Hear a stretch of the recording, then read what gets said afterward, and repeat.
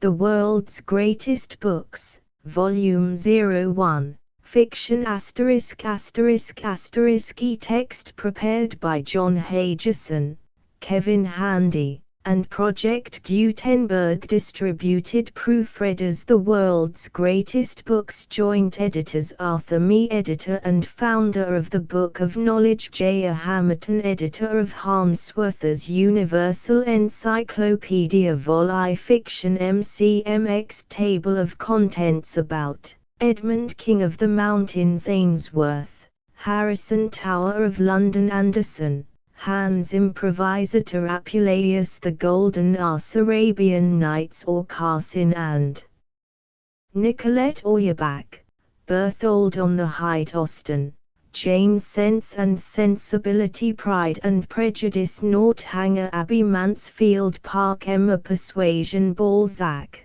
On Order, Eugenie Grandit, Old Goriot, Magic, Skin, Quest of the Absolute, Beckford, William, History of the Caliph, Vathek Ben, Afra Orunako, Bergerac, Kiranoda, Voyage to the Moon, Bjornson, Bjornstjerne in God's Way, Black, William, Daughter of Heth, Blackmore, R.D. Lorna Doone, Borchicchio de Cameron. A complete index of the world's greatest books will be found at the end of Volume 20.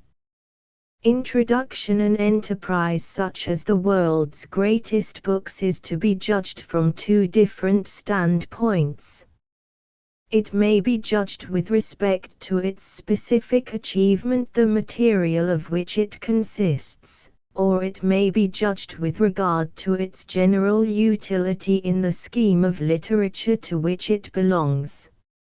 In an age which is sometimes ironically called remarkable for its commercialism, nothing has been more truly remarkable than the advancement in learning as well as in material progress, and of all the instruments that have contributed to this end, none has been more effective, perhaps, than the practical popularization of literature.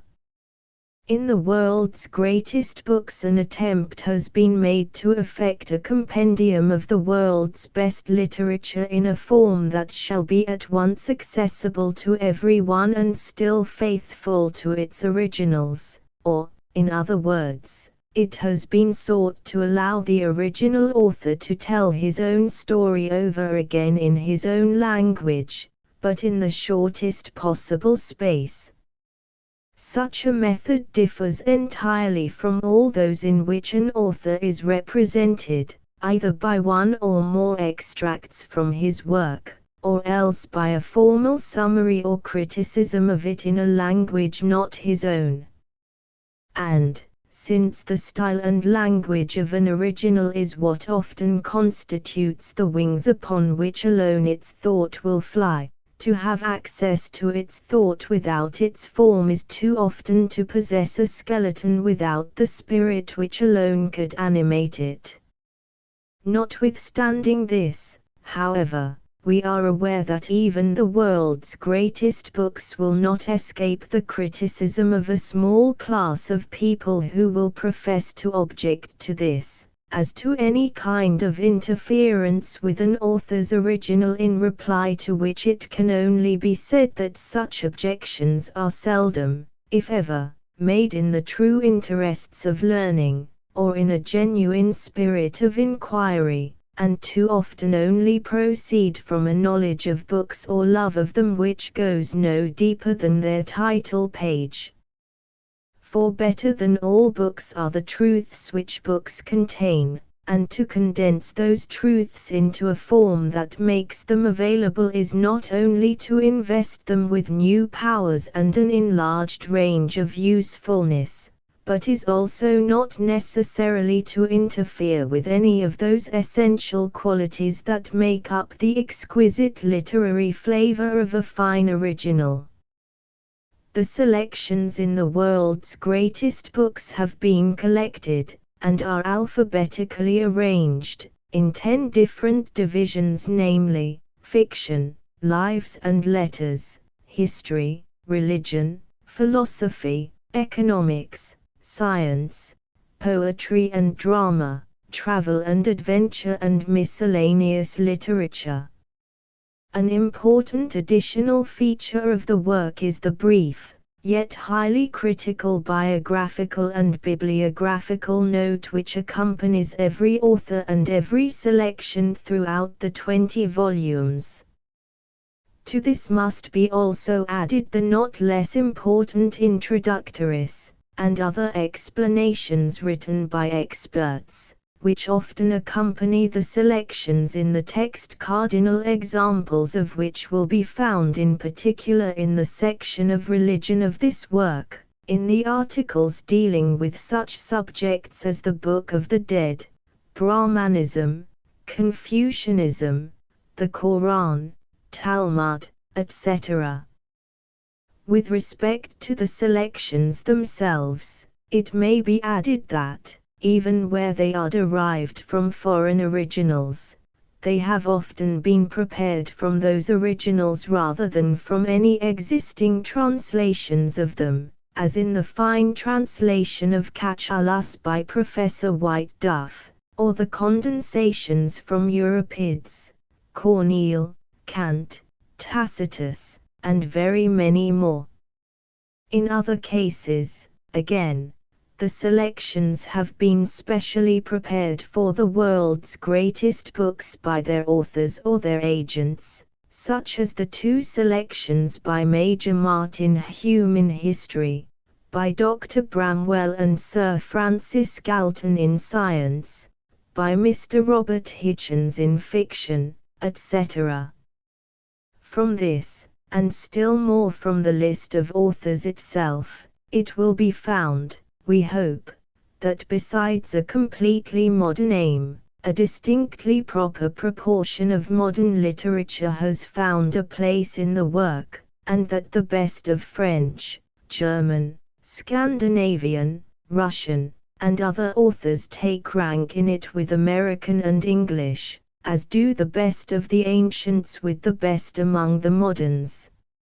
As the aim of the world's greatest books has been directed first of all towards those forms of literature which were in the most need of condensation to make them readily available, it will not be expected that the poetry section of the work will contain the shorter kind of poems. Moreover, even if the shortness of such poems and their general accessibility in present-day anthologies did not render their inclusion here a work of supererogation, it was felt that their place could be far better filled in a work like the present by the world's best dramatic literature, as has been done. This does not apply, however, to translations from the shorter poems of ancient classical literature, which, however short they may be, cannot be said to be already generally available for everyday reading. Throughout, the claims of literature proper, or of fine writing, have been intimately considered in conjunction with the claims of pure learning, or of information, with the result, it is hoped, that to the authority of the world's best thinkers is added the picturesqueness of their fine writing. Plato, Spencer, Newton, Darwin, Haeckel, Virchow, Aeschylus, Shelley, Ibsen, Burton, Mandeville, Loti, or Brands, Matthew Arnold, and Demosthenes, from old and from modern times they yield up their pearls. The notion of finality, or of an utter inclusiveness, for such a work as the world's greatest books may be readily disclaimed. To set it up even would seem ridiculous to anyone acquainted with the enormous range of the subject.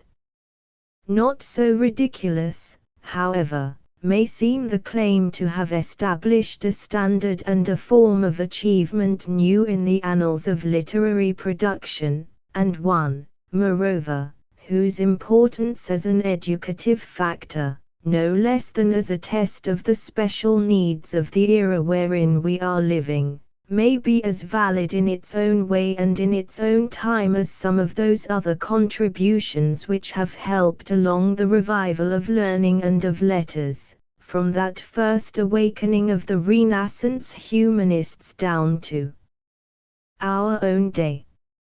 Edmund About, the King of the Mountains. Edmund About was the son of a grocer at Dieuze, in Lorraine, France, where he was born the 14th of February, 1828. Even in childhood he displayed the vivacity of mind and the irreverent spirit which were to make him the most entertaining anti-clerical writer of his period. His tales have the qualities of the best writing of the 18th century, enhanced by the modern interest of his own century. The King of the Mountains is the best known of his novels, as it is also the best. In 1854 About was working as a poor archaeologist at the French school at Athens, where he noticed there was a curious understanding between the brigands and the police of modern Hellas. Brigandage was becoming a safe and almost a respectable Greek industry. Why not make it quite respectable and regular, said About. Why does not some brigand chief, with a good connection, convert his business into a properly registered joint stock company? So he produced, in 1856, one of the most delightful of satirical novels, The King of the Mountains. Edmund About died on the 17th of January, 1885. Shortly after his election to the French Academy. I the brigand and his business. I am no coward, still, I have some regard for my life. It is a present I received from my parents, and I wish to preserve it as long as possible in remembrance of them. So, on my arrival at Athens, in April, 1856, I refrained from going into the country. Had the director of the Hamburg Botanical Gardens said to me when I left Germany, "My dear Hermann Schultz, I want you to go to Greece and draw up a report on the remarkable system of brigandage obtaining in that land," I might bravely have begun by going for a ride outside Athens, as my American friends, John Harris and William Lobster, did. But I had merely been sent, at a salary of £10 a month, to collect the rarer specimens of the flora of Greece. I therefore began by studying the native plants in the royal gardens, and put off the work of searching for new species and varieties. John Harris and William Lobster, who lodged with me at the shop of the pastry cook, Christodoulos, in Hermes Street, were persons of a more adventurous temperament. Borrowing the only 2 horses that Christodoulos possessed, they rode out into the country. But they had scarcely gone a mile when they were stopped by a band of brigands, and urgently invited to pay a visit to the King of the Mountains. The Americans refused to go, as the King of the Mountains had an unkindly way of holding his visitors to large ransoms, and killing them if the money were not quickly paid. But the brigands, there were 14 of them, insisted, and got out ropes and began to bind their captives. Neither Harris nor Lobster was made of the kind of wood of which faggots are composed. They drew their revolvers, and used them with astonishing effect. They lost the horses, but got safely back to Athens. "I suppose I mustn't grumble over 2 horses," said Christodoulos. "I served under Hagi Stavros, the King of the Mountains, in the War of Independence, and earned enough money to set up in business." Then, over a bottle of Santorin wine, Christodoulos related the story of the great brigand chief. Hagi Stavros was by far the most popular leader among the insurgent Greeks. His hatred of the Turks did not blind him to such a point that he passed through a Greek village without plundering it. A vigorous impartiality enabled him to advance his fame by increasing his wealth. Lord Byron dedicated an ode to him, and sympathizers with the Greek cause throughout Europe sent him subsidies. The result was that when Greece was at last liberated from the Turks, Hagi Stavros returned to his old trade with a large capital, and a genius for organization which enabled him to revolutionize the business of brigandage. He entered into arrangements with army officers and politicians, and saw to it that his allies were entrusted with the government of his free, enlightened and progressive country. But the pity of it is, continued our honest host, that poor Hagi Stavros is growing very old and has no son to succeed him. For the sake of his only daughter, he is investing all his wealth in foreign stocks and shares, instead of using it to extend his business. I say, I should be glad of an introduction to Miss Stavros, said John Harris.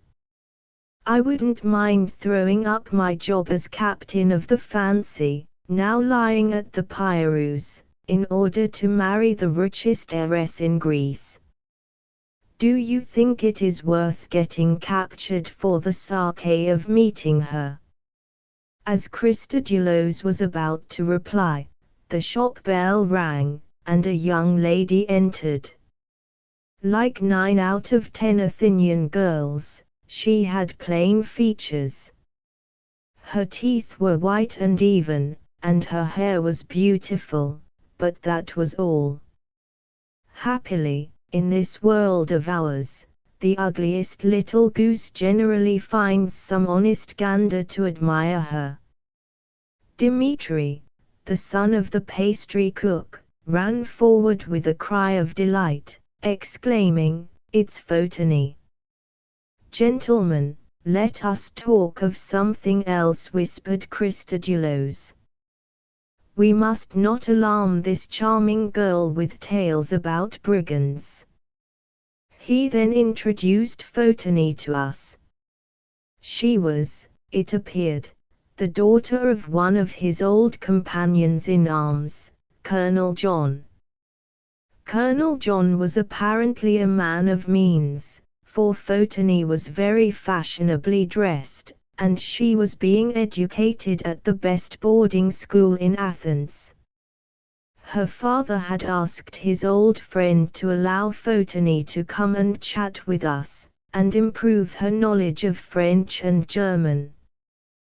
The girl, however, was too timid to enter into conversation, and, to judge by the direction of her glances, it was not French or German that she would have liked to speak if she could, but English.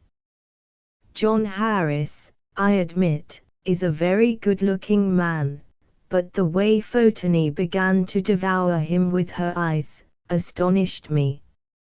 I was sitting next to her at table, but she did not utter a word till the end of the meal. Then she asked if he were married. "No, he isn't," I replied, adding with a touch of malice, "I think he would be glad of an introduction to you." For something had occurred which made me suspect that she was the richest heiress in Greece. During the meal, Dmitri came running in with a newspaper, and looking far from happy. "Hagi Stavros has been defeated," he cried. "The troops have burnt his camp and broken up his army, and pursued him to the marshes of Marathon." "It's a lie," shouted Christodoulos, his face red with anger. The king of the mountains could take Athens if he wanted to, and cut the throat of every man in it. This, I thought, was strange language from an honest pastry cook, who was also a lieutenant in the militia. I was still more surprised when I turned to Photone, and saw that her face was wet with tears. "You see, my dear Harris," I said, when he and Lobster and I were talking the matter over in my bedroom, "you have soon got the introduction you wanted." "That ugly little overdressed thing," exclaimed Harris. "I wouldn't marry her to save my life." "Well, at all events," I said, "I shall be able to begin my botanical researches tomorrow, now that her excellent father has retired to his mountains." To the King of the Mountains Company, Limited, the next morning, I strapped on my collecting case, and explored Mount Parnassus. There I came upon Dmitri and two ladies. "The old woman is Mrs. Simons, English, very rich," said Dmitri to me. "The pretty girl is her daughter. I'm their guide. I chose this excursion in the hope of meeting you." "But whatever is the matter with the women?" They shrieked, and stared, horror-stricken, at a clump of bushes. I looked in the same direction, and perceived half a dozen gun barrels gleaming among the leaves. Then 8 ruffians appeared, and I saw that the only difference between devils and brigands is that devils are less black than is said, and brigands much dirtier than is supposed. They took all our money and jewelry, and then allowed Dmitri to depart. I guessed why, and led the two ladies and myself down the hill, and up a winding path onto a high plateau, where Hagi Stavros and his band were now encamped. The King of the Mountains was sitting, cross-legged, on a square carpet beneath a pine tree, a little way from his noisy, crowded camp. 4 secretaries were writing on their knees to his dictation.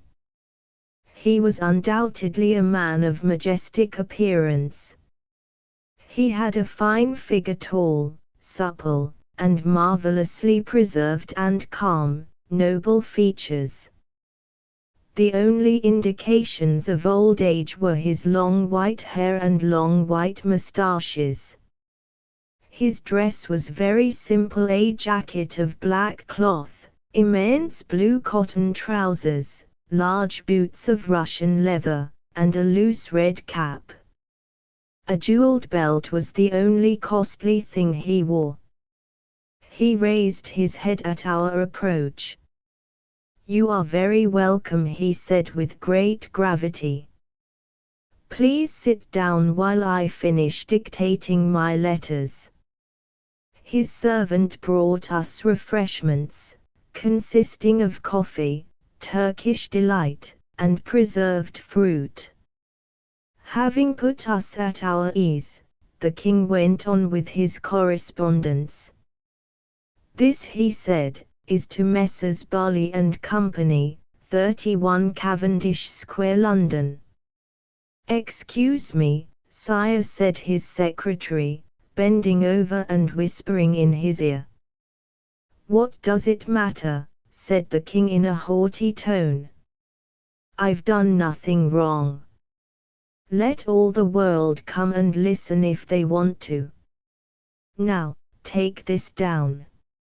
And he dictated the following letter: "Gentlemen, I observe by your note of April the 5th that I now have £22,750 on current account. Please invest half of this sum in 3% consols and half in bearer bonds before the coupons are detached.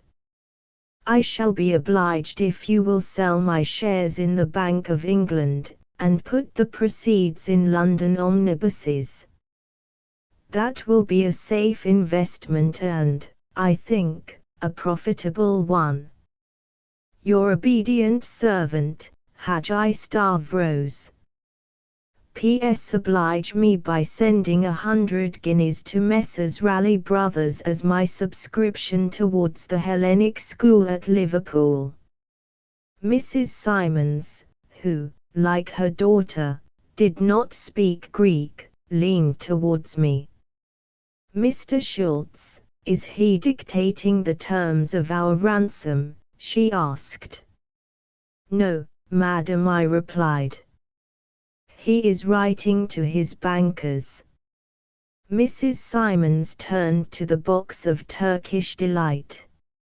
I found more pleasure in listening to the King's business correspondence. It was extraordinarily interesting. The next letter was addressed to George Micramati, Secretary of the King of the Mountains Company, Limited, the Courts of Justice, Athens. I am sorry to say Hagi Stavros dictated that the company's operations have been much restricted owing to the bad harvest and to the occupation of a part of our beloved land by foreign troops. Our gross receipts from the 1st of May 1855 to the 30th of April 1856 amount only to Fr 261,482 while our expenses come to 135,482 leaving Fr 126,000 which I propose to divide as follows: 1/3 of the profits payable to me as managing director 40,000 amount added to reserve fund at Bank of Athens 6,000 amount available for dividend 80,000 total Fr 126,000. This comes to about 70% on our present capital of 120,000 francs. It is, I know, the lowest dividend we have paid since the company was formed 14 years ago. But the shareholders must consider the difficulties we have had to struggle against. Our business is so closely connected with the interests of the country that it can only flourish in times of general prosperity. From those who have nothing we can take nothing, or very little. The tourist season, however, has opened very favorably, and the affairs of the company will, I think, soon improve. I will send you a detailed statement in the course of a few days. I am too busy now. The king read over the letters, and affixed his seal to them. Then, with royal courtesy, instead of having us brought before him on the carpet, he came and sat down by our side. Mrs. Simons at once began to talk at him in English. I offered to act as interpreter with a view to protecting her from herself. The king, however, thanked me coldly, and called to one of his brigands who knew English. As I had foreseen, Mrs. Simons spoke very largely about her great wealth and her high position. The result was that the king fixed her ransom and that of Mary Ann at £4,000. I was determined that he should not overestimate my resources. "It's no good putting a ransom on me," I exclaimed. "My father is a poor German innkeeper who has been ruined by the railway. I've been forced to leave home and come to Greece, where I earn a beggarly £10 a month." "If that is so," said the king, very kindly, "you can return to Athens at once, or stay here for a few days?" "I shall be happy to stay," I replied, "if you will return the collecting case your men took from me. I want to go botanizing." "What? You are a man of science," cried the king joyfully. "Ah, how I admire knowledge! Who sent you here to collect our plants?" "Some famous university, I'll be bound." "I'm collecting on behalf of the Hamburg Botanical Gardens," I answered. "And do you think, my dear friend," said the king, "that a great institution like the Hamburg Botanical Gardens would let a man of your worth perish rather than pay his ransom of £600? Happy young man! You now see the value of a sound, scientific education. Had you been an utter ignoramus as I am, I wouldn't have asked the ransom of a penny." The king listened neither to my objections nor to the cries of Mrs. Simons. He rose up and departed, and one of his secretaries led us to a plot of green sward, where a meal had been laid for us.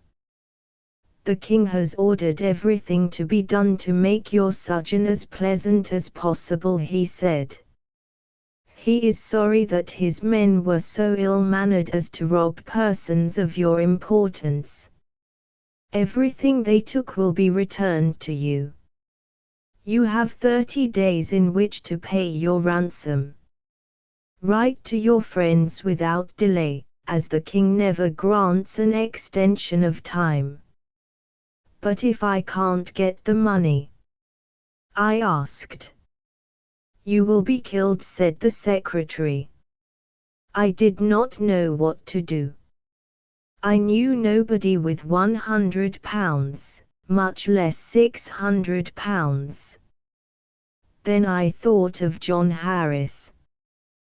"Tell Christodoulos," I wrote, "that Hagi Stavros won't let me go. If he will not intercede for me, I leave myself, dear friend, in your hands. I know you are a man of courage and imagination. You will find a way to get me out of this fix." All the same, I had very little hope, and Hagi Stavros came up and found me looking very gloomy. "Courage, my boy," he said. "You know I can't raise £600, I exclaimed. "It's simply murder." "You're a young fool," said the king of the mountains.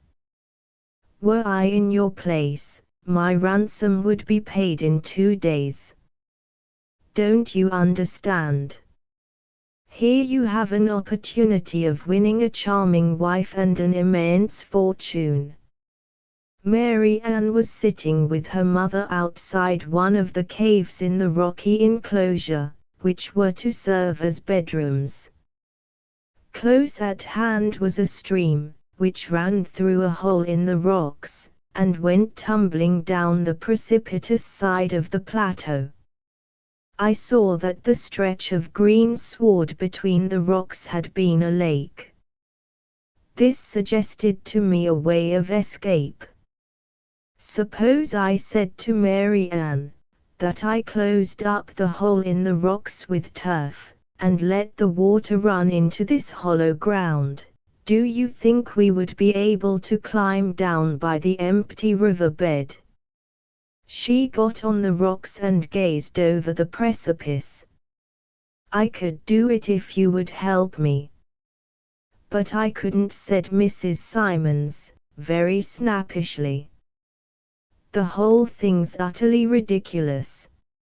I've written to the British ambassador, and we shall be rescued by the royal troops in 2 days at the latest."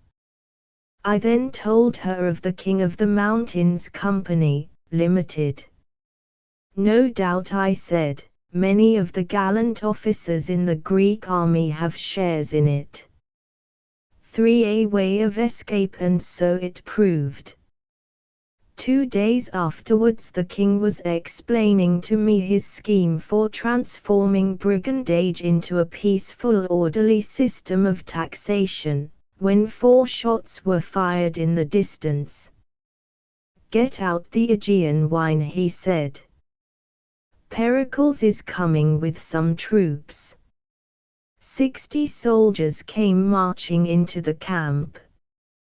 Captain Pericles, whose figure I had often admired at Athens, ran up to Hagi Stavros, and kissed him. "Good news, my dear godfather. The Paymaster General is sending £1,000 to Argos this morning by the path near the Cyronian rocks," said the captain. "Splendid, my boy," said the king. "I'll go with all my men at once. Guard the camp, and write out the report of our battle. Defeat me if you like, but leave 10 of your best troops dead on the field. I am in need of recruits. Look after the 3 prisoners. They're worth £4,600. As Hagi Stavros marched out at the head of his men, they sang a song composed by their king when he knew Lord Byron. Down the winding valleys a hillsman went his way, his eyes were black and flaming, his gun was clean and bright. He cried unto the vultures, "Oh, follow me today, and you shall have my foemen to feed upon tonight." When Mrs. Simons saw that the brigands had gone, and the troops had arrived, she was wild with excitement. I told her of the real state of affairs, but she wouldn't believe me, and gave Pericles her money and jewels when asked for them. In the evening the king returned with his men, and the troops departed. Mrs. Simons then broke down. "If you were an Englishman, you would rescue us, and marry my daughter," she exclaimed. "I suppose I must write to Bully and Company, and get Edward to send our ransom." "Bully and Company of Cavendish Square?" "Yes," said Mary Ann. "Didn't you know my mother and my uncle were bankers?" "Then I have found a way of escape," I exclaimed. "Hagi Stavros banks with your firm. Do you remember the letter he was dictating when we arrived?" "That was to Bully and Company about an investment." "I see. I must explain the position at once to him," said Mrs. Simons. "And he will want £500,000 or more ransom," I said. "No. Write at once to your agents in Athens to send you £4,600. Pay Hagi Stavros, make him give you a receipt. Enclose this in the next letter from Messrs. Bully and Company, with the note item. £4,600 personally remitted by our partner, Mrs. Simons, as per enclosed receipt." I raised my head, and saw the sweet brown eyes of Mary Ann looking at me, radiant with joy. I then went to Hagi Stavros, and explained that the £4,600 would be paid into his account at the Bank of Athens on the production of his receipt for that amount. He refused at first to give a receipt. He had never done such a thing. Then I took him on his weak side, and said that perhaps it was more prudent not to give one. If ever he were captured it might be used against him. This touched him. "I will not give one receipt," he cried. "I will give 2, one for Mrs. and Miss Simons, one for Hermann Schultz." Alas! From my point of view, the result was deplorable. The ransom of the two ladies was paid, and they were set free. But as Messrs. Barley and Company could not recover any money on a receipt given to me, their agent refused to pay my ransom. "It doesn't matter," said Mrs. Simons, as she and Mary Ann departed. "You can escape by the way down the cascade. Your first plan was impossible with two women, but now you are alone. It is admirable. Come and see us as soon as you get away." That night I made friends with the ruffian set to watch over me, and I plied him with wine until he fell on the grass and was unable to rise. I then dammed the stream, and climbed down its empty bed. It was difficult work, as the rocks were wet and the night was very dark. I was covered with bruises when I reached a platform of rock about 10 feet from the bottom of the precipice. Just as I was about to jump down, a white form appeared below, and a savage growl came from it. I had forgotten the pack of fierce dogs, which, as the king of the mountains had told me, were the best of all his sentries. Happily, I carried my collecting case, and in it was a packet of arsenic which I used for stuffing birds. I put some of the powder on a piece of bread, and threw the poisoned food to the dog, but arsenic takes a long time to act. In about half an hour's time the creature began to howl in a frightful manner, and it did not expire until daybreak. It also succeeded in arousing the camp, and I was recaptured and brought before the king. "I don't mind your trying to escape," he said, with a terrible look, "but in your wild prank you have drowned the man I set to watch over you. Were I to give way to my feelings I would have you killed. But I will be merciful. You will merely be bastinado to prevent you from wandering out of bounds until your ransom is paid." I received 20 strokes on my feet. At the third I began to bleed. At the fourth I began to howl. At the 10th I was insensible to pain. When I came to I was in such an agony that I would have given my soul to kill Hagi Stavros. I tried to, but failed. But I would hurt him, though I knew I should die for it.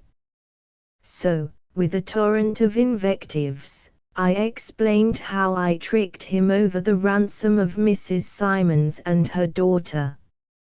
"She's a partner in Barley's bank, you fool, you ass!" I shrieked. "She will get back all the £4,000 on your receipt." Hagi Stavros turned pale and trembled. "No," he said, very slowly, "I will not kill you. You have not suffered enough. £4,000. It is a fortune. You have stolen my daughter's fortune. What can I do to you? Find me, you brutes," he cried, turning to his men, "a torture of £4,000. Then he left me in their hands. "Treat him gently," he said. "I don't want him to get so exhausted that he dies before I begin to play with him." As a beginning, they stripped me to the waist, and their cook put me close to a great fierce fire, where some lambs were being fried. The red cinders fell about me, and the heat was unsupportable. I dragged myself away on my hands. I could not use my feet, but the ruffian kicked me back. Then he left me for a moment to get some salt and pepper. I remembered that I had put the arsenic in my trousers pocket. With a supreme effort I rose up and scattered the powder over the meat. "What are you doing?" said the cook. "Trying to cast a spell on our food." He had only seen, from a distance, the motion of my hand. I was avenged. Suddenly I heard a cry, "The king! Where is the king?" And Dmitri, the son of Christodoulos, came running up. "Good God," he said when he saw me. "The poor girl." The cook was so astonished that he forgot me for a minute, and I managed to crawl away and lay on the cold grass. Then Haji Stavros appeared. With a cry of anguish he took me gently in his arms, and carried me to the cave among the rocks. "Poor boy," he said. "How you have suffered! But you will soon be well. I once had 60 strokes of the bastinado, and 2 days afterwards I was dancing the Romaica. It was this ointment that cured me." "But what has happened?" I murmured. "Read that," he cried, throwing me a letter. "What a pirate! What an assassin! If I only had you and your friend, one in each hand." "Oh, he won't do it." "Will he?" The letter was from John Harris. It ran, "Haji Stavros Fotini is now on my ship, the Fancy, which carries 4 guns. She remains a hostage as long as Hermann Schultz remains a prisoner. As you treat my friend, so I will treat your daughter. She shall pay hair for hair, tooth for tooth, head for head. Answer at once, or I will come and see you, John Harris." "I know Fotini," I said to the king, "and I swear that she will not be harmed. But I must return to Athens at once. Get 4 of your men to carry me down the mountains in a litter." The king rose up, and then groaned and staggered. I remembered the arsenic. He must have eaten some of the meat. I tickled the inside of his throat, and he brought up most of the poison. Soon afterwards the other brigands came up to the enclosure, screaming with pain, and wanted to murder me. I had cast a spell over their meat, and it was torturing them, they cried. I must be killed at once, and then the spell would be removed. The king commanded them to withdraw. They resisted. He drew his saber, and cut down 2 of the ringleaders. The rest seized their guns and began to shoot. There were about 60 of them, all suffering, more or less, from the effects of arsenic poisoning. We were only 12 in number, but our men had the steadier aim, and the king fought like a hero, though his hands and feet were swelling painfully. The fact was that he had eaten some time before his men, and I could not therefore get the poison completely out of his system. But it was the arsenic that saved his life. He had at last to come and lie down beside me. We heard the sound of rapid firing in the distance, and suddenly 2 men entered our enclosure, with revolvers in each hand, and shot down our defenders with an extraordinary quickness of aim. They were Harris and Lobster. "Hermann, where are you?" Harris yelled at last, with all his strength, as he turned and found nothing more to shoot at. "Here," I replied. "The men you've just killed have been fighting for me. There has been civil war in the camp." "Well, we've stamped it out," said Harris. "What's the matter with the old scoundrel lying beside you?" "It's Haji Stavros," I said. "He and his men have been eating some arsenic I had in my collecting case. My friends managed to carry me down the mountain, and at the first village we came to they got a carriage and took me to Athens. The ointment used by Haji Stavros was, as he had said, marvelous, and in 2 days I could walk as well as ever. I at once called on Mrs. and Miss Simons. They departed yesterday for Trieste," said the servant, "on their way to London. As I was returning to Hermes Street I met Haji Stavros and Photony." "How is it that the King of the Mountains is found walking in the streets of Athens?" I said. "What can I do in the mountains now?" he replied. "All my men are killed, wounded or fled. I might get others. But look at my swollen hands. How can I use a sword? No, let someone younger now take my place. But I defy him to equal me in fame or fortune. And I have not done yet. Before 6 months are gone, you will see Haji Stavros, Prime Minister of Greece. Oh, there are more ways of making money than one." And that was the last I saw of the King of the Mountains. On the advice of Harris, I at once returned to Hamburg, lest some of the remaining brigands found me out, and take vengeance for the spell I had cast on their meat. But some day I hope to go to London, and call at 31 Cavendish Square. Harrison Ainsworth, Tower of London. William Harrison Ainsworth, born at Manchester, England, the 4th of February, 1805, was a popular rather than a great writer.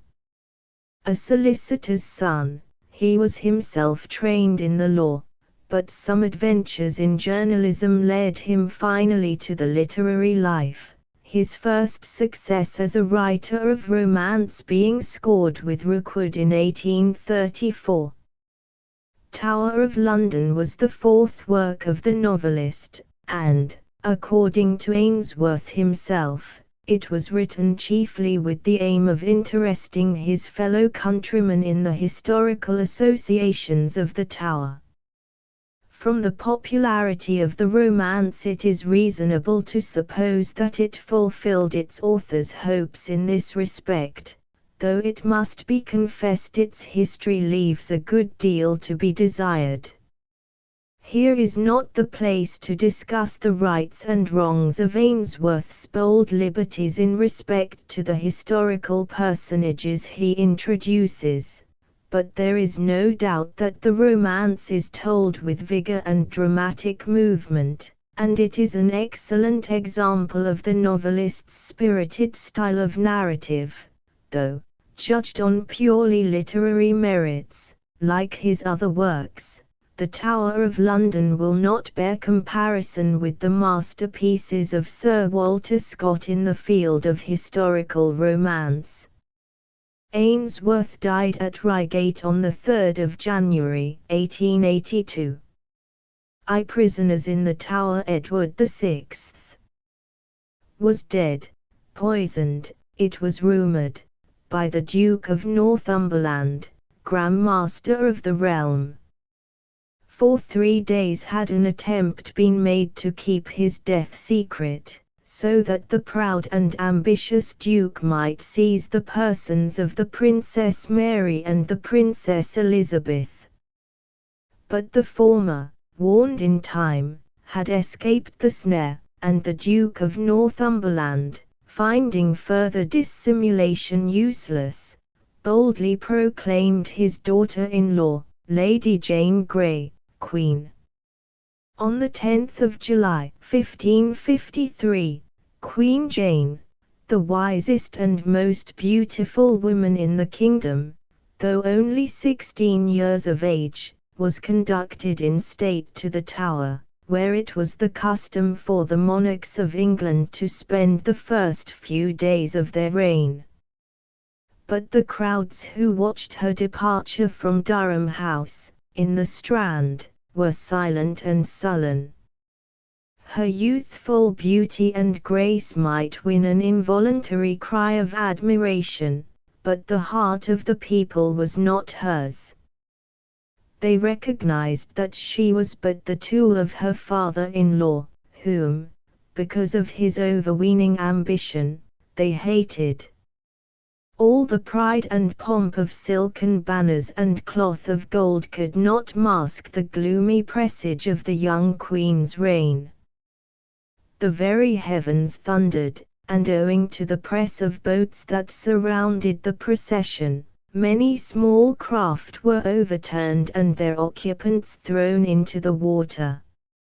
And if further signs of portending evil were wanted, they could be discerned in the uneasy whisperings of those lords of the Privy Council who were present, or in the sinister face of the Spaniard, Simon Reynard, ambassador to the Emperor Charles V. "This farce will not last long," he said to de Noailles, the French ambassador. "The Privy Council are the Duke's secret enemies, and through them I shall strike the sceptre from Jane's grasp and place it in the hand of Mary."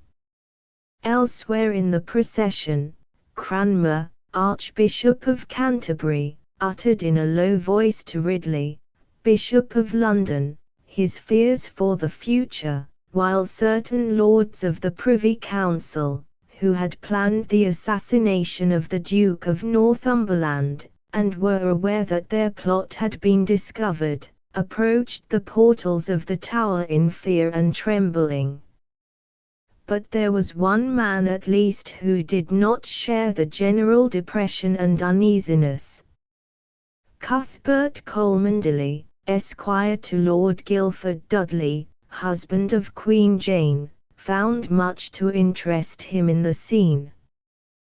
The reception of Her Majesty by Og, Gog, and Magog had already driven away the sense of portending evil from his mind when he caught sight of a girl's face in the crowd. It was only for a moment that he had sight of it, but it left such a deep impression on his mind that for the rest of the day he burned with impatience to discover who the girl might be. Much had to happen before he could satisfy his curiosity. Once in the Tower, plots against Queen Jane and the Duke of Northumberland began to thicken. At a meeting of the Privy Council, the Duke compelled the Lords, under threat of imprisonment, to sign a proclamation declaring Princess Mary illegitimate. Reynard lost no time in turning to his own advantage the bad impression created by these tactics. "Do you consent to Northumberland's assassination?" he whispered to Pembroke. "I do," replied the Earl of Pembroke. "But who will strike the blow?" "I will find the man." This sinister fragment of conversation fell upon the ears of Cuthbert. He at once sent a warning missive to his master, telling him of the plot against the Duke's life. Then, this duty performed, he set out to try and find the girl whose face had so impressed him.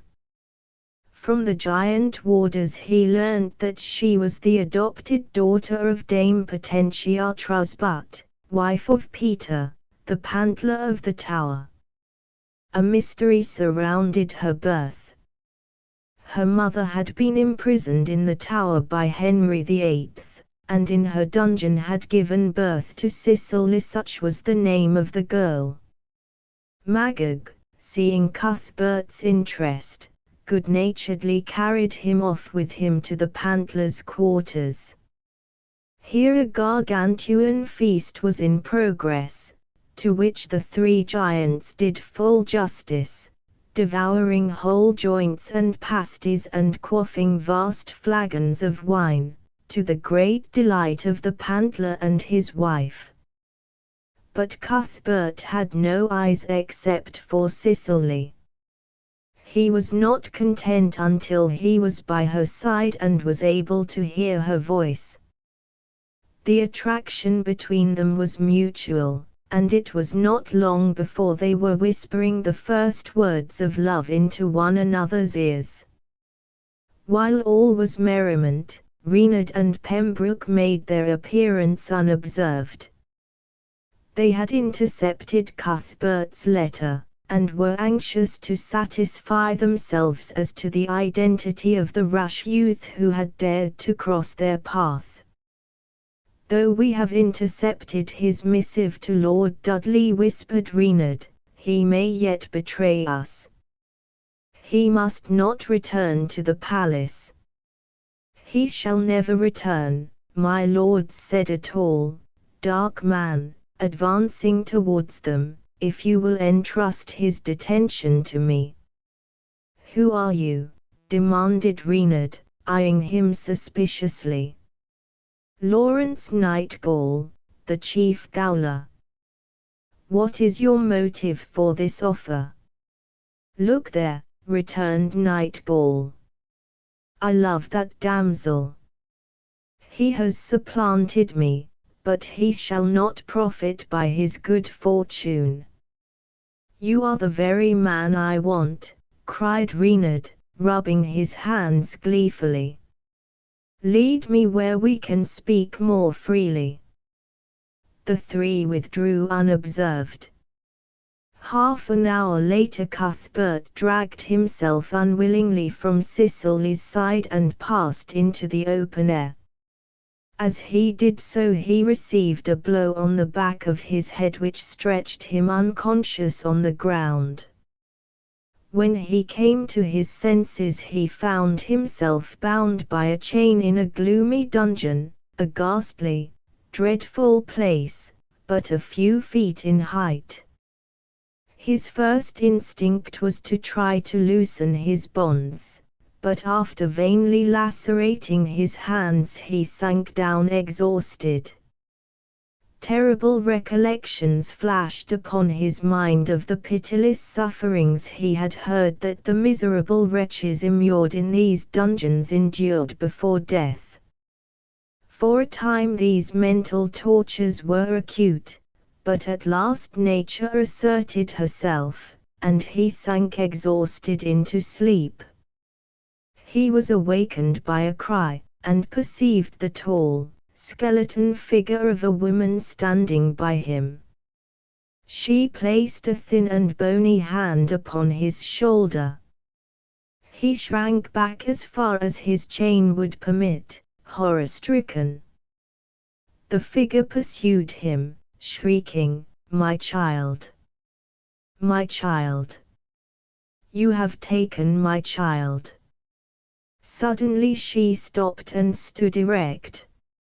A distant footstep was heard. "He comes! He comes!" she cried, and with a loud shriek dashed from the dungeon and disappeared. In another second Nightgall stood before him. The gaoler made no attempt to disguise the motives which prompted him to imprison the young esquire. No threats that Cuthbert could use had the least effect on him. He quailed before the charge that Cuthbert made at random that he had murdered the child of the unfortunate wretch who had disappeared at his coming, but on the question of his release he was obdurate. If Cuthbert would agree to give up Cicely he should be released, otherwise he should meet with a secret death at the hands of Morga, the executioner. At this juncture, Cicely, who had been directed by the dwarf, Zit, appeared. To save the man she loved, she boldly declared that she would wed Nightgall, provided that he would conduct his prisoner outside the walls of the tower. "Bring me back some token that you have done so, and I am yours," she said. Nightgall consented, and agreed to withdraw while Cuthbert and Cicely arranged privately what the token should be.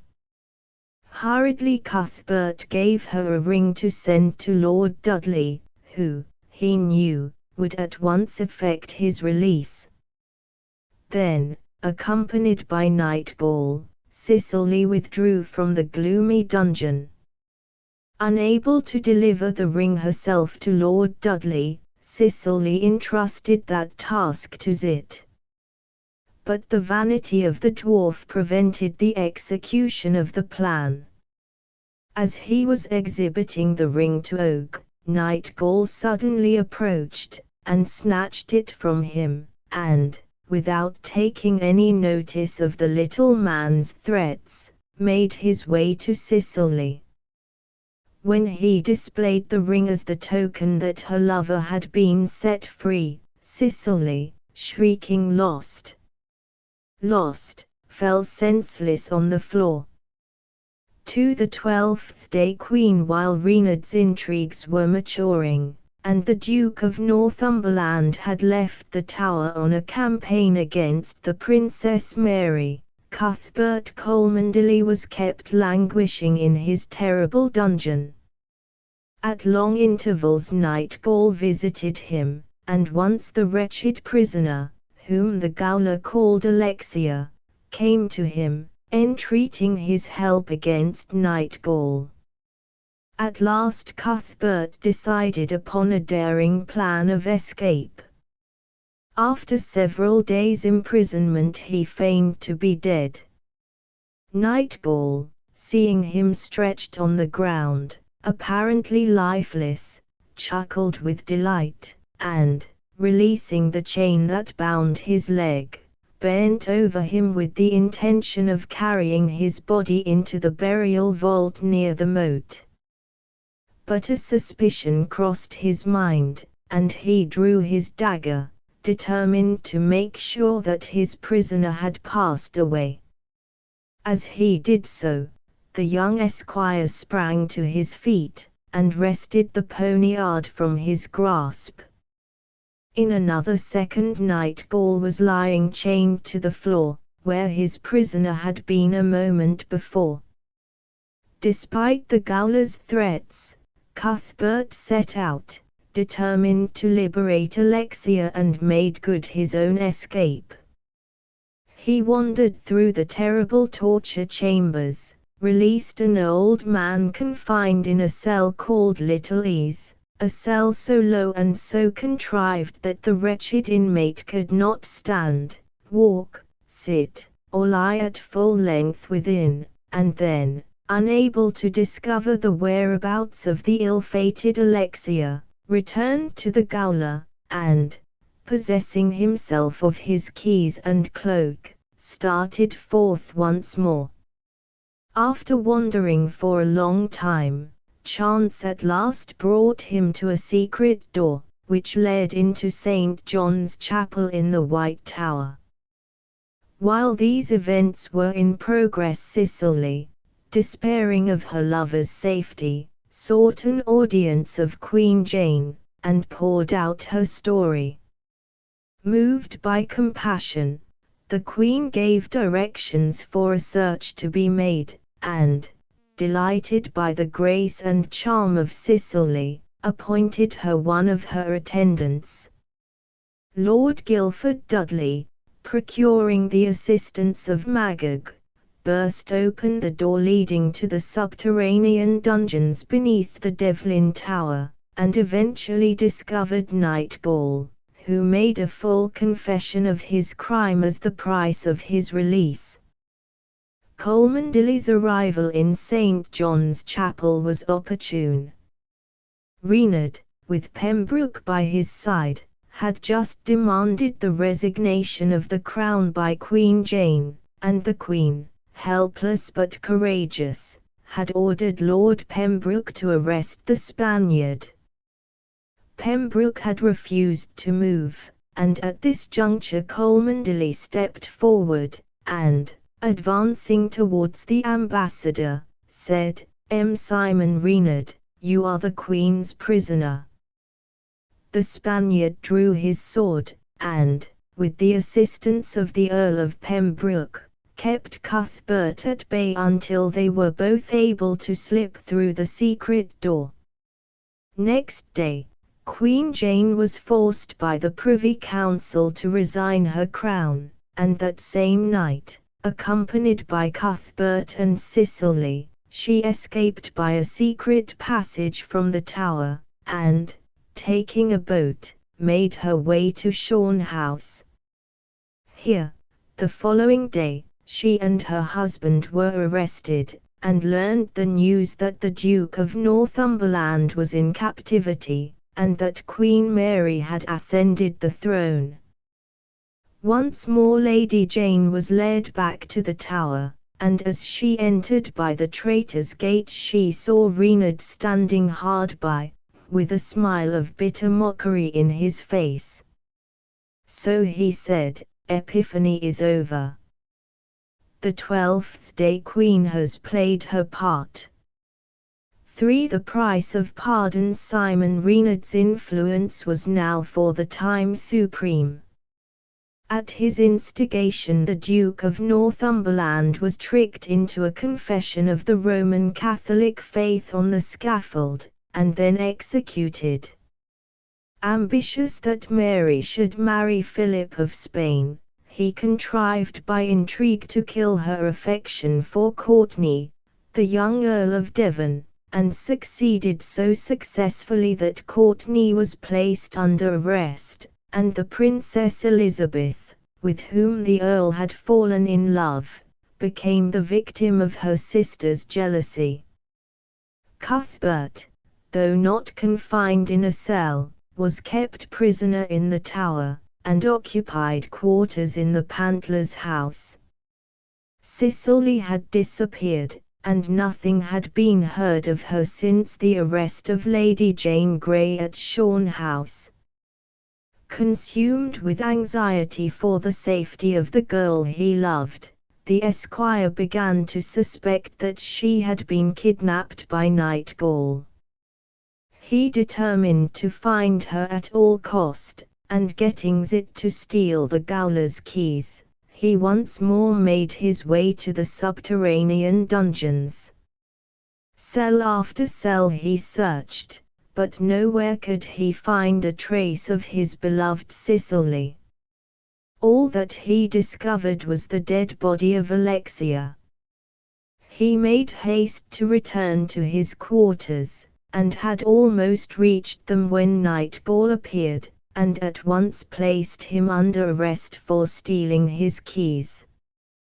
His enemy was now at his mercy, and Nightgall, after burying the body of Alexia, sought out Cicely, whom he had kept for several weeks a close prisoner in the Salt Tower.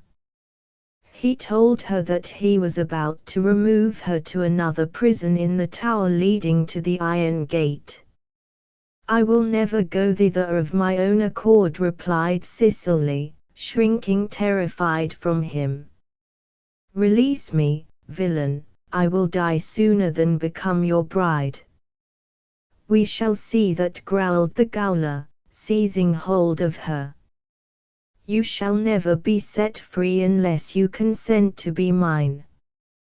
He carried her, shrieking and struggling in his arms, out of the room, and dragged her by main force down the secret staircase. She continued her screams, until her head, striking against the stones, she was stunned by the blow and became insensible. Nightgall raised her, and carried her quickly to the dark cell he had already prepared.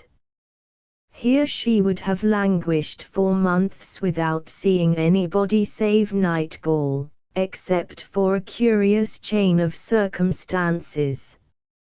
Reynard's plan of marrying Mary to Philip of Spain, to which end he had had Courtenay and the Princess Elizabeth imprisoned in the Tower, was bitterly opposed by de Noailles. The French ambassador determined to prevent the Spaniards' plans, and, by means of it, sent a communication to the princess just as she was leaving her prison for Ashbridge. Further, the little mannikin managed to creep, by way of the chimney, into the chamber where Courtenay was confined, and arrange a plan by which the Earl was able to escape. His share in these events, however, was discovered, and, much to his amazement, he was arrested and taken to the torture chamber. Though none of the instruments were small enough to inflict much pain upon him, he was so terrified that he answered every question that Reynard asked him, giving those answers that he thought the Spaniard would approve. The examination over, he was placed in a cell. Here he was visited by Nightgall, from whose girdle he managed to cut, unobserved, the bunch of keys. Unlocking his own door, he hurried out into the labyrinth of passages and cells, and in his wanderings in search of an exit lighted upon the cell in which Cicely was confined. He was not able to effect her escape, for as they were setting out Nightgall appeared, and put an end to their hopes. Cuthbert had meanwhile been released, together with Lady Jane and her husband. For a time they lived together quietly in Shorn House, but de Noailles' plan to prevent the Spanish marriage at all costs dragged them once more into the whirlpool. Under the leadership of Sir Thomas Wyatt, an insurrection took place, having for its nominal object the prevention of Mary's marriage with Philip of Spain, but it was joined by all the forces opposed to the crown. Courtenay shared in it because he hoped to wed Elizabeth, who would be made queen on the deposition of Mary. Lord Guilford Dudley joined in it in the anticipation that his wife might once more mount the throne. At first Wyatt carried everything before him. Mary was actually besieged in the Tower, which it was attempted to carry by force. Supported by Cuthbert, Lord Guilford led the assault, shouting, "Long live Queen Jane! Down with Reynard and the See of Rome!" The attack had almost succeeded, when Dudley was struck from behind by Reynard and taken prisoner. Cuthbert only escaped by forcing himself through an aperture, and dropping into the moat, from where he managed to swim ashore. He made his way at once to Lady Jane, and related to her how the insurrection had collapsed, and how her husband had been taken prisoner. For her own safety Jane had no thought. She at once determined to seek out the Queen, and beseech her to spare her husband. Accompanied by Cuthbert, she presented herself at the Tower, and, obtaining an audience with Mary, flung herself at her feet. "I am come to submit myself to your Highness's mercy," she said, as soon as she could find utterance. "Mercy!" exclaimed Mary scornfully. "You shall receive justice, but no mercy." "I do not sue for myself," rejoined Jane, "but for my husband. I have come to offer myself for him. If your Highness has any pity for me, extend it to him, and heap his faults on my head." Queen Mary was deeply moved. Had not Gardner intervened, she would undoubtedly have granted the request, but Gardner suggested that the price of the pardon should be the public reconciliation of Lady Jane and her husband with the Church of Rome. "I cannot," said Jane. "I will die for him, but I cannot destroy my soul alive." For the torture chamber and the block. After a week's imprisonment, Cuthbert was closely questioned, and his answers being deemed unsatisfactory, he was ordered to be examined under torture. With fiendish delight Nightgall took him to the horrible chamber. There, the first thing that he saw was the tortured, mangled figure of Lord Dudley, covered from head to foot by a blood-colored cloth. "You here?" cried the ghastly, distorted figure. "Where is Jane? Has she fled? Has she escaped?" "She has surrendered herself," replied Cholmondeley, "in the hope of obtaining your pardon." "False hope! Delusive expectation!" exclaimed Dudley, in tones of anguish, as he was carried from the room. "She will share my fate. O God! I am her destroyer." Cholmondeley, as soon as his master had been borne away, was seized by the torturers and placed on the rack. He determined that not a sound should escape him, and though his whole frame seemed rent asunder, he bravely kept his resolve. "Go on," cried Nightgall, as the torturers paused. "Turn the roller again." Even as he spoke Cholmondeley fainted, and, finding that no answers could be extracted from him, he was taken back to his cell and flung upon a heap of straw.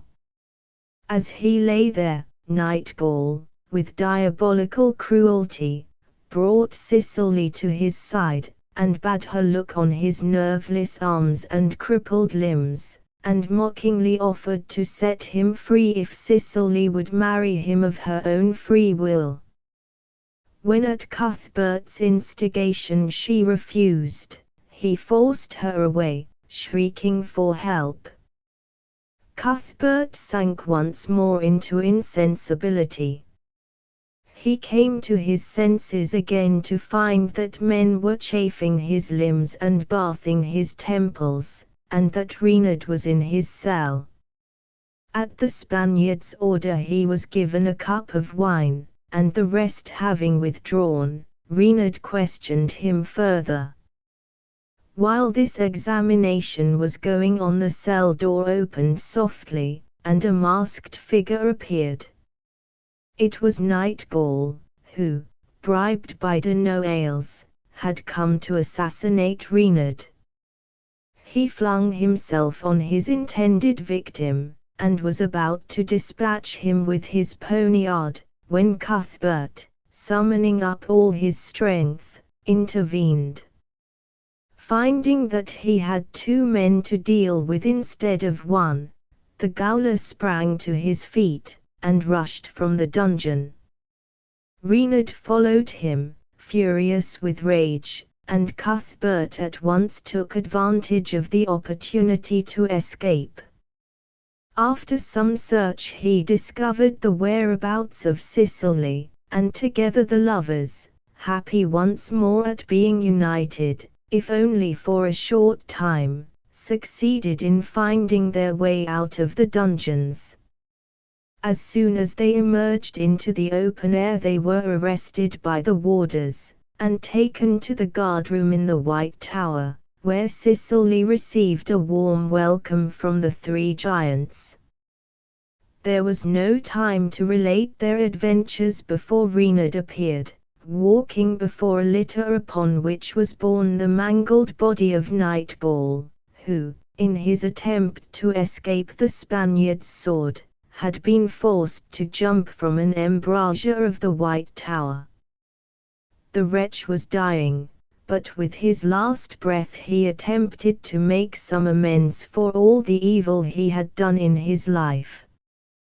Bidding Cicely come to his side, he told her that she was the daughter of Alexia, whose real name was Lady Mountjoy, and he gave her papers, proving her right to the estates of her father, Sir Alberic Mountjoy, who had incurred the vengeance of Henry VIII.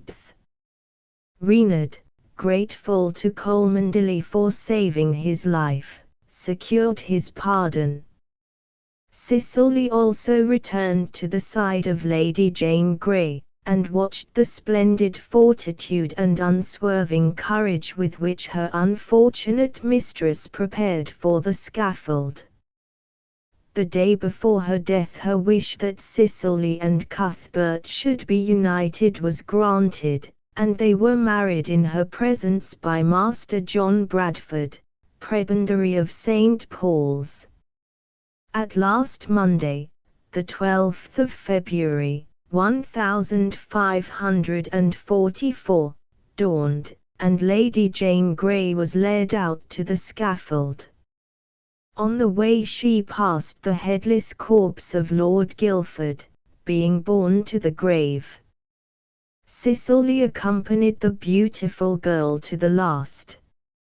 It was her hands that helped her to remove her attire and that tied the handkerchief over those eyes which were never to look on the world again.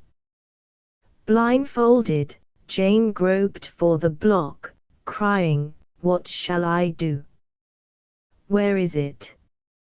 She was guided to the place, and, laying her head on the block, cried, "Lord, into thy hands I commend my spirit."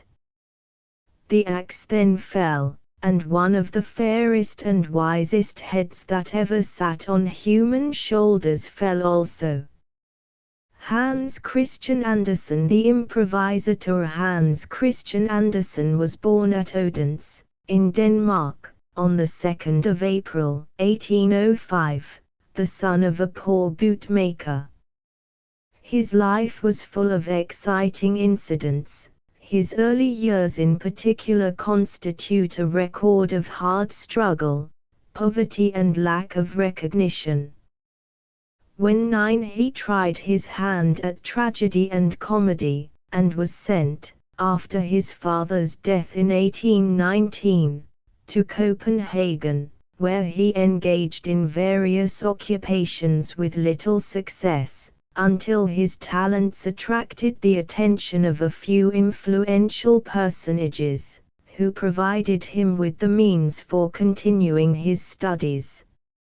He won considerable reputation with some early poems, and was quite well known to the public before he entered the university in 1828.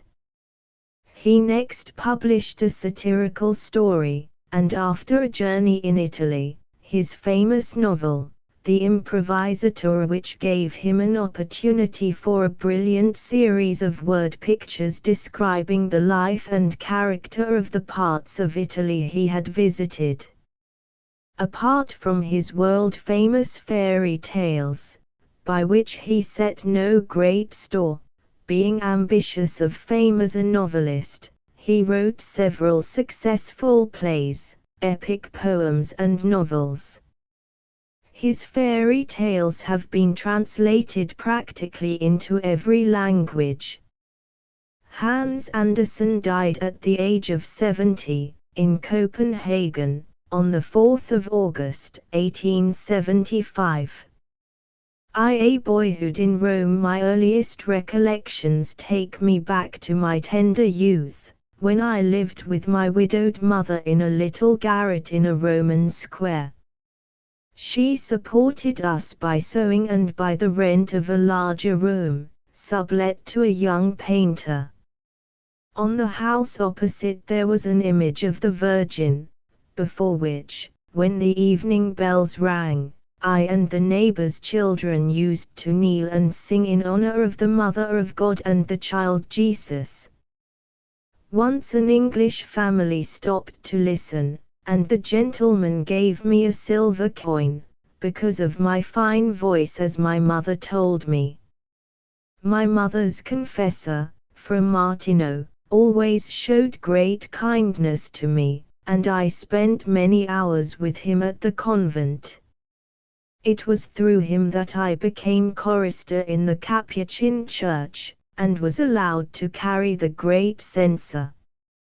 Before I was 9, I was chosen as one of the boys and girls who were to preach between Christmas and the New Year in the church of Ara Croili, before the image of Jesus.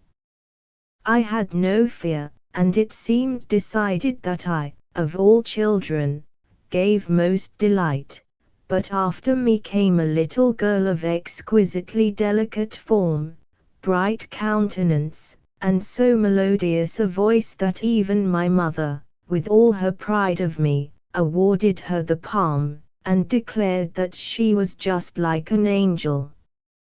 But I had often to repeat my speech at home, and then made up a new one describing the festival in the church, which was considered just as good. One moonlit evening, on returning with my mother from a visit in Trastevere, we found a crowd in the Piazza dei Trevi, listening to a man singing to a guitar not songs like those which I had so often heard, but about things around him, of what we saw and heard, and we ourselves were in the song. My mother told me he was an improvisatore, and Federigo, our artist lodger, told me I should also improvise, for I was really a poet. And I tried it forthwith, singing about the food shop over the way, with its attractively set-out window and the haggling customers. I gained much applause, and from this time forth I turned everything into song. My first visit to the country ended in a sad event, which was to shape the whole course of my life. It was in June, and my mother and her friend Murcia took me to see the famous flower fete at Genzano. We stayed the night at an inn, and in the morning joined the dense holiday crowd that moved over the carpet of flowers on the pavement of the main street. Suddenly there was a piercing cry. A pair of unmanageable horses rushed through. I was thrown down, and all was blackness. When I awoke, Mother of God, I lay with my head on Murcia's lap, beside the lifeless form of my mother, crushed by the carriage wheel.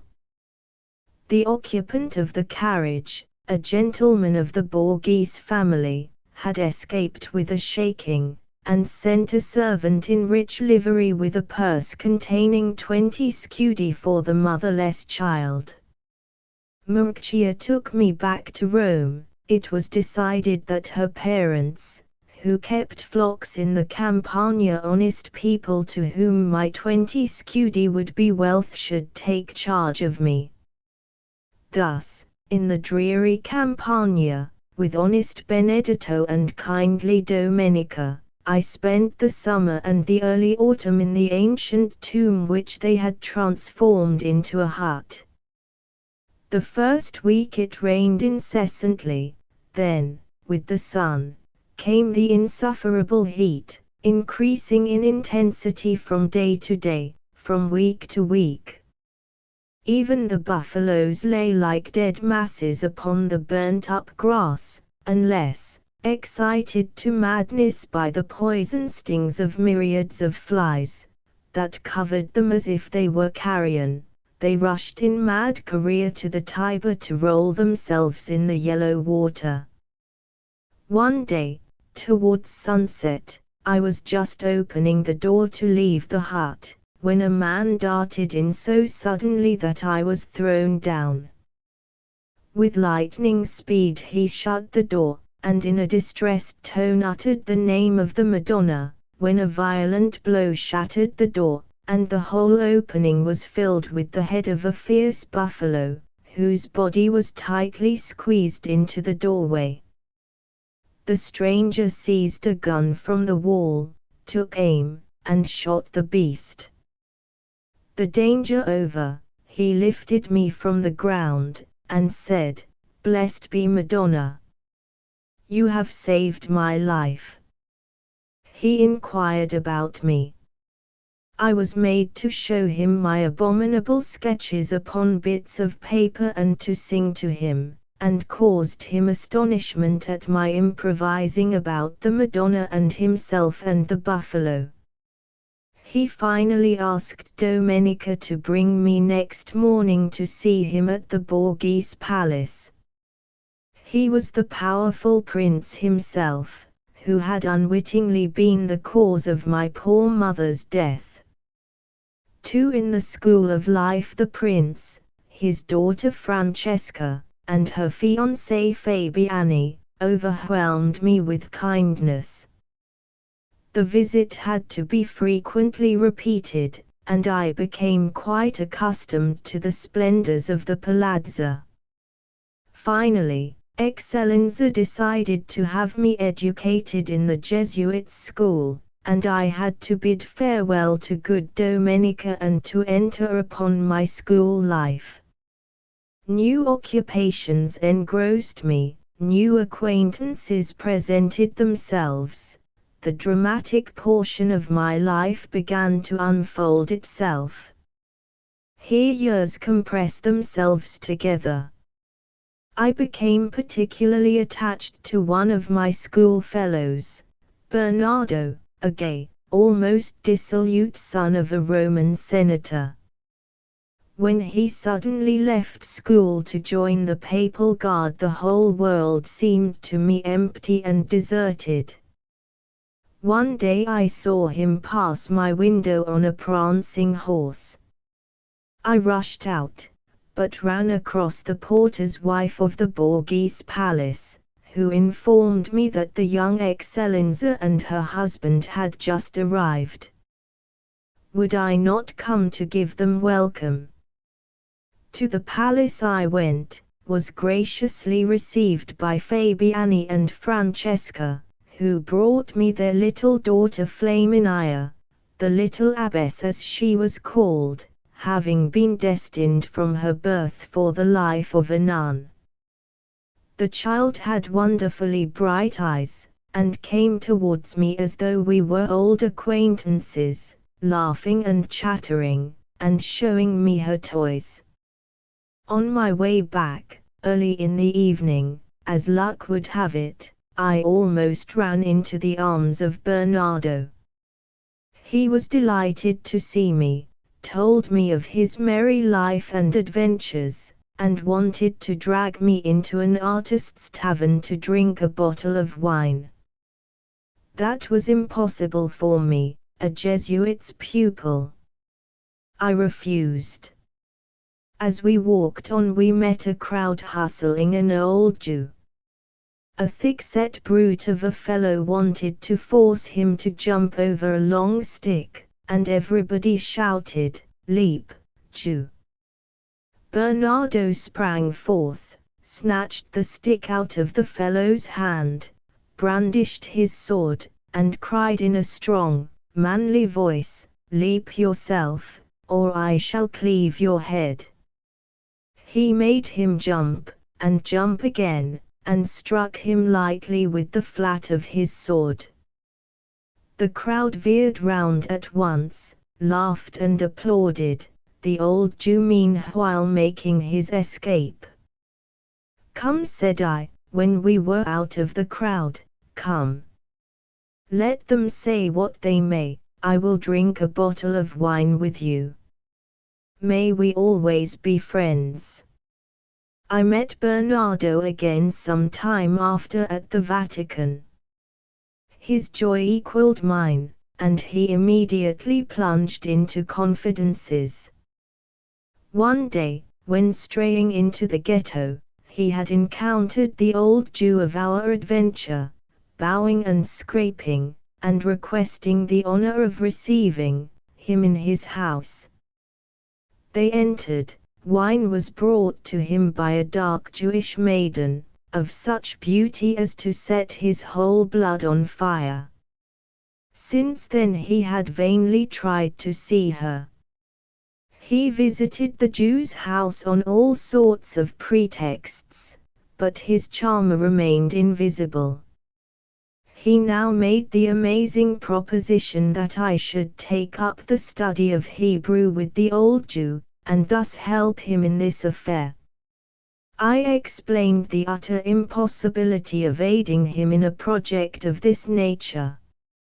He was obviously offended, and when we parted he returned my warmth with chilly politeness. We met but rarely after this meeting. Bernardo was always jovial and friendly, though not confidential, until, on the occasion of a dance at the Borghese Palace, when I asked him about the handsome Jewish maiden, he laughed. "I have found," he said, "another and tamer little golden bird. The other has flown out of the ghetto, nay, even out of Rome." My patron's family left Rome, and I had to throw myself into the study for the examination that was to bring me the title of an abbé. With the advent of the carnival I had assumed the black dress and the short silk coat of an abbate, and had become a new and happier person. For the first time I took part in the jollities of the carnival, and at the end of the first day again came across Bernardo, who insisted upon taking me to the opera to hear a new prima donna who had turned everybody's heart at Naples. Rumor had not belied her. Her appearance was greeted with rapturous applause. Bernardo seized my arm. He had recognized in her his Jewish maiden, just as I was about to exclaim, "It is she!" The lovely child who had preached that Christmas at Araceli. There were endless calls for annunciator when the curtain fell. Flowers and garlands were thrown at her feet, and among them a little poem which I had written under the inspiration of her exquisite voice. With a crowd of enthusiasts, we hurried to the stage door, took the horses from her carriage, and conducted her in triumph to her apartments. Bernardo, who, bolder than I, had called on Annunciator, brought me to her the next day. She was friendly, brilliant in her conversation, and appeared deeply impressed with my improvisation on immortality, the immortality first of eternal Rome, and then of the fair singer's art, to which I was pressed when Bernardo let out the secret of my gift. "You have given me the sincerest pleasure," she said, and looked confidingly into my eyes. I ventured to kiss her hand. After that I saw her every day during the gay carnival, and was more and more captivated by her charm. Annunciator left Rome on Ash Wednesday, and with her the brightness seemed to have gone completely out of my life, my only pleasure being the recollection of those happy days of the carnival. 3. Love and Adventure in Rome. I saw Annunciator again when Rome had begun to fill with Easter visitors, and had the happiness of dining with her the same day. She told me that, although born in Spain, she had been, as a child, in Rome, that it was she who preached that day at Araceli, an orphan, who would have perished of hunger had not a despised Jew given it shelter and food until it could flutter forth over the wild, restless sea. Next day I showed her over the Borghese Gallery, and on the day before Easter we drove out to see the procession which initiated the Easter festival, and in the evening to Montemario to see the illuminations of St. Peter's, an unforgettable sight. As I went into the little inn to fetch some refreshment, I found myself in the narrow passage face to face with Bernardo, pale, and with glowing eyes. He wildly seized my hand, and said, "I am not an assassin, Antonio, but fight with me you shall, or I shall become your murderer." I tried to calm him, but he forced a pistol into my hand. "She loves you," he whispered, "and you, in your vanity, will parade it before all the Roman people before me." He threw himself upon me. I thrust him back. I heard a report, my hand trembled. Bernardo lay before me in his blood. The people of the house rushed in, and with them Annunciata. I wanted to fling myself, in despair, upon Bernardo's body, but Annunciata lay on her knees beside him, trying to stanch the blood. "Save yourself," she cried. But I, overcome by anguish, exclaimed, "I am innocent. The pistol went off by accident." "Yes, Annunciata, we loved you. I would die for you, like he. Which of us was the dearer to you? Tell me whether you love me, and then I will escape." She bowed her head down to the dead. I heard her weeping, and saw her press her lips to Bernardo's brow. Then I heard voices shout, "Fly, fly," and, as by invisible hands, I was torn out of the house. Like a madman I rushed through bushes and underwood until I reached the Tiber.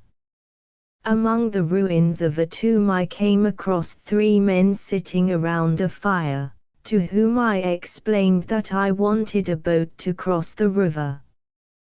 They agreed to take me across, but I had better give them my money to keep for safety. I realized that I had fallen into the hands of robbers, gave them all I had, was tied onto a horse, and taken across the river, riding all night, until at dawn we reached a wild part of the mountains. They wanted to keep me for ransom, and dispatched one of their number to Rome to find out all he could about me. The man returned, and with a thankful heart I heard that Bernardo was only wounded and on the way to recovery. My rough hosts having found out my gift, I was asked to sing to them, and once more my power of improvisation stood me in good stead. When I had finished, a wrinkled old woman, who seemed to be held in great reverence by the robbers, came towards me. "Thou hast sung thy ransom," she exclaimed. "The sound of music is stronger than gold." Yet I was detained 6 days, during which there were mysterious comings and goings. The old witch herself, who had made me write on a piece of paper the words "I travel to Naples" and my name, disappeared for a day, and came back with a letter, which she commanded me not to read then. Finally, in the midst of night, she led me out of the robber's den and took me across a rocky path to a dumb peasant with an ass, which I was made to mount. She kissed my forehead and departed. When daylight broke I opened the letter, which contained a passport in my name, an order for 500 scudi on a Naples bank, and the words "Bernardo is out of danger, but do not return to Rome for some months." When I joined the high road, I took carriage for Naples. Among my traveling companions was a portly, handsome, Neapolitan lady, with whom I became very friendly, and who invited me to her house. She was the wife of a Professor Meretti, and her name was Santa. The professor himself was a little half-famished-looking man, full of learning, by the show of which he was in the habit of boring everybody who came near him. Santa made up for this by her liveliness and her warm interest in my affairs. Amid music and laughter I spent many happy hours in her house, made friends, and was encouraged to make my debut as an improvisateur. I had written to Excellenza a true account of the reason of my departure, and informed him of my future intentions, but his reply, which arrived after long delay, was a stunning blow to me. He was exceedingly annoyed, washed his hands of me, and wished me not on any account to connect his name with my public life. For on the road to fame the bitterness of my misery was brought home to me with new force when I saw Bernardo at a gambling saloon in the company of a handsome woman of doubtful reputation. That Annunciator should have preferred this fickle man to me. My debut at San Carlo aroused great enthusiasm, and Santa, whom I saw next day in her snug heavily curtained room, seemed radiant with happiness at my success. She made me sit on a soft silken sofa, stroked my head, and spoke of my future. I kissed her hand, and looked into her dark eyes with a purity of soul and thought. She was greatly excited. I saw her bosom heave violently, she loosened a scarf to breathe more freely. "You are deserving of love," said she. "Soul and beauty are deserving of any woman's love." She drew me towards her, her lips were like fire that flowed into my very soul. Eternal Mother of God! The holy image, at that moment, fell down from the wall. It was no mere accident. "No, no!" I exclaimed, starting up. "Antonio," cried she, "kill me! Kill me! But do not leave me!" But I rushed out of the house, determined never to set eyes upon Santa again. The sea air would cool me. I took a boat to Torre dell'Annunziata, and happiness gradually returned to me as I realized what danger I had escaped by the grace of the Virgin. I joined the crowd watching the fiery stream of lava slowly descending towards the sea, when I heard somebody calling my name.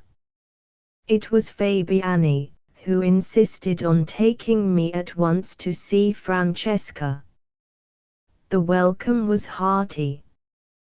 There were no recriminations, although I resented for a while the tone of benevolent patronage adopted by my benefactors. I learned that Bernardo had entered the King of Naples' service, and that Annunciata was shortly expected. An expedition was arranged to Paestum and Capri, and Fabiani insisted upon my joining the party. He also undertook to write to his father-in-law on my behalf. At Paestum we found the abundance and luxuriance of Sicilian landscape, its Grecian temples and its poverty. We were surrounded by crowds of half-naked beggars. One young girl there was, a little away from the others, scarcely more than 11 years old, but lovely as the goddess of beauty. Modesty, soul, and a deep expression of suffering were expressed in her countenance. She was blind. I gave her a scudo. Her cheeks burned. She kissed my hand, and the touch seemed to go through my blood. The guide told us afterwards that her name was Lara, and that she generally sat in the temple of Neptune. The ruined temple made a mighty impression upon us. I was requested to improvise in these romantic surroundings. Deeply moved by my thoughts of the blind girl, I sang of the glories of nature and art, and of the poor maiden from whom all this magnificence was concealed. When we left the temple, I lagged behind, and, looking around, I saw Lara on her knees, her hands clasped together. She had heard my song. It smote me to the soul. I saw her pressing my scudo to her lips and smile. I grew quite warm at the sight of it, and pressed a hot kiss upon her forehead. With a thrilling cry she sprang up like a terrified deer, and was gone. I felt as if I had committed a sin, and sadly joined my party. Amalfi, Capri, I drank the intoxicating beauty of it all. Then I was prevailed upon to return to Rome with Fabiani and Francesca. We spent a day at Naples, where I found 2 letters waiting for me. The first was a brief note to this effect: a faithful heart, which intends honorably and kindly towards you, expects you this evening. It gave an address, but no name, merely your old friend. The second was from the same hand, and read, "Come, Antonio. The terror of the last unfortunate moment of our parting is now well over. Come quickly. Delay not a moment in coming." The letters were obviously from Santa. My mind was made up not to see her again. We left for Rome. The Palazzo Borghese was now my home. Eccellenza received me with the greatest kindness, but all the family continued to use the old teaching tone and depreciating mode of treatment. Thus 6 years went by, but somehow my protectors did not realize that I was no longer a boy, and my dependence gave them the right to make them let me feel the bitterness of my position. Even my talent as poet and improvisator was by no means taken seriously at the palace. Happiness was brought into my life once more by Flaminia, the little abbess who came home to have her last glimpse of the world before taking the veil. She had grown tall and pale of complexion, with an expression of wonderful gentleness in her features. She recalled our early friendship, when she used to sit on my knee and make me draw pictures for her and tell her stories. From her, at any rate, I suffered no humiliation, and from day to day our friendship grew closer. I told her about Bernardo and Annunziata, and about Lara, who became inexpressibly dear to her. I also endeavored to make her reconsider her decision to take the veil and immure herself for life, but her whole education and inclination tended towards that goal. At last the day itself came, a day of great solemnity and state. Flaminia was dead and buried, and Elizabeth the nun, the bride of heaven, arose from the bier. The sorrowful wayfarer, in my sadness of heart I thought of my childhood and old Domenica, whom I had not seen for many months. I went out to the Campagna. Domenica had died 6 months back. When I returned I was seized by a violent fever, from which I recovered but slowly. It was 6 months after Flaminia had taken the veil that the doctor allowed me to go out. My first walk was to the grey convent where she now passed her monotonous days. Every evening I returned, and often I stood gazing at her prison and thinking of Flaminia as I used to know her. One evening Fabiani found me thus, and made me follow him home. He spoke to me with unusual solemnity in his voice, but with great kindness. I was ill. Traveling, change of scene, would do me good. I was to move about for a year, and then return to show what the world had made of me. I went to Venice. Dreary, sad and quiet seemed to me the queen of the Adriatic. In the gently swaying gondola I thought with bitterness of Annunciata. I felt a grudge even against innocent, pious Flaminia, who preferred the convent to my strong, brotherly love. Then my thoughts floated between Lara, the image of beauty, and Santa, the daughter of sin. One day I took a boat to the Lido to breathe the fresh air of the sea. On the beach I came across Poggio, a young Venetian nobleman with whom I had made friends, and as a storm hung threatening in the sky I decided to accept his invitation for dinner. We watched the fury of the storm from the window, and then joined a crowd of women and children anxiously watching a fishing boat out at sea. Before our very eyes the boat was swallowed by the waves, and with aching hearts we witnessed the prayers, shrieks, and despair of the anxious watchers whose husbands and fathers perished thus within their sight. Next evening there was a reception at my banker's. The storm became a topic of conversation, and Poggio related the death of the fisherman, trying to enlist sympathy for the poor survivors. But nobody seemed to understand his intention. Then I was asked to improvise. I was quickly determined. "I know of an emotion," I exclaimed, "which awakens supreme happiness in everybody, and I have the power of exciting it in every heart. But this art cannot be given, it must be purchased. He who gives most will be most deeply initiated." Money and jewels were quickly forthcoming, and I began to sing of the proud sea and the bold mariners and fishermen. I described what I had seen, and my art succeeded where Poggio's words had failed. A tumult of applause arose.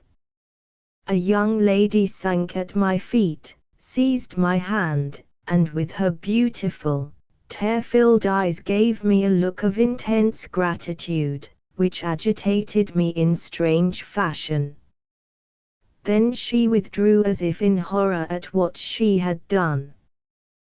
Poggio afterwards told me that she was the queen of beauty in Venice, the Podesta's niece, adored by everybody, but known by few, since the Podesta's house was most exclusive, and received but few guests. He accounted me the luckiest of mortals when he heard that I had received an invitation from the Podesta, and would have a chance of improving my acquaintance with Maria, his beautiful niece. I was received as if I had been a beloved relative. Something in Maria's expression recalled to me the blind beggar girl Lara, but Maria had eyes with a singularly dark glance of fire. I became a daily visitor at the Podesta's house, and spent many happy hours in Maria's company. Her intellect and charm of character captivated me as much as her beauty. 6. A marriage in Venice. One evening I strayed into a wretched little theatre, where one of Mercadante's operas was being performed. How can I describe my feelings when in one of the singers a slight, ordinary figure, with a thin, sharp countenance and deeply sunken eyes, in a poor dress, and with a poorer voice, but still with surprising grace of manner I recognized Annunciator. With aching heart I left the theatre, and ascertained Annunciator's address. She lived in a miserable garret. She turned deathly pale when she recognized me, and implored me to leave her. I come as a friend, as a brother, I said. You have been ill, Annunciator. Then she told me of her illness, 4 years back, which robbed her of her youth, her voice, her money, her friends. She implored me, with a pitiful voice, to leave her. I could not speak. I pressed her hand to my lips, stammered, I come again, and left her. Next day I called again, and found Annunciator had left, no one knew whither. It was a month later that Maria handed me a letter, which had been given to her for me by a dying person who had sent for her. The letter was from Annunciator, who was no more.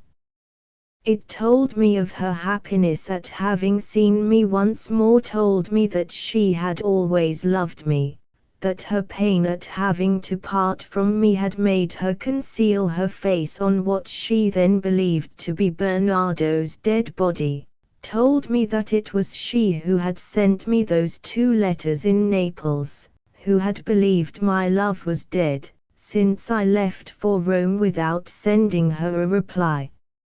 It told me of her illness, her years of poverty, and her undying love. And then she wished me happiness with, as she had been told, the most beautiful and the noblest maid in Venice for my bride. In travel I sought forgetfulness and consolation. I went to Padua, Verona, Milan, but heaviness did not leave my heart. Then came an irrepressible longing to be back in Venice, to see Maria, a foreboding of some new misfortune. I hastened back to Venice. The podesta received me kindly, but when I inquired after Maria, he seemed to me to become grave, as he told me she had gone to Padua on a short visit. During supper I fell into a swoon, followed by a violent fever in which I had visions of Maria dead, laid out before an altar. Then it was Lara I saw on the bier, and I loudly called her by name. Then everything became bright, a hand passed softly over my head. I awoke, and found Maria and her aunt by my bedside. Lara, Maria, hear me, I cried. It is no dream. You have heard my voice at Paestum. You know it again. I feel it. I love you, I have always loved you. I have loved you, too, she said, kneeling by my side and seizing my hand. I have loved you from the day when the sun burnt your kiss into my forehead, loved you with the intuition of the blind. I then learned that Maria, my Lara, had been cured of her blindness by a great specialist in Naples, the podesta's brother, who, touched by her beauty and purity, had her educated, and adopted her as his own child. On his death his sister took her to Venice, where she found a new home in the podesta's palace. Apuleius the Golden Ass. Apuleius was born about 125 AD, at Medora, in Africa. After studying at Athens, he practiced as an advocate at Rome, and then wandered about northern Africa, lecturing on philosophy and rhetoric. At Tripoli he was charged with having won by witchcraft the love of a rich widow who had left him her wealth. But he was acquitted after delivering an interesting defense, included among his extant works. He then settled in Carthage, where he died at an advanced age. Poor Apuleius! His good fame was darkened by the success of an amusing romance, The Golden Ass, which he wrote, by way of recreation, at Rome.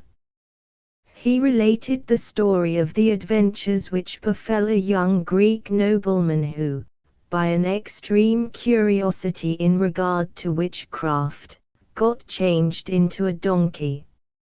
It was an age of wild superstition and foolish credulity, and his readers confused the author of The Golden Ass with the hero of it. Apuleius was credited with a series of impossible exploits, which he had not even invented. For his work is merely a Latin adaptation of a lost Greek romance by Lucius of Patras. But Apuleius deserves our gratitude for preserving a unique specimen of the lighter literature of the ancient Greeks, together with the beautiful folk tale of Cupid and Psyche. Lucius sets out on his wonderful adventures. I set out from Corinth in a fever of excitement and expectation, riding my horse so hard that it fell lame, so I had to do the remainder of the journey on foot. My heart was filled with joy and terror as I entered the town of Hypata. Here I am, at last, I cried, in Thessaly. Thessaly, the land of magic and witchcraft, famous through the world for its marvels and enchantments. Carried away by my desire after strange and mystic knowledge, I gazed around with wonder and disquietude. Nothing in this marvelous city, I thought to myself, is really what it seems to be. The stones I stumbled over appeared to be living creatures petrified by magic. I fancied that the trees in the gardens and the birds that sang in their branches were men that had been transformed by Thessalian witches. The very statues seemed as if they were about to walk, every wall had ears, and I looked up into the blue, cloudless sky, expecting to hear oracles. Entering the marketplace, I passed close to a noble lady who was walking with a crowd of servants in her train. "By Hercules," she cried, "it's Lucius!" I hung back, confused and blushing, and Berhina, for it was she, said to one of her companions, "It's Salvia's boy. Isn't he the image of his modest, beautiful mother? Young, tall and fair, with just her bright, grey-blue eyes, and her alert glance. A Plutarch every bit of him. Lucius, don't you remember your kinswoman, Berhina? Why, I brought you up with my own hands." I remembered Berhina very well, and loved her. But I did not want to meet her just then. However, I went with her to her house, a beautiful building of fine marble, containing some exquisite statuary. "You will stay here, my dear Lucius, won't you?" she said. I then told her that I had come to Hypata to see Milo and his wife Pamphila. My friend Demes of Corinth had given me a letter of introduction. "Don't you know that Pamphila is a witch?" she cried. "Do not go near her, my child, or she will practice her wicked arts on you." It is just handsome young men like you that she enchants and destroys. Far from being terrified by Berhina's warning, I was delighted with it. I longed to become an apprentice to a witch as powerful as Pamphila. With a hasty excuse I left the house and set out to find Milo. Neither he nor Pamphila was in when I called. But their maid who opened the door was such a pretty wench that I did not regret their absence. Fotis, as she was called, was a graceful, sprightly little thing, with the loveliest hair I ever saw. I liked the way it fell in soft puffs on her neck, and rested on her neat linen tunic. It was a case of love at first sight with both of us. But before I began to ask her about Pamphila, Milo returned. He welcomed me very warmly, and put the best room in his house at my disposal, and desired me to stay to dinner. But in spite of my ardent curiosity, I was, I must confess, rather afraid of meeting his wife. So I said that my kinswoman Berhina had already engaged me to dine with her. On arriving at Berhina's mansion I was surprised to find that a splendid banquet had been prepared, and that all the best people in Hypata were present. We reclined on couches of ivory, covered with golden drapery, and a throng of lovely girls served us with exquisite dishes, while pretty curly-headed boys brought the wine round in goblets of gold and amber. When the lights were brought in, the talk became freer and gayer. Everybody was bent on laughing and making his neighbors laugh. We are, you see, preparing for the great festival tomorrow, Berhina said to me. Hypata is the only city that keeps the feast of the god of laughter. You must come, and invent some pleasantry to propitiate the merriest of all deities. By Hercules, I replied. If the laughing god will only lend me inspiration tonight, I will do my best to entertain the townspeople tomorrow. To the feast of the god of laughter it was the jolliest banquet I was ever at. Even in Corinth we did not do the thing so well. It was not until I got into the open air, and set out for Milo's house, that I knew how much wine I had taken. But though I was rather unsteady on my feet, I retained my presence of mind. I reached the house, and suddenly 3 great burly fellows sprang up, and battered furiously at the door. They were clearly robbers of the most desperate type, and I drew my sword, and, as they came at me one by one, I plunged it swiftly into their bodies. Fotis was aroused, and opened the door, and I entered, utterly worn out by the struggle, and went at once to bed and to sleep.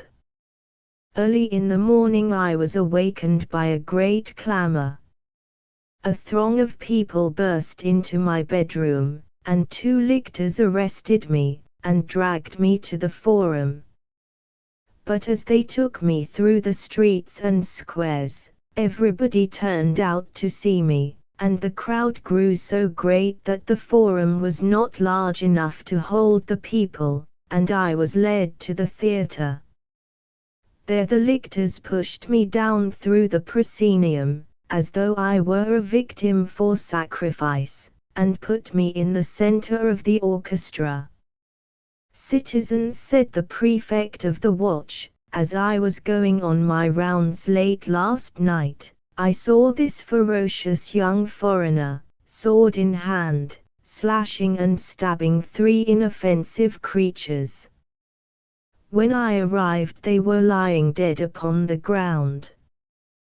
Their murderer, overwhelmed by his terrible crime, fled into a house, and hid there, hoping, no doubt, to escape in the morning.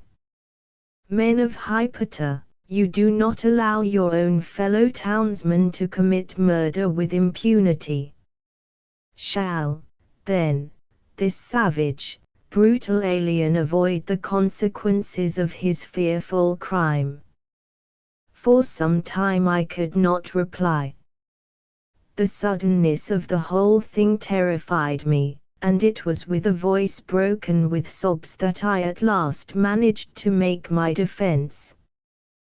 They were robbers, I cried, robbers of the most desperate and vilest character. I caught them breaking into the house of my friend Milo, your esteemed fellow townsman, O citizens of Hypatia. There were 3 of them, 3 great, rough, burly rascals, each more than a match for a mere boy like myself. Yet I managed to kill them, and I think I deserve praise at your hands, and not censure, for my public-spirited action. Here I stopped, for I saw that all the vast multitude of people was laughing at me. And what grieved me most was to see my kinswoman Berhina and my host Milo among my mockers. The senior magistrate ordered the wheel and other instruments of torture to be brought forth. I cannot believe a mere boy like this could have slain 3 great strong men single-handed, he said. He must have had accomplices, and we must torture him until he reveals the names of his partners in this most dastardly crime. But, first of all, let him look upon the bodies of the men he has foully murdered. Perhaps that will melt his hard, savage nature.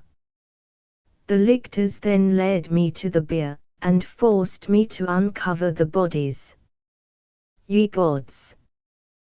The corpses were merely 3 inflated wineskins, and I observed that they were cut in the very spots in which I thought I had wounded the robbers. I had, indeed, invented a pleasantry for the festival of the god of laughter. The townspeople laughed with the inextinguishable laughter of the Olympian deities. They climbed up to the roof to get a good look at me, they swarmed up the pillars, they clung to the statues, they hung from the windows at the risk of their lives, all shouting at me in wild jollity. Sir Lucius the magistrate then said to me, "We are not ignorant of your dignity and your rank. The noble family to which you belong is famous throughout Greece. So do not take this pleasantry in honor of the joyful god of laughter as an insult. In return for your excellent services at this great festival, the city of Hypatia has decreed that your statue shall be cast in bronze and erected in a place of honor." By this time I had recovered somewhat of my good humor. But knowing how mercilessly I should be teased at the banquet Berhina wished to give in celebration of my exploits, I went quickly home with Milo, and after supping with him, retired at a very early hour to my bedchamber. 3 Lucius becomes an ass. In the middle of the night I heard a knock at my door. I opened it, and in came pretty Fotis, looking a picture of misery. "I can't sleep without telling you everything," she said. "I was the cause of all the trouble that befell you today. As my mistress was coming from the baths yesterday, she saw a handsome young gentleman having his hair cut by a barber. Seized with a wild passion for him, she ordered me to get some of his hair. But the barber saw me and drove me away. I knew I should get a cruel whipping if I returned empty-handed. Close by was a man shaving some wine bags of goat skin. The hair was soft and yellow like the young gentleman's, so I took some of it to Pamphila. You know my mistress is a terrible witch, so you can guess what happened. She rose up in the night, and burnt the hair in her magic cauldron. As it burnt, the wine bags from which it was taken felt the compulsion of the spell. They became like human beings. Rushing out into the street, they hurled themselves against the door of our house, as Pamphila expected the young gentleman would do. You came up just a little intoxicated, and committed the horrible crime of bag slaughter. Now, don't make fun of me, Fotis, I said. This is a serious matter, this witchcraft. What is Pamphila doing tonight? I have come here to learn magic, and I am very anxious to see her practicing her strange arts. Come, then, and look, said Fotis. We crept to the room where Pamphila was, and peeped through a chink in the door. The witch undressed herself, and then took some boxes of ointment out of a casket, and opened one box and smeared herself with the stuff it contained. In the twinkling of an eye, feathers sprouted out of her skin, and she changed into an owl, and flew out of the window. She has gone after that handsome young gentleman, said Fotis. I have to wait here all night until she returns, and then give her a lotion of aniseed and laurel leaves to restore her to her proper shape. Why, my dear Fotis, I exclaimed, in intense admiration, you know as much about witchcraft as your mistress. Come, practice on me. Get me some of that ointment and change me into a bird. Oh, how I should like to fly! After some hesitation she entered the room, and took a box out of the casket. I stripped myself and smeared the ointment over my body. But never a feather appeared. Every hair on me changed into a bristle, my hands turned into hoofed forefeet, a tail grew out of my backbone, my face lengthened, and I found, to my horror, that I had become an ass. Oh, ye gods, said Fotis, I've taken the wrong box. But no great harm's done, dear Lucius. I know the antidote. I'll get you some roses to crunch, and you will be restored to your proper shape. Fotis, however, dared not go at once into the garden, lest Pamphila should suddenly return and find me. So she told me to go and wait in the stable until daybreak, and then she would gather some roses for me. But when I got into the stable I wished I had waited outside. My own horse and an ass belonging to Milo conceived a strange dislike to me. They fell upon me with great fury, and bit me and kicked me, and made such a clamour that the groom came to see whatever was the matter. He found me standing on my hind legs trying to reach the garland of roses which he had placed on the shrine of the goddess Epona in the middle of the stable.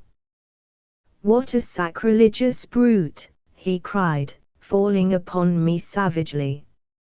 Attacking the shrine of the divinity who guards over horses.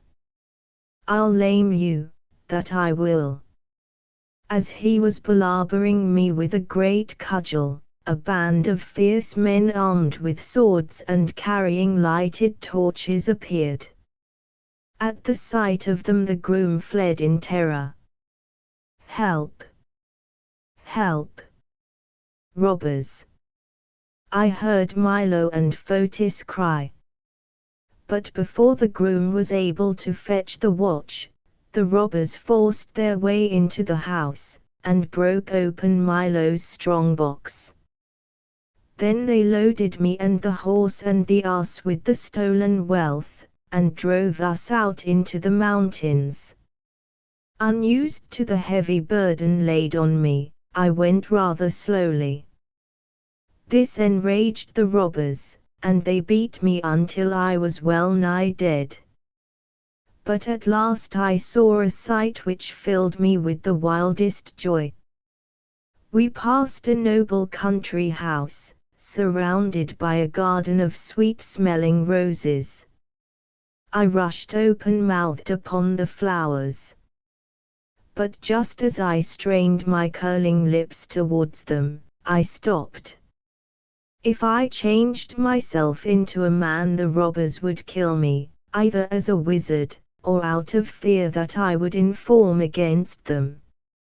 So I left the roses untouched, and in the evening we came to the cave in the mountains where the robbers dwelt, and there, to my delight, I was relieved of my grievous load.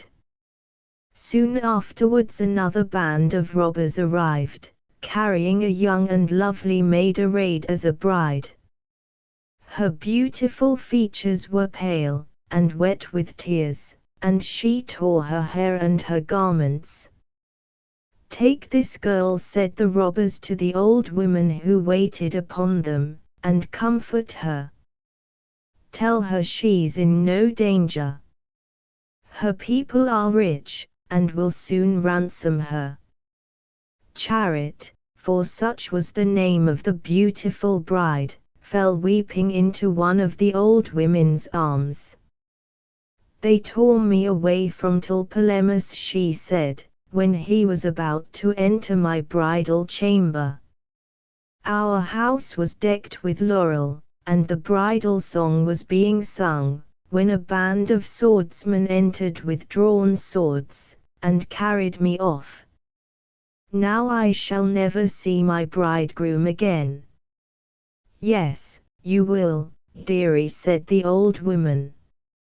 "But don't let us talk about it now. After all, you are not in so evil a plight as Psyche was when she lost her husband, Cupid. Now, listen, while I tell you that marvelous tale." And here is the tale of Cupid and Psyche as the old woman related it to Chariot. For the marvelous story of Cupid and Psyche. There was once a king of a certain city who had 3 daughters. All of them were very beautiful, but Psyche, the youngest, was lovelier even than Venus. The people worshipped her as she walked the streets, and strewed her path with flowers. Strangers from all parts of the world thronged to see her and to adore her. The temples of Venus were deserted, and no garlands were laid at her shrines. Thereupon, the goddess of love and beauty grew angry.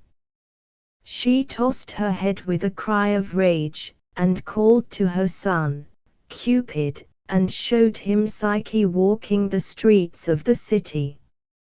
"Avenge me," she said. "Fill this maiden with burning love for the ugliest, wretchedest creature that lives on earth."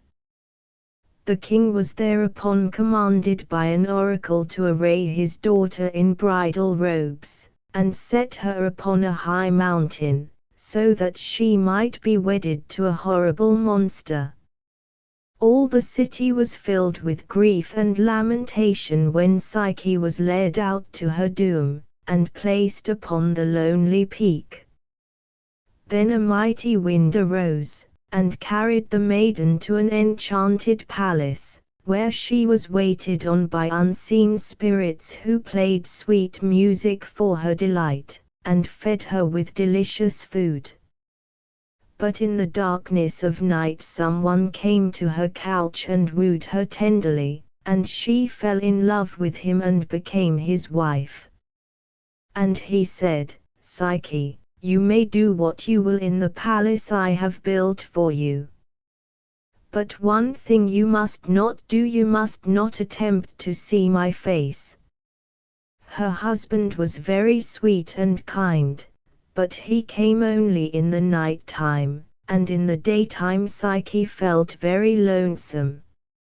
So she begged her husband to let her sisters come and stay with her, and her husband had them brought on a mighty wind. When they saw how delightfully Psyche lived in the enchanted palace, they grew jealous of her strange happiness. Yes, this is a very pleasant place, they exclaimed, but you know what the oracle said, Psyche. You are married to a monster.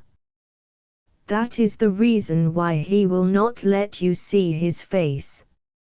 In the night, when they had departed, Psyche lighted a lamp and looked at her bedfellow.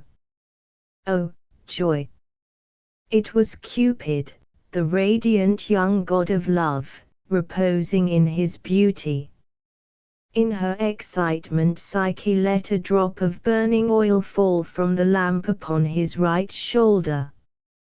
The god leaped up and spread out his wings, and flew away, saying, Instead of marrying you to a monster, in obedience to my mother's commands, I wedded you myself.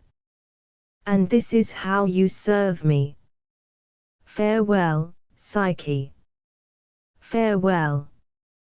But Psyche set out to follow him, and after a long and toilsome journey she reached the court of Venus, where Cupid was now imprisoned.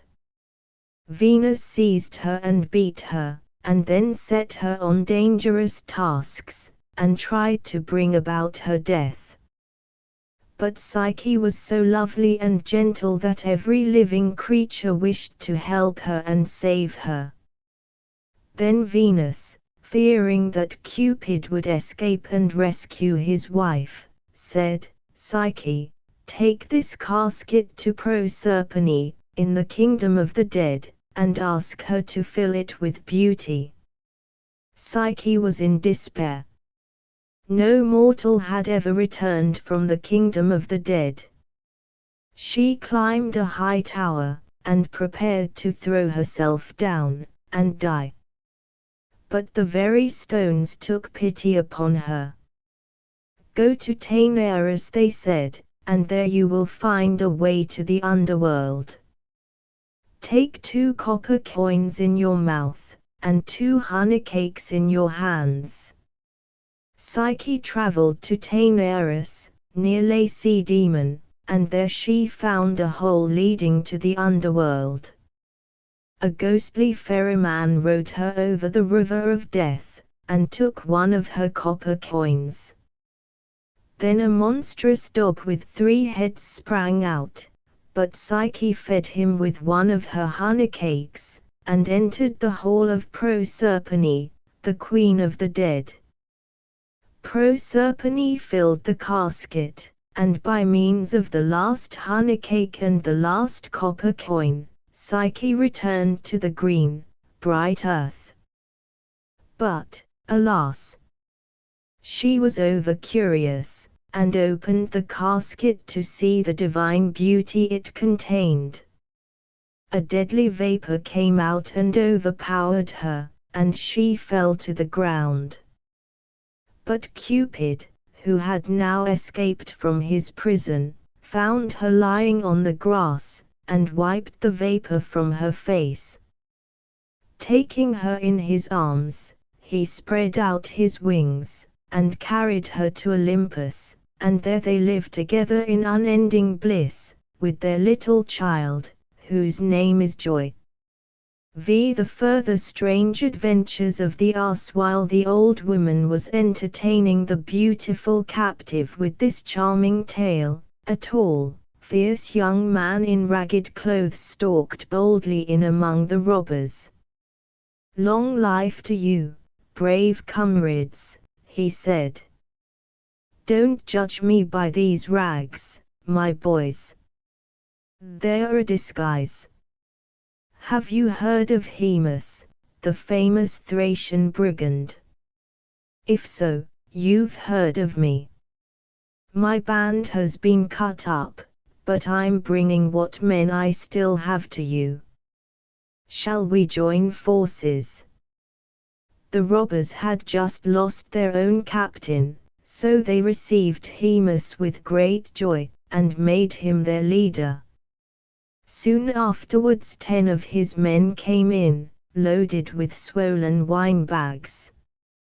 Here's enough wine, he said, to last us a fortnight if we use it temperately.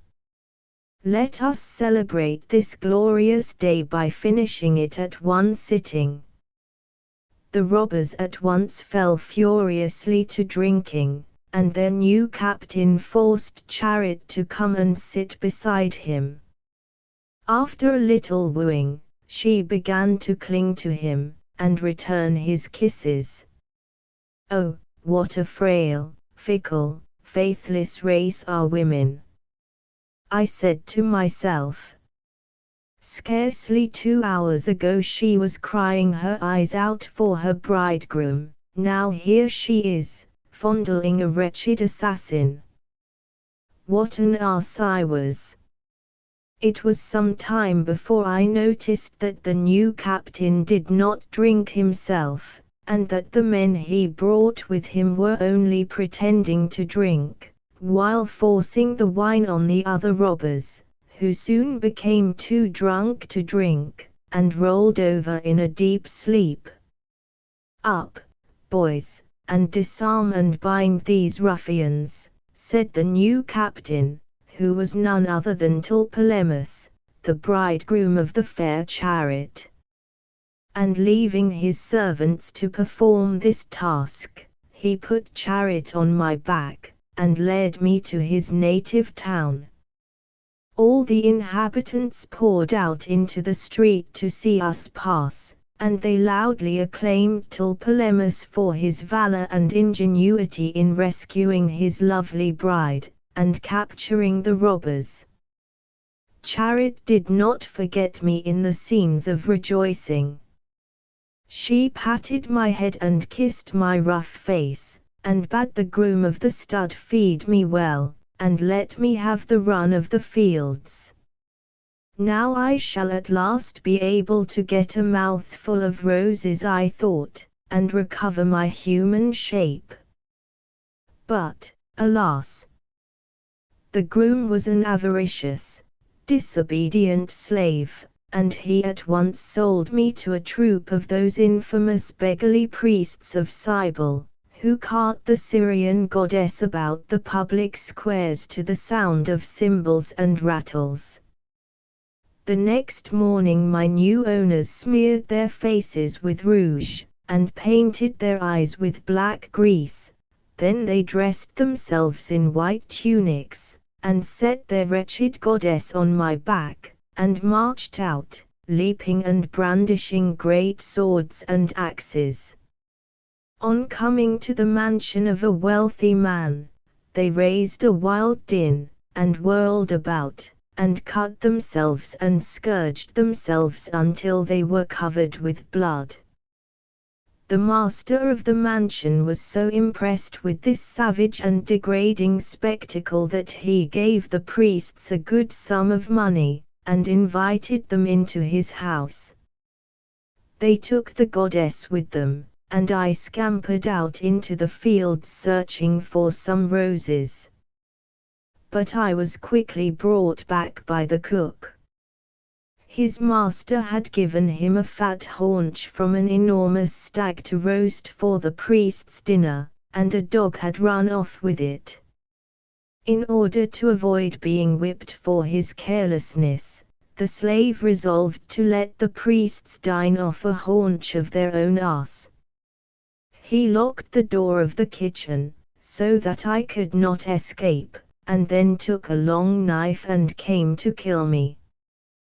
But I had no mind to perish in this way, and I dashed upstairs into the room where the master was busy worshipping the goddess in the company of the priests, and knocked the table over, and the goddess and many of the worshippers. "Kill the wretched thing," said the master. "It has gone mad." But the priests did not care to lose their saleable property, and they locked me in their bedroom, and sold me to the first man they met the next morning. It was a poor gardener who needed an ass to cart his stuff to market. But as the gardener was taking me home, a soldier came tramping along the road. He, too, wanted an ass to carry his heavy kit. So he struck the gardener down with his sword and seized me by right of conquest. Then, loading me with his armor and shield and baggage, he took me to the town to which he was traveling. There he was ordered by his tribune to take some letters to Rome, so he disposed of me for a small sum to 2 confectioners. By this time I had grown very feeble and thin. Though I was changed into an ass, I could not relish hay and grass and food of that sort, and I derived scarcely any nourishment from it. I still had human tastes, as well as human thoughts and feelings. Happily, I was very well off with my new masters. Every evening, they brought home the remains of the banquets they had served, bits of chicken, pork, fish and meat, and various cakes, and these they put in their room while they went for a bath before dinner. I used then to creep in and take all the best bits, and when my 2 masters returned they began to reproach each other with having filched the choicest pieces. In the meantime, I grew plump and glossy and broad-backed, and as my masters observed I ate no hay, they spied on me one evening. They forgot their quarrel when they saw their ass picking out the best bits with the taste of an epicure, and, bursting open the door, they cried, "Let us try him with wine." Naturally, I drank it very readily. "We have got a treasure here," they said. They soon found that I was intelligent, and understood human language.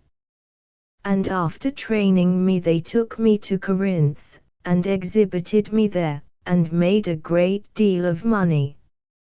In a short time I became famous throughout Greece as the Golden Ass, and I was bought by the town for use in the public show. Nobody thought that any watch need be kept over an animal as thoroughly civilized as I was, and one evening I succeeded in escaping, and fled to a lonely spot on the seashore. 6. The miracle of Isis and the fate of Lucius. As I nestled down on the soft sand, the full-orbed moon rose above the eastern waves, and shone with a glorious radiance.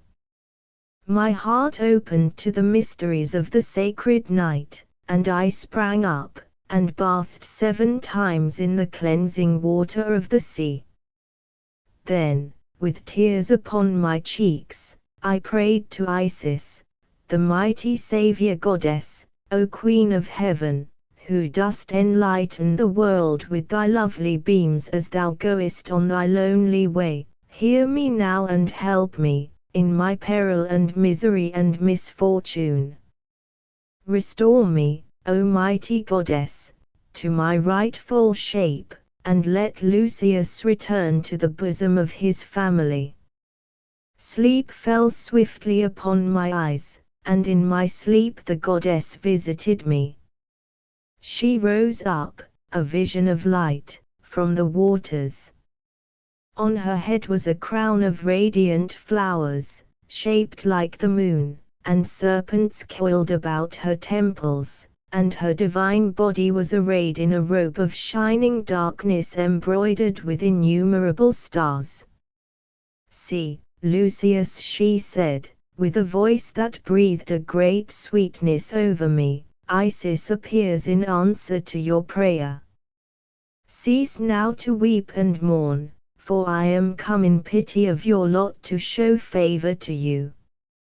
Tomorrow my priest will descend to the seashore to celebrate my festival, and in his left hand he will carry a crown of roses.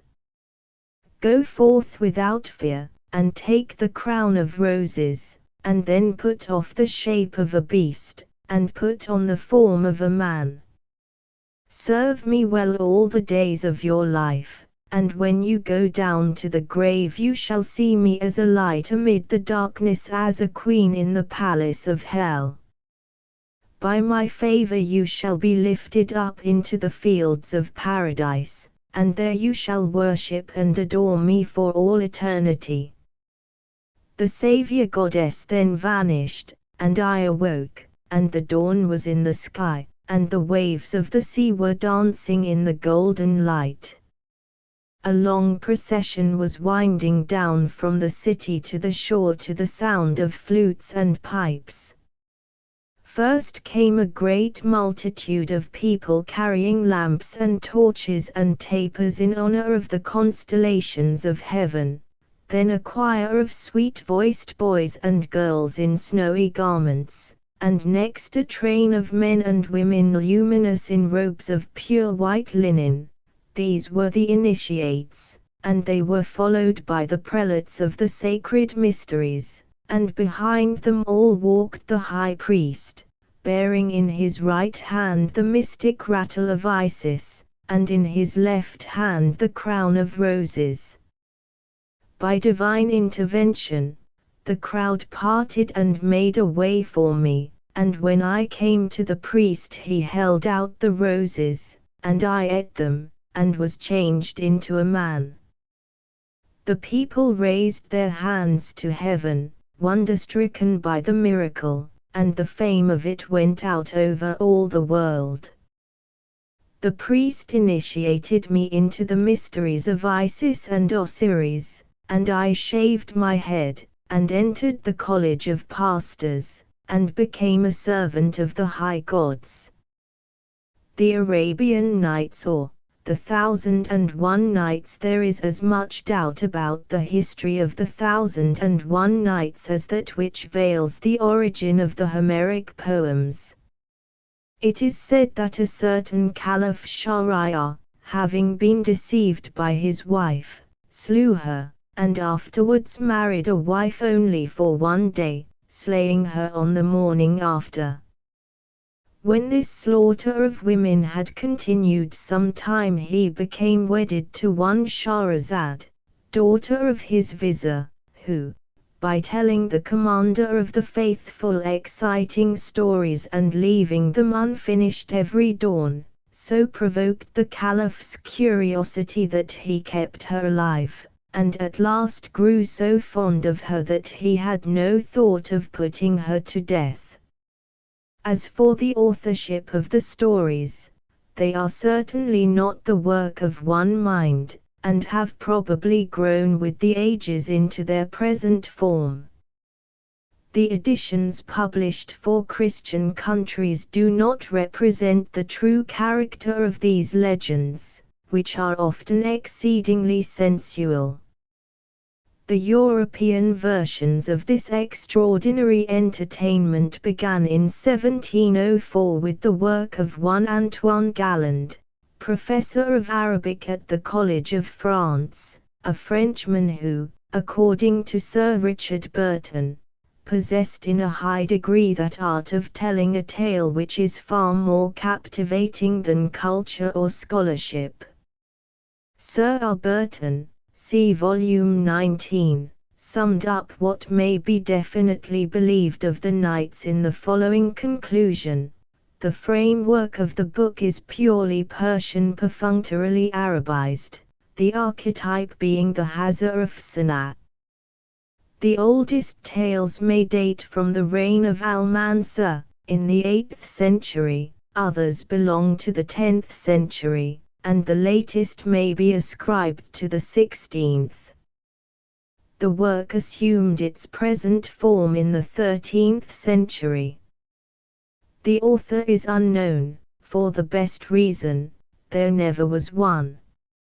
The 7 voyages of Sinbad the sailor. When the father of Sinbad was taken to Almighty Allah, much wealth came to the possession of his son, but soon did it dwindle in boon companionship, for the city of Baghdad is sweet to the youthful. Then did Sinbad bethink him how he might restore his fortune, saying to himself, 3 things are better than other 3, the day of death is better than the day of birth, a live dog is better than a dead lion, and the grave is better than want. And gathering merchandise together, he took ship and sailed away to foreign countries. Now it came to pass that the captain of this ship sighted a strange island, whereon were grass and trees, very pleasant to the eyes. So they anchored, and many went ashore. When these had gathered fruits, they made a fire, and were about to warm themselves, when the captain cried out from the ship, "Ho there!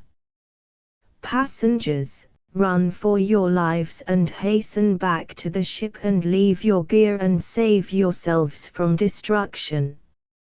Allah preserve you.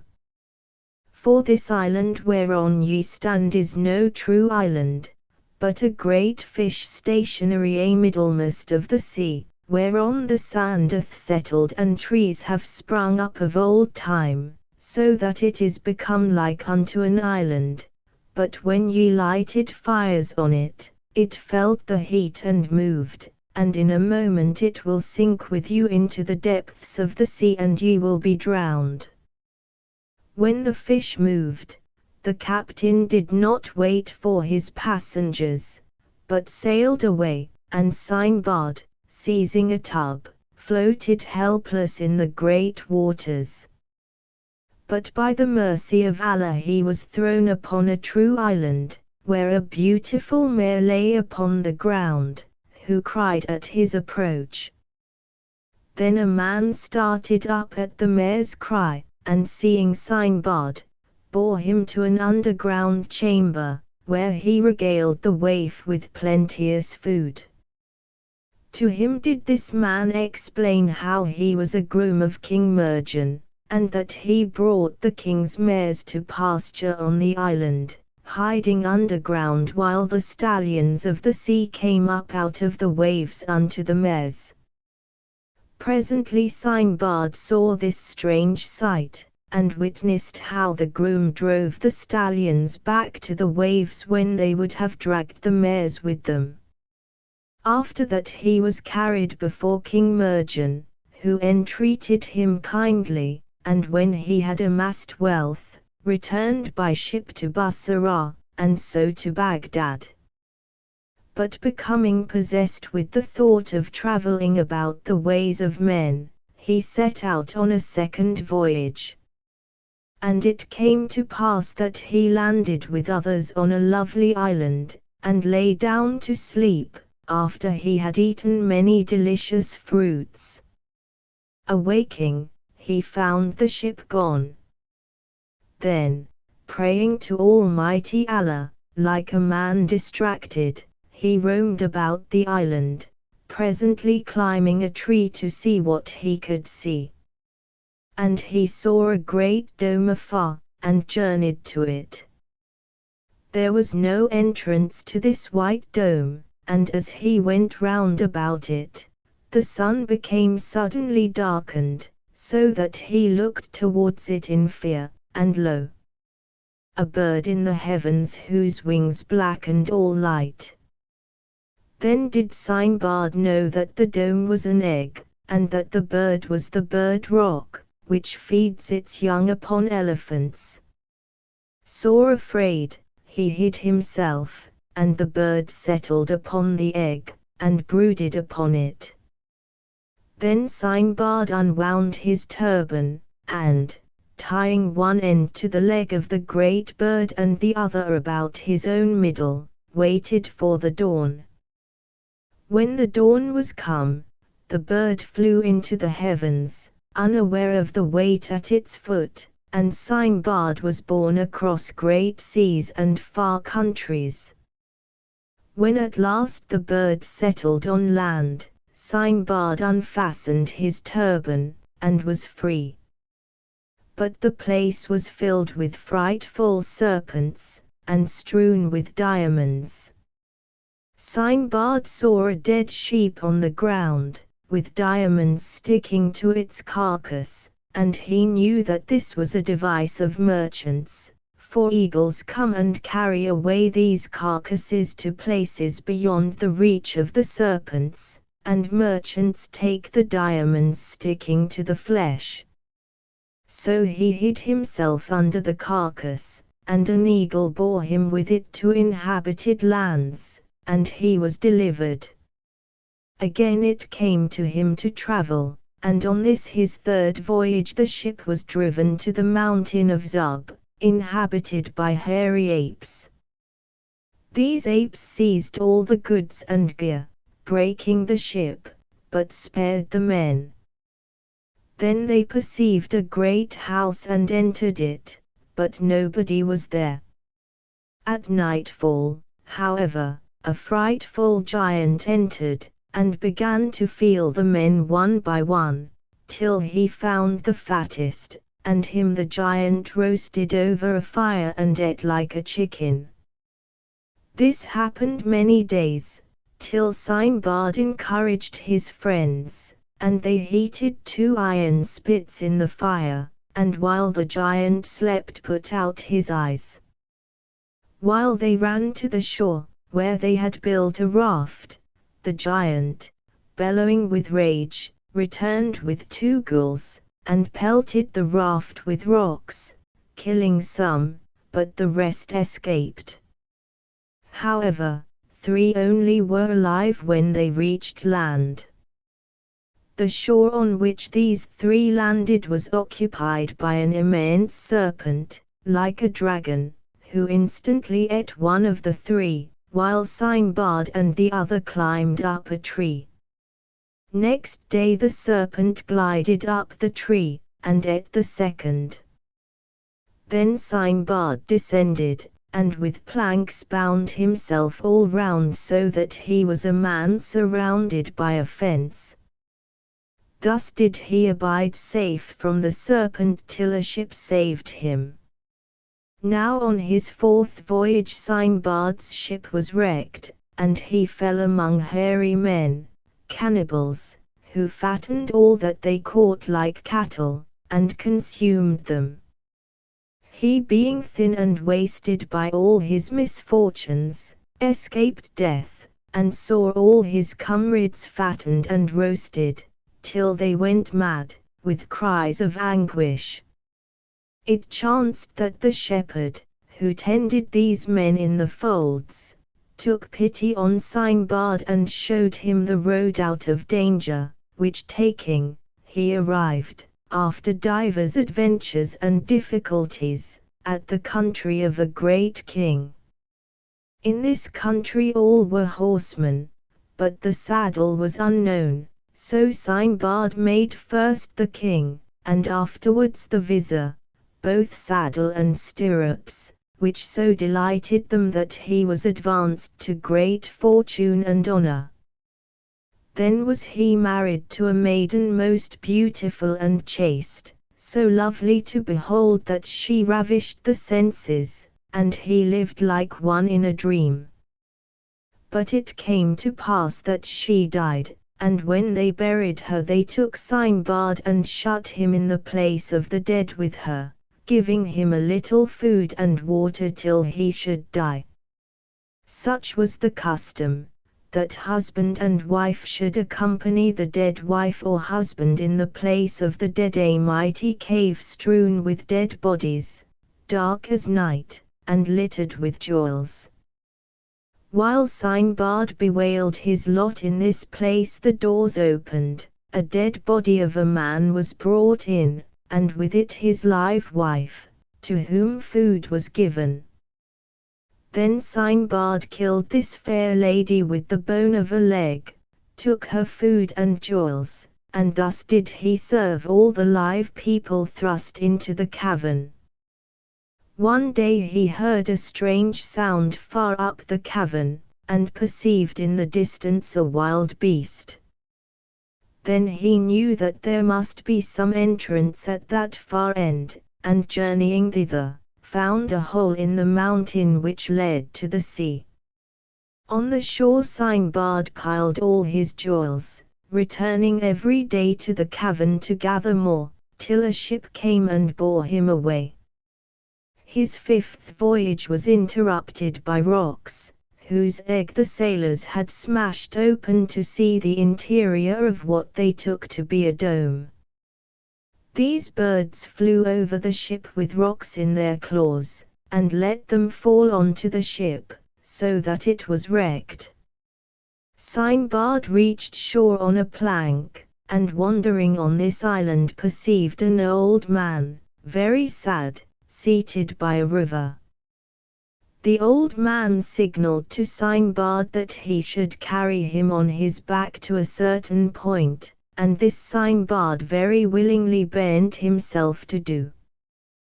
But once upon his back, the legs over the shoulders and wound round about his flanks, the old man refused to get off, and drove Sinbad hither and thither with most cruel blows.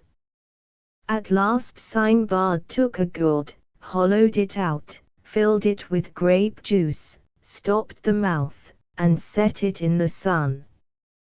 Then did he drink of this wine and get merry and forget his misery, dancing with the old man on his neck.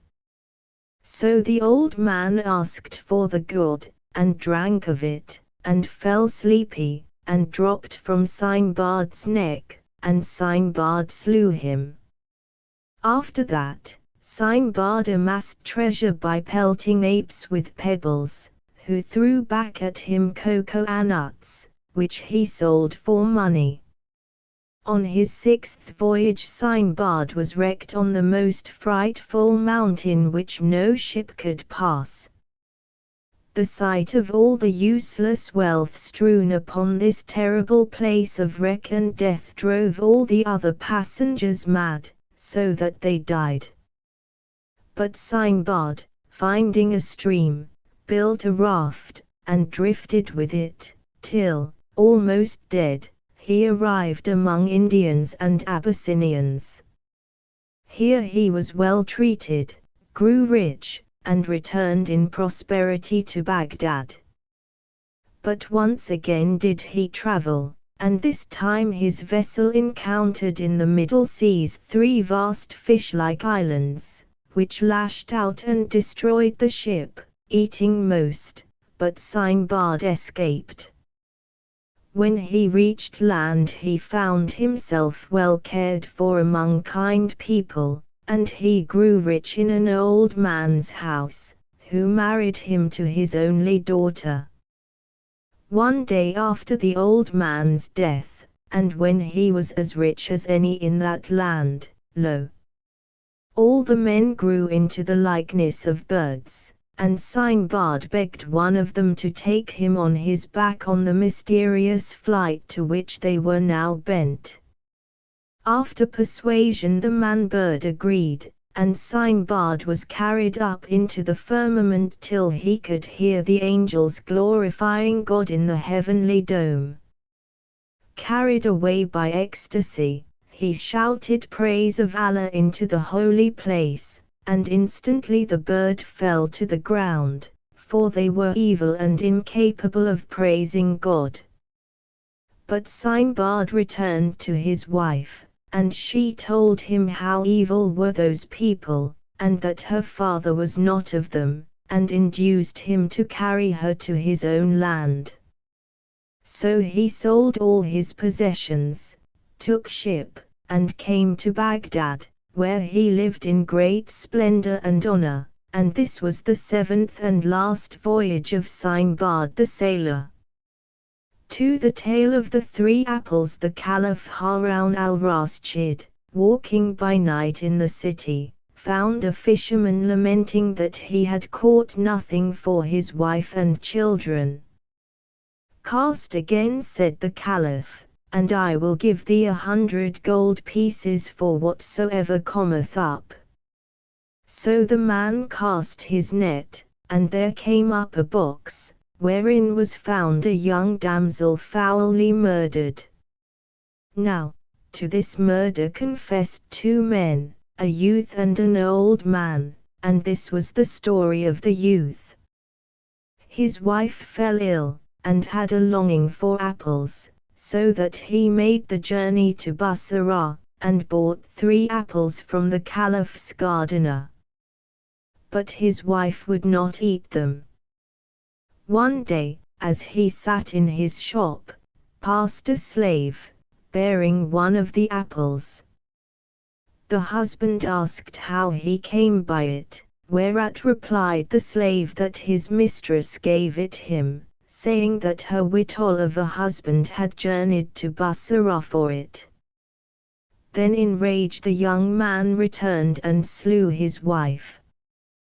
Presently his little son came home, saying that he was afraid of his mother, and when the father questioned him, replied the child that he had taken one of his mother's 3 apples to play with, and that a slave had stolen it. Then did the husband know his wife to be innocent, and he told her father all, and they both mourned for her, and both offered themselves to the executioner, the one that he was guilty, the other to save his son-in-law whose guilt was innocence. From this story followed that of Nuddin and his son Bedreddin Hassan, whose marriage to the Lady of Beauty was brought about by a genie, in spite of great difficulties. And it was after hearing this tale that Harun al-Rashid declared to his vizier, "It behoves that these stories be written in letters of liquid gold." 3. Hassan, the rope maker. 2 men, so it chanced, disputing whether wealth could give happiness, came before the shop of a poor rope maker. Said one of the men, "I will give this fellow 200 pieces of gold, and see what he does with it." Hassan, amazed by this gift, put the gold in his turban, except 10 pieces, and went forth to buy hemp for his trade and meat for his children. As he journeyed, a famished vulture made a pounce at the meat, and Hassan's turban fell off, with which the vulture, balked of the meat, flew away, far out of sight. When the 2 men returned they found Hassan very unhappy, and the same who had given before gave him another 200 pieces, which Hassan hid carefully, all but 10 pieces, in a pot of bran. While he was out buying hemp, his wife exchanged the pot of bran for some scouring sand with a sunman in the street. Hassan was maddened when he came home, and beat his wife, and tore her hair, and howled like an evil spirit. When his friends returned they were amazed by his tale, but the one who had as yet given nothing now gave Hassan a lump of lead picked up in the street, saying, "Good luck shall come of homely lead, where gold profits nothing." Hassan thought but little of the lead, and when a fisherman sent among his neighbors that night for a piece of lead wherewith to mend his nets, very willingly did Hassan part with this gift, the fisherman promising him the first fish he should catch.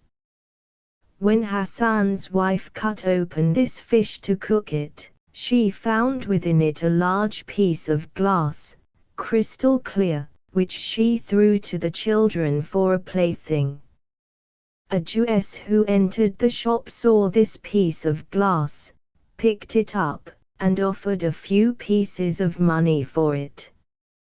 Hassan's wife dared not do anything now without her husband's leave, and Hassan, being summoned, refused all the offers of the Jewess, perceiving that the piece of glass was surely a precious diamond. At last the Jewess offered 100,000 pieces of gold, and, as this was wealth beyond wealth, Hassan very willingly agreed to the barter. For Prince Ahmed and the Fairy. Once upon a time there was a sultan who had 3 sons, and all these young men loved their cousin, the fatherless and motherless Nouronihar, who lived at their father's court.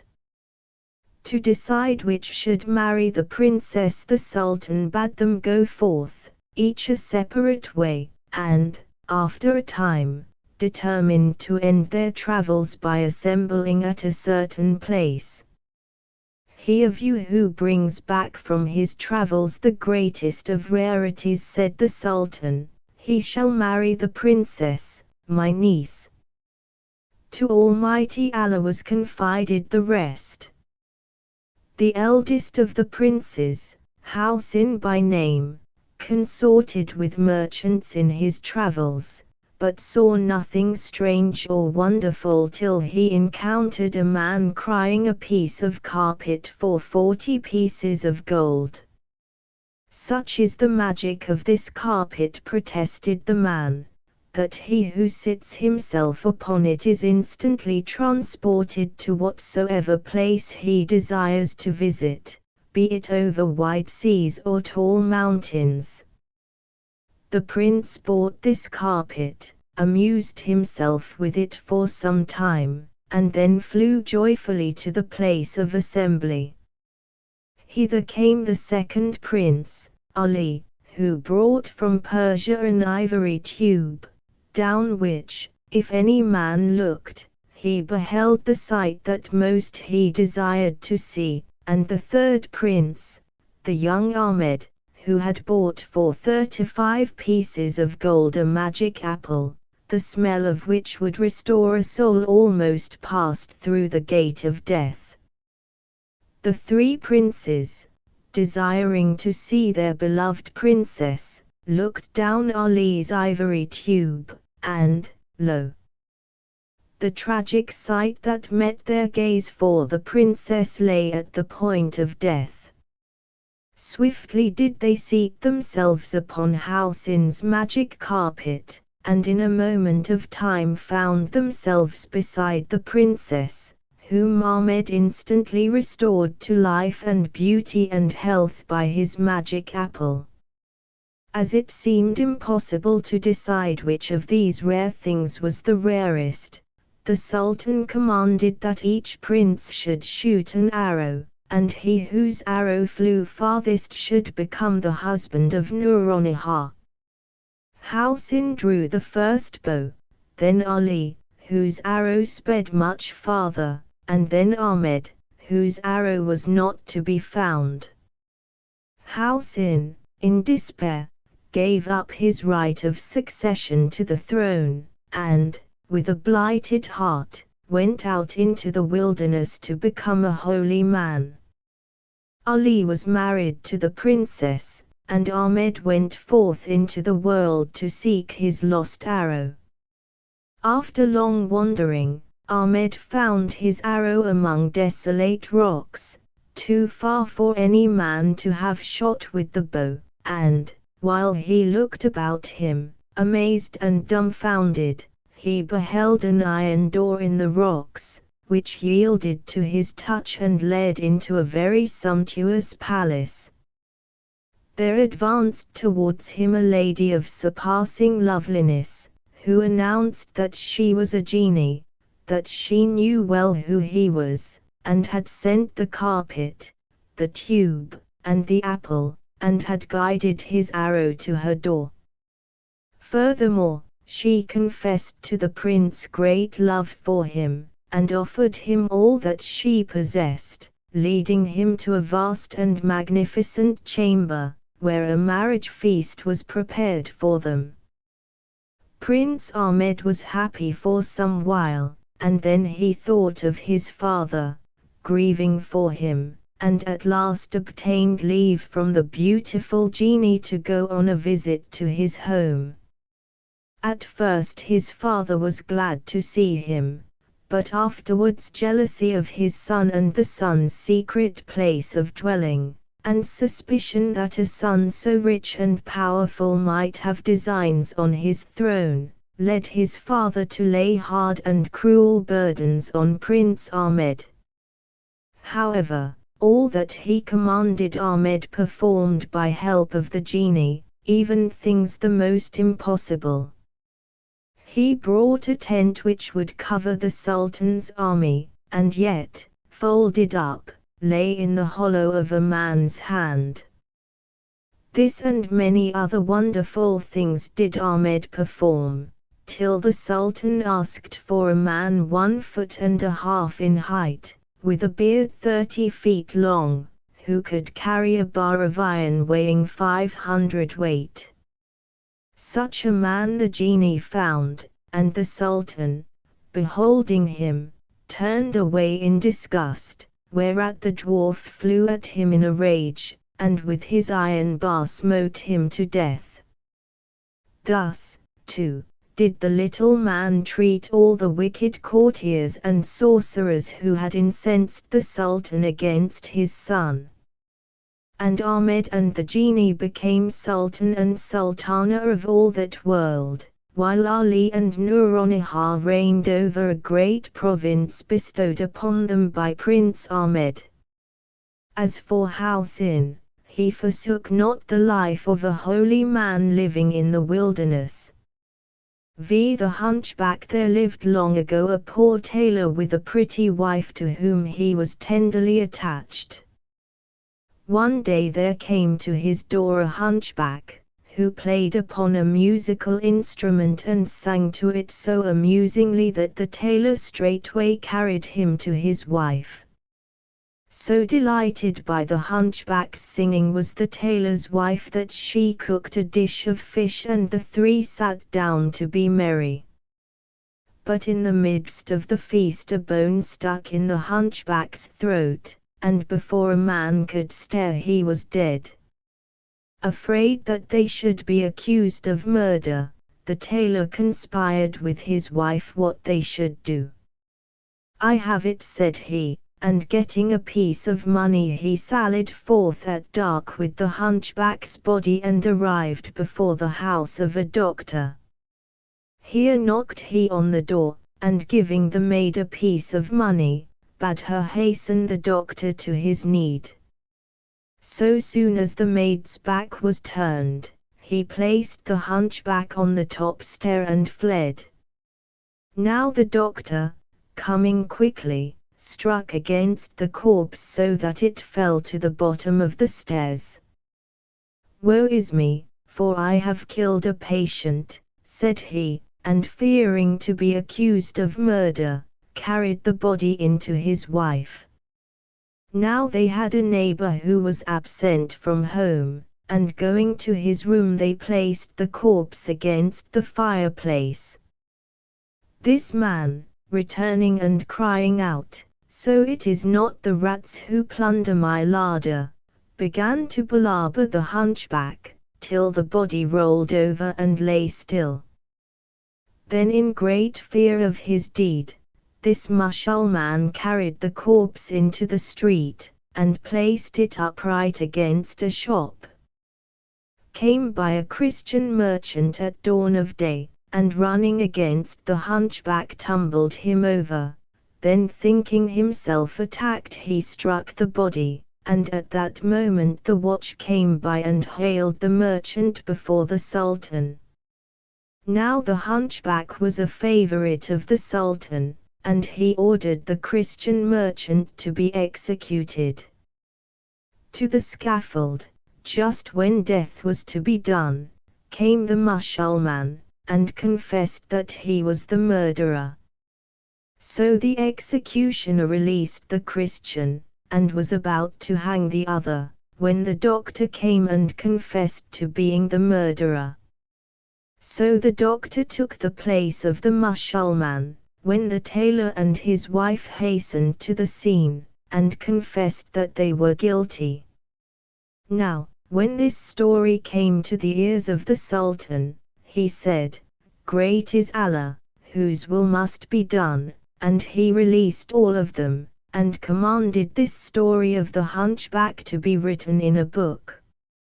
6. Aladdin, or the wonderful lamp. There was in the old time a bad and idle boy who lived with his mother, a poor widow, and gave her much unrest. And there came to him one day a wicked magician, who called himself the boy's uncle, and made rich presents to the mother, and one day he led Aladdin out to make him a merchant.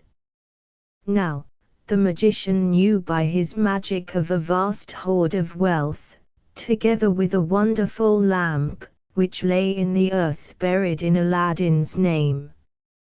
And he sent the boy to fetch the lamp, giving him a magic ring, and waited on the earth for his return. But Aladdin, his pockets full of jewels, refused to give up the lamp till his false uncle helped him to the surface of the earth, and in rage the magician caused the stone to fall upon the cave, and left Aladdin to die. But as he wept, wringing his hands, the genie of the magic ring appeared, and by his aid Aladdin was restored to his mother. There, with the genie of the lamp to wait upon him, he lived, till, seeing the Sultan's daughter pass on her way to the bath, he conceived violent love for her, and sent his mother to the Sultan with all his wonderful jewels, asking the princess in marriage. The Sultan, astonished by the gift of jewels, set Aladdin to perform prodigies of wonder, but all these he accomplished by aid of the genie, so that at last the Sultan was obliged to give him the princess in marriage. And Aladdin caused a great pavilion to rise near the Sultan's palace, and this was one of the wonders of the world, and there he abode in honor and fame. Then the wicked magician, knowing by magic the glory of Aladdin, came disguised, crying new lamps for old, and one of the maids in the pavilion gave him the wonderful lamp, and received a new one from the coppersmith. The magician transplanted the pavilion to Africa, and Aladdin, coming home, found the Sultan enraged against him and his palace vanished. But by means of the genie of the ring he discovered the whereabouts of his pavilion, and going thither, slew the magician, possessed himself anew of the lamp, and restored his pavilion to its former site. But the magician's wicked brother, plotting revenge, obtained access to the princess in disguise of a holy woman he had foully murdered, and he would have certainly slain Aladdin but for a warning of the genie, by which Aladdin was enabled to kill the magician. After that Aladdin lived in glory and peace, and ascended in due course to the throne, and reigned with honor and mercy. 7. Ali Baba and the 40 Thieves. Now, the father of Ali Baba left both his sons poor, but Qasim married a rich wife, and so he lived plenteously, while his poor brother, Ali Baba, worked in the wood. It came to pass that Ali Baba one day saw in the wood a company of 40 robbers, the captain of whom cried, "Open, Sesame," to a great rock, and lo! It opened, and the men disappeared. When they were gone out again, Ali Baba came from his hiding, and, addressing the rock in the same way, found that it obeyed him. Then went he in and took much of the treasure, which he drove home on his mule. Now, when his wife sent to the brother Qasim for scales, wherewith she might weigh all this treasure, the sister-in-law being suspicious that one so poor should have need of scales, smeared the bottom of the pan with wax and grease, and discovered on the return a gold piece. This she showed to Qasim, who made Ali Baba confess the tale. Then Qasim went to the cave, entered, loaded much treasure, and was about to depart, when he found he had forgotten the magic words whereby he entered. There was he found by the 40 thieves, who slew and quartered him. Ali Baba found the quarters, took them home, got a blind tailor to sew them together, and gave his brother burial. Now, the robbers discovered Ali Baba's house, and they hid themselves in oil jars hung on the backs of mules, and the captain drove them. Thus came they to Ali Baba's house, and the captain craved lodging for himself and his beasts.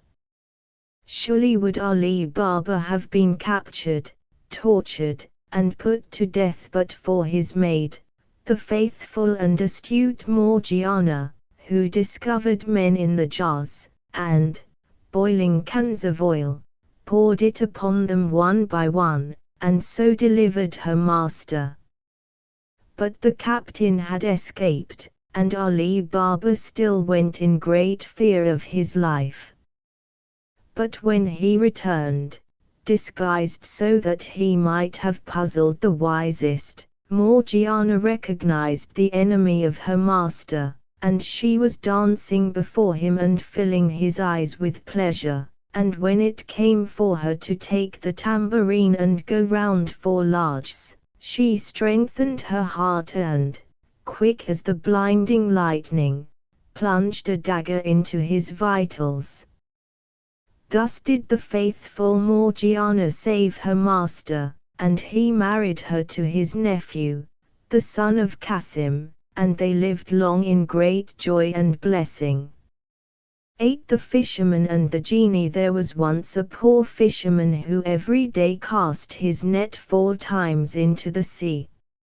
On a day he went forth, and casting in his net, drew up with great labor a dead jackass, casting again, an earthen pitcher full of sand, casting a 3rd time vexatiously, potsherds and shattered glass, and at the last a jar of yellow copper, leaden capped, and stamped with the seal ring of Solomon, the son of David. His rage was silenced at sight of the sacred seal, and, removing the cap, smoke issued, which, taking vast shape, became a terrible genie frightful to see. Said the genie, "By what manner of death wilt thou die? For I have sworn, by Allah, to slay the man who freed me." He moreover explained how Solomon had placed him in the jar for heresy, and how he had lain all those years at the bottom of the sea.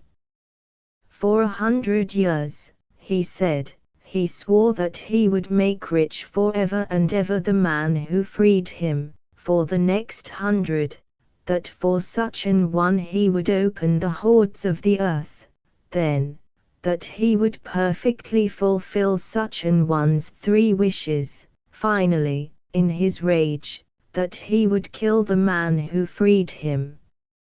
Now, the fisherman, having pleaded in vain, said that he did not believe the tale, seeing that so huge a genie could never have got into so small a jar.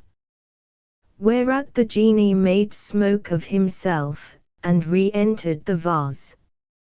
Instantly then did the fisherman stop it, nor would he let the genie free till that wicked one had promised to spare his life and do him service. Grudgingly and wrathfully did the genie issue forth, but being now under oath to Allah, he spared the fisherman and did him service. He took him to a lake in the Black Mountains, bade him throw in his net, and bear the catch to the Sultan. Now, by the fisherman's catching of 4 fish all of a different hue, the Sultan discovered that this lake in the mountains was once a populous and mighty city, whereof the prince and all the inhabitants had been bewitched in ancient time. When the city was restored and all those many people called back to life, the Sultan enriched the fishermen, who lived afterwards in wealth. 9. The enchanted horse. In olden times there came to the court of Persia a stranger from Ind, riding a horse made of wood, which, said he, could fly whithersoever its rider wished. When the Sultan had seen the horse fly to a mountain and back, he asked the Hindu its price, and said the man, "Thy daughter's hand." Now the prince, standing by, was enraged at this insolence, but his father said, "Have no fear that I should do this thing. Howsoever, lest another king become possessed of the horse, I will bargain for it." But the impetuous prince, doubting the truth of the horse's power, jumped upon its back, turned the peg which he had observed the Hindu to turn, and instantly was borne far away. The king, enraged that the Hindu could not bring back his son, had the man cast into prison, albeit the Hindu protested that soon the prince must discover the secret of stopping the horse by means of a second peg, and therefore would soon return. Now the prince did not discover this secret till he was far away, and it was night. He came to earth near a palace, and going in, found there an exquisite lady sleeping, and knew by her dress that she was of a rank equal with his own. Then he pleaded to her for succor, and she constrained him to stay, and for many weeks he abode as a guest. After that time he said, "Come to my father's court, that we may be married." And early one dawn he bore her to Persia on the back of the enchanted horse. So glad was the king at his son's return that he released the Hindu. Now the Hindu, hearing what had happened, determined on revenge. He found where the horse was placed, and going to the palace where the foreign princess was housed, sent for her in the Sultan's name, and she came to him. Then he seated her upon the horse, and mounting up in full view of the Sultan and his royal son, flew far away with his lovely captive. It was the Hindu's desire to marry this princess, but when they were come to earth, she withstood him, and cried for help and succor. To her came the Sultan of that place, and slew the Hindu, and would have married her, but she was faithful to her lover and feigned madness. Then the Sultan offered rewards to any who should cure her of this frightful madness, and many physicians came and failed. Now, her lover, distracted at sight of seeing her in midair with the Hindu, had turned holy man, roaming the earth without hope like one who is doomed. It happened that he came to the palace where the princess lay in her feigned madness, and hearing the tale of her, and of the enchanted horse, with new hope and a great joy in his heart, he went in, disguised as a physician, and in secret made himself known. Then he stood before the Sultan of that land, and said, "From the enchanted horseth she contracted this madness, and by the enchanted horse shall she lose it." And he gave orders to dress her in glorious array, to crown her with jewels and gold, and to lead her forth to the palace square. A vast concourse assembled there, and the prince set his beloved lady on the horse, and pretending incantations, leapt suddenly upon its back, turned the peg, and as the enchanted steed flew towards Persia, over his shoulder cried the glad prince, "When next, O Sultan, thou wouldst marry a princess who implores thy protection, ask first for her consent. Aucassin and Nicolette Song Story of the 12th century. If old Antief of Hainaut was, as the best authorities now incline to think, the author of Aucassin and Nicolette, Belgium may claim to have produced the finest poet of the ages of chivalry. He was probably a contemporary of the English minstrel king, Richard the Lion-Hearted. But nothing is known of him save what can be gathered from the exquisite story of love which he composed in his old age. Perhaps he, too, was, in his younger days, a crusader as well as a minstrel, and fought in the Holy Land against the Saracens. His song story is certainly Arabian both in form and substance. Even his hero, Aucassin, the young Christian lord of Beaucaire, bears an Arabian name Alcazin. There is nothing in Mohammedan literature equal to Aucassin and Nicolette. It can be compared only with Shakespeare's As You Like It. The old, sorrowful, tender-hearted minstrel knight, who wandered from castle to castle in Hainaut and Picardy 700 years ago, is one of the master singers of the world. I lovers young and fair listen to a tale of love, which an old grey captive wove. Great delight and solace he found in his captivity, as he told what toils beset Aucassin and Nicolette, and the dolour undergone, and the deeds of prowess done by a lad of noble race, for a lady fair of face. Though a man be old and blind, sick in body and in mind, if he hearken he shall be filled with joy and jollity, so delectable and sweet is the tale I now repeat. Now, a war broke out between Count Beaugès of Valence and Count Garin of Beaucaire, and Count Beaugès besieged Beaucaire with 100 knights and 10,000 men.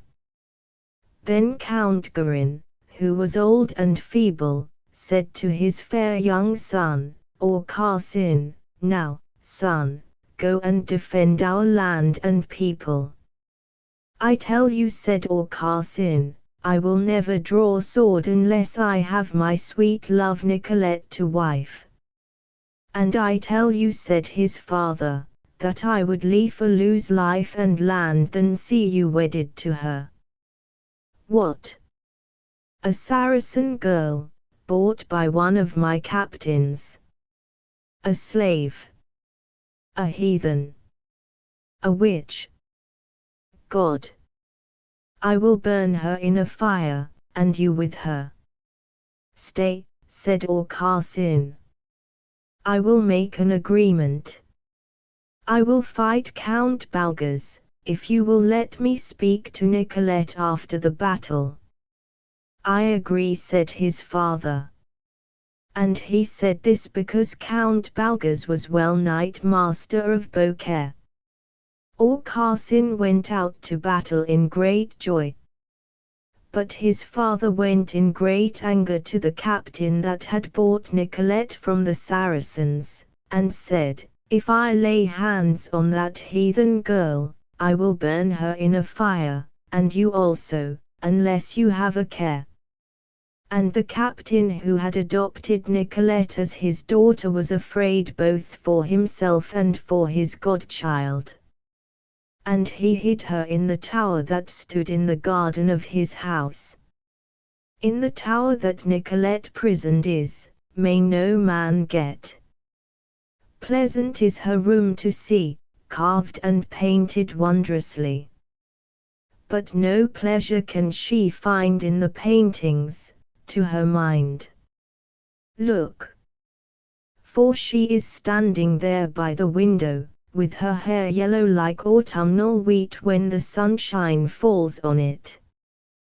Blue-grey eyes she has, and brows whiter than the winter snows, and her face is like a flower, as she gazes from the tower, as she gazes far below where the garden roses blow, and the thrush and blackbird sing in the pleasant time of spring.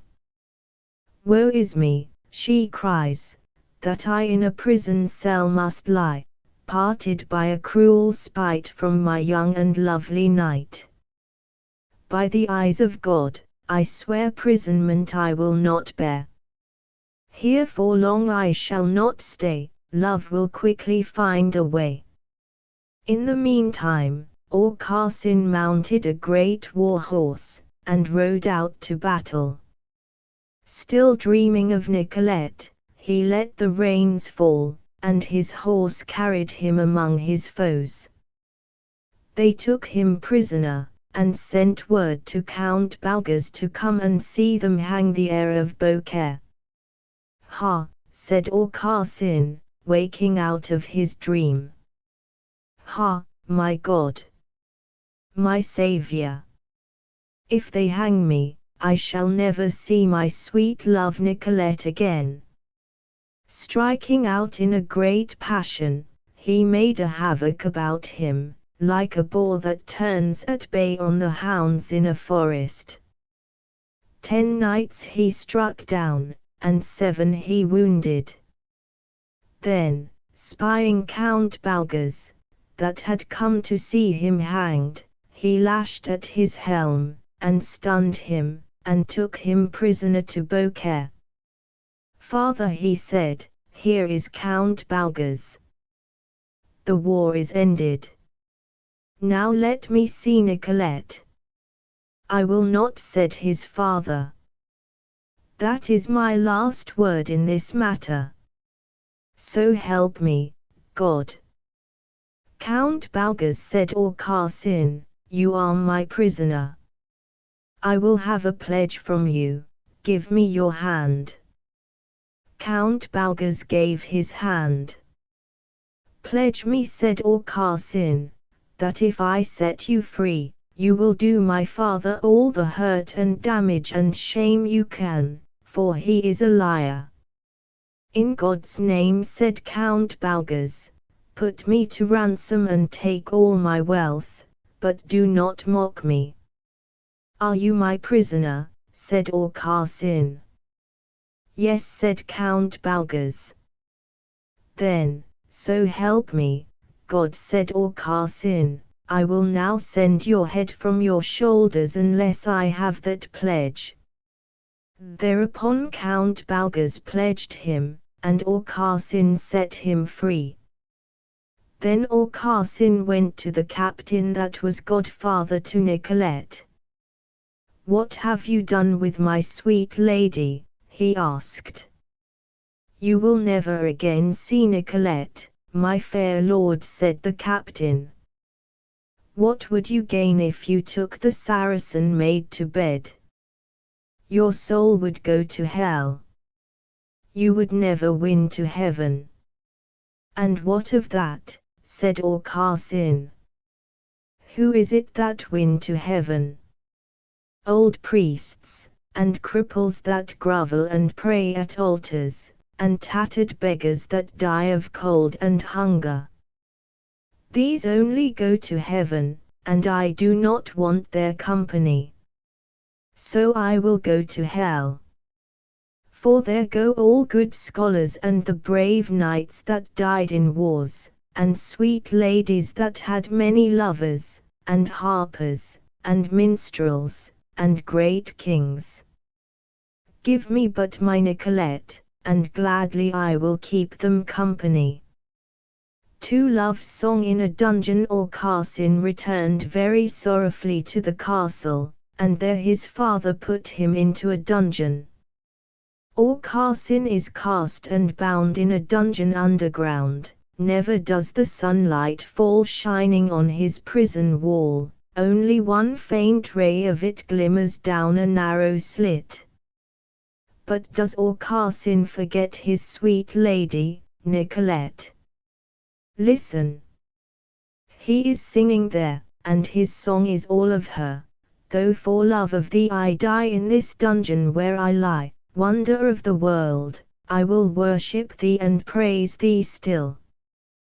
By the beauty of thy face, by the joy of thy embrace, by the rapture of thy kiss, and thy body's sweetnesses, miracle of loveliness, comfort me in my distress. Surely, 'twas but yesterday, that the pilgrim came this way weak and poor and travel-worn who in Limousin was born. With the falling sickness, he stricken was full grievously. He had prayed to many a saint for the cure of his complaint, but no healing did he get till he saw my Nicolette. Even as he lay down to die, Nicolette came walking by. On her shining limbs he gazed, as her kirtle she upraised. And he rose from off the ground, healed and joyful, whole and sound. Miracle of loveliness, comfort me in my distress. As Aucassin was singing in his dungeon, Nicolette was devising how to get out of her tower.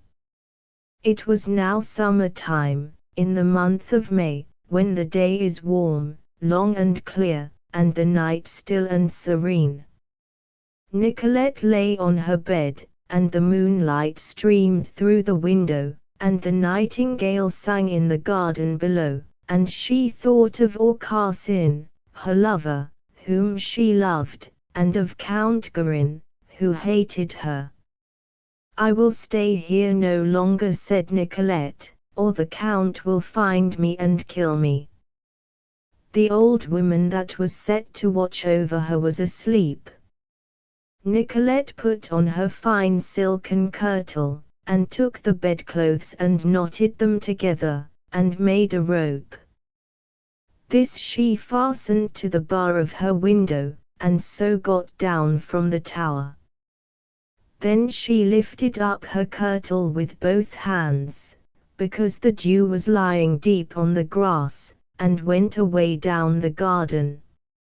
Her locks were yellow and curled, her eyes blue-grey and laughing, her lips were redder than the cherry or rose in summertime, her teeth white and small, so slim was her waist that you could have clipped her in your 2 hands, and so firm were her breasts that they rose against her bodice as if they were 2 apples.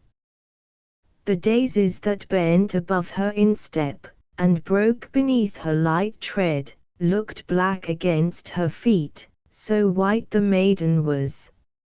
She came to the postern gate, and unbarred it, and went out through the streets of Beaucaire, keeping always in the shadows, for the moon was shining.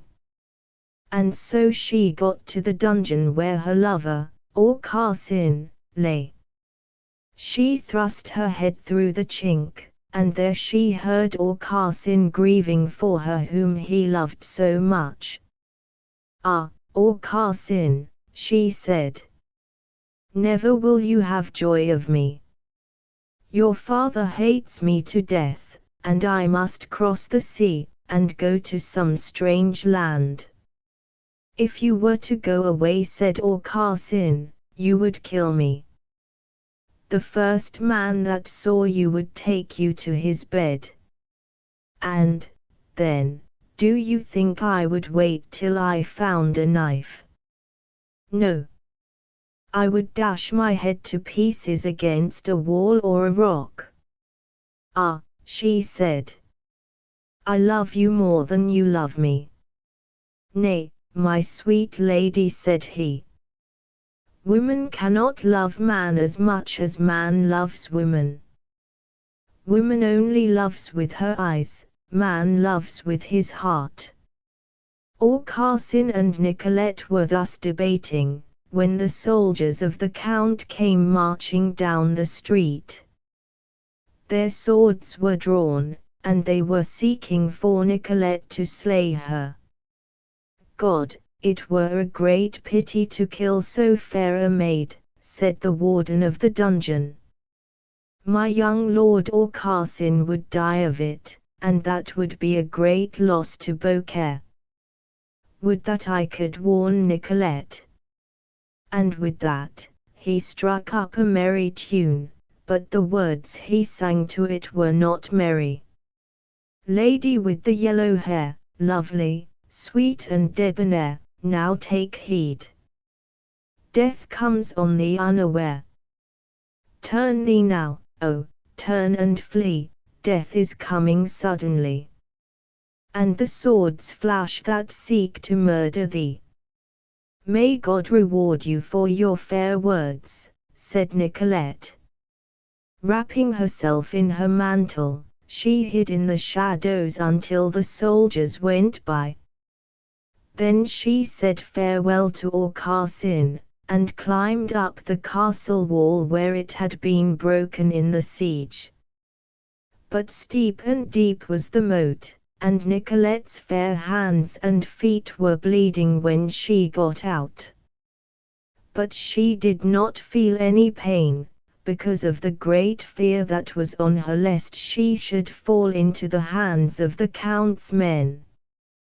Within 2 bow-shots from Beaucaire was a great forest, and here Nicolette slept in a thicket, until the herd boys came in the morning, and pastured their cattle close to her resting place. They sat down by a fountain, and spread out a cloak, and put their bread on it. Their shouting aroused Nicolette, and she came to them. "God bless you, sweet boys," said she. "God bless you, lady," said one that had a readier tongue than the others. "Do you know Aucassin, the brave young son of Count Garin?" she said. "Yes, lady," they said. "We know him very well." "Then tell him, in the name of God," said she, "that there is a beast in this forest that he must come and hunt. If he can take it, he will not sell a limb of it for 100 marks of gold. Nay, not for any money." "I tell him that," said the boy that had a readier tongue than the others. "Curse me if I do. There's no beast in this forest, stag, boar, wolf or lion with a limb worth more than 2 or 3 pence. You speak of some enchantment, and you are a fairy woman. We do not want your company. Go away." "Sweet boys," said Nicolette, "you must do as I tell you. For the beast has a medicine that will cure Aucassin of all his pain. Ah! I have 5 pieces of money in my purse. Take them, and tell him. He must come and hunt within 3 days, and if he does not, he will never be cured." "Faith," said the boy, after consulting with his fellows, "we shall tell him if he comes, but we will not search after him." 3 Aucassin goes in quest of Nicolette. Nicolette took leave of the herd boys, and went into the forest down a green way that led to a place where 7 paths met. Close at hand was a deep thicket, and there Nicolette built a lodge of green boughs, and covered it with oak leaves and lily flowers, and made it sweet and pleasant, both inside and out. And she stayed in this lodge to see what Aucassin would do. In the meantime, the cry went through all the country that Nicolette was lost. Some said that she had gone away, others that Count Garin had put her to death. If any man had joy in the news, that man was not Aucassin. His father let him out of prison, and summoned all the knights and ladies of the land to a great feast that he made to comfort his young son. But when the revelry was at its height, there was Aucassin leaning despondently from a gallery, sorrowful and utterly downcast. And an old knight saw him, and came to him. "Aucassin," he said, there was a time when I, too, was sick with the sickness that you have. If you will trust me, I will give you some good counsel. Gramercy answered Aucassin. Good counsel is indeed a precious thing. Mount your horse and ride into the forest, said the old knight.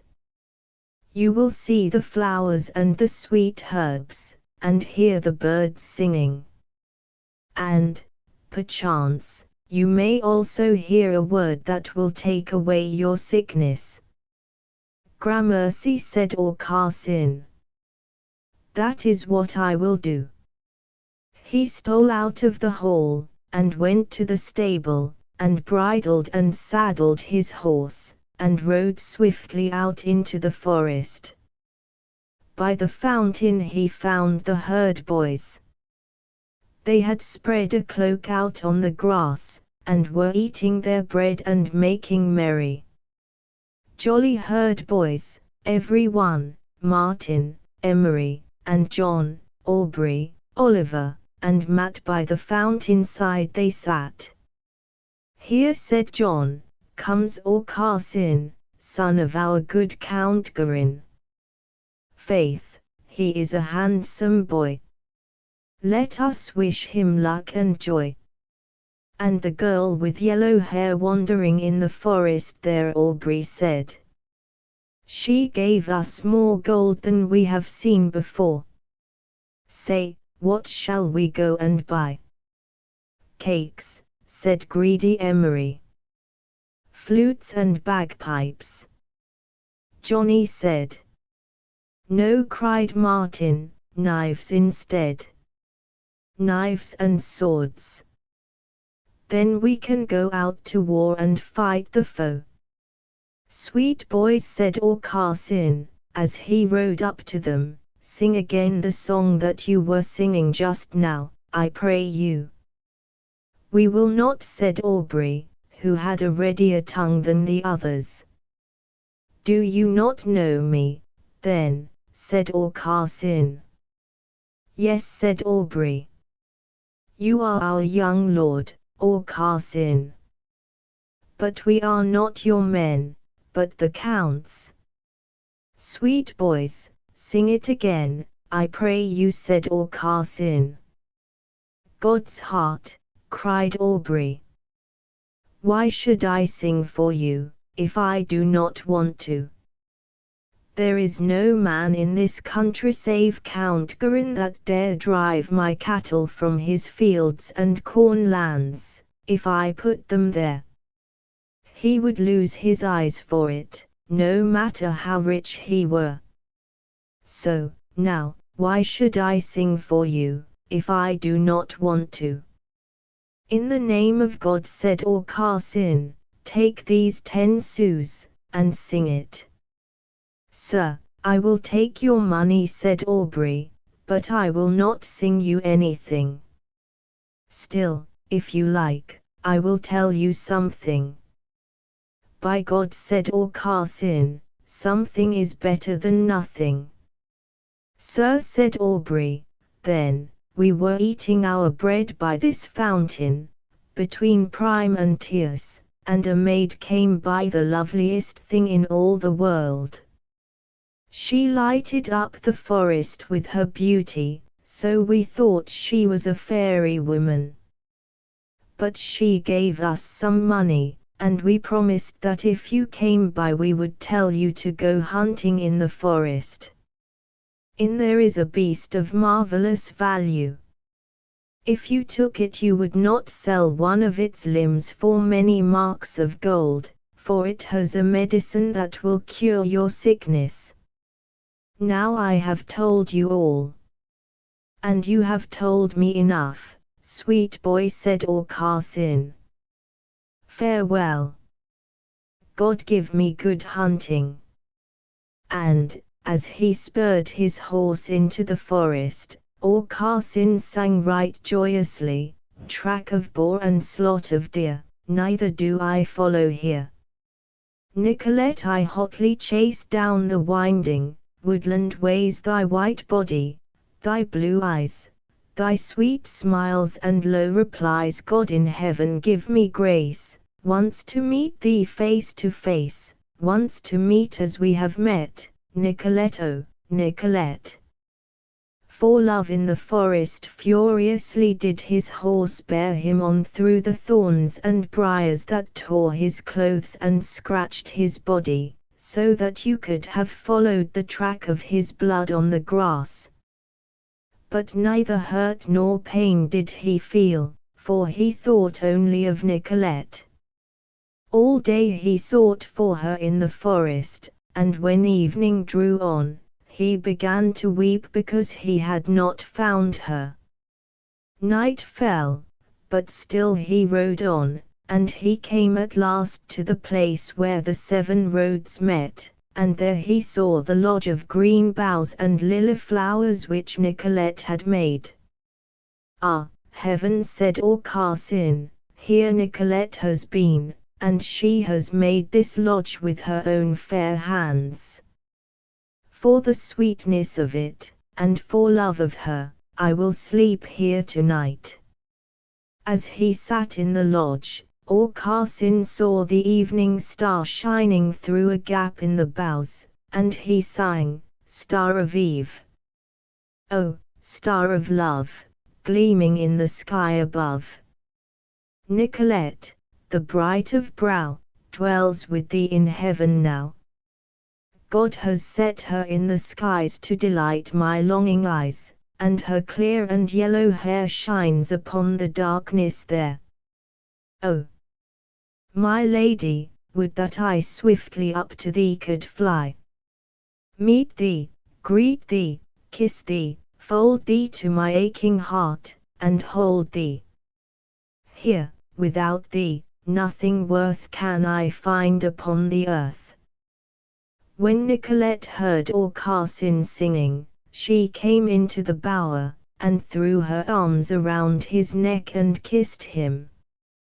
Aucassin then set his sweet love upon his horse, and mounted behind her, and with all haste they rode out from the forest and came to the seashore.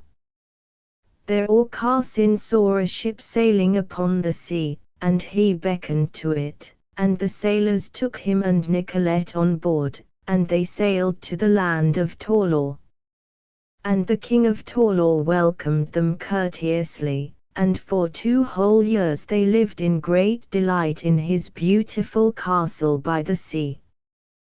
But one night the castle was suddenly stormed by the Saracens, and Aucassin was bound hand and foot and thrown into a ship, and Nicolette into another. The ship that carried Aucassin was wrecked in a great storm, and it drifted over the sea to Beaucaire. The people that ran to break up the wreck found their young lord, and made great joy over his return. For his father was dead, and he was now Count Aucassin. The people led him to the castle, and did homage to him, and he held all his lands in peace. But little delight had Aucassin in his wealth and power and kingdom. Though he lived in joy and ease, and his kingdom was at peace, Aucassin did so regret his sweet lady, Nicolette, that he would have liefer died in the battle by her side. Ah, my Nicolette, he said, are you living, are you dead? All my kingdom I would give for the news that still you live. For the joy of finding you would I search the whole world through, did I think you living yet, Nicolette, my Nicolette. V. Nicolette's love song. In the meantime, the Saracens took Nicolette to their great city of Carthage, and because she was lovely and seemed of noble birth, they led her to their king. And when Nicolette saw the king of Carthage, she knew him again, and he, also, knew her. For she was his daughter who had been carried off in her young days by the Christians.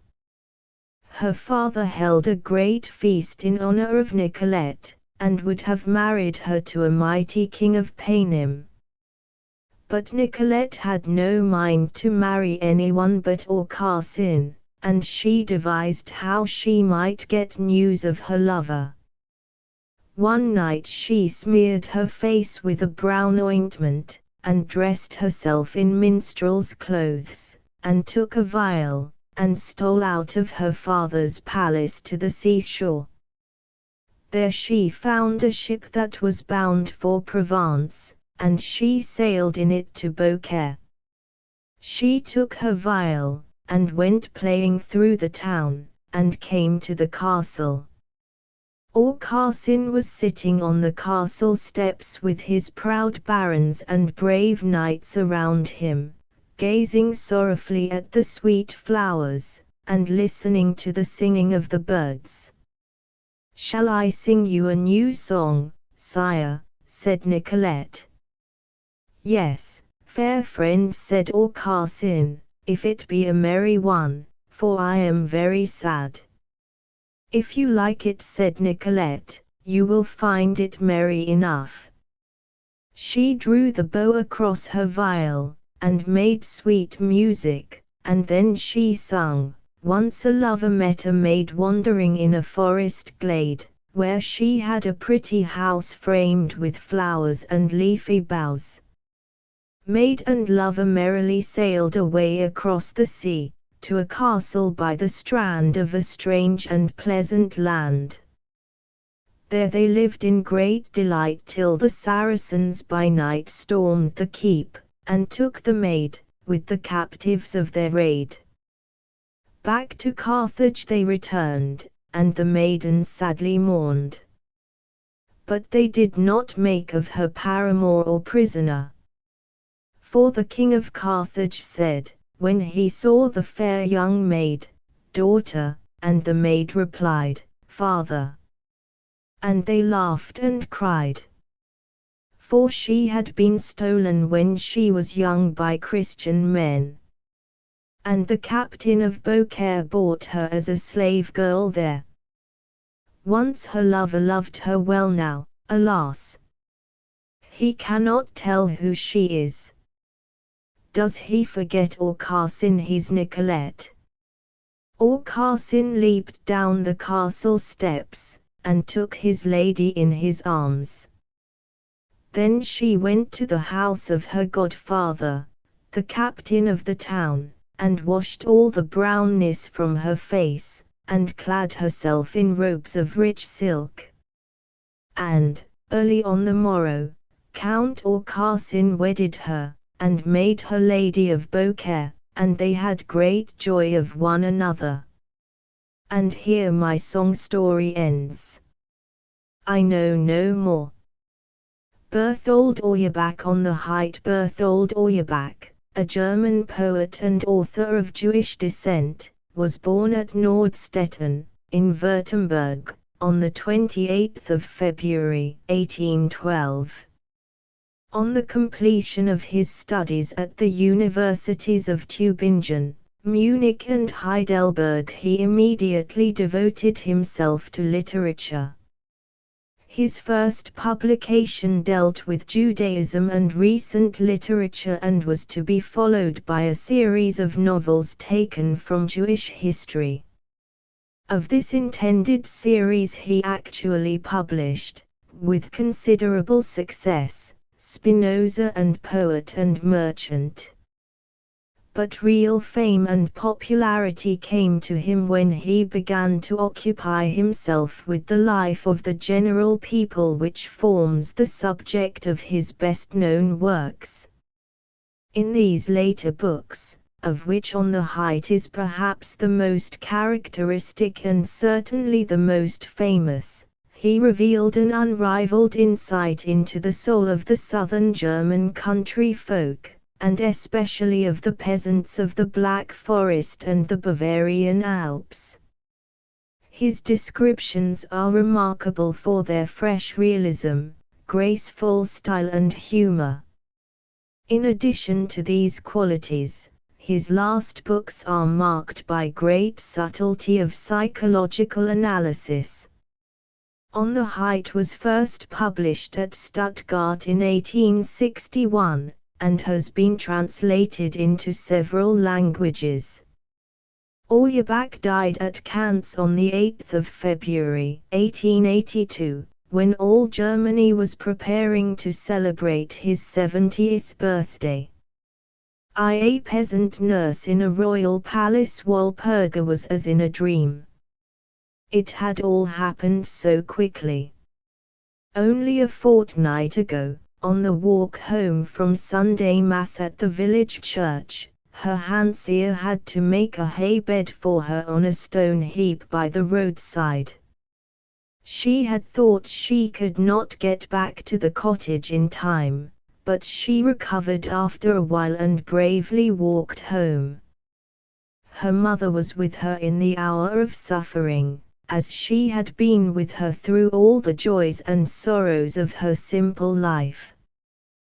Then came the supreme joy of the awakening, with a new life by her side, a baby girl groping helplessly for the mother's breast. Then was it only yesterday, when she was waiting for the return of the christening party, a carriage drove up with the village doctor and an elegant stranger. There was much beating about the bush, and then it came out like a thunderbolt. The stranger was a great doctor from the capital, entrusted with the mission to find in the mountains an honest, comely peasant woman, and married she must be, to act as wet nurse for the expected crown prince or princess. Then Hansia came home with the merry party. There was much storming and angry refusal, but finally the practical sense of the peasant folk prevailed. It was, after all, only for a year, and it would mean comfort and wealth, instead of hunger and grinding poverty.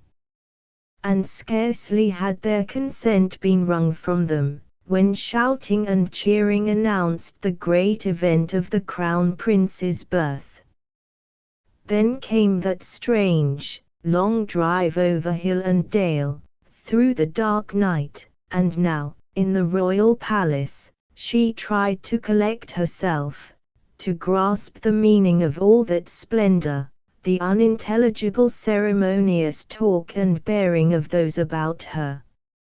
She was to be taken at once to see the Queen and her precious charge. Walpurga was full of happiness when she left the Queen's bedroom.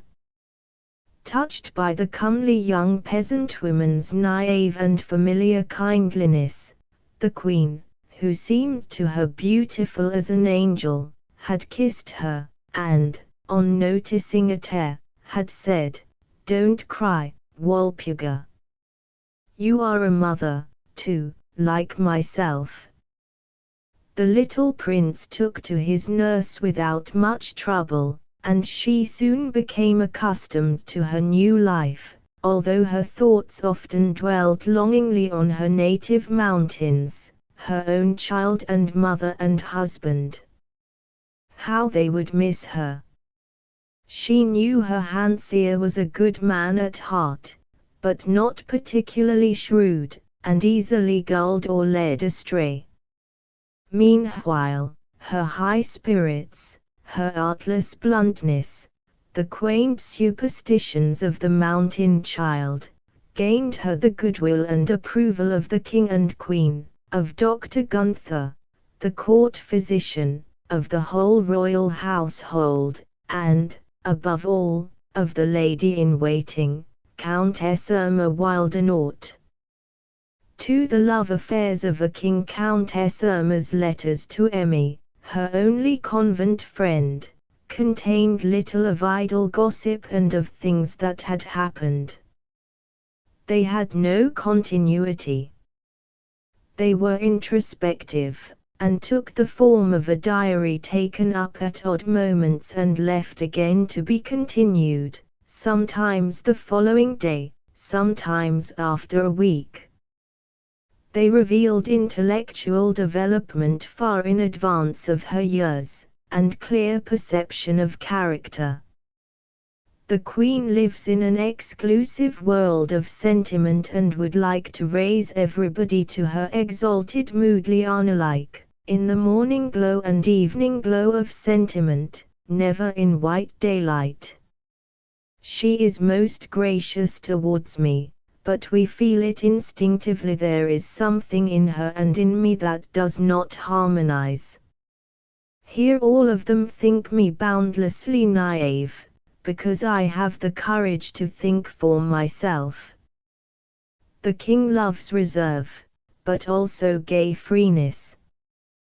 The queen is too serious eternal organ sound, but you cannot dance to an organ, and we are young and love to dance. A peasant woman from the mountains is nurse to the crown prince. I was with her at the king's request. I stood by the cot when the king arrived. He said to me gently, "It is true, an angel stands by the child's cradle." He laid his hand upon mine, which rested on the rail of the cot. The king went. And just imagine what occurred. The nurse, a fresh, merry person with blue eyes, buxom and massive, a perfect peasant beauty, to whom I showed friendliness, so as to cheer her up and save her from feeling homesick. The nurse tells me in bold words, "You are an adulteress. You have exchanged loving glances with the king." Emmy, how you were right in telling me that I idealize the people, and that they are as corrupt as the great world, and, moreover, without the curb of culture. No. She is a good, intelligent woman. She begged my pardon for her impertinence. I remain friendly towards her. Yes, I will. Irma's devotion to her king had something of hero worship. And the king, who loved his wife sincerely, but was, and wanted to be, of a heroic nature, and who was averse to all that savored of self-torment and sentimentality, was attracted by Countess Irma's intellectual freedom and esprit. He felt in her a kindred spirit. Her company was stimulating, it could not affect the even tenor of his conjugal love. But the queen, in her sentimental exaltation, sought ever for new documents to demonstrate the depth of her affection. And now she wanted to give the supreme proof by renouncing her Lutheran faith to enter into a yet closer union with her Catholic husband. To the king this sacrifice seemed not only sentimentally weak, but politically unwise. He received the confidence coldly, and begged her to reconsider the matter. He sent Dr. Gunther, who, in spite of his democratic tendencies, was held in high esteem by the king, and had great influence over the queen, to exercise his persuasive powers with no result. Where wisdom and experience had failed, the voice of nature, speaking out of Walpurga's childish chatter, succeeded. Walpurga told the queen of her father how one day on the lake, on hearing the choral singing of the peasants, he had said, "Now I know how the Almighty feels up there in heaven." All the churches, ours, and the Lutheran, and the Jewish, and the Turkish, they are all voices in the song. Each sings as he knows, and yet it sounds well together up there.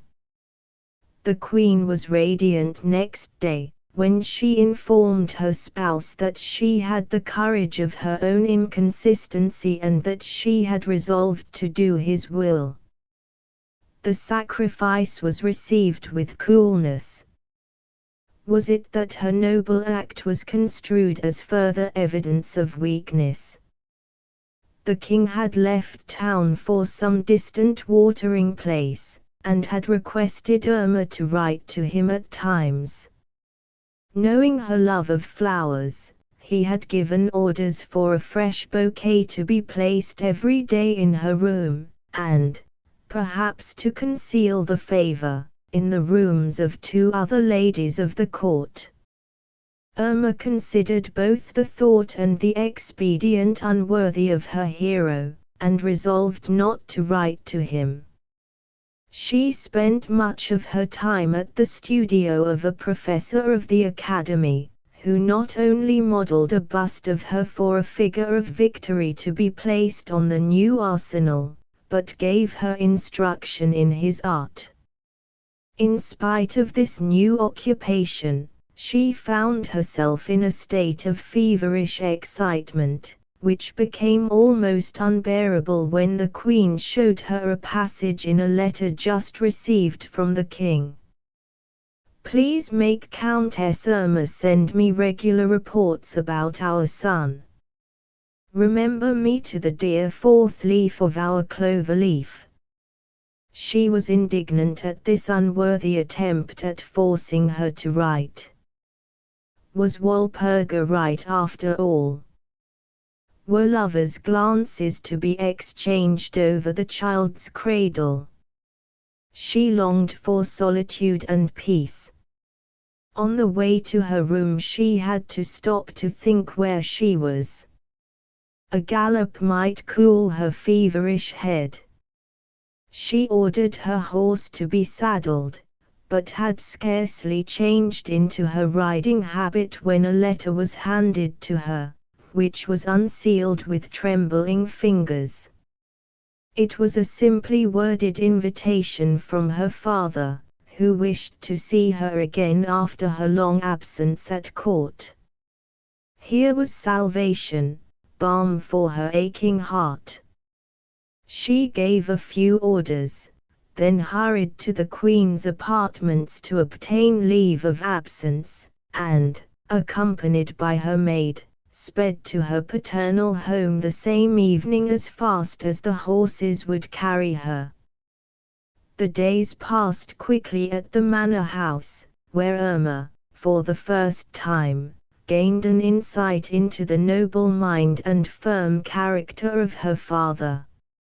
In his many soothing talks Count Eberhard told her of his regrets at having been forced by circumstances her mother's death before Irma had reached the age of 3, and his inability to give her a proper education in his mountain retreat to send her first to her aunt, then to the convent, and thus neglecting his duties as father. A word from him would have decided her to remain under his roof, but the old philosopher held that each intelligent being must work out its own destiny, and would not influence her decision. His slighting remarks about the monarchic system, about the impossibility of the king, with all his noble intentions, being able to see the world as it is, since everybody approaches him in pleasing costume, struck the final jarring note and destroyed the complete understanding between father and daughter. A half-jocular joint letter from the king and his entourage, in which the signatories expressed in exaggerated terms their longing for her presence at court, decided her to return. The carriage having been sent to the valley in advance, Count Eberhard walked down with Irma, until they came to the apple tree which he had planted on the day of his daughter's birth. He stopped, and picked up a fallen apple. "Let us part here," he said. "Take this fruit from your native soil. The apple has left the tree because it has ripened, because the tree cannot give any more to it. So man leaves home and family. But man is more than the fruit of a tree. Come, my child, I hold your dear head, don't weep or weep. May you never weep for yourself, and only for others. Remain faithful to yourself. I would give you all my thoughts, remember but the one, yield only to such pleasures as will be pleasure in recollection. Take this kiss. You kiss passionately. May you never give a kiss that does not leave your soul as pure and full as it is now. Farewell. 3. Walpurga returns home. 12 months had passed since Walpurga's arrival at court. Her trunks were now packed, she had given a last kiss to the boy prince, and now she asked her handseer, who had brought a carriage from the village to take her home, to wait in the corridor while she took leave from Countess Irma. She found Irma still in her bed, very pale, with her hair in loose strains on the pillow. I wanted to give you a souvenir, said Irma, but I think money will be best for you. Look on the table, and take it all. I don't want any of it. Take it, and don't be afraid, it is real money, won honestly at the tables. I always win, always. Take your kerchief and wrap it up. The room was so dusky that Walpurga looked around in superstitious fear.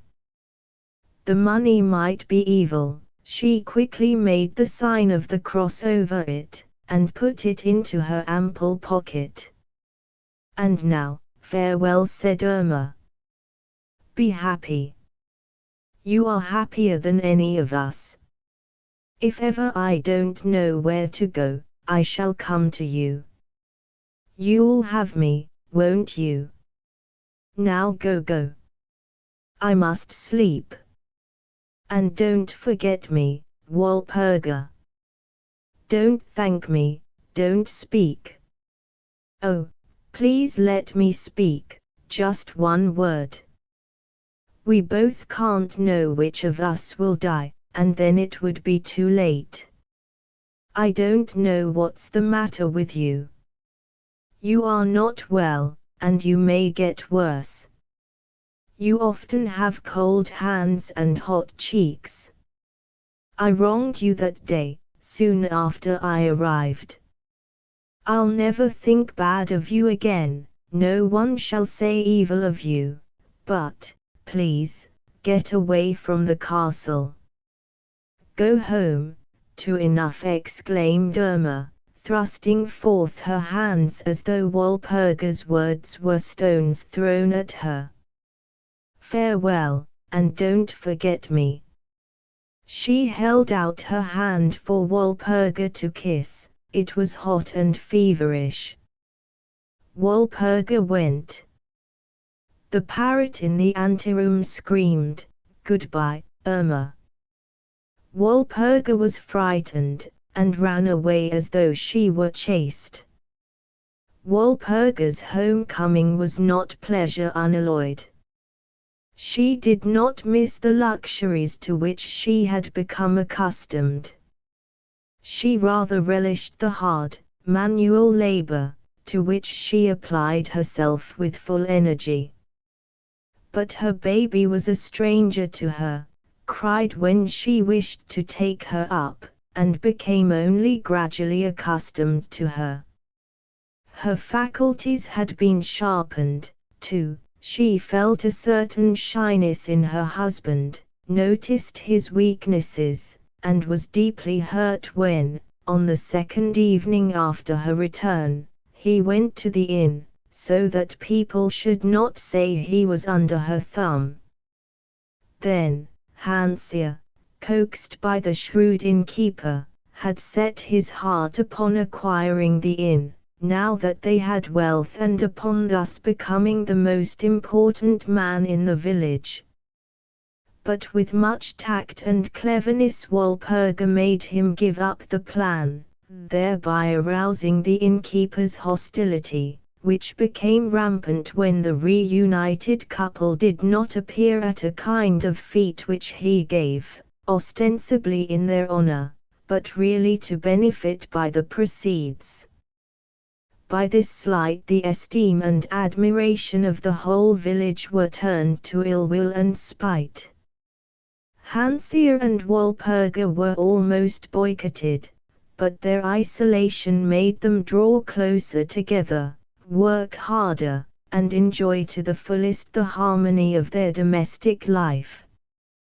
Moreover, the freehold farmer, Grubersepp, who was a personage in the district, and had never before deigned to take much notice of Hansia, now called at the cottage and offered his advice on many questions. When on a Sunday the village doctor and the priest were seen to visit the cottage, opinion began to veer around once more in the good people's favor. It was Walpurga's old uncle Peter, a poor pitch burner, who was known in the district as the pitch mannikin, who brought the first news that the freehold farm, where Walpurga's mother had in her young days served as a maid, was for sale at a very low price for ready money.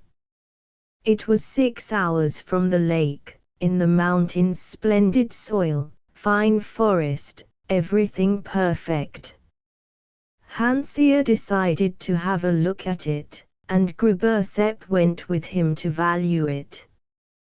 The uncle's description was found to be highly colored, but after some bargaining the purchase was effected, and soon the news was bruited about the village that Hansia had paid in clinking golden coin.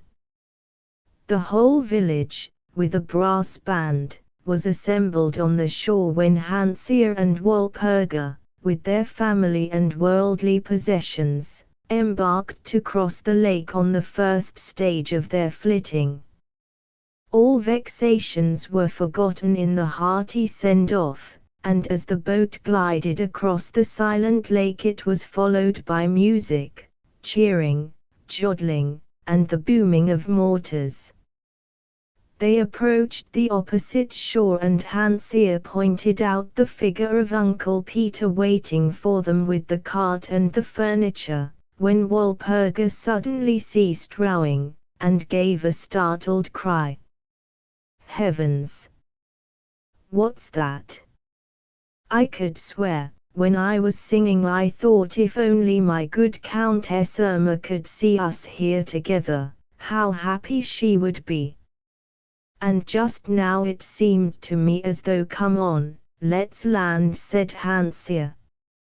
On the shore a figure in a fluttering garment was running up and down. It suddenly collapsed when the wind carried a full sound of music across the lake. Then it rose again, and vanished in the reeds. Have you seen nothing? Asked Walpurga. Rather. If it were not broad daylight, and if it were not superstition, I should think it was the mermaid herself. The boat at last touched the shore. Walpurga was the first to jump out. She hurried to the reed bank, away from her people, and there, behind the willows, the apparition fell on her neck and broke down. For the Countess Irma's atonement, Dr. Gunther received the first telegraphic news of his friend, Count Eberhard, having lost the power of speech through a stroke of paralysis. He was to break the news to Irma. For some time she had felt, through the physician's reserve and sympathetic kindness, that he could read her secret. And now she realized that sudden knowledge of her disgrace alone could have struck down her father, whose vigorous constitution had always kept illness at arm's length. They arrived at the manor house before midnight, and were shown into the sufferer's room. Count Eberhard's eyelids moved quickly when he recognized Dr. Gunther's voice, and he tried to extend his hand towards his friend, but it fell heavily on the coverlet. Dr. Gunther seized it and held it in a firm grasp. Irma knelt down before the bed, and her father's trembling hand felt over her face, and was wetted by her tears. Then he quickly withdrew it, as though he had touched a poisonous animal. He turned away his face and pressed his forehead against the wall. Now he turned round again, and with a gentle movement indicated that he wished her to leave the room. She was with him again next day. He tried painfully to say something to her, to make her understand by signs she could not understand. He bit upon his lips and tried to sit up. His face was changed, it assumed a strange color, a strange expression.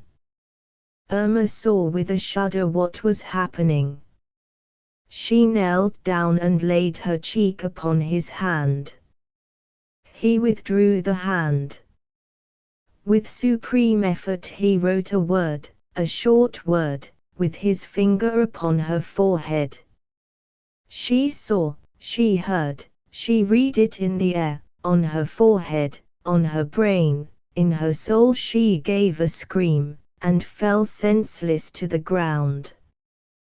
Dr. Gunther entered quickly, stepped over Irma, closed his friend's eyes, and all was silence. For many hours Irma was in her room, shut in with her despair, her remorse. No one could gain admission. She thought furiously, she raved, and then fell into a troubled sleep. When she awoke her resolution was made. She asked for light and writing material, and wrote, "My queen, with death I atone for my guilt. Forgive and forget. Irma." On the envelope she wrote, to be handed to the Queen herself by Dr. Gunther. Then she took another sheet, and wrote, "My friend, for the last time I speak to you. We have gone astray terribly. The atonement is mine. You belong to her and to the people. Your atonement is in life, mine in death. Be calm, be one with the law that ties you to her and to the people. You have denied both and I have aided you. Be true again to yourself. This is my dying word, and I die willingly, if you but listen.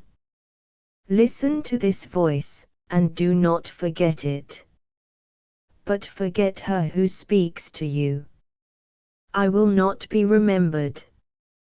She sealed the letters, left them in her writing case, and asked for her horse to be saddled. She rode out, followed by a groom, whom, some distance from home, she sent back on some pretext.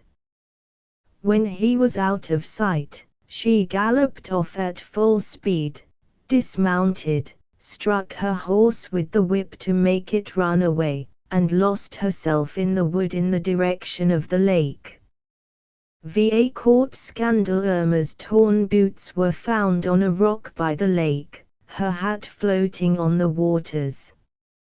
Although her body could not be recovered, there was no doubt that the Countess had committed suicide.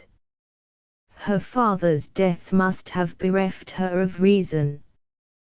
When the news was first brought to the king, he trembled violently, and had to seize the back of a chair for support. Then he requested to be left alone, and with demise he read Irma's farewell message. On the impulse of the moment, he wanted to send the Queen the last words of his friend. He wanted to write under them, to pour out his whole heart, his whole repentance. He decided not to act hastily. Even the heaviest task must be fulfilled without loss of dignity. A chase had been arranged for the morning. The hunting party were waiting in the courtyard. With an effort he pulled himself together, descended with firm step, and entered his carriage, returning smilingly the salutations of his guests. The Queen was scarcely less shaken by the terrible news, which was gently broken to her by Dr. Gunther. Her heart was filled with profound pity for the unfortunate child, and she gave vent to her grief in sobs and touching lamentations. Dr. Gunther tried to comfort her. "She is not gone without farewell. She has left this letter for your Majesty, surely a letter that will bring balm in this terrible hour." Even to the last she proved her loving nature. The Queen seized the letter, read it, and turned deathly pale, then burning red. When she found words, she exclaimed, "And she has kissed my child, and he has kissed his child." They talk of the sublime, and their words do not cut their tongues. Everything is soiled. And he dared say to me, "A prince has no private actions." His doings and his neglects set the example. Fie! Everything is soiled, everything filthy. Everything. She became unconscious. Dr. Gunther sprinkled her forehead with eau de cologne, and had her taken to bed. He sat by the bedside for some time, until she opened her eyes, thanked him, and expressed her desire to sleep. He spoke some soothing words, and retired, leaving instructions with the lady of the bedchamber in the anteroom. Some days passed before the king sought his wife's forgiveness. The interview was brief and decisive. The king spoke nobly, manly and sincerely. The queen was bitter, sharp and irreconcilable. Her duty as a queen demanded that the rift should not appear in public. Her injured pride as a woman refused to admit more. He demanded to know whether her friend and adviser, Dr. Gunther, knew of her decision. She replied he was too noble to let thoughts of anger or revenge enter his great heart. This great being can be made small. You will not rob me of my only friend. Your only friend. I do not know this title. To my knowledge there is no such office at court. Be what you will.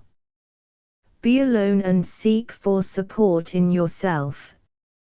He stripped the wedding ring from his hand, placed it on the table, and moved towards the door.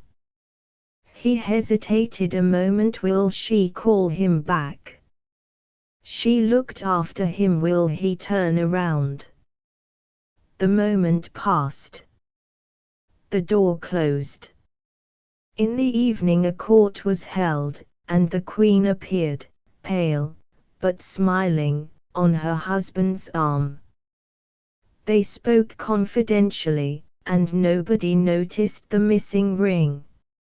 Next day the journals announced that the king's physician had tendered his resignation. And court gossip had it that Walpurga had bought a farm with the gold she had earned as intermediary between the king and the unfortunate Countess Wildernaut. 6 Forgiving and forgiven. Irma had passed 4 years at Hansier's mountain farm. Her secret had been well kept. Even Hansier, who had promised his wife never to ask any questions about their permanent guest, was in complete ignorance about her identity. Irma, who, after having tried her hand at various domestic occupations, had taken up wood carving with considerable success, enabling her to discharge at least the material part of her debt of gratitude, was generally held to be a half-witted relation of Walpurga's. Her despair and remorse had gradually given way to resigned sadness. Self-communion had to make up for lack of intellectual intercourse, and sharpened her perception. In her diary she entered the profound thoughts suggested to her active intelligence by her observation of events in themselves insignificant, and analyzed with cool aloofness the working of her mind.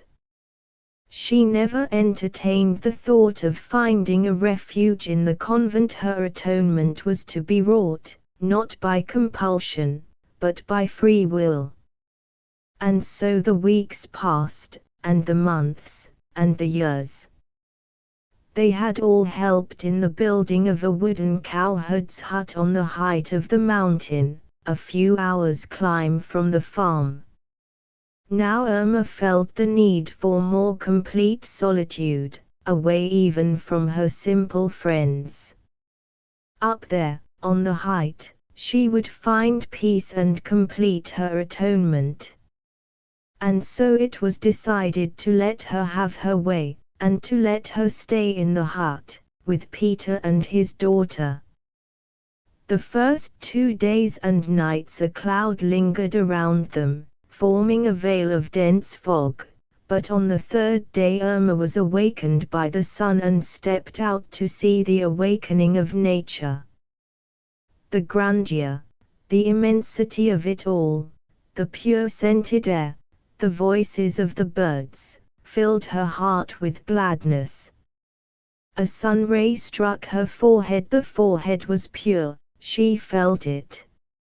Irma now gave up her wood carving. She had to be urged to eat, and only took her food to please the kind old pitch manikin. Immovably she would lie for hours in her favorite meadow, and think and breathe the pure air. Her life was slowly ebbing from her.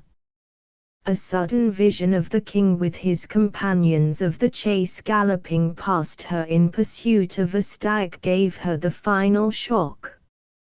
She cowered on the ground. She bit into the moss, scraped the earth with her hands. She feared to scream aloud. She staggered back to the hut, shaken by fever, and threw herself upon her bed. Then she asked Peter for some paper. She had heard that Dr. Gunther was living with his family at the summer resort at the foot of the mountain. She wrote with shaking hand, "Eberhard's daughter calls Dr. Gunther," and sent Peter to speed down with the message. In the little town all was excitement and commotion owing to the sojourn of the royal court. Dr. Gunther, now in favor again, was with the king when the message arrived. He read the note and was left speechless with amazement. Then he collected his wits, and hurried with Peter to the dying penitent's bedside. Irma was sleeping, and he sat by her side until she awoke. She saw Gunther. Pleasure illumined her face, and she held out both hands towards him. He took them, and she pressed her feverish lips upon his hands. Walpurga, to whom the news of Irma's impending end had been brought, took a quick resolution. She hurried to the little town to seek her queen. The matter was not easy, for suspicion rested heavily upon her, but her determination removed all obstacles, and the queen, profoundly moved by Walpurga's jerky explanation and passionate appeal, and stirred to the very depths of her soul by Irma's heroism, demanded to be led at once to her. She was followed in a short while by the king, to whom the whole incident had been reported. Gunther sat for hours by Irma's bedside, listening to her heavy breathing. The door flew open and the queen appeared. "At last, you have come," breathed Irma, raising herself and kneeling in her bed. Then, with a heart-breaking voice, she exclaimed, "Forgive, forgive. Forgive me, Irma, my sister," sobbed the queen, and took her in her arms and kissed her. A smile spread over Irma's face, then with a cry of pain she fell back dead. When the king arrived he found his wife kneeling before the bed. He quietly knelt down by her side. The queen arose, placed her hand upon his head. "Kurt," she said, "forgive me, as I have forgiven you." Then she spread a white kerchief over the dead, and they left the hut. They walked hand in hand through the wood, until they reached the road, where carriages were waiting. During the night the pitch mannequin dug a grave on the spot where Irma had loved to lie in the sun. She was buried there early next morning. Hansia and Peter and Dr. Gunther carried the corpse, and Walpurga with her child formed the procession. Jane Austen's Sense and Sensibility. Jane Austen, daughter of the rector of Steventon, in North Hampshire, England, was born there on the 16th of December, 1775, and received her education from her father, a former Fellow of St. John's College, Oxford. Her life was spent in the country or in country towns, chiefly at the village of Chton, near Winchester. She died, unmarried, at Winchester on the 18th of July 1817, and was buried in the cathedral. The novels of Jane Austen may be divided into two groups.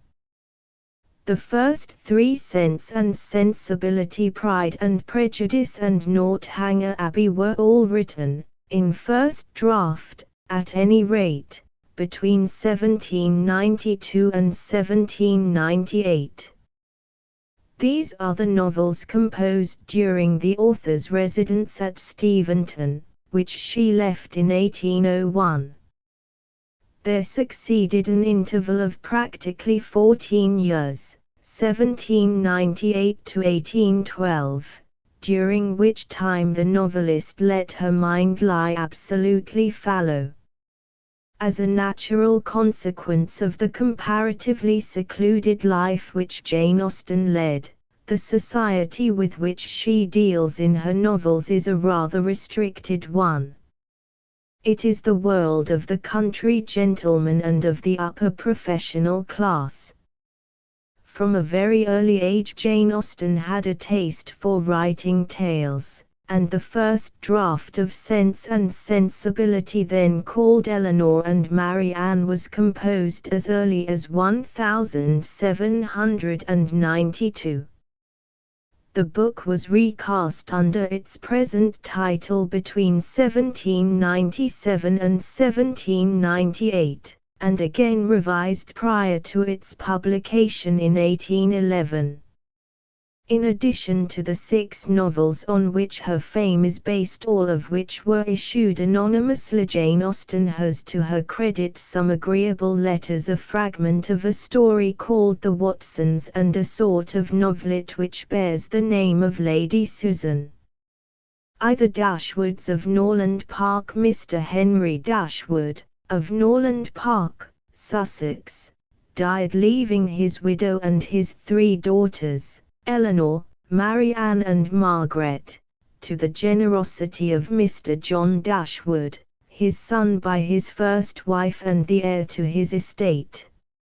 Mr. John, who, apart from the family inheritance, had received one fortune from his mother and another with his wife, was at first disposed to increase the portions of his sisters by giving them £1,000 apiece, but under the persuasion of his wife he finally resolved that it would be absolutely unnecessary, if not highly indecorous, to do more for his father's widow and children than such kind of neighborly acts as looking out for a comfortable small house for them, helping them to remove their things, and sending them presents of fish and game whenever they were in season.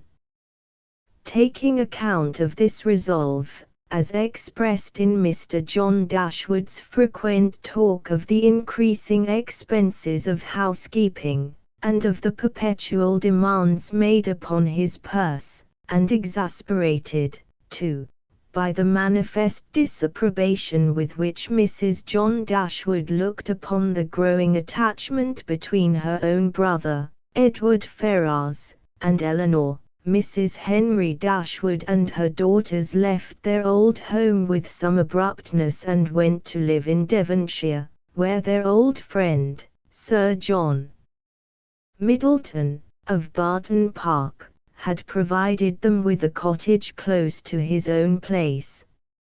Eleanor, the eldest of the daughters, possessed a strength of understanding and coolness of judgment which qualified her, though only 19, to be the counsellor of her mother, and enabled her frequently to counteract, to the advantage of them all, that eagerness of mind in Mrs. Dashwood which must generally have led to imprudence.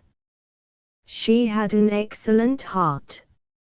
Her disposition was affectionate, and her feelings were strong, but she knew how to govern them.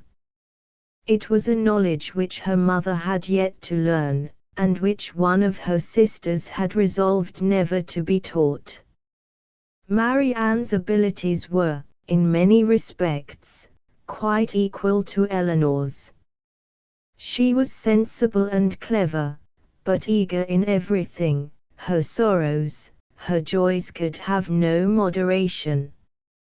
She was generous, amiable, interesting. She was everything but prudent.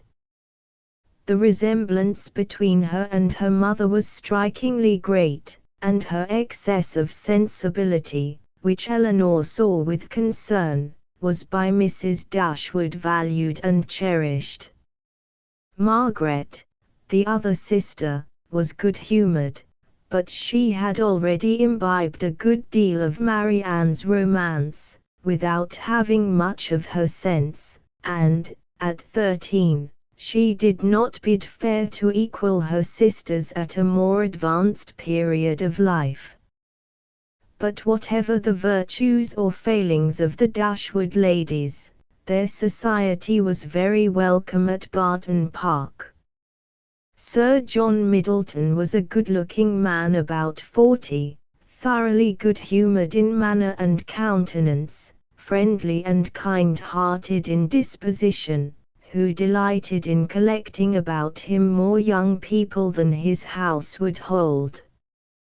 Lady Middleton was a handsome woman of 26, well-bred, and graceful in address, but deficient in frankness, warmth, or anything to say for herself. She piqued herself upon the elegance of her table appointments and of all her domestic arrangements, and this kind of vanity it was that constituted her greatest enjoyment in any of their parties. Sir John was a sportsman, Lady Middleton a mother. He hunted and shot, and she humoured her children, and these were their only resources. Continual engagements at home and abroad, however, supplied all the deficiencies of nature, and education supported the good spirits of Sir John, and gave exercise to the good breeding of his wife. Mrs. Jennings, Lady Middleton's mother, who formed one of the party on the first occasion of the Dashwoods dining at Barton Park, was a good-humoured, fat, elderly woman, who talked a good deal, and seemed very happy, and rather vulgar. She was full of jokes and laughter, and before dinner was over had said many witty things on the subject of lovers and husbands, hoped they had not left their hearts behind them in Sussex, and pretended to see them blush whether they did or not. In fact, this lady was a born matchmaker, and she at once proceeded, by hints here and raillery there, to promote a match between Marianne, aged 17, and Colonel Brandon, a grave but sensible bachelor on the wrong side of 35. Marianne, however, scorned and laughed at the idea, being reasonable enough to allow that a man of 35 might well have outlived all acuteness of feeling and every exquisite power of enjoyment, and having met with an accident which led to her being carried home by a handsome and vivacious young gentleman called Willoughby, who had a seat called Combe Magna in Somersetshire, she rapidly developed a liking for his society, and as quickly discovered that in regard to music, to dancing, and to books, their tastes were strikingly alike. "Well, Marianne," said Eleanor, after his first visit, "for one morning I think you have done pretty well. You have already ascertained Mr. Willoughby's opinion in almost every matter of importance. You know what to think of Cowper and Scott, you are aware of his estimating their beauties as he ought, and you have received every assurance of his admiring Pope no more than is proper. But how is your acquaintance to be long supported under such extraordinary dispatch of every subject for discourse? You will soon have exhausted each favourite topic. Another meeting will suffice to explain his sentiments on picturesque beauty and second marriages, and then you can have nothing further to ask." To this Marianne replied, "Is this fair? Is this just? Are my ideas so scanty? But I see what you mean. I have been too much at my ease, too happy, too frank. I have erred against every commonplace notion of decorum. I have been open and sincere where I ought to have been reserved, spiritless, dull and deceitful. Had I talked only of the weather and the roads, and had I spoken only once in 10 minutes, this reproach would have been spared." From which it will be gathered that Marianne began now to perceive that that desperation which had seized her at 16½ of ever seeing a man who could satisfy her ideas of perfection had been somewhat rash and quite unjustifiable. To Marianne Dashwood in love, Willoughby's society soon became Marianne's most exquisite enjoyment. The mutual attachment was obvious, amusingly obvious.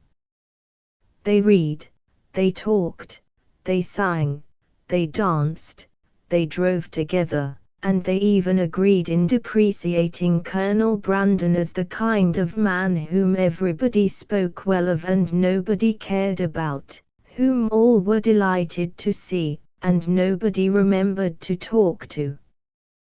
Then, after cutting off a lock of Marianne's hair, after offering her a horse, and after showing her over the house which would eventually be his on the death of Mrs. Smith, the elderly relative on whom he was partially dependent, the young lover suddenly took leave of the family, having said not a word to Mrs. Dashwood of an engagement, and having offered no other explanation of his hasty departure than the flimsy pretext of being sent by his relative on business to London.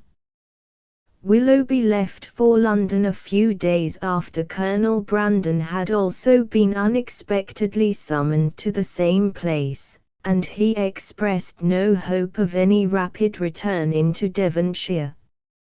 On such an occasion Marianne would have thought herself very inexcusable had she not given way to all her feelings, and for some days she courted misery and indulged in tears, in solitude, and in sleeplessness. But she was soon set a better example by Eleanor, who did her utmost to remain cheerful under the depression of heart caused by a visit paid to the family about this same time by Edward Ferrars. He was obviously uneasy, low-spirited and reserved, said he had already been a fortnight in Devonshire stopping with some friends at Plymouth, and, after a week's stay with the Dashwoods, left them, in spite of their wishes and his own, and without any restraint on his time. But Eleanor and Marianne were not long allowed leisure to be miserable.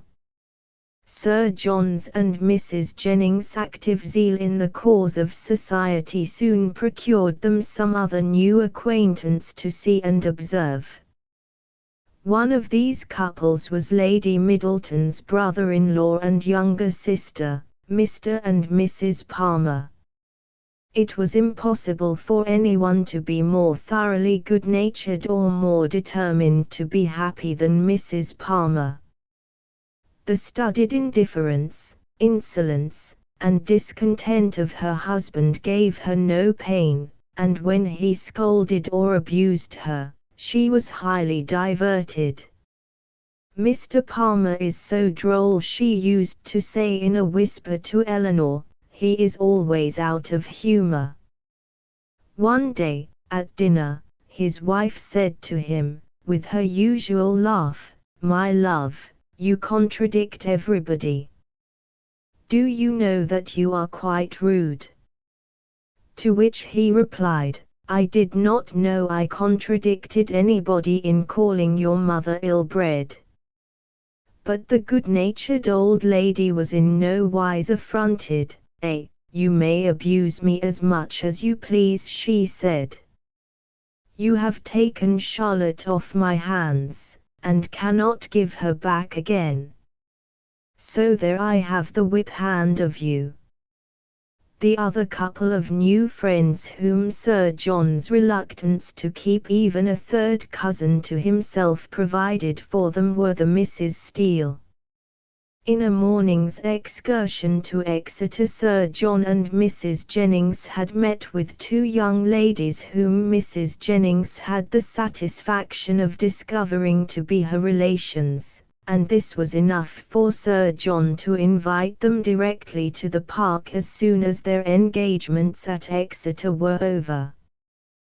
The result was that Eleanor and Marianne were almost forced into an intercourse with two young women, who, however civil they might be, were obviously underbred. Miss Steele was a plain girl about 30, whose whole conversation was of beaux, while Miss Lucy Steele, a pretty girl of 23, was, despite her native cleverness, probably common and illiterate.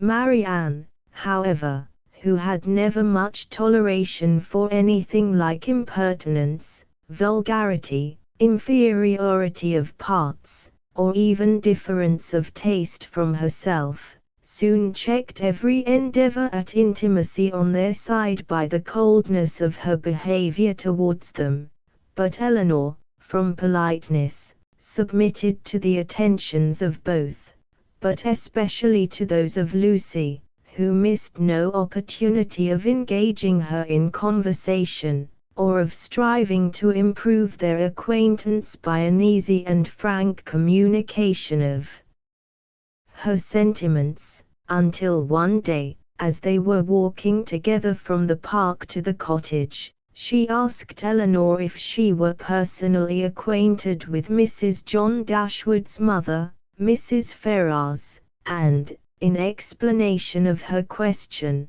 proceeded to confound her by confessing that she knew Mr. Edward Ferrars, who had been at one time under the care of her uncle, Mr. Pratt, at Longstaple, near Plymouth, and that she had been engaged to him for the last 4 years. Distressed by this news, which she was quite aware that Lucy had confided to her merely from jealousy and suspicion, indignant at Edward's duplicity, though convinced of his genuine attachment to herself, Eleanor resolved not to give pain to her mother and sister by telling them of the engagement. Indeed, her attention was soon withdrawn from her own to her sister's love affairs by an invitation which Mrs. Jennings gave the 2 girls to spend a few weeks with her in town at her house near Portman Square, an invitation which was accepted by Marianne in the hope of seeing Willoughby, and by Eleanor with the intention of looking after Marianne. Mrs. Jennings' party was 3 days on the road, and arrived in Berkeley Street at 3 o'clock in the afternoon, in time to allow Marianne to write a brief note to Willoughby. But he failed to appear that evening, and when a loud knock at the door resulted in Colonel Brandon being admitted instead, she found the shock of disappointment too great to be borne with calmness, and left the room. As it happened, a full week elapsed before she discovered, by finding his card on the table, that her lover had arrived in town. Even then she could not see him. He failed to call the next morning, and though invited to dine on the following day with the Middletons in Conduit Street, he neglected to put in an appearance. Which strange conduct moved Marianne to send another note to him, and Eleanor to write to her mother, entreating her to demand from Marianne an account of her real situation with respect to him. A meeting between Marianne Dashwood and John Willoughby at last took place at a fashionable party, where the latter greeted the 2 sisters with great coldness and reluctance, and a third letter from Marianne, now frantic with grief, elicited a reply from him in which he announced his engagement to another lady, reproached himself for not having been more guarded in his professions of esteem for Marianne, and returned, with great regret, the lock of her hair which she had so obligingly bestowed on him. A day or 2 later Colonel Brandon called on Eleanor to give her certain information about Willoughby. He told her that his sudden departure from Devonshire to London, which had surprised his friends so much, had been due to an affecting letter he had received from his ward, Miss Williams, the natural daughter of a beloved sister-in-law. Willoughby had met this lady, a pretty girl of 16, at Bath, and, after a guilty intimacy, had abandoned her. Colonel Brandon had gone to her rescue and to fight a bloodless duel with her betrayer. 3 matrimonial intrigues. One day Eleanor and Marianne were at Gray's, in Sackville Street, carrying on a negotiation for the exchange of a few old-fashioned jewels belonging to their mother, when they came upon their half-brother, Mr. John Dashwood. He paid a visit to Mrs. Jennings the next day, and came with a pretense of an apology for his wife not coming. To his sisters his manners, though calm, were perfectly kind. To Mrs. Jennings most attentively civil, and on Colonel Brandon coming in soon after himself, he eyed him with a curiosity that seemed to say that he only wanted to know him to be rich to be equally civil to him.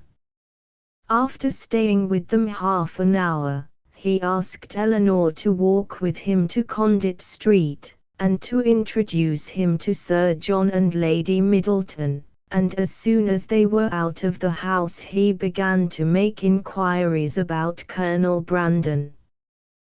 Which inquiries having elicited the satisfactory information that the gentleman had a good property at Delaford Park, in Dorsetshire, Mr. Dashwood, indifferent to his sister's disclaimers, proceeded to congratulate her on the prospect of a very respectable establishment in life, to insist that the objections to a prior attachment on her side were not insurmountable, and to inform her that the object of that attachment, Mr. Edward Ferrars, was likely to be married to Miss Morton, a P.'s daughter, with £30,000 of her own. Mrs. John Dashwood had so much confidence in her husband's judgment that she waited the very next day on both Mrs. Jennings and her daughter. She found the former by no means unworthy her notice, and the latter one of the most charming women in the world. The attraction was mutual, for Lady Middleton was equally pleased with Mrs. Dashwood. There was a kind of cold-hearted selfishness on both sides, which mutually attracted them, and they sympathized with each other in an insipid propriety of demeanor and a general want of understanding. Indeed, the Dashwoods were so prodigiously delighted with the Middletons that, though not much in the habit of giving anything, they determined to give them a dinner, and soon after their acquaintance began, invited them to dine at Harley Street, where they had taken a very good house for 3 months. Mrs. Jennings and the Misses Dashwood were invited likewise, and so were Colonel Brandon, as a friend of the young ladies, and the Misses Steele, as belonging to the Middleton party in Conduit Street. They were to meet Mrs. Ferrars. Mrs. Ferrars turned out to be a little, thin woman, upright even to formality in her figure, and serious even to sourness in her aspect. Her complexion was sallow, and her features small, without beauty, and naturally without expression, but a lucky contraction of the brow had rescued her countenance from the disgrace of insipidity by giving it the strong characters of pride and ill nature. She was not a woman of many words, for, unlike people in general, she proportioned them to the number of her ideas. Of the few syllables which did escape her, not one fell to the share of Miss Dashwood, whom she eyed with the spirited determination of disliking her at all events, whereas towards the Misses Steele, particularly towards Lucy, both mother and daughter were ostentatiously gracious. On this occasion Marianne created something of a scene by openly resenting this treatment of her sister, while Mr. Dashwood, seeking to interest Colonel Brandon in Eleanor, showed him a pretty pair of screens which she had painted for his wife, and informed him that a few months ago Marianne was remarkably handsome, quite as handsome as Eleanor. The next morning Lucy called on Eleanor to exult in Mrs. Ferrars' flattering treatment of her. Her joy, however, was somewhat diminished by the unexpected appearance of Edward Ferrars in Berkeley Street, for though both Eleanor and Lucy were able to keep up their respective poses towards him, Marianne confused all three by an open demonstration of her sisterly affection for him. But an invitation from Mrs. John Dashwood to the Misses Steele to spend some days in Harley Street soon restored Lucy's equanimity, and almost made Eleanor believe that her rival was a real favourite. At any rate, this was the view taken by foolish Nancy Steele. Lord, thought she to herself, They are all so fond of Lucy, to be sure they will make no difficulty about it."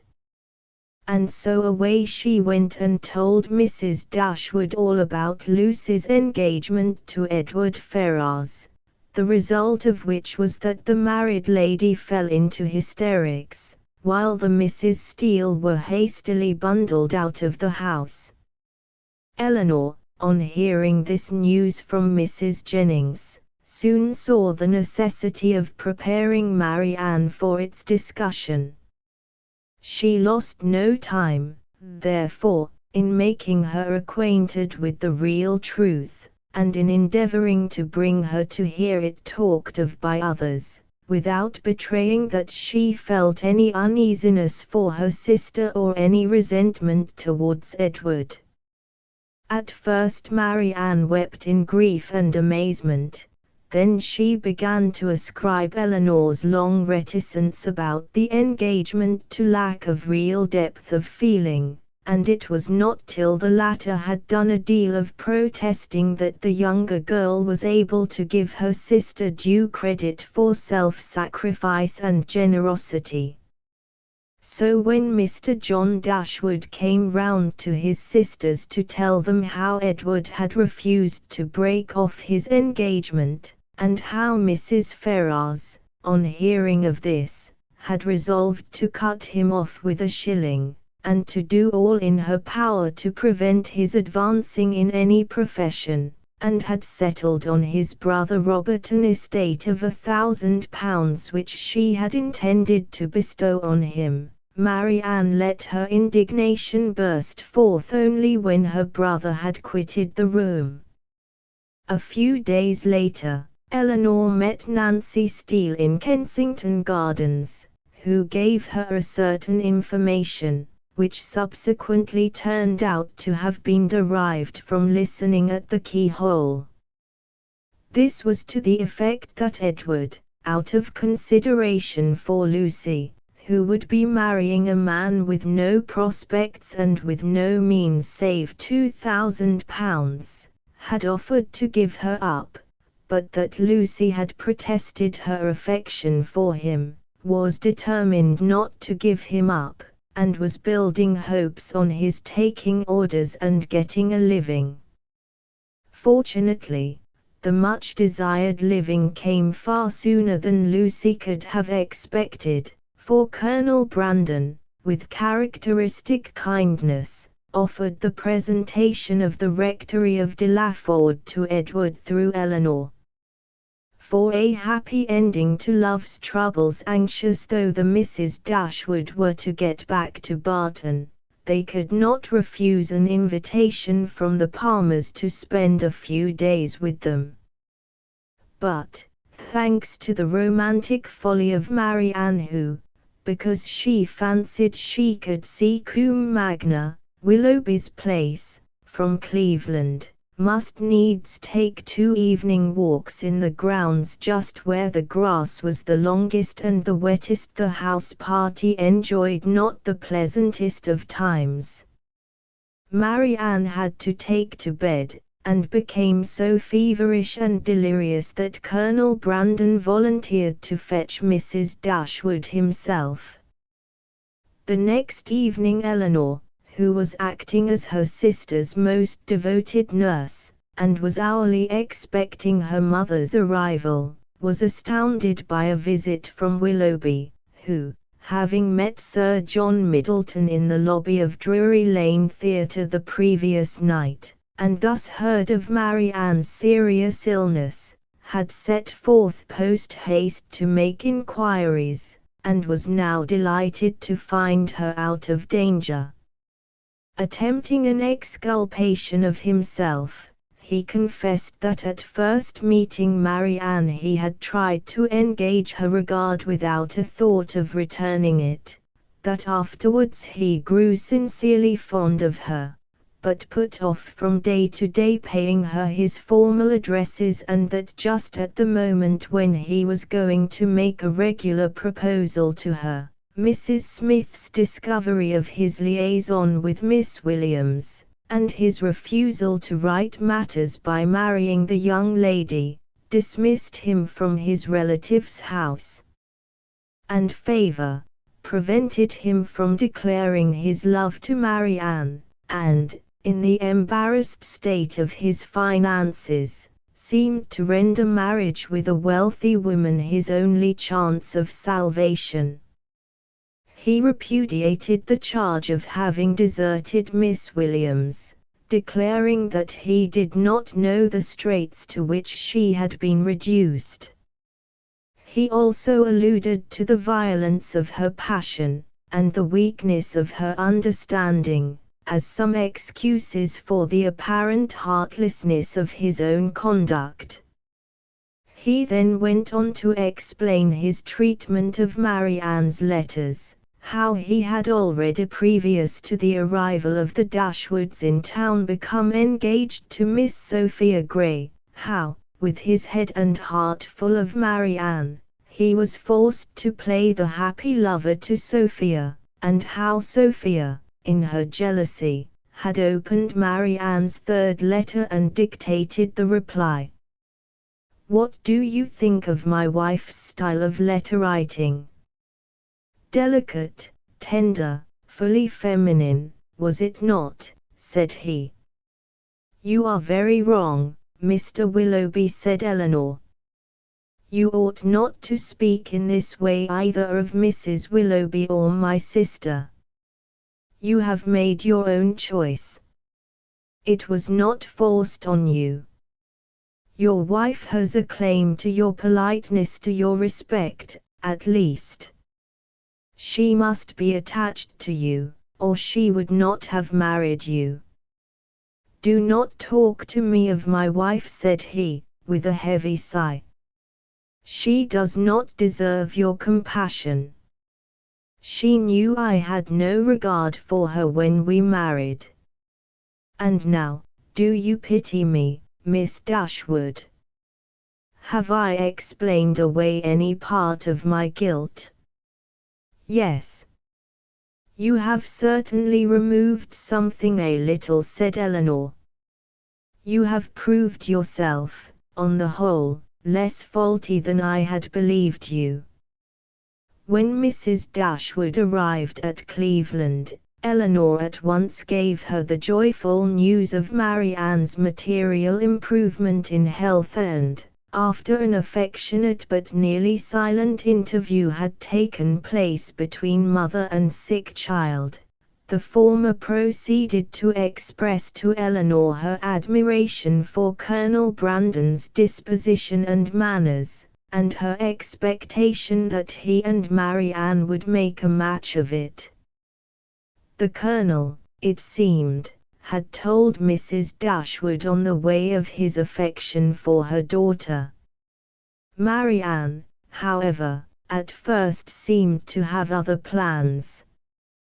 When the family got back to Barton Cottage, she announced that she had determined to enter on a course of serious study, and to devote 6 hours a day to improving herself by reading. But with such a confederacy against her as that formed by her mother and Eleanor, with a knowledge so intimate of Colonel Brandon's goodness, what could she do? As for Eleanor, her self-control was at last rewarded, thanks to a strange volte-face on the part of Lucy Steele, who, finding that Robert Ferrars had the money, married him and jilted his brother. The way was thus cleared to Eleanor's union with Edward, whose mother was induced to give the young couple her consent, and a marriage portion of £10,000. Pride and Prejudice, this, Jane Austen's best-known novel, was written between 1796 and 1797, and was called First Impressions. Revised in 1811, it was published 2 years later by the same Mr. Egerton, of the Military Library, Whitehall, who had brought out Sense and Sensibility. Like its predecessor, and like Northanger Abbey, it was written at Steventon Rectory, and it is generally regarded not only as its author's most popular but as her most representative achievement. Wickham, the all-conquering young lady-killer of the story, is a favorite character of the novelist. He figures as Willoughby in Sense and Sensibility, as Crawford in Mansfield Park, as Churchill in Emma, and to a certain extent as Wentworth in Persuasion. Another characteristic feature of Pride and Prejudice is Wickham's unprepared attachment to Lydia Bennet, resembling as it does Robert Ferrars's startling engagement to Lucy Steele in Sense and Sensibility, Frank Churchill's secret understanding with Jane Fairfax in Emma, and Captain Benwick's sudden and unexpected union with Louisa Musgrove in Persuasion. A society ball at Longbourn. All Longbourn was agape with excitement when it became known that Netherfield Park, the great place of the neighbourhood, was let to a rich and handsome young bachelor called Bingley, and that Mr. Bingley and his party were to attend the forthcoming ball at the Assembly Rooms. Nowhere did the news create more interest and rouse greater hopes than in the household of the Bennets, the chief inhabitants of Longbourn, for Mr. Bennet, who was so odd a mixture of quick parts, sarcastic humour, reserve and caprice, that the experience of 23 years had been insufficient to make his wife understand his character, was the father of 5 unmarried daughters, while Mrs. Bennet, a still handsome woman, of mean understanding, little information, and uncertain temper, made the business of her life getting her daughters married, and its solace visiting and news. The evening fixed for the ball came round at last, and when the Netherfield party entered the Assembly Rooms it was found to consist of 5 persons altogether: Mr. Bingley, his 2 sisters, the husband of the elder, and another young man. Mr. Bingley was good-looking and gentlemanlike. He had a pleasant countenance, and easy, unaffected manners. His sisters were fine women, with an air of decided fashion. His brother-in-law, Mr. Hurst, merely looked the gentleman, but his friend, Mr. Darcy, soon drew the attention of the room by his fine, tall person, handsome features, noble mien, and the report, which was in general circulation within 5 minutes after his entrance, of his having 10,000 a year.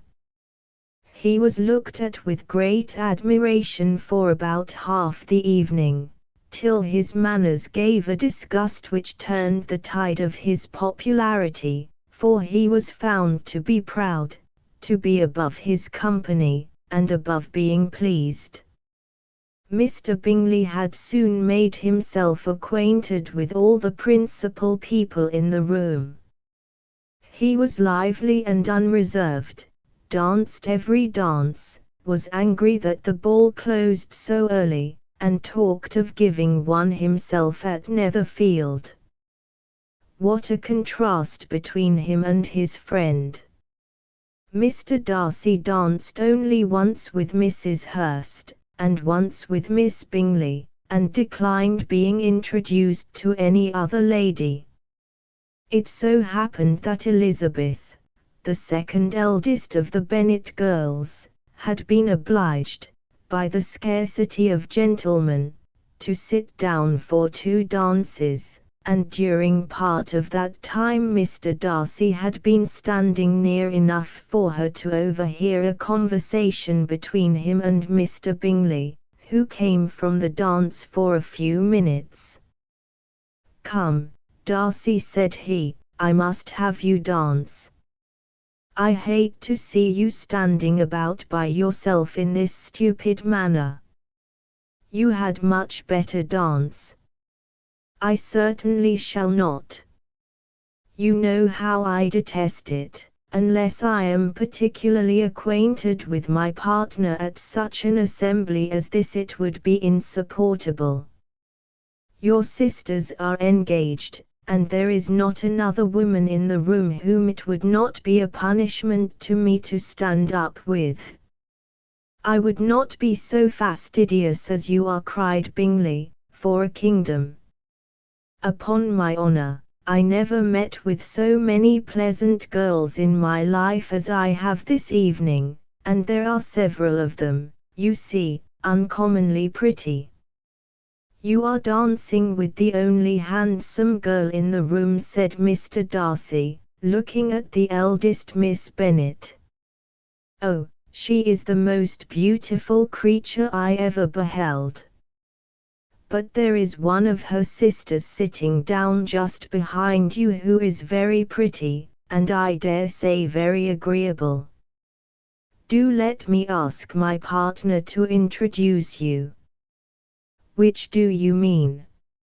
And turning round, he looked for a moment at Elizabeth, till, catching her eye, he withdrew his own, and coldly said, she is tolerable, but not handsome enough to tempt me, and I am in no humour at present to give consequence to young ladies who are slighted by other men. You had better return to your partner and enjoy her smiles, for you are wasting your time with me.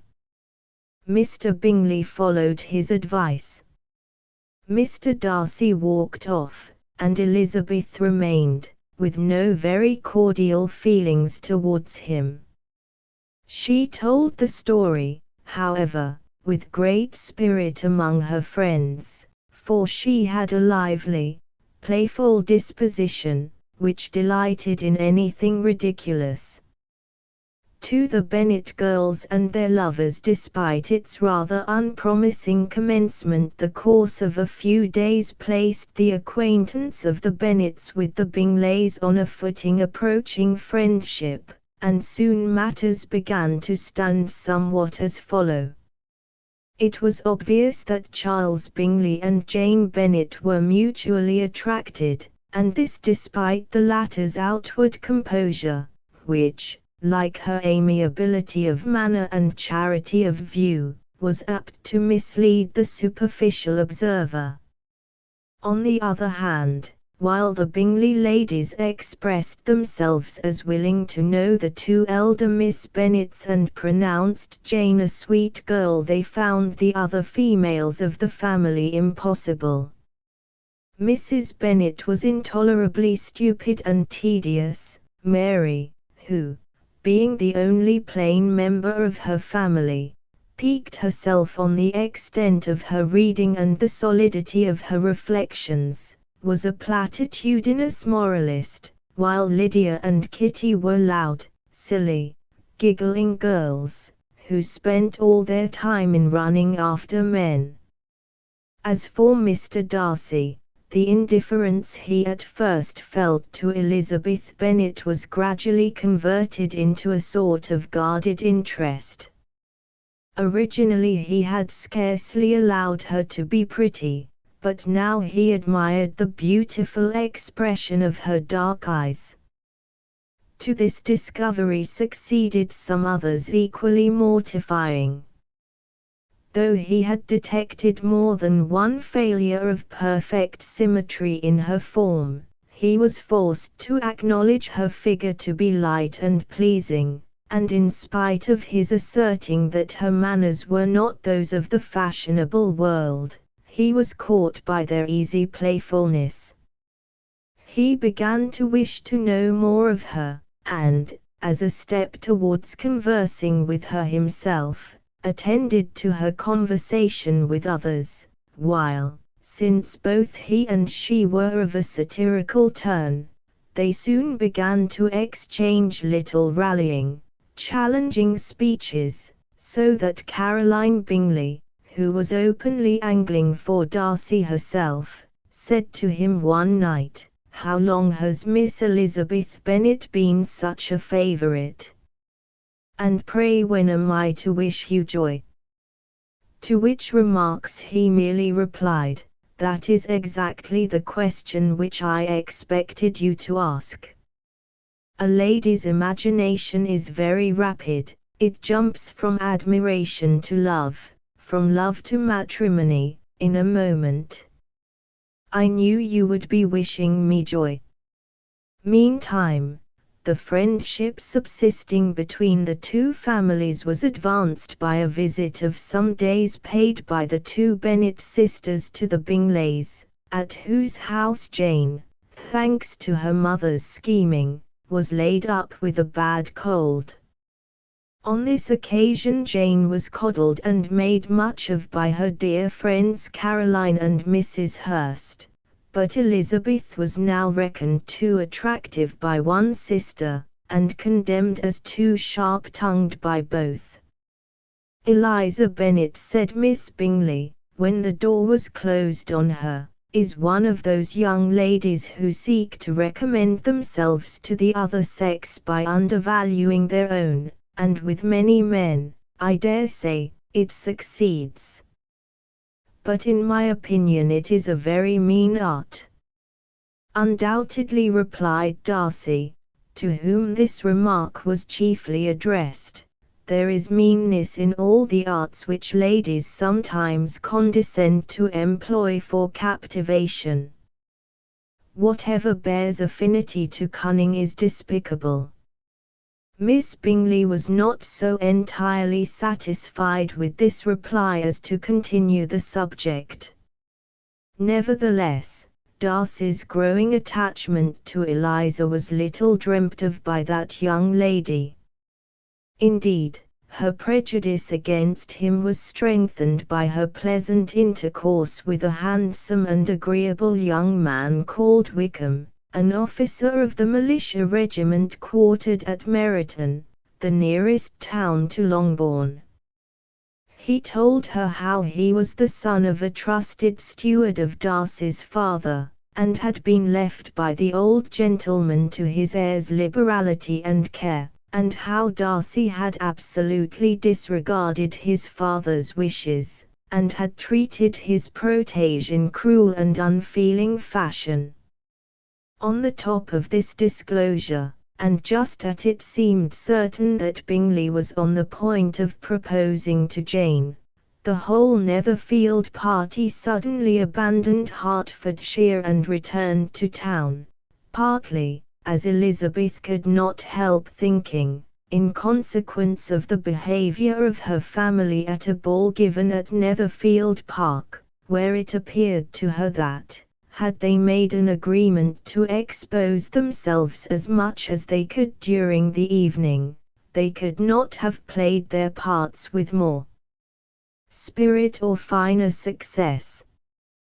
3. Elizabeth rejects the rector. About this time the Reverend Mr. Collins, heir presumptive to Longbourn, came on a visit to the Bennets.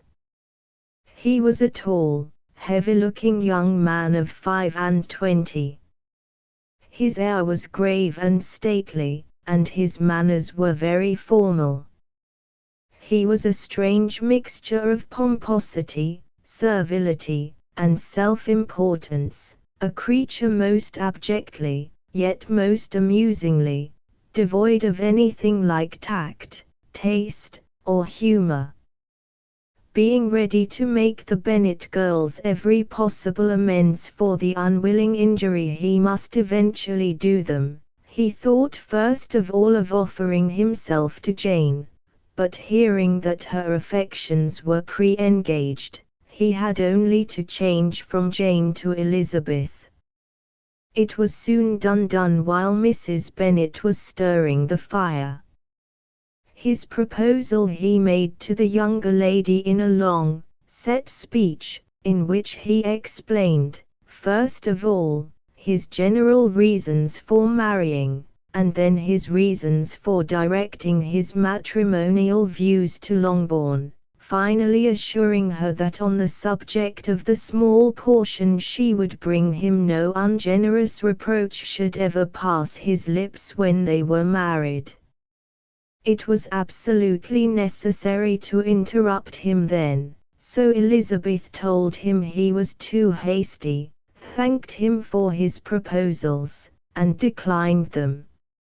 "I am not now to learn," replied Mr. Collins, with a formal wave of the hand, "that it is usual with young ladies to reject the addresses of the man whom they secretly mean to accept, when he first applies for their favor, and that sometimes the refusal is repeated a second, or even a third, time.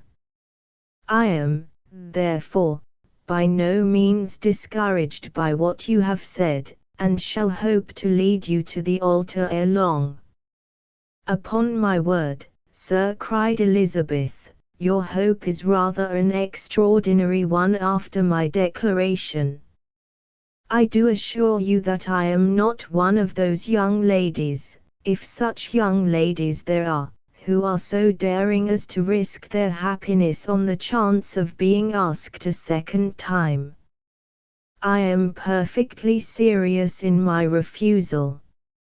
You could not make me happy, and I am convinced that I am the last woman in the world who would make you so.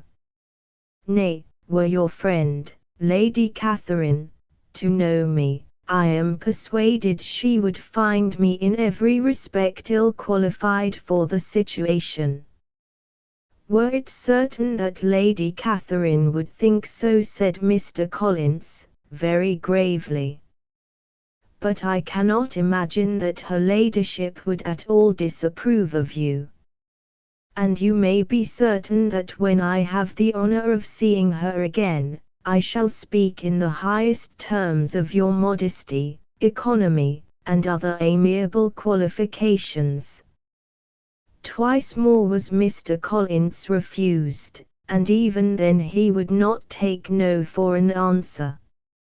"You must give me leave to flatter myself, my dear cousin," said he, "that your refusals of my addresses are merely words, of course. My reasons for believing it are chiefly these. It does not appear to me that my hand is unworthy your acceptance, or that the establishment I can offer would be any other than highly desirable.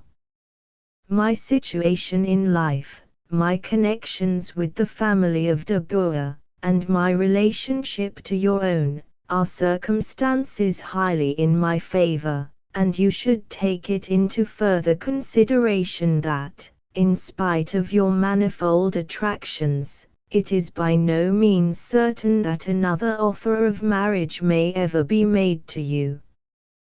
Your portion is unhappily so small that it will, in all likelihood, undo the effects of your loveliness and amiable qualifications. As I must, therefore, conclude that you are not serious in your rejection of me, I shall choose to attribute it to your wish of increasing my love by suspense, according to the usual practice of elegant females." "I do assure you, sir," said Elizabeth, "that I have no pretensions whatever to that kind of elegance which consists in tormenting a respectable man.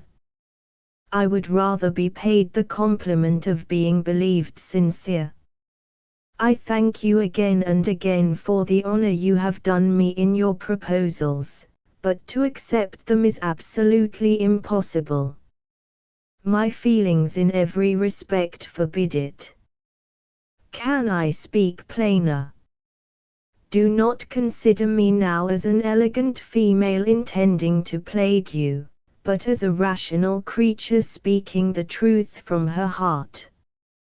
You are uniformly charming," said he, with an air of awkward gallantry, "and I am persuaded that, when sanctioned by the express authority of both your excellent parents, my proposals will be acceptable. For Darcy loves and loses rejected by Elizabeth, to the great satisfaction of her father and to the great indignation of her mother.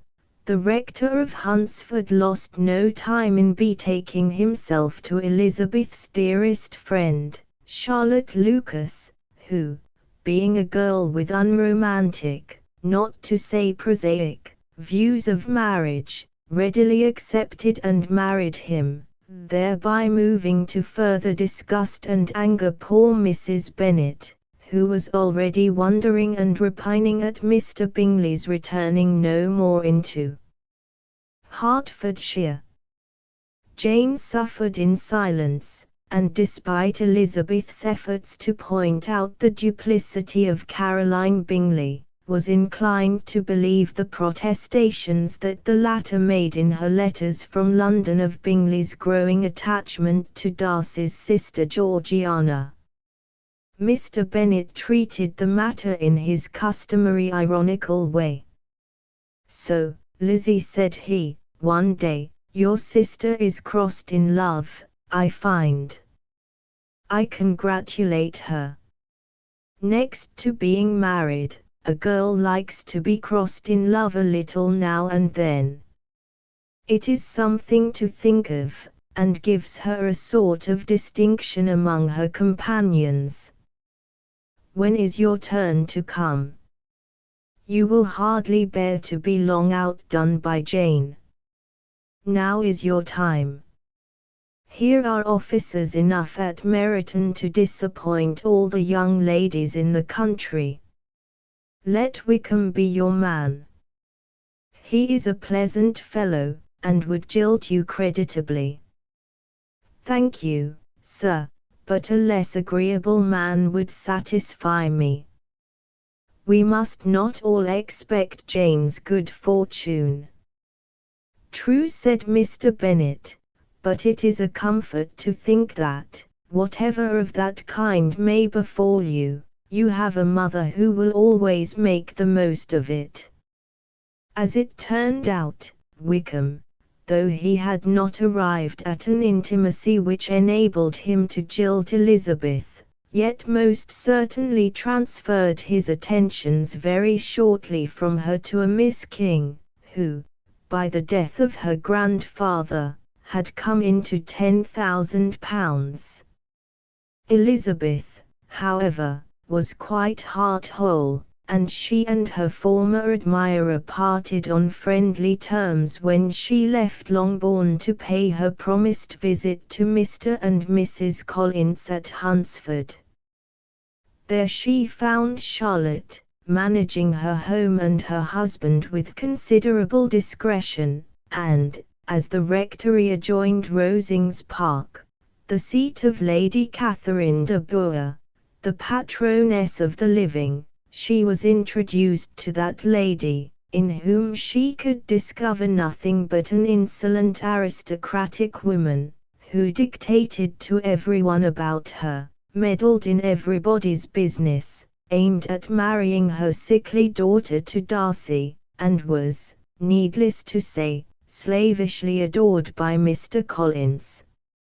In the third week of her visit Mr. Darcy and his cousin, Colonel Fitzwilliam, came down to see their aunt, and thus to Elizabeth's indifference an acquaintance was renewed which Darcy soon seemed to show a real desire to take up again.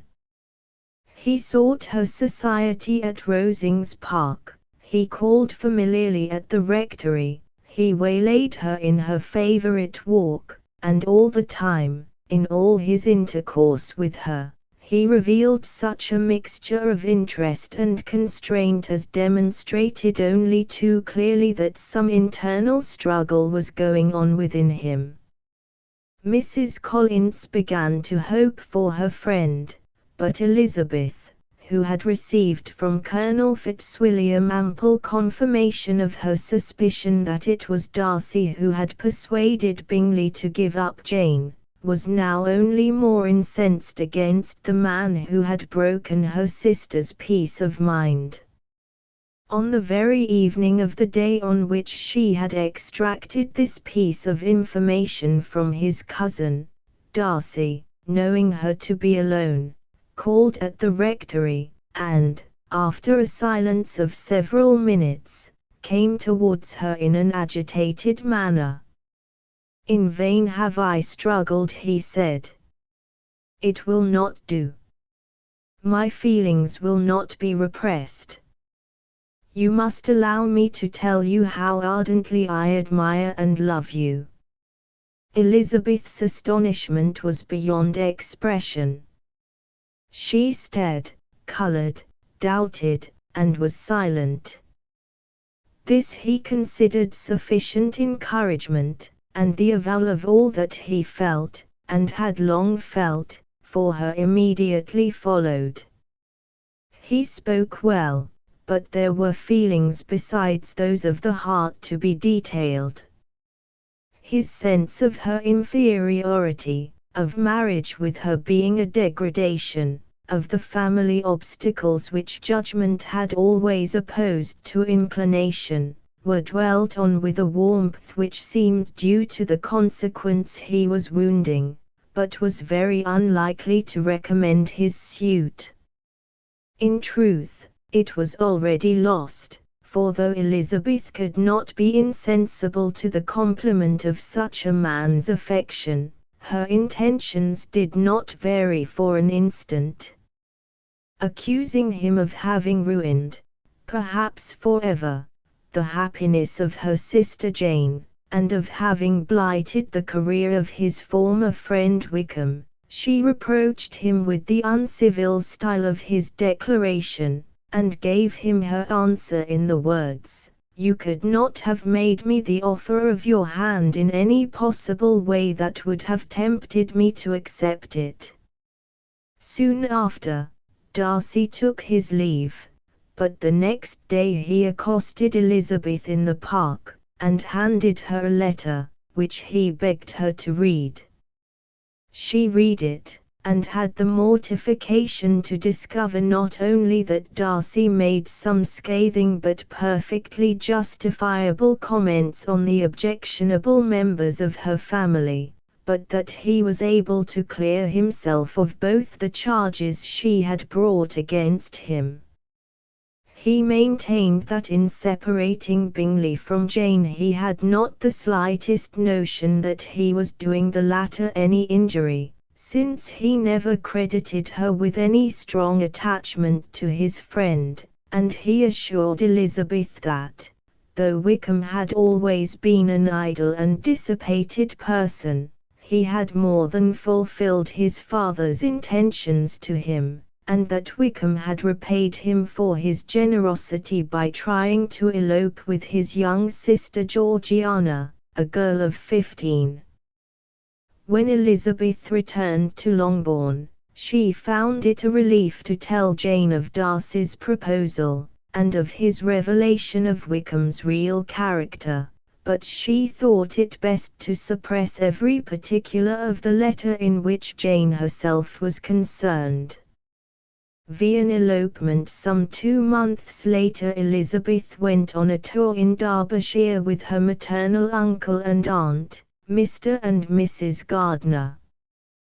The latter had lived for some years at a town called Lambton, and wished to revisit her old friends there, and as Pemberley, Mr. Darcy's seat, was only 5 miles off, and was a show place, the Gardiners determined to see it, though their niece was reluctant to accompany them until she had learned that its owner was not at home.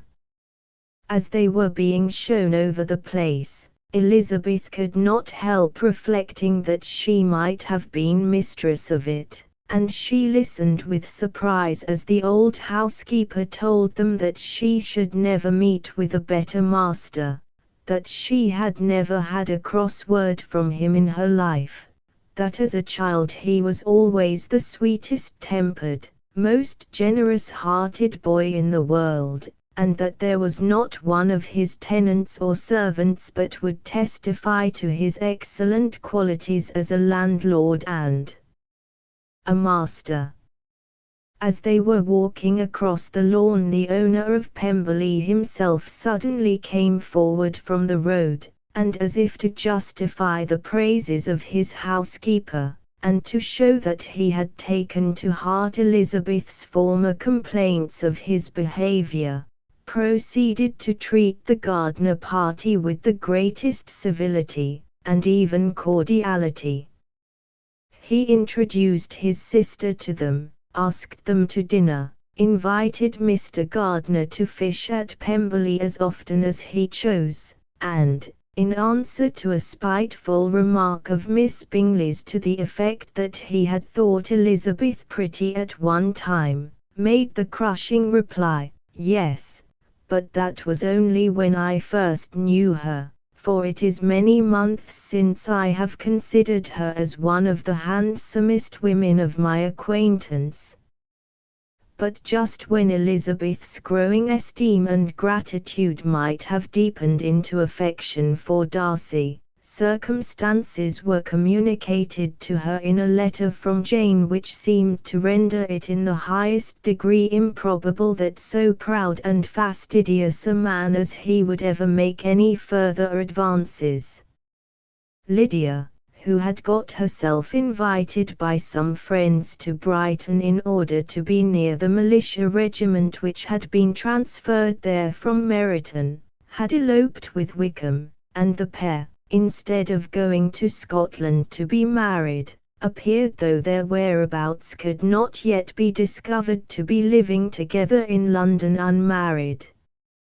Darcy seemed to be staggered when he heard the news, and instantly acquiesced in the immediate return of the Gardner party to Longbourn. They found on their arrival that Mr. Bennet was searching for his daughter in London, where Mr. Gardner agreed to go to consult with him. "Oh, my dear brother," said Mrs. Bennet, on hearing this, "that is exactly what I could most wish for.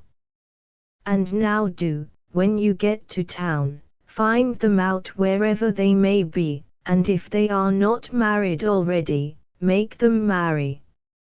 And as for wedding clothes, do not let them wait for that, but tell Lydia she shall have as much money as she chooses to buy them after they are married. And, above all things, keep Mr. Bennet from fighting. Tell him what a dreadful state I am in, that I am frightened out of my wits, and have such tremblings, such flutterings all over me, such spasms in my side, and pains in my head, and such beatings at my heart that I can get no rest by day nor by night. And tell my dear Lydia not to give any directions about her clothes till she has seen me, for she does not know which are the best warehouses." "Oh, brother, how kind you are! I know you will contrive it all." Mr. Collins improved the occasion by writing a letter of condolence, in which he assured the distressed father that the death of Lydia would have been a blessing in comparison with her elopement.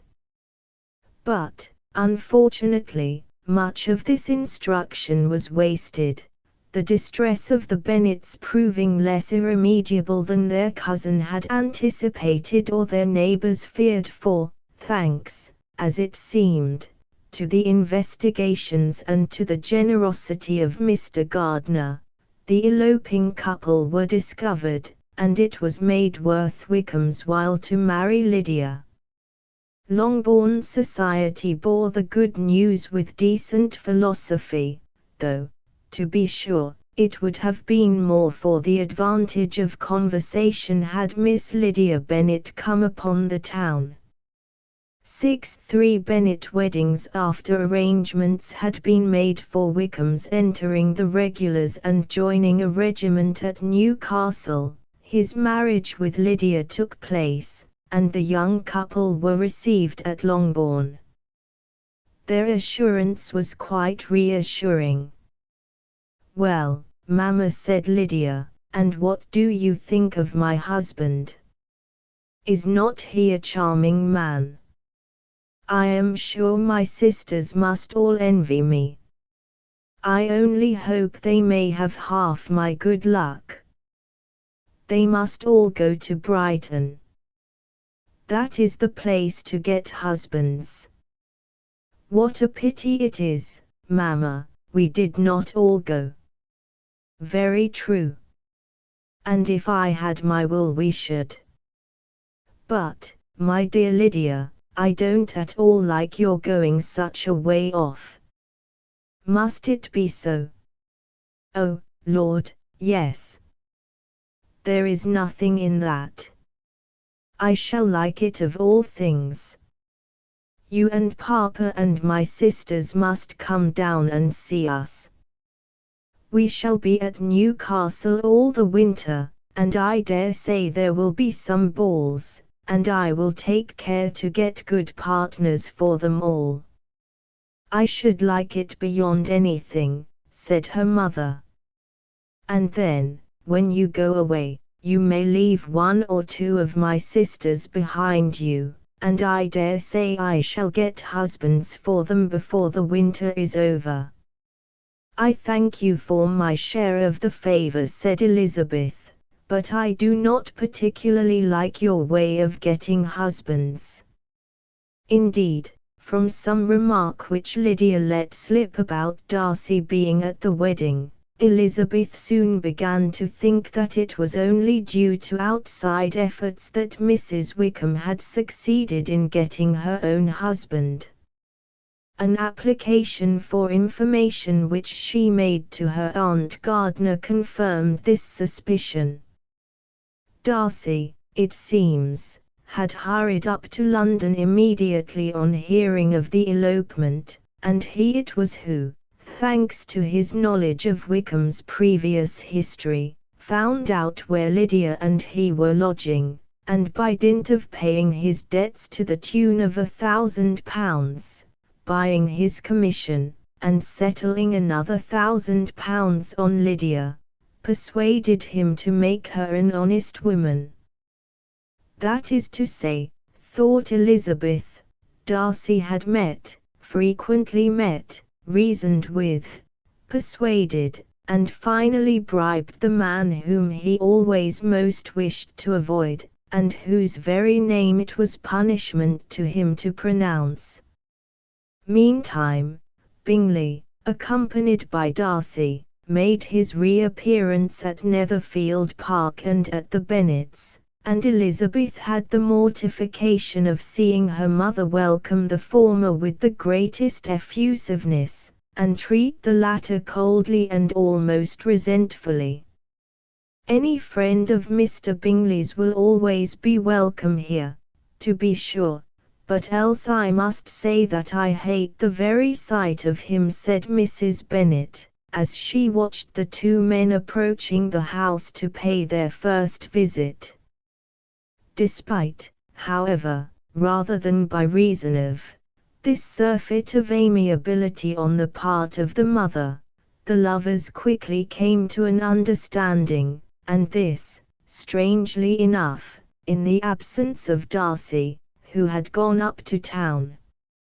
It was in Darcy's absence, also, that Lady Catherine de Bourgh came over to Longbourn, and helped to bring about what she most ardently wished to prevent by making an unsuccessful demand on Elizabeth that she should promise not to accept Darcy for a husband, and by then reporting to him that Elizabeth had refused to give such a promise.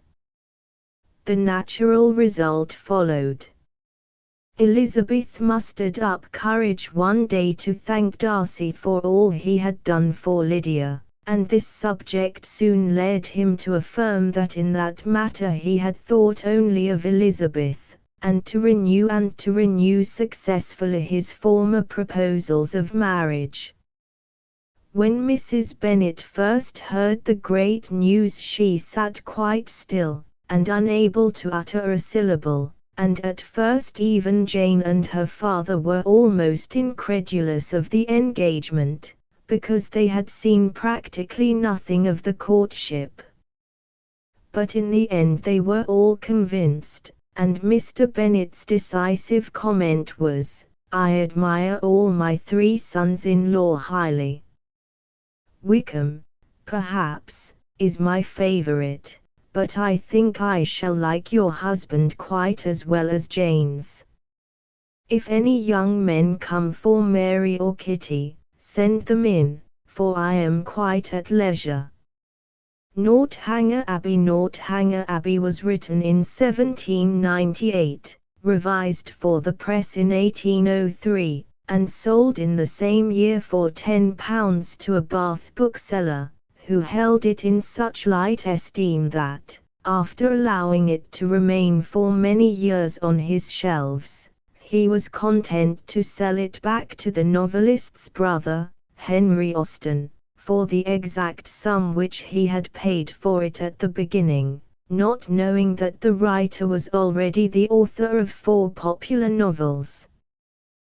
This story, which is, of course, a skit on the terror novel of Mrs. Radcliffe's School, was not published till after its author's death, when, in 1818, it was bound up with her last book, Persuasion. A heroine in the making. No one who had ever seen Catherine Morland in her infancy could have supposed her born to be a heroine. Her situation in life, the character of her father and mother, her own person and disposition, were all equally against her. Her father was a clergyman, without being neglected or poor, and a very respectable man, though his name was Richard, and he had never been handsome. He had a considerable independence, besides 2 good livings, and he was not in the least addicted to locking up his daughters. Her mother was a woman of useful plain sense, with a good temper, and, what is more remarkable, with a good constitution. She had 3 sons before Catherine was born, and, instead of dying in bringing the latter into the world, as anybody might expect, she still lived to have 6 children more, to see them growing up around her, and to enjoy excellent health herself. Catherine, for many years of her life, was as plain as any member of her family. She had a thin, awkward figure, a sallow skin without color, dark, lank hair, and strong features. So much for her person, and not less propitious for heroism seemed her mind. She was fond of all boys' sports, and greatly preferred cricket not merely to dolls, but to the more heroic enjoyments of infancy, nursing a dormouse, feeding a canary bird, or watering a rose bush. Indeed, she had no taste for a garden, and if she gathered flowers at all, it was chiefly for the pleasure of mischief. At least, so it was conjectured from her habit of always preferring those which she was strictly forbidden to take. Such were her propensities. Her abilities were quite as extraordinary. She never could learn or understand anything before she was taught, and sometimes not even then, for she was often inattentive, and occasionally stupid. Her mother wished her to learn music, and Catherine was sure she should like it, for she was very fond of tinkling the keys of the old forlorn spine, so at 8 years old she began. She learnt a year, and could not bear it, and Mrs. Morland, who did not insist on her daughters being accomplished in spite of incapacity or distaste, allowed her to leave off. The day which dismissed the music master was one of the happiest of Catherine's life. Her taste for drawing was not superior, though, whenever she could obtain the outside of a letter from her mother, or seize upon any other odd piece of paper, she did what she could in that way by drawing houses and trees, hens and chickens, all very much like one another. Writing and accounts she was taught by her father, French by her mother. Her proficiency in either was not remarkable, and she shirked her lessons in both whenever she could. What a strange, unaccountable character! for with all these symptoms of profligacy at 10 years old, she had neither a bad heart nor a bad temper, was seldom stubborn, scarcely ever quarrelsome, and very kind to the little ones, with few interruptions of tyranny. She was noisy and wild, hated confinement and cleanliness, and loved nothing so well in the world as rolling down the green slope at the back of the house. Such was Catherine Morland at 10. At 15, appearances were mending. She began to curl her hair and long for balls, her complexion improved, her features were softened by plumpness and color, her eyes gained more animation, and her figure more consequence. Her love of dirt gave way to an inclination for finery, she grew clean and she grew smart, and she had now the pleasure of sometimes hearing her father and mother remark on her personal improvement. From 15, indeed, to 17, she was in training for a heroine. She read all such works as heroines must read to supply their memories with those quotations which are so serviceable and so soothing in the vicissitudes of their eventful lives. So far her improvement was sufficient, and in many other points she came on exceedingly well, for though she could not write sonnets, she brought herself to read them, and though there seemed no chance of her throwing a whole party into raptures by a prelude on the pianoforte of her own composition, she could listen to other people's performances with very little fatigue. Her greatest deficiency was in the pencil. She had no notion of drawing, not enough even to attempt a sketch of her lover's profile, that she might be detected in the design. There she fell miserably short of the true heroic height. At present she did not know her own poverty, for she had no lover to portray. There was not one lord in the neighborhood, no, not even a baronet. There was not one family among their acquaintance who had reared and supported a boy accidentally found at their door, no, not one young man whose origin was unknown. Her father had no ward, and the squire of the parish no children. But when a young lady is to be a heroine, the perverseness of 40 surrounding families cannot prevent her.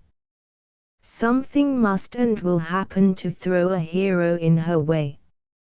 Mr. Allen, who owned the chief of the property about Fullerton, the village in Wiltshire where the Morland family lived, was ordered to Bath for the benefit of a gouty constitution, and his lady, a good-humoured woman, fond of Miss Morland, and probably aware that if adventures will not befall a young lady in her own village she must seek them abroad, invited her to go with them. Mr. and Mrs. Morland were all compliance, and Catherine all happiness. Too, in the gay city of Bath when the hour for departure drew nigh, the maternal anxiety of Mrs. Morland will be naturally supposed to have been most severe. But she knew so little of lords and baronets that she entertained no notion of their general mischievousness, and was wholly unsuspicious of danger to her daughter from their machinations. Her cautions were confined to advising her to wrap up well when she came from the rooms at night, and to try to keep some account of the money she spent. Sally, or rather Sarah, must, from situation, be at this time the intimate friend and confidant of her sister. It is remarkable, however, that she neither insisted on Catherine's writing by every post, nor exacted her promise of transmitting the character of every new acquaintance nor a detail of every interesting conversation that Bath might produce. Everything, indeed, relative to this important journey was done on the part of the Morlands with a strange degree of moderation and composure. Catherine's father, instead of giving her an unlimited order on his banker, or even putting £100 bank bill into her hands, gave her only 10 guineas, and promised her more when she wanted it. The journey was performed with suitable quietness and uneventful safety. They arrived at Bath, and were soon settled in comfortable lodgings in Pulteney Street. Mrs. Allen had not beauty, genius, accomplishment, or manner. The air of a gentlewoman, a great deal of quiet, inactive good temper, and a trifling turn of mind, were all that could account for her being the choice of a sensible, intelligent man like Mr. Allen. In one respect she was admirably fitted to introduce a young lady into public, being as fond of going everywhere and seeing everything herself as any young lady could be. Dress was her passion, and our heroine's entry into life could not take place till after 3 or 4 days had been spent in providing her chaperone with a dress of the newest fashion. Catherine, too, made some purchases herself, and when all those matters were arranged, the important evening came which was to usher her into the upper rooms. But nothing happened that evening. Mrs. Allen knew nobody there, and so Catherine was unable to dance. A day or two later, when they made their appearance in the lower rooms, fortune was more favorable to our heroine.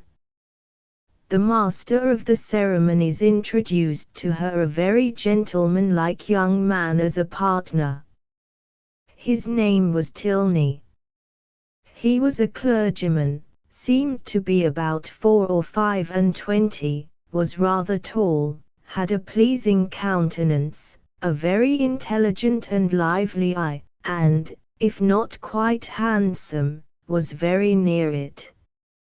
His address was good, he talked with fluency and spirit, and there was an archness and pleasantry in his manner which interested, though it was hardly understood by her. Catherine felt herself in high luck, and they parted, on the lady's side at least, with a strong inclination for continuing the acquaintance. But when Catherine hastened to the pump room the next day, there was no Mr. Tilney to be seen.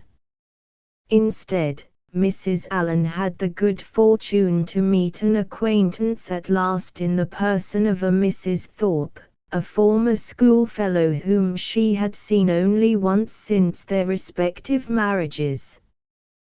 Their joy on this meeting was very great, as well it might be, since they had been contented to know nothing of each other for the last 15 years. Mrs. Thorpe had one great advantage as a talker over Mrs. Allen, in a family of children, and when she had expatiated on the talents of her sons and the beauty of her daughters, Mrs. Allen had no similar information to give, no similar triumphs to press on the unwilling and unbelieving ear of her friend. She was forced to sit and to appear to listen to all these maternal effusions, and to be introduced, along with Catherine, to the 3 Miss Thorpes, who proved to be sisters of a young man who was at the same college as Catherine's brother James.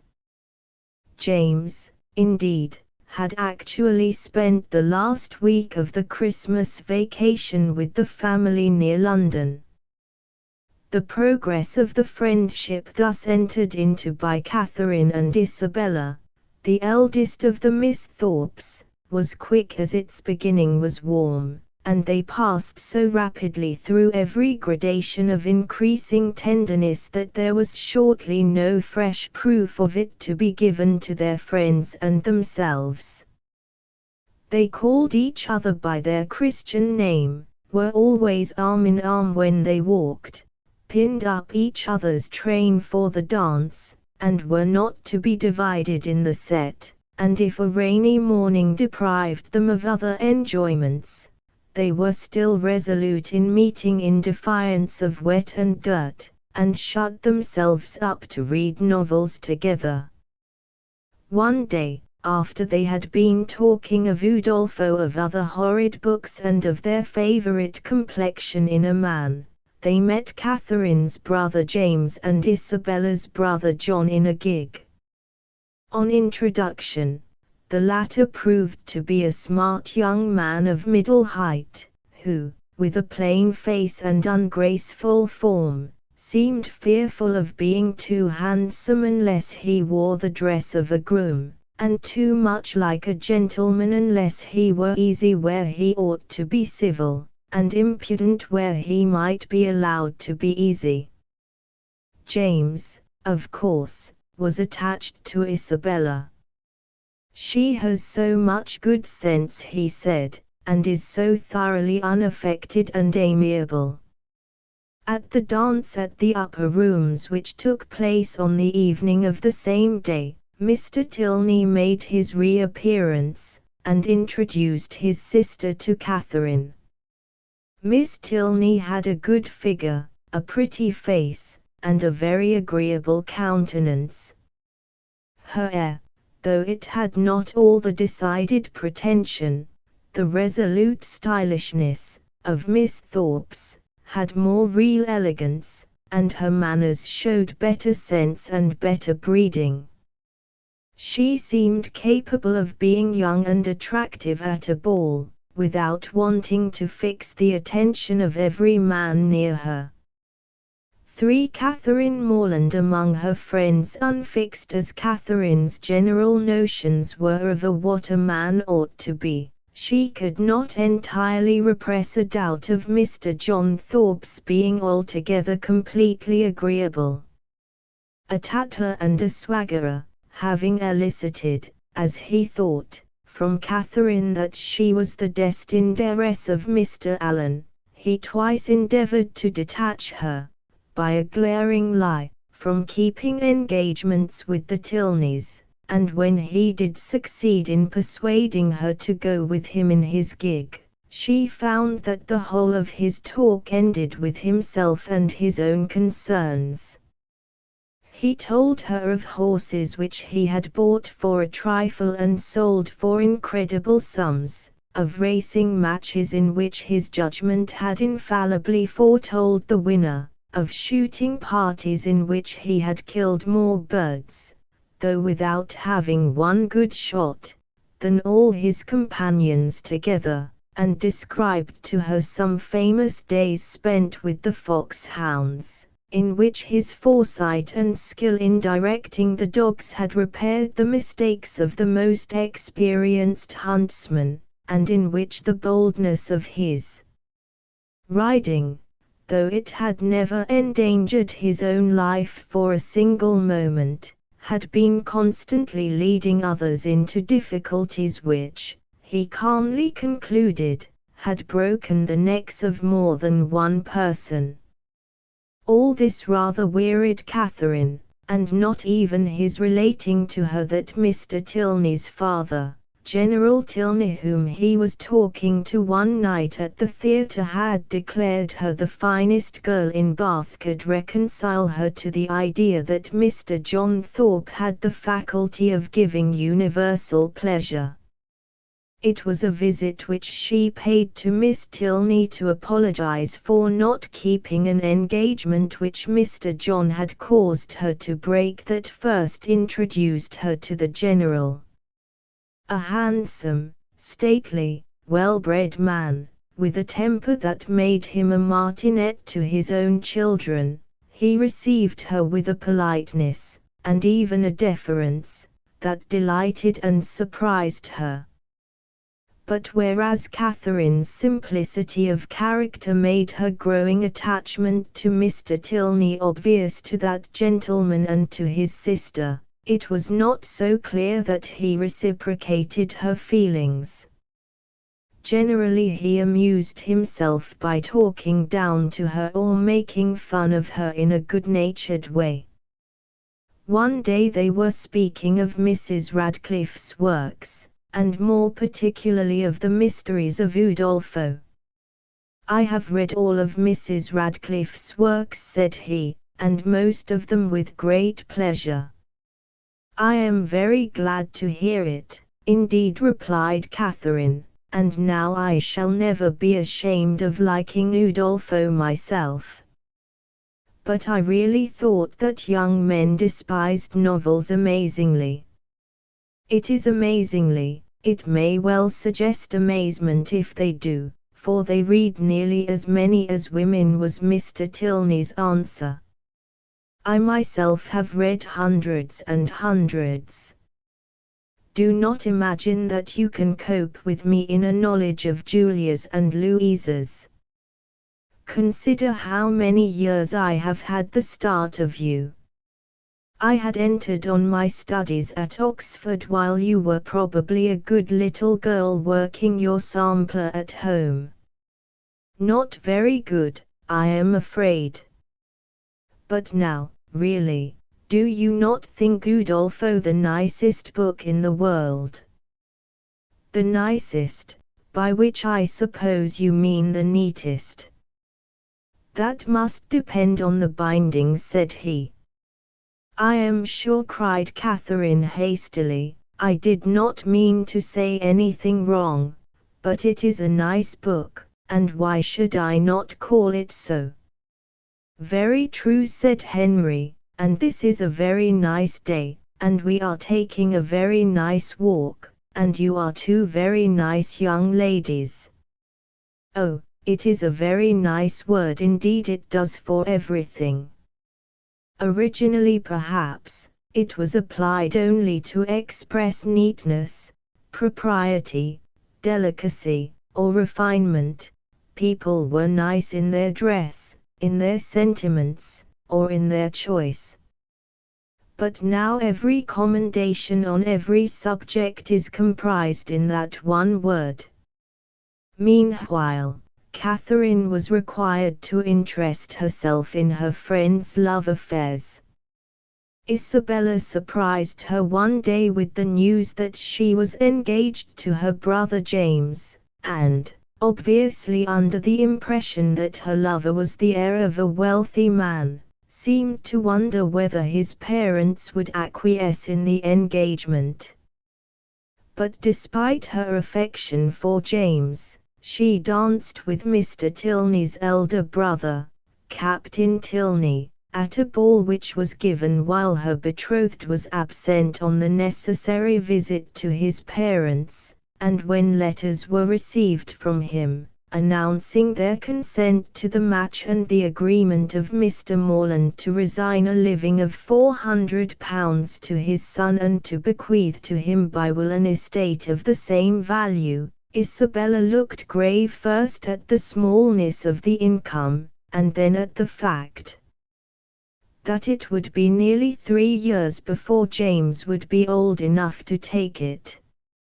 Meantime, she continued to flirt rather openly with Captain Tilney, much to James' uneasiness and to his sister's distress.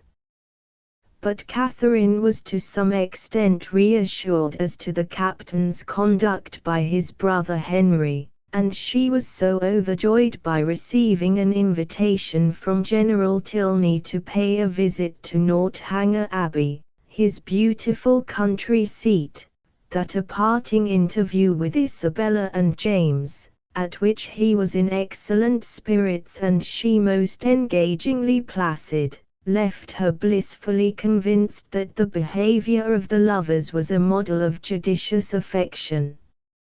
For romance at Northanger Abbey, the Tilney party set out for the Abbey in great state, the ladies in the General's chaise and 4, with postilions and numerous outriders, and the general and Henry in the latter's curricle. But at the first stage the general proposed that Catherine should take his place in the curricle that she might see as much of the country as possible, and, for the rest of the journey she was tête-à-tête with Henry, who amused himself by rallying her upon the sliding panels, ghastly tapestry, funereal beds, vaulted chambers, and kindred uncanny apparatus which, judging from her favorite kind of fiction, she must be expecting to find at the Abbey. As a matter of fact, Northanger, though it comprised some parts of the old Abbey, turned out to be a building thoroughly modernized and improved. Notwithstanding, Catherine could not restrain her imagination from running riot just a little. A large cedar chest, curiously inlaid and provided with silver handles, first attracted her attention. But this was soon found to contain merely a white cotton counterpane. A high old-fashioned ebony cabinet, which she noticed in her bedroom just before stepping into bed, struck her as offering more promise of romantic interest. Even this, after a most thrilling search, in the midst of which her candle went out, yielded nothing better than an inventory of linen. Still, Catherine's passion for romance was not easily to be disappointed. Hearing from Eleanor Tilney that her mother's fatal illness had been sudden and short, and had taken place in her absence from home, Catherine's blood ran cold with the horrid suggestions that naturally sprang from these words. Could it be possible? Could Henry's father? And yet how many were the examples to justify even the blackest suspicions?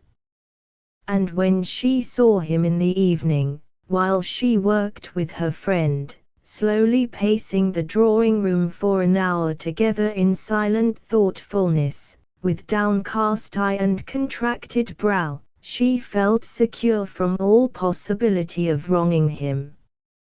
It was indeed the air and attitude of a Montoni. What could more plainly speak the gloomy workings of a mind not wholly dead to every sense of humanity, in its fearful review of past scenes of guilt? Full, then, of the idea that the general had ill-treated his wife, ready even to believe that she might still be living and a prisoner, our heroine set out one day to explore a certain set of rooms into which the general, in showing her over the house, had not taken her. But she was caught in the act by Henry Tilney, who revealed, with customary openness, what had been in her mind, and received only a very gentle rebuke. Most grievously was she humbled. Her folly, which now seemed even criminal, was all exposed to him, and he must surely despise her forever. But he did nothing of the kind. His astonishing generosity and nobleness of conduct were such that the only difference he made in his behavior to her was to pay her somewhat more attention than usual. But the anxieties of common life began soon to succeed to the alarms of romance. Catherine's desire of hearing from Isabella grew every day greater. For 9 successive mornings she wondered over the repetition of disappointment, and then, on the 10th, she got a letter not from Isabella, but from James, announcing the breaking off of the engagement by mutual consent. At first she was much upset by the news, and burst into tears. But in the end she saw it in a more philosophic light, so that before long Henry was able to rally her on her former bosom friendship with Miss Thorpe without offending her. And when a day or two later a letter arrived from Isabella containing the amazing sentences, "I am quite uneasy about your dear brother, not having heard from him since he went to Oxford, and am fearful of some misunderstanding. Your kind offices will set all right. He is the only man I ever did or could love, and I trust you will convince him of it." Catherine resolved, no, whatever would happen, James should never hear Isabella's name mentioned by her again. Soon afterwards, a bolt fell from the blue. General Tilney, who had paid Catherine the most embarrassing attentions, suddenly and unexpectedly returned from town, where he had gone for a day or two on business, and packed Catherine off home immediately, with hardly an apology, and at scarcely a moment's notice. He had met young Thorpe in town, it seemed, and John had this time underestimated the wealth and consequence of the Morlands as much as he had overstated them before when he talked to the General in the theatre at Bath. The rudeness of the General, however, proved not so very great a disaster to Catherine. The interest and liking which Henry had first felt for her had gradually grown into a warmer feeling, and, roused to a sense of this by his father's tyrannical behaviour, he presented himself to Catherine at Fullerton, proposed to her, and was accepted. It was not long before the General gave his consent. Getting at last to a right understanding of Mr. Morland's circumstances which, he found, would allow Catherine to have £3,000 and delighted by the recent marriage of his daughter Eleanor to a viscount, he agreed to the union, and so Henry and Catherine were married within a 12-month from the first day of their meeting. Mansfield Park, and then, between 1812 and 1814. Mansfield Park was written at Chton Cottage, and published in July of the latter year by the Mr. Egerton who had given to the world its two predecessors. When the novel reached a second edition, its publication was taken over by John Murray, who was also responsible for bringing out its successor, Emma. As bearing on the introduction of naval officers into the story, in this novel and in Persuasion, it must be remembered that Jane Austen's two youngest brothers, Francis and Charles, both served in the Navy during the French wars, and both rose to the rank of admiral. Jane herself lived at Southampton from 1805 to 1809, and was, therefore, in a position to visit Portsmouth, and to see the sailors' life ashore. Sir Thomas Bertram's family connections. Miss Maria Ward, of Huntingdon, with only £7,000, had the good luck to captivate Sir Thomas Bertram, of Mansfield Park, in the county of Northampton, and to be thereby raised to the rank of a baronet's lady, with all the comforts and consequences of a handsome house and large income. She had two sisters to be benefited by her elevation, and such of their acquaintances as thought Miss Ward and Miss Frances quite as handsome as Miss Maria did not scruple to predict their marrying with almost equal advantage. But there certainly are not so many men of large fortune in the world as there are pretty women to deserve them. Miss Ward, at the end of half a dozen years, found herself obliged to be attached to the Reverend Mr. Norris, a friend of her brother-in-law's, with scarcely any private fortune, and Miss Frances fared yet worse. Miss Ward's match, indeed, when it came to the point, was not contemptible, Sir Thomas being happily able to give his friend, in the living of Mansfield, an income of very little less than 1,000 a year. But Miss Frances married, in the common phrase, to disoblige her family, and by fixing on a lieutenant of marines, named Price, without education, fortune, or connections, did it very thoroughly. To escape remonstrance, she never wrote to her family on the subject till actually married. Lady Bertram, who was a woman of very tranquil feelings, and a temper remarkably easy and indolent, would have contented herself with merely giving up her sister, and thinking no more of the matter, but Mrs. Norris had a spirit of activity which could not be satisfied till she had written a long and angry letter to Fanny. Mrs. Price, in her turn, was injured and angry, and an answer, which comprehended both sisters in its bitterness, and bestowed such very disrespectful reflections on the pride of Sir Thomas, as Mrs. Norris could not possibly keep to herself, put an end to all intercourse between them for a considerable period. By the end of 11 years, however, Mrs. Price could no longer afford to cherish pride or resentment, or to lose one connection that might possibly assist her.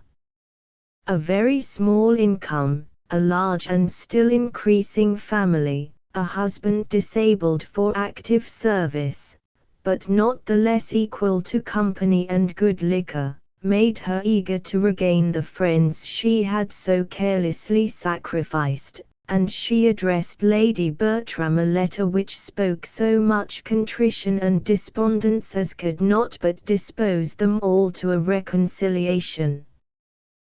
The letter re-established peace and kindness.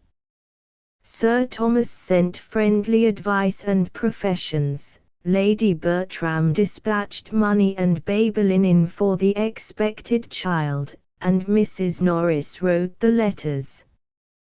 Within a 12-month a more important advantage to Mrs. Price resulted from her letter.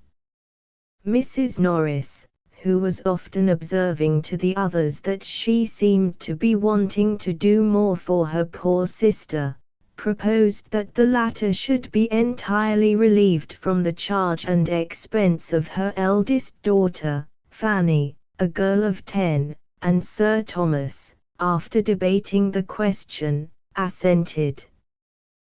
The division of gratifying sensations in the consideration of so benevolent a scheme ought not, in strict justice, to have been equal, for, while Sir Thomas was fully resolved to be the real and consistent patron of the selected child, Mrs. Norris had not the least intention of being at any expense whatever in her maintenance.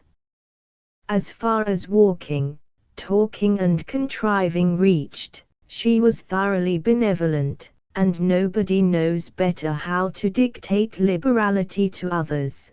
But her love of money was equal to her love of directing, and she knew quite as well how to save her own as to spend that of her friends.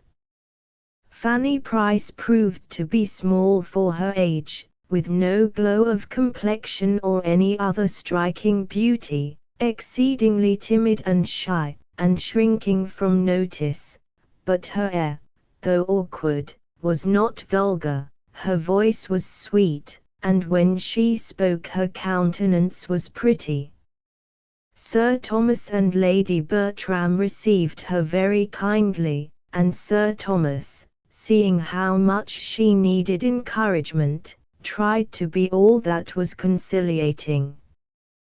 But he had to work against a most untoward gravity of deportment, and Lady Bertram, without taking half so much trouble, by the mere aid of a good-humoured smile, became immediately the less awful character of the two.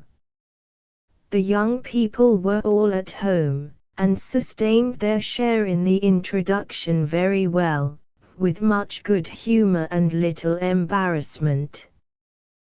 They were a remarkably fine family, the sons, Tom and Edmund, boys of 17 and 16, very well looking, the daughters, Maria, aged 13, and Julia, 12, decidedly handsome. But it took a long time to reconcile Fanny to the novelty of Mansfield Park, and to the separation from everybody she had been used to.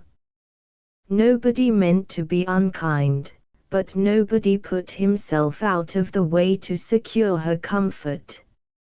She was disheartened by Lady Bertram's silence, awed by Sir Thomas's grave looks, and quite overcome by Mrs. Norris's admonitions. Her elder cousins mortified her by reflections on her size, and abashed her by noticing her shyness. Miss Lee, the governess, wondered at her ignorance, and the maid-servants sneered at her clothes. It was not till Edmund found her crying one morning on the attic stairs, and comforted her, that things began to mend for her. He was ever afterwards her true friend, and next to her dear brother William, first in her affections, and from that day she grew more comfortable. To Cupid at Mansfield Park, the first event of any importance in the family's affairs was the death of Mr. Norris, which happened when Fanny was about 15, and necessarily introduced alterations and novelties. Mrs. Norris, on quitting the parsonage, removed first to the park, and then arranged to take a small dwelling in the village belonging to Sir Thomas and called the White House. The living had been destined for Edmund, and in ordinary circumstances would have been duly given to some friend to hold till he were old enough to take orders. But Tom's extravagances had been so great as to render a different disposal of the next presentation necessary, and so the reversion was sold to a Dr. Grant, a hearty man of 45, fond of good eating, married to a wife about 15 years his junior, and unprovided with children. The Grants had scarcely been settled in Mansfield a year, when, for the better settlement of his property in the West Indies, Sir Thomas had found it expedient to go to Antigua, and he took his elder son with him, in the hope of detaching him from some bad connections at home. Neither person was missed. Lady Bertram did not at all like to have her husband leave her, but she was not disturbed by any alarm for his safety or solicitude for his comfort, being one of those persons who think nothing can be dangerous or difficult or fatiguing to anybody but themselves. Before very long she found that Edmund could quite sufficiently supply his father's place. On this occasion the Miss Bertrams, who were now fully established among the belles of the neighborhood, were much to be pitied, not for their sorrow, but for their want of it. Their father was no object of love to them, he had never seemed the friend of their pleasures, and his absence was unhappily most welcome. Fanny's relief, and her consciousness of it, were quite equal to her cousin's, but a more tender nature suggested that her feelings were ungrateful, and she really grieved because she could not grieve. Meantime, taking advantage of her sister's indolence, Mrs. Norris acted as chaperone to Maria and Julia in their public engagements, and very thoroughly relished the means this afforded her of mixing in society without having horses to hire.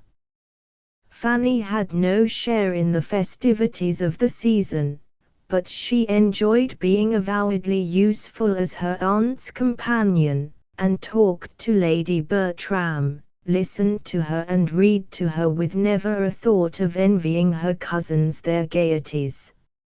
About this time Maria, who was now in her 21st year, got engaged to a rich but heavy country gentleman called Rushworth, merely because he had an income larger than her father's and could give her a house in town, while Tom returned safely from the West Indies, bringing an excellent account of his father's health, but telling the family that Sir Thomas would be detained in Antigua for several months longer. Such was the state of affairs in the month of July, and Fanny had just reached her 18th year when the society of the village received an addition in the brother and sister of Mrs. Grant, a Mr. and Miss Crawford, the children of her mother by a second marriage. They were young people of fortune, the son having a good estate in Norfolk, the daughter £20,000. They had been brought up by their father's brother and his wife, Admiral and Mrs. Crawford, and it was Mrs. Crawford's death, and the consequent installation of the Admiral's mistress in the house, that had forced them to find another home. Mary Crawford was remarkably pretty. Henry, though not handsome, had air and countenance. The manners of both were lively and pleasant, and Mrs. Grant gave them credit for everything else. The young people were pleased with each other from the first. Miss Crawford was most allowably a sweet, pretty girl, while the Miss Bertrams were the finest young women in the country. Mr. Crawford was the most agreeable young man Julia and Maria had ever known. Before he had been at Mansfield a week the former lady was quite ready to be fallen in love with, while as for the latter she did not want to see or to understand. There could be no harm in her liking an agreeable man. Everybody knew her situation. Mr. Crawford must take care of himself. A young woman, pretty, lively, witty, playing on a harp as elegant as herself, was enough to catch any man's heart. Without studying the business, however, or knowing what he was about, Edmund was beginning, at the end of a week of such intercourse, to be a good deal in love with Mary Crawford, and, to the credit of the lady, it may be added that, without his being a man of the world or an elder brother, without any of the arts of flattery or the gaieties of small talk, he began to be agreeable to her. He taught her to ride on a horse which he had given to Fanny. He was always going round to see her at the parsonage, and, although he disapproved of the flippancy with which she talked of her relations, of religion, and of his future profession of clergyman, he was never weary of discussing her and of confessing his admiration of her to Fanny. Harry Crawford was not so constant as his sister.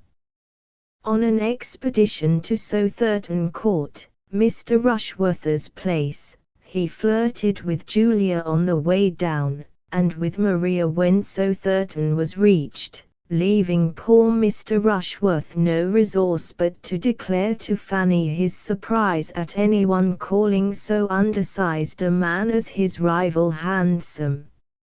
Some rehearsals of a play called Lovers' Vows, in which Harry left Maria happy and expectant and Julia furious by assigning the parts of the lovers to the elder sister and to himself, made Mr. Rushworth even jealous.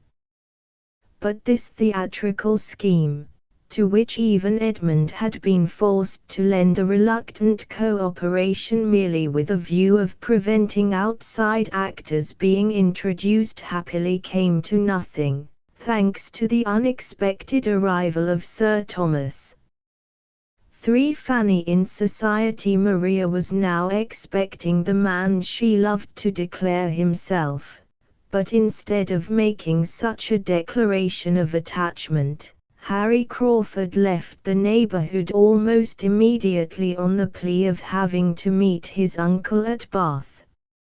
Maria, wounded and indignant, resolved that, though he had destroyed her happiness, he should not know that he had done so. So when her father, having, in an evening spent at Southerton, discovered what a very inferior young man Mr. Rushworth was, and having noticed Maria's complete indifference to him, offered to give up the connection if she felt herself unhappy in the prospect of it, she merely thanked him, and said she had not the smallest desire of breaking through her engagement, and was not sensible of any change of opinion or inclination since her forming it. In a few weeks' time she was married to Mr. Rushworth, and after a day or two spent at Southerton, the wedded pair went off to Brighton, where they were joined by Julia Bertram.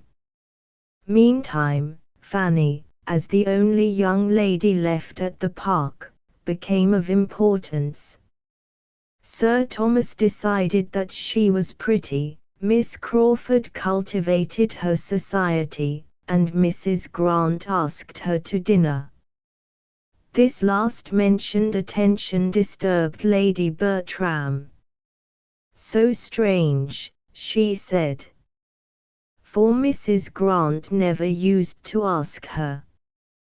"But it is very natural," observed Edmund, "that Mrs. Grant should wish to procure so agreeable a visitor for her sister."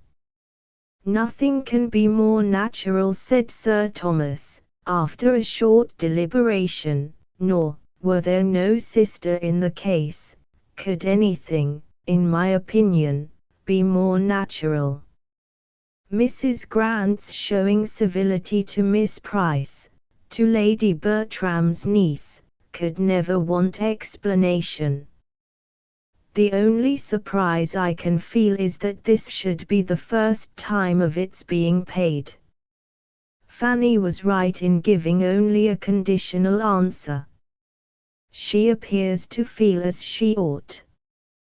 But, as I conclude that she wishes to go, since all young people like to be together, I can see no reason why she should be denied this indulgence. "Upon my word, Fanny," said Mrs. Norris, "you are in high luck to meet with such attention and indulgence.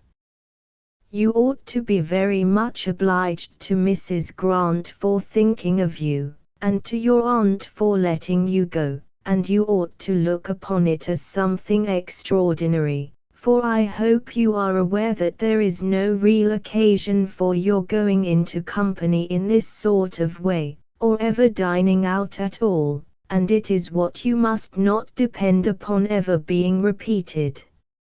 Nor must you be fancying that the invitation is meant as a compliment to you. The compliment is intended to your uncle and aunt and me. Mrs. Grant thinks it a civility due to us to take a little notice of you, or else it would never have come into her head, and you may be certain that if your cousin Julia had been at home you would not have been asked." Mrs. Norris fetched breath, and went on. "I think it right to give you a hint, Fanny, now that you are going into company without any of us, and I do beseech and entreat you not to be putting yourself forward, and talking and giving your opinion as if you were one of your cousins, as if you were dear Mrs. Rushworth or Julia. That will never do, believe me. Remember, wherever you are, you must be the lowest and last, and though Miss Crawford is in a manner at home at the parsonage, you are not to be taking place of her. And as to coming away at night, you are to stay just as long as Edmund chooses. Yes, I should not think of anything else. And if it should rain, which I think likely, for I never saw it more threatening for a wet evening in my life, you must manage as well as you can, and not be expecting the carriage to be sent for you. Walk, said Sir Thomas, in a tone of unanswerable dignity, and, coming further into the room, my niece walked to an engagement at this time of the year. Fanny, will 20 minutes after 4 suit you? A few weeks later Fanny was made happy by a visit from her brother William, now, through Sir Thomas's influence, a midshipman, and soon the former intercourse between the families at the park and at the parsonage was revived, Sir Thomas perceiving, in a careless way, that Mr. Crawford, who was back again at Mansfield, was somewhat distinguishing his niece. Harry, indeed, was beginning to be rather piqued by Fanny's indifference. I do not quite know what to make of Miss Fanny, he said to his sister. Is she solemn? Is she queer? Is she prudish? I can hardly get her to speak. I never was so long in company with a girl in my life, trying to entertain her, and succeeded so ill. Never met with a girl who looked so grave on me. Foolish fellow, said Mary. And so this is her attraction after all. This it is her not caring for you which gives her such a soft skin and makes her so much taller, and produces all these charms and graces. I do desire that you will not be making her really unhappy. A little love, perhaps, may animate and do her good, but I will not have you plunge her deep, for she is as good a little creature as ever lived, and has a great deal of feeling. It can be but for a fortnight, said Harry, and if a fortnight can kill her she must have a constitution which nothing could save. No, I will not do her any harm. I only want her to look kindly on me, to give me smiles as well as blushes, to keep a chair for me by herself wherever we are, and be all animation when I take it and talk to her, to think as I think, to be interested in all my possessions and pleasures, try to keep me longer at Mansfield, and feel when I go away that she shall never be happy again. I want nothing more.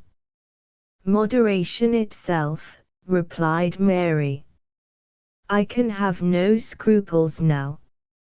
Well, you will have opportunities enough of endeavoring to recommend yourself, for we are a great deal together. Harry was unable to make any impression on Fanny, and though he fell deeply in love with her, got her brother William made lieutenant, and, after a ball given in her honour by Sir Thomas, proposed to her, he was unable to win her favour. She was in love with Edmund, and Edmund was torn between love for Mary, despair of winning her, and disapproval of her principles. For wedding bells at Mansfield, Mr. William Price, second lieutenant of HMS Thrush, having obtained a 10 days' leave of absence, again went down to see his sister, and Sir Thomas, as a kind of medicinal project on his niece's understanding, just to enable her to contrast with her father's shabby dwelling an abode of wealth and plenty like Mansfield Park, arranged that she should accompany her brother back to Portsmouth, and spend a little time with her own family. Within 4 days from their arrival William had to sail, and Fanny could not conceal it from herself that the home he had left her in was, in almost every respect, the very reverse of what she could have wished. It was the abode of noise, disorder and impropriety. Nobody was in his right place, nothing was done as it ought to be. She could not respect her parents as she had hoped. Her father was more negligent of his family, worse in his habits, coarser in his manners, than she had been prepared for. He did not want abilities, but he had no curiosity, and no information beyond his profession. He read only the newspaper and the Navy list. He talked only of the dockyard, the harbour, Spithead, and the Mother Bank. He swore and he drank, he was dirty and gross. She had never been able to recall anything approaching to tenderness in his former treatment of herself. There had remained only a general impression of roughness, and now he scarcely ever noticed her but to make her the object of a coarse joke. Her disappointment in her mother was greater. There she had hoped much, and found almost nothing. She discovered, indeed, that her mother was a partial, ill-judging parent, a dawdle, a slattern, who neither taught nor restrained her children, whose house was the scene of mismanagement and discomfort from beginning to end, and who had no talent, no conversation, no affection towards herself, no curiosity to know her better, no desire of her friendship, and no inclination for her company that could lessen her sense of such knowledge. At the end of the 4th week of her visit, Harry Crawford came to see Fanny, made himself very agreeable to her and her family, and then went back to town to see his sister, and to meet such friends as Edmund Bertram and the Rushworths. Fanny heard from Mary of Maria's fine house in Wimpole Street, of the splendours of the first party, and of the attentions paid to Julia by that would-be amateur actor, the Honourable John Yates, while from Edmund she gathered that his hopes of securing Mary were weaker than those he had cherished when he had left Mansfield, and that he was more satisfied with all that he saw and heard of Harry Crawford. "I cannot give her up," Fanny Edmund wrote of Mary. "She is the only woman in the world whom I could ever think of as a wife." Mary, on her part, hearing of a serious illness which had prostrated Tom Bertram, could not forbear saying to the same correspondent, "Poor young man! If he is to die, there will be 2 poor young men less in the world." I put it to your conscience whether Sir Edmund would not do more good with all the Bertram property than any other possible Sir. She also told Fanny that Mrs. Rushworth, in the absence of her husband on a visit to his mother at Bath, had been spending the Easter with some friends at Twickenham, and that her brother Harry had also been passing a few days at Richmond. The interval of a few days afforded a commentary on this last piece of news. It turned out that Mrs. Rushworth, having succumbed once more to the protestations of Harry Crawford, had left her house in Wimpole Street to live with him, and that her sister Julia had eloped to Scotland to be married to Mr. Yates. On the occurrence of this distressing news, Fanny was summoned back to Mansfield Park, and was escorted down there by Edmund, who described to her his final interview with Mary. It seemed that Mary's distress at her brother's folly was so much more keenly expressed than any sorrow for his sin that Edmund's conscience left him no alternative but to make an end of their acquaintance. Indeed, before many weeks had passed, he ceased to care about Miss Crawford, and became as anxious to marry Fanny as Fanny herself could desire. And before many months had gone, the cousins were united. Nor was this the only happy event that occurred at Mansfield. Harry Crawford and Mrs. Rushworth having quarrelled and parted, and Sir Thomas having refused to allow his elder daughter to come home, Mrs. Norris cast off the dust of Mansfield from her feet, and went to live with her niece in an establishment arranged for them in another county. While as for Tom, he gradually regained his health, without regaining the thoughtlessness and selfishness of his previous habits, and was, in fact, improved forever by his illness. Emma, one of the author's later novels, had been finished, when, in the autumn of 1815, Jane Austen came to London to nurse her brother Henry, who was a clergyman, at his house in Hans Place, in Chelsea.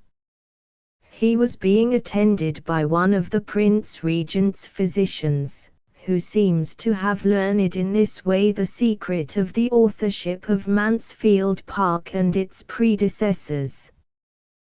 The result was that the prince, who is said to have been a great admirer of these then anonymous novels, was graciously pleased to notify Miss Austen, through his chaplain, Mr. Clarke, that if she had any new novel in hand, she was at liberty to dedicate it to His Royal Highness.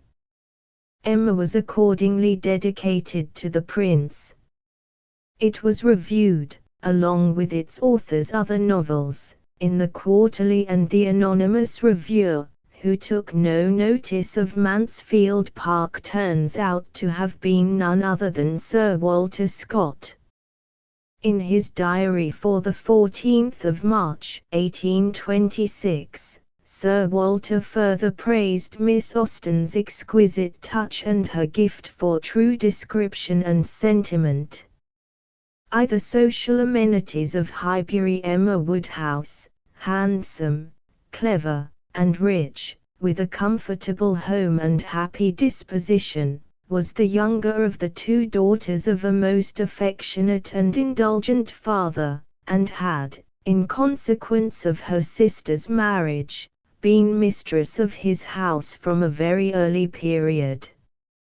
Her mother had died too long ago for her to have more than an indistinct remembrance of her caresses, and her place had been supplied by Miss Taylor, who for 16 years had been in Mr. Woodhouse's family, less as governess than friend, very fond of both daughters, but particularly of Emma.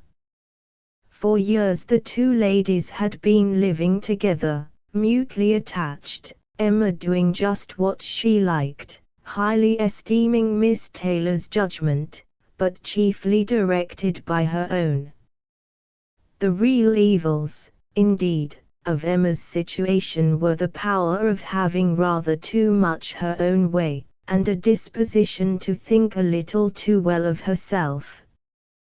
The danger, however, was at present unperceived, and did not by any means rank as a misfortune with her.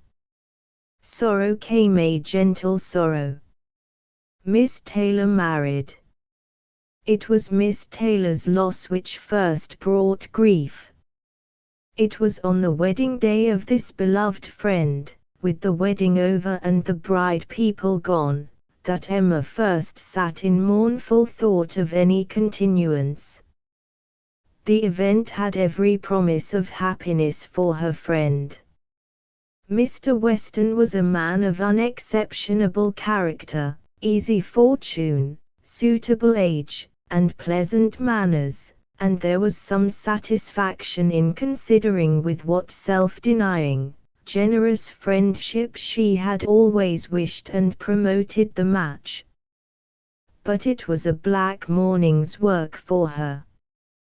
The want of Miss Taylor would be felt every hour of every day.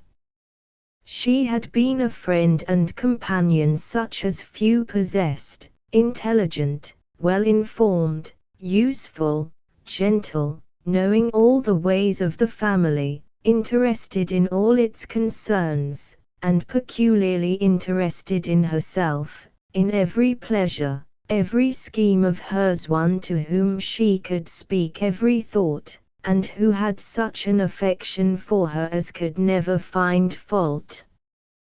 How was Emma to bear the change? She was now in great danger of suffering from intellectual solitude. She dearly loved her father, but he was no companion for her. He could not meet her in conversation, rational or playful. The evil of the actual disparity in their ages, as Mr. Woodhouse had not married early, was much increased by his constitution and habits, for, having been a valetudinarian all his life, without activity of mind or body, he was a much older man in ways than in years, and though everywhere beloved for the friendliness of his heart and his amiable temper, his talents could not have recommended him at any time. Emma's sister, though comparatively but little removed by matrimony, being settled in London, only 16 miles off, was much beyond her daily reach, and it was quite 3 months before Christmas that would bring the next visit from Isabella, her husband, and children. Highbury, the large and populous village to which her house, Hartfield, really belonged, afforded her no equals. The Woodhouses were first in consequence there. All looked up to them, but there was not one of her acquaintances among them who could be accepted in lieu of Miss Taylor for even half a day. It was a melancholy change, and Emma could not but sigh over it, and wish for impossible things, till her father awoke from his usual after-dinner sleep, and made it necessary to be cheerful. His spirits required support. He was a nervous man, easily depressed, fond of everybody he was used to, and hating to part with them, hating change of every kind. Matrimony, as the origin of change, was always disagreeable to him, and he was not yet reconciled to his own daughter marrying, nor could ever speak of her but with compassion, though it had been entirely a match of affection, when he was now obliged to part with Miss Taylor, too. He was pitying poor Miss Taylor and magnifying the half-mile's distance that separated Hartfield from Mr. Weston's place, Randalls, when a visitor walked in. This was Mr. George Knightley, the elder brother of Isabella's husband, and the owner of Donwell Abbey, the large estate of the district. He was a sensible man, about 7 or 8 and 30, a very old and intimate friend of the family, and a frequent and always welcome visitor. He had returned to a late dinner after some days' absence in London, and had walked up to Hartfield to say that all was well with their relatives in Brunswick Square. They talked of the wedding. Emma congratulated herself on having made the match. Mr. Knightley demurred to this, remarking, a straightforward, open-hearted man, like Weston, and a rational, unaffected woman, like Miss Taylor, may be safely left to manage their own concerns. And when Emma, in reply to entreaties from her father to make no more matches, answered, "Only one more, Papa, only for Mr. Elton. You like Mr. Elton, Papa? I must look about for a wife for him." Her old friend gave her the salutary advice, "Invite him to dinner, Emma, and help him to the best of the fish and the chicken, but leave him to choose his own wife. Depend upon it, a man of 6 or 27 can take care of himself." To Emma as a matchmaker, Emma lost no time in developing her schemes for the happiness of Mr. Elton. Through Mrs. Goddard, the mistress of the local boarding school for girls, she struck up an acquaintance, which she contrived rapidly to develop into intimacy, with a Miss Harriet Smith, a plump, fair-haired, blue-eyed little beauty of 17, whose prettiness, docility, good temper and simplicity might be allowed to balance her lack of intelligence and information. Harriet was the natural daughter of somebody. Somebody had placed her several years back at Mrs. Goddard's school, and somebody had lately raised her from the condition of scholar to that of parlor boarder. This was all that was generally known of her history. She had no visible friends but what had been acquired at Highbury, and was now just returned from a long visit in the country to some young ladies, the Mrs. Martin, who had been at school there with her. The first step which Emma took in the education of Harriet was to cool her interest in the Martins.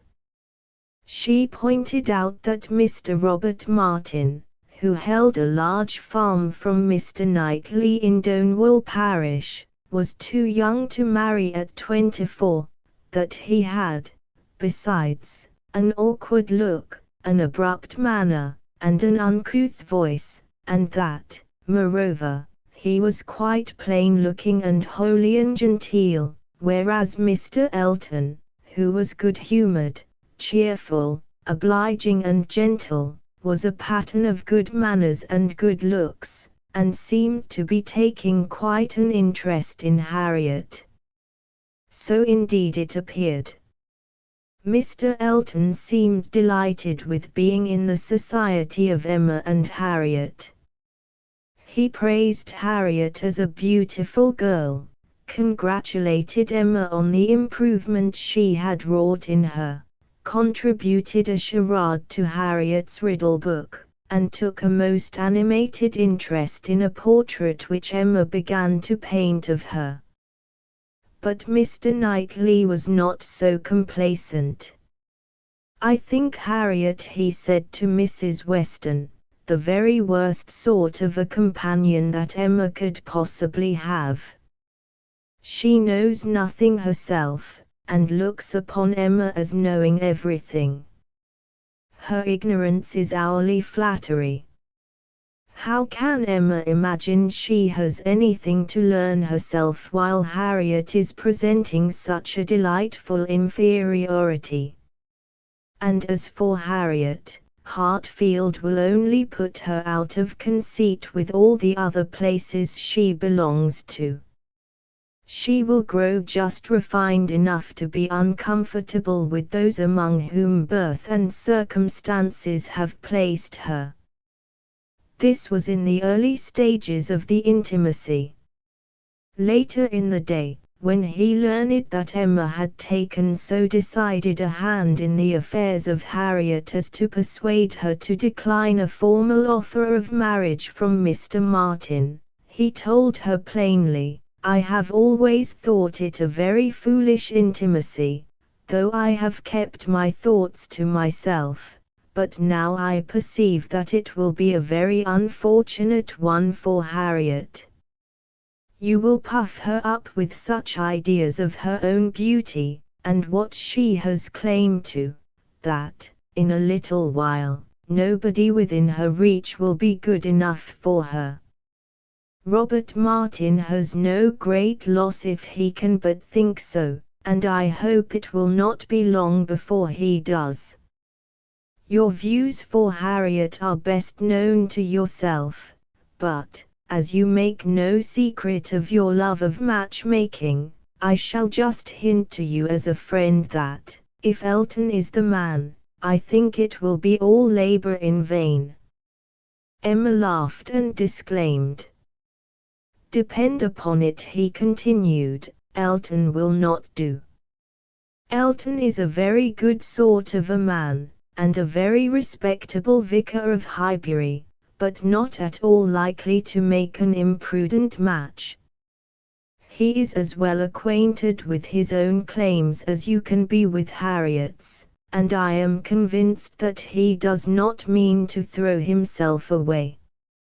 But despite this warning from Mr. George Knightley, despite a hint dropped by Mr. John Knightley, when he and his wife and children came to stop with the Woodhouses for Christmas, a hint to the effect that his sister-in-law would do well to consider whether Mr. Elton was not in love with her, Emma continued quite as ardent in her new friendship and in her hopes.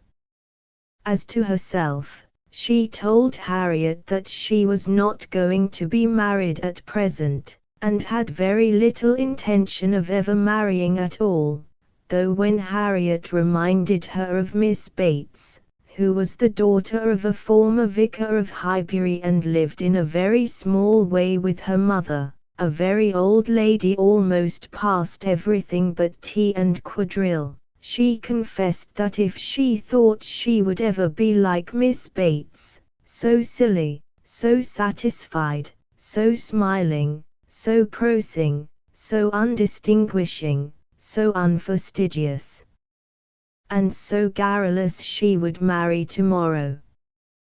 But Mr. Elton was unaware of Emma having thought of making such a self-denying ordinance, and so one night when the Woodhouses and the Knightleys were returning home from a party at Randalls, he took advantage of his being alone in a carriage with her to propose to her, seeming never to doubt his being accepted.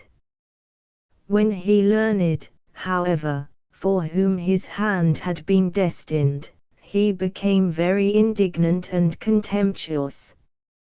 "Never, madam," cried he. "Never, I assure you. I think seriously of Miss Smith. Miss Smith is a very good sort of girl, and I should be happy to see her respectably settled. I wish her extremely well, and, no doubt, there are men who might not object to everybody has their level, but as for myself, I am not, I think, quite so much at a loss. I need not so totally despair of an equal alliance as to be addressing myself to Miss Smith. No, madam, my visits to Hatfield have been for yourself only." Needless to say, Emma refused him, and they parted on terms of mutually deep mortification. Fortunately, the task of enlightening Harriet as to the state of Mr. Elton's feelings proved less troublesome than Emma had expected it to be. Harriet's tears fell abundantly, but otherwise she bore the intelligence very meekly and well. Three Emma's schemes in a tangle as if to make up for the absence of Mr. Elton, who went to spend a few weeks in Bath, in an endeavour to cure his wounded affections. Highbury society was shortly enlarged by the arrival of two such welcome additions as Miss Jane Fairfax and Mr. Frank Churchill. Miss Fairfax, who was the orphan daughter of Lieutenant Fairfax, and Miss James Bates had for many years been living with her father's brother officer, Colonel Campbell, and his wife and daughter. A beautiful girl of 19, with only a few £100 of her own, and no monetary expectations from her adoptive father. She had received such an education as qualified her to become a governess, and though as long as Colonel and Mrs. Campbell lived their home might always be hers, she had all along resolved to start earning her own living at 21. Her friend, Miss Campbell, had recently married a rich and agreeable young man called Dixon, and though the Dixons had urgently invited her to join Colonel and Mrs. Campbell in a visit to them in Ireland, Jane preferred to spend 3 months' holiday with her aunt and grandmother at Highbury, with some vague intention of starting her scholastic career at the end of this period. Emma did not like Jane Fairfax, partly because Jane's aunt was always boring people by talking of her, partly, perhaps, because as Mr. Knightley once told her she saw in her the really accomplished young woman which she wanted to be thought herself. At any rate, she still found her as reserved as ever. Jane had been a little acquainted with Mr. Frank Churchill at Weymouth, but she either could not, or would not, tell Emma anything about him. That gentleman, however, soon presented himself in person. He was the son of Mr. Weston by his first wife.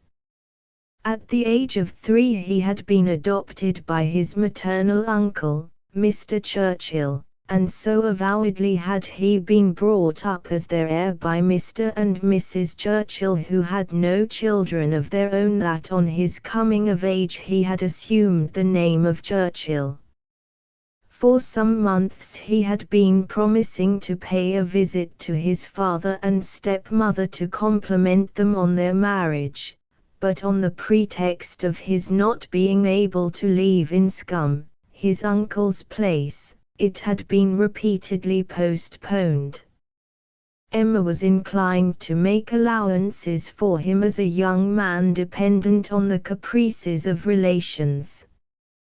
But Mr. Knightley condemned his conduct roundly. "He cannot want money, he cannot want leisure," he said.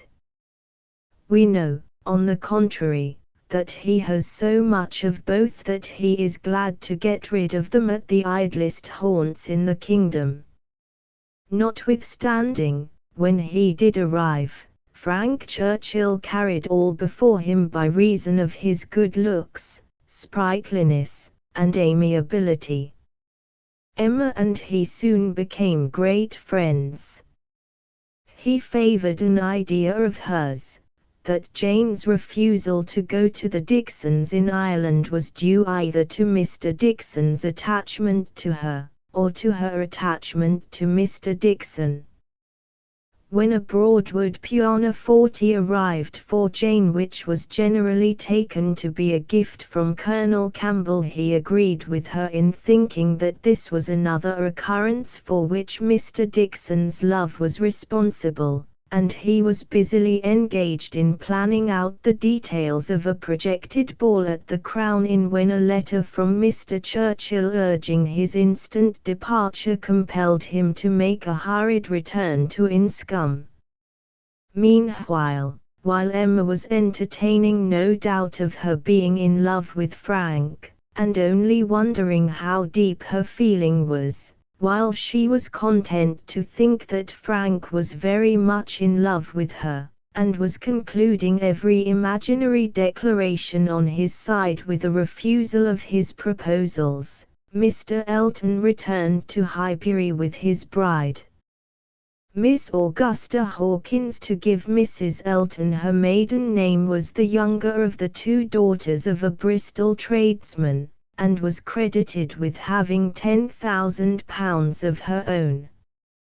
A self-important, presuming, familiar, ignorant, and ill-bred woman, with a little beauty and a little accomplishment, who was always expatiating on the charms of Mr. Suckling's, her brother-in-law's place, Maple Grove, she soon excited disgust in Emma, who offended her by the scanty encouragement with which she received her proposals of intimacy, and was herself offended by the great fancy which Mrs. Elton took to Jane Fairfax. Long before Emma had forfeited her confidence, she was not satisfied with expressing a natural and reasonable admiration of Jane, but, without solicitation, or plea, or privilege, she must be wanting to assist and befriend her. The ill feeling thus aroused found significant expression on the occasion of the long-talked-of ball at the Crown, which Mr. Weston was able to give one evening in May, thanks to the settlement of the Churchills at Richmond, and the consequent reappearance of Frank Churchill at Highbury.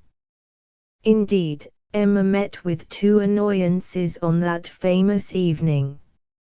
Mr. Weston had entreated her to come early, before any other person came, for the purpose of taking her opinion as to the propriety and comfort of the rooms, and when she got there, she found that quite half the company had come, by particular desire, to help Mr. Weston's judgment. She felt that to be the favorite and intimate of a man who had so many intimates was not the first distinction in the scale of vanity. The other vexing circumstance was due to the conduct of Mr. Elton, who, asked by Mrs. Weston to dance with Harriet Smith, declined on the ground that he was an old married man, and that his dancing days were over. Fortunately, Mr. Knightley, who has recently disappointed Mrs. Weston, and pleased Emma by disclaiming any idea of being attached to Jane Fairfax, was able in some measure to redeem the situation by leading Harriet to the set himself. Emma had no opportunity of speaking to him till after supper, and then he said to her, "They aimed at wounding more than Harriet. Emma, why is it that they are your enemies?" He looked with smiling penetration, and, on receiving no answer, added, "She ought not to be angry with you, I suspect, whatever he may be. To that surmise you say nothing, of course, but confess, Emma, that you did want him to marry Harriet." "I did," replied Emma, "and they cannot forgive me." A day or two afterwards, Harriet figured as the heroine of another little scene.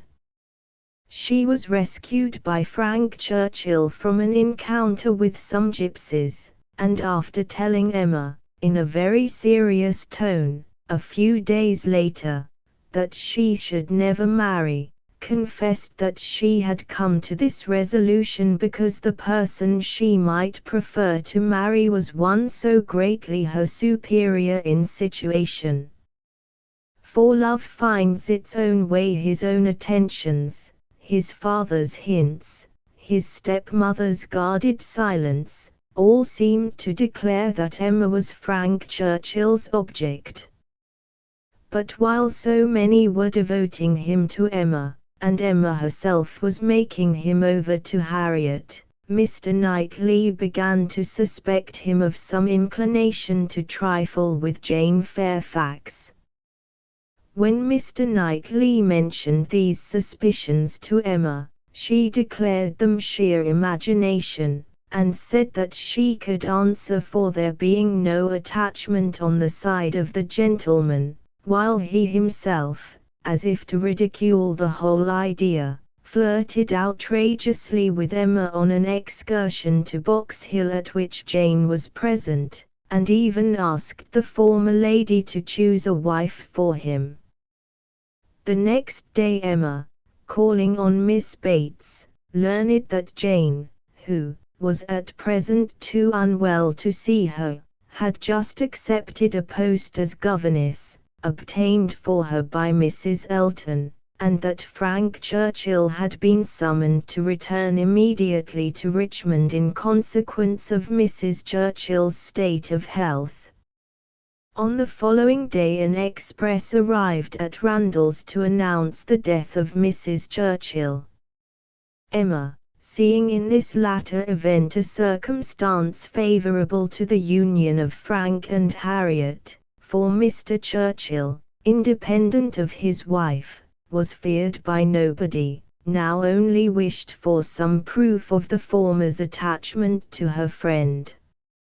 She could, however, for the moment do nothing for Harriet, whereas she could show some attention to Jane, whose prospects were closing, while Harriet's were opening. But here she proved to be mistaken, all her endeavours were to no purpose.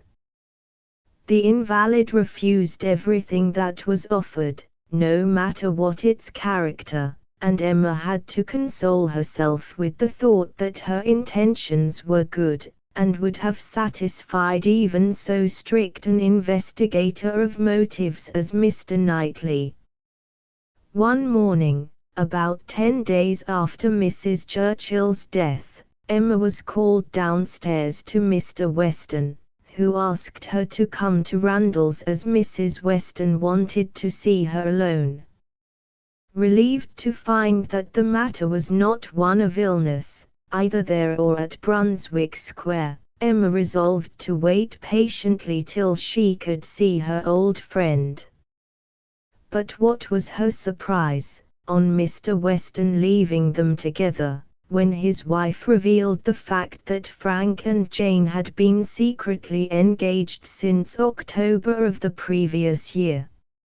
It was almost greater than Mrs. Weston's relief when she learned, to her joy, that Emma now cared nothing at all for Frank, and so had been in no wise injured by this clandestine understanding, the divulgence of which was due, it seemed, to the fact that, immediately on hearing of Jane's agreement to take up the post of governess, Frank had gone to his uncle, told him of the engagement, and with little difficulty obtained his consent to it. It was with a heavy heart that Emma went home to give Harriet the news that must blast her hopes of happiness once more. But, again, a surprise was in store for her. Harriet had already been told by Mr. Weston, and seemed to bear her misfortune quite stoically, the reason being that the person of superior situation whom she despaired of securing was not Mr. Frank Churchill, but Mr. George Knightley. Emma was not prepared for this development. It darted through her, with the speed of an arrow, that Mr. Knightley must marry no one but herself. Which desirable consummation was brought about at their next interview, for, after trying to console her for the abominable conduct of Frank Churchill, under the mistaken impression that that young gentleman had succeeded in engaging her affections, Mr. Knightley proposed marriage to her, and was accepted. As for Harriet, she was invited, at Emma's suggestion, to spend a fortnight with Mr. and Mrs. John Knightley in Brunswick Square, and there, meeting Mr. Robert Martin, through Mr. George Knightley's contrivance, was easily persuaded to become his wife. About this same time, too, Mrs. Weston's husband and friends were all made happy by knowing her to be the mother of a little girl, while Emma and Mrs. Weston were enabled to take a more lenient view of Frank Churchill's conduct, thanks to a long letter which he wrote to the latter lady in which he apologized for his equivocal conduct to Emma, and expressed his regret that those attentions should have caused such poignant distress to the lady whom he was shortly to make his wife. The much-discussed pianoforte had been his gift. Persuasion. Jane Austen began her last book soon after she had finished Emma and completed it in August, 1816. Persuasion is connected with Northanger Abbey not only by the fact that the two books were originally bound up in one volume and published together 2 years later, and are still so issued, but in the circumstance that in both stories the scene is laid partly in Bath, a health resort with which Jane Austen was well acquainted, as having been her place of residence from the year 1801 till 1805. I. The vain Baronet of Kellynch Hall. Sir Walter Elliot, of Kellynch Hall, in Somersetshire, was a man who, for his own amusement, never took up any book but the baronetage. There he found occupation for an idle hour, and consolation in a distressed one. There his faculties were roused into admiration and respect by contemplating the limited remnant of the earliest patents. There any unwelcome sensations derived from domestic affairs changed naturally into pity and contempt as he turned over the almost endless creations of the last century, and there, if every other leaf was powerless, he could read his own history with an interest which never failed. This was the page at which the favourite volume always opened, Eliot of Kellynch Hall.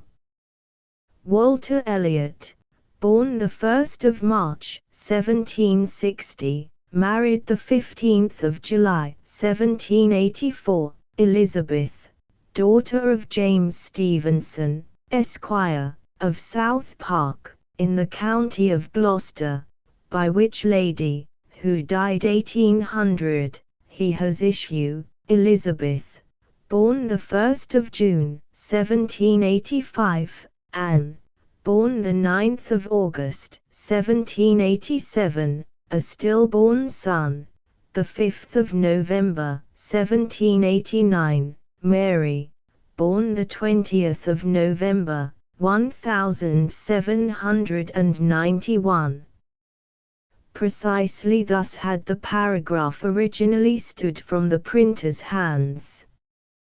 But Sir Walter had improved it by adding, for the information of himself and his family, these words, after the date of Mary's birth, married, the 16th of December, 1810, Charles, son and heir of Charles Musgrove, Esquire, of Uppercross, in the county of Somerset, and by inserting most accurately the day of the month on which he had lost his wife.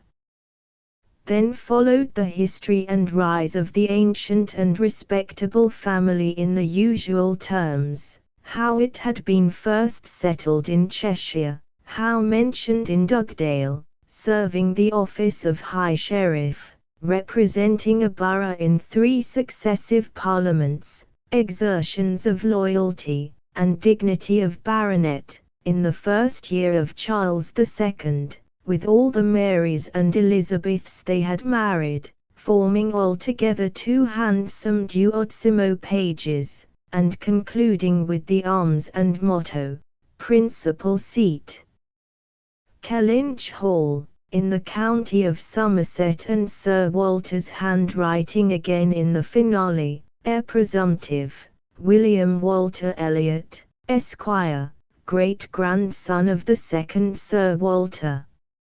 Vanity was the beginning and end of Sir Walter Elliot's character, vanity of person and of situation.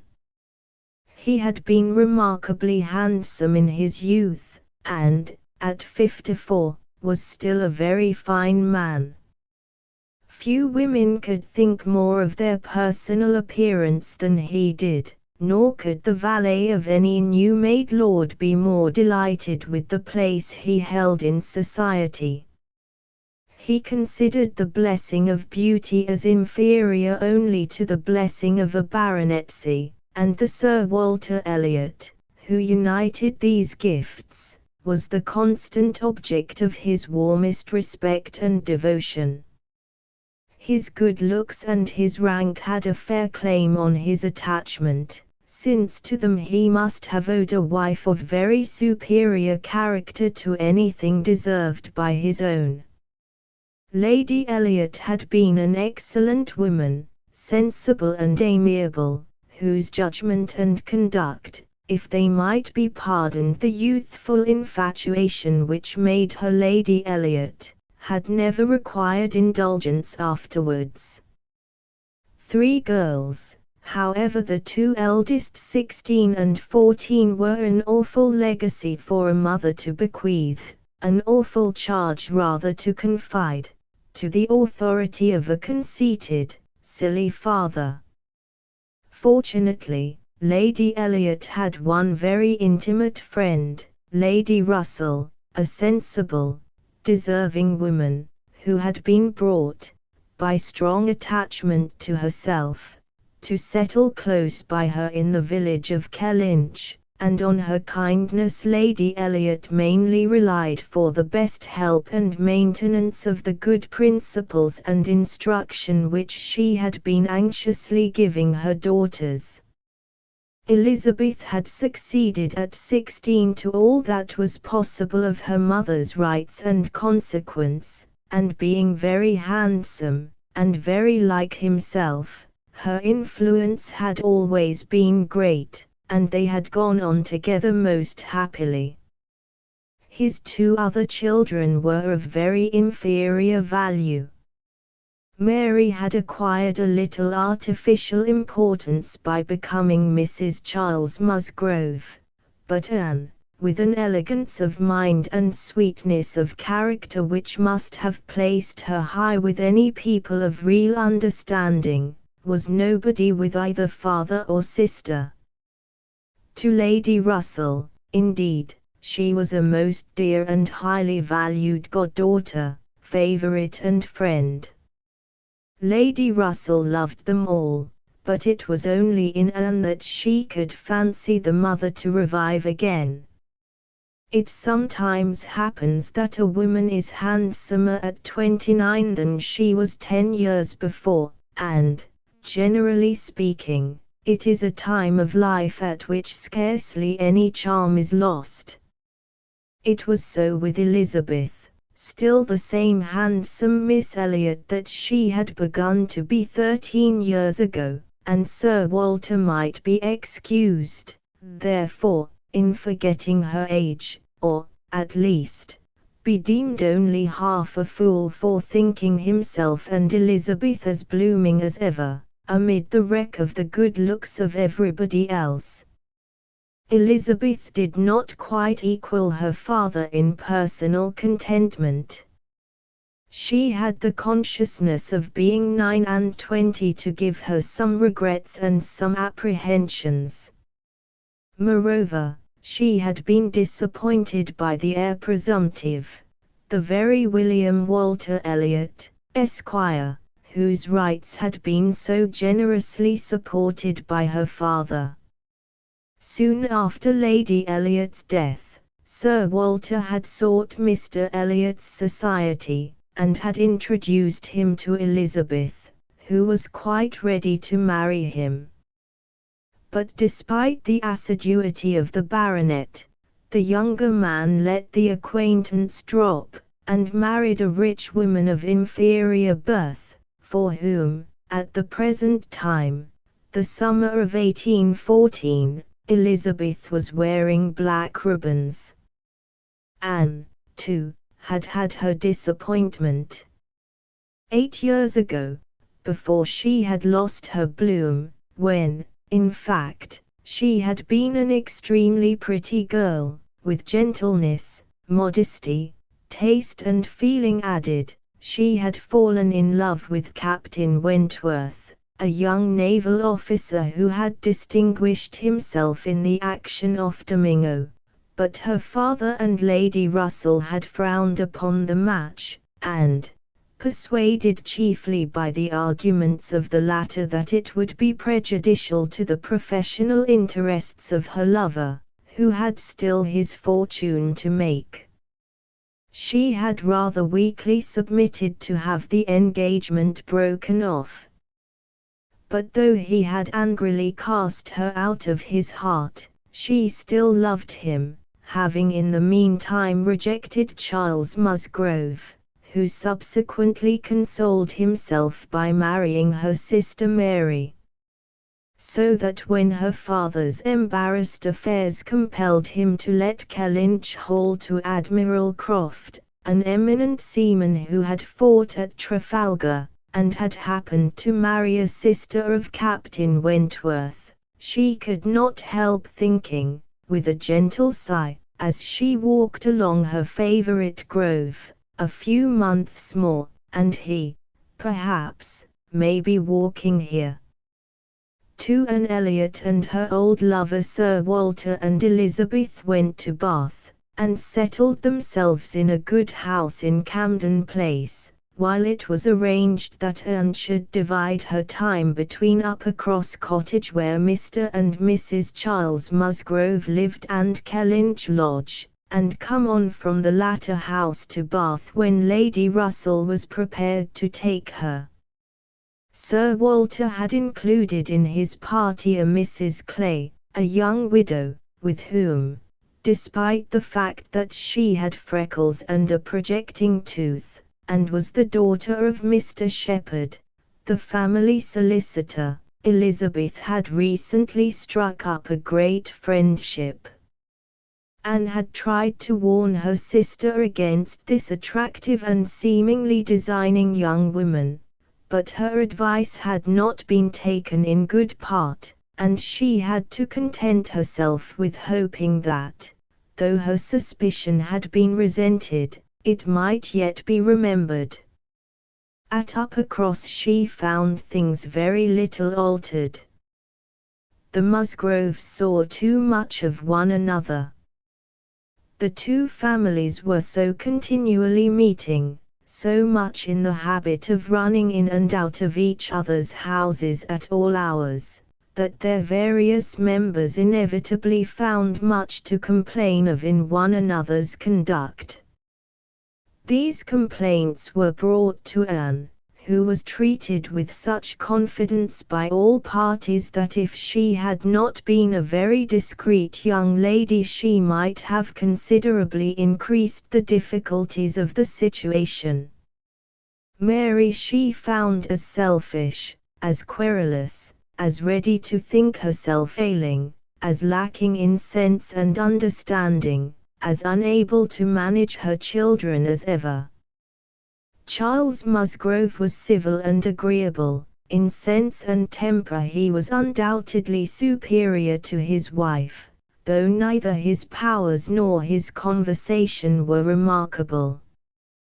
He did nothing with much zeal but sport, and his time was otherwise trifled away without benefit from books or anything else.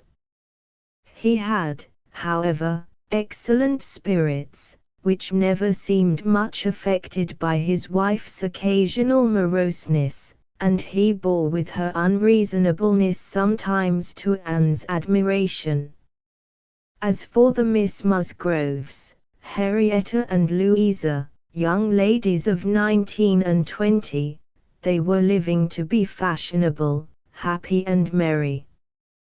Their dress had every advantage, their faces were pretty, their spirits good, their manners unembarrassed and pleasant, they were of consequence at home, and favourites abroad.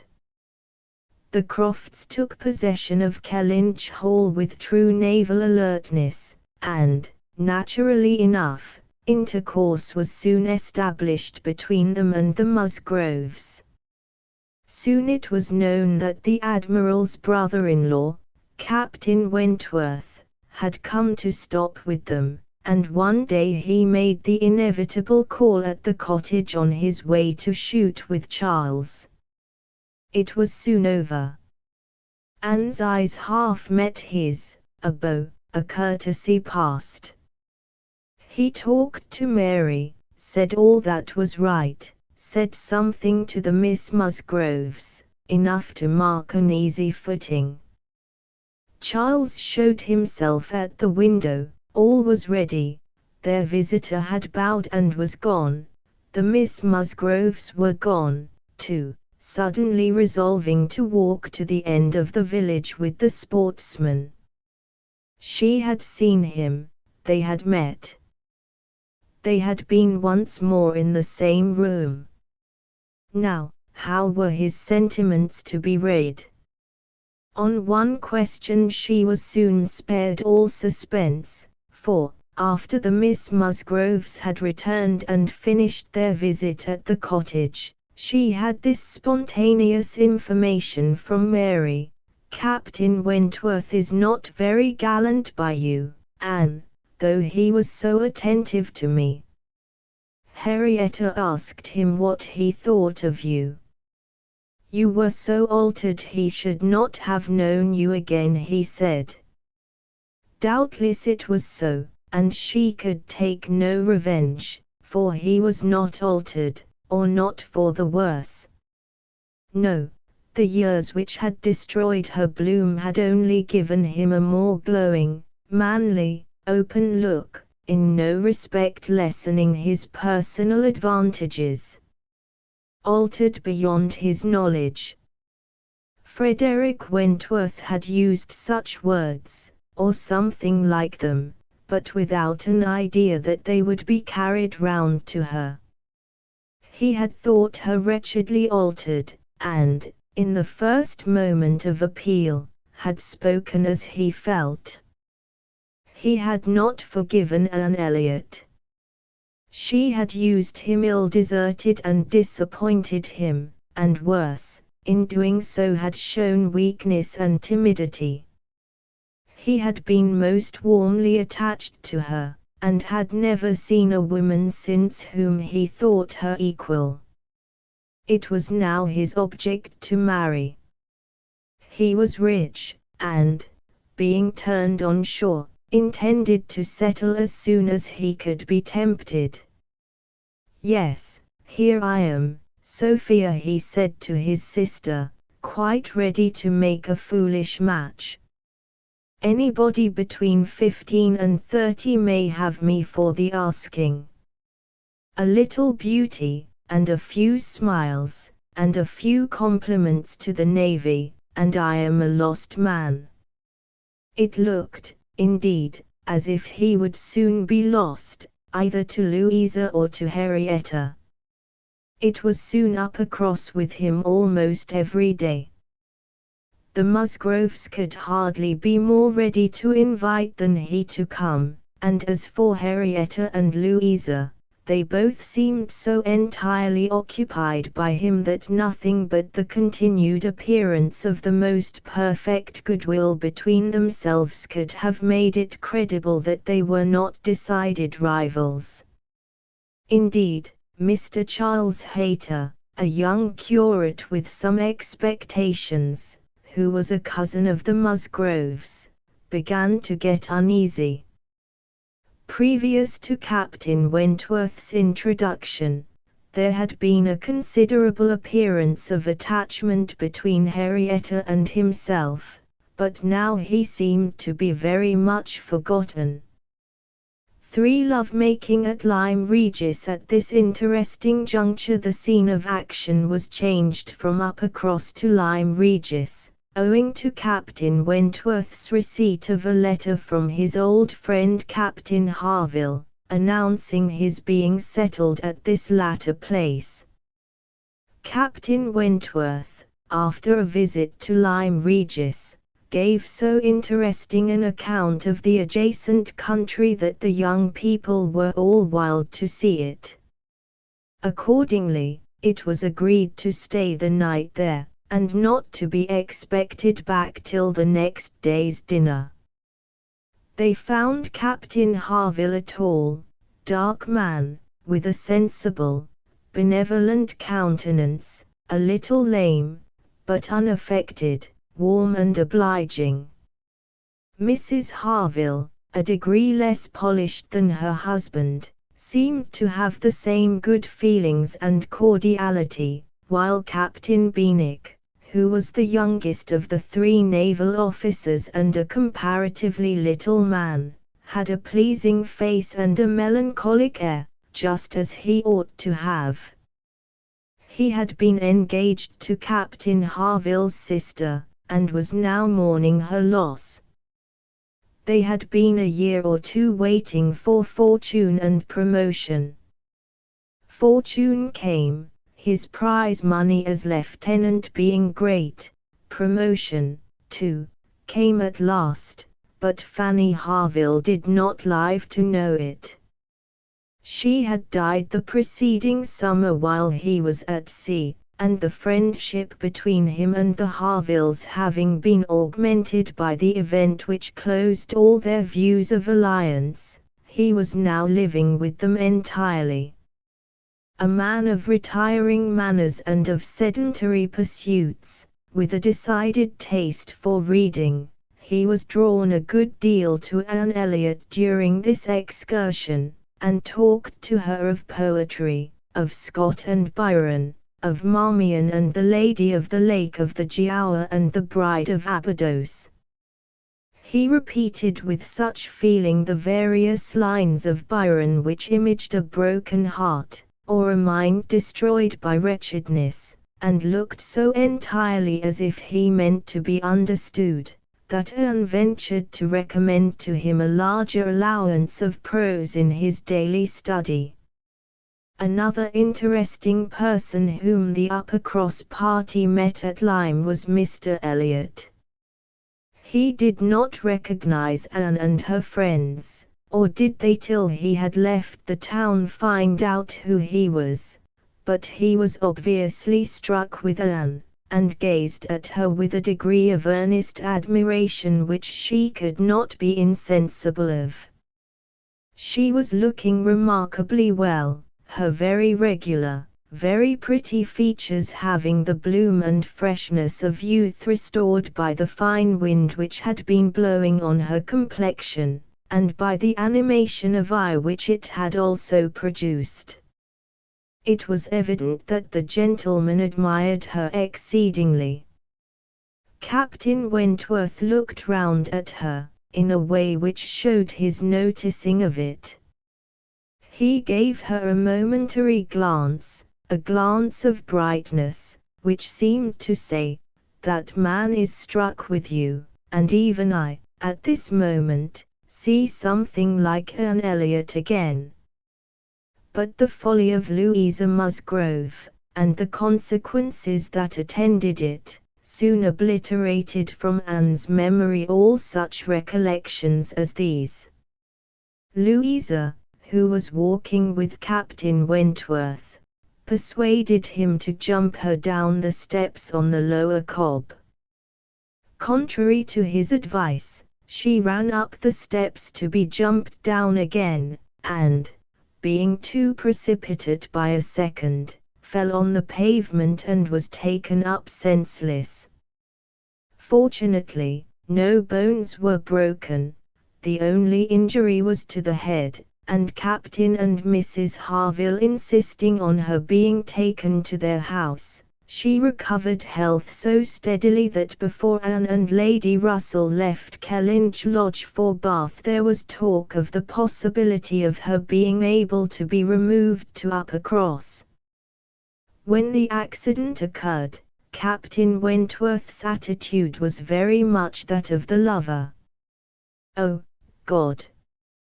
That I had not given way at the fatal moment," he cried. "Had I but done as I ought! But so eager and so resolute, dear, sweet Louisa!" Anne feared there could not be a doubt as to what would follow the recovery, but she was amused to hear Charles Musgrove tell how much Captain Benwick admired her self-elegance, sweetness, beauty. Oh, there was no end to Miss Elliot's charms. Another surprise awaited her at Bath, where she found her father and sister Elizabeth happy in the submission and society of the heir presumptive. He had explained away all the appearance of neglect on his own side as originating in misapprehension. He had never had an idea of throwing himself off, he had feared that he was thrown off, and delicacy had kept him silent. These explanations having been made, Sir Walter took him by the hand, affirming that Mr. Elliot was better to look at than most men, and that he had no objection to being seen with him anywhere. The gentleman called one evening, soon after Anne's arrival in the town, and his little start of surprise on being introduced to her showed that he was not more astonished than delighted at meeting, in the character of Sir Walter's daughter, the young lady who had so strongly struck his fancy at Lyme. He stopped an hour, and his tone, his expressions, his choice of subject, all showed the operation of a sensible, discerning mind. Still, Anne could not understand what his object was in seeking this reconciliation. Even the engagement of Louisa Musgrove to Captain Benwick, which was announced to her by Mary about a month later, seemed more susceptible of explanation had not the young couple been thrown together for weeks, than this determination of Mr. Elliot to become friends with relations from whom he could derive no possible advantage. For love triumphant following close on the news of Louisa's engagement came the arrival at Bath of Admiral and Mrs. Croft. He had come for the cure of his gout, and he was soon followed by Captain Wentworth, who, for the first time since their second meeting, deliberately sought Anne out at a concert which she and her people were attending. The most significant part of their conversation was his comment on Louisa's engagement to Captain Benwick. He frankly confessed he could not understand it as far as it concerned Benwick. A man like him, in his situation, with a heart pierced, wounded, almost broken. Fanny Harville was a very superior person, and his attachment to her was indeed attachment. A man does not recover from such a devotion of the heart to such a woman. He ought not, he does not. But the captain was prevented from saying much more by the assiduous attention which Mr. Elliot paid to her at this concert. Very long, said he, has the name of Anne Elliot possessed a charm over my fancy, and, if I dared, I would breathe my wishes that the name might never change. Such language might almost be taken to be a proposal, but Anne was too much interested in watching Captain Wentworth to pay much attention to it. She had still in mind the words which her sometime lover had spoken at the concert, when a visit she had paid to an invalid friend, an old schoolfellow of hers called Mrs. Smith, gave her complete enlightenment as to the character and present objects of Mr. Elliot.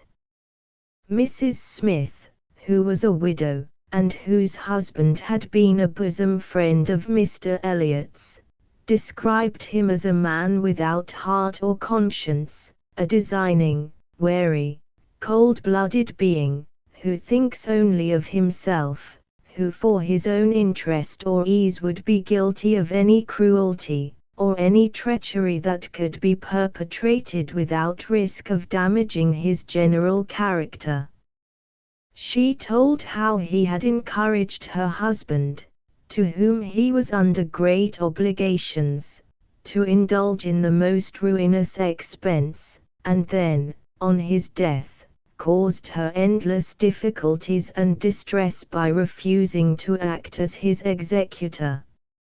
She also informed Anne that he had married his first wife, whom he treated badly, entirely on account of her fortune, and that, though among the present reasons for continuing the acquaintance with his relations was a genuine attachment to herself, his original intention in seeking a reconciliation with Sir Walter had been to secure for himself the reversion of the baronetcy by preventing the holder of the title from falling into the snares of Mrs. Clay.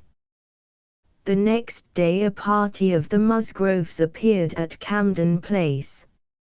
Mrs. Musgrove, senior, had some old friends at Bath whom she wanted to see. Mrs. Charles Musgrove could not bear to be left behind in any excursion which her husband was taking. Henrietta, who had arrived at an understanding with Mr. Charles Hayter, had come to buy wedding clothes for herself and Louisa, and Captain Harville had come on business.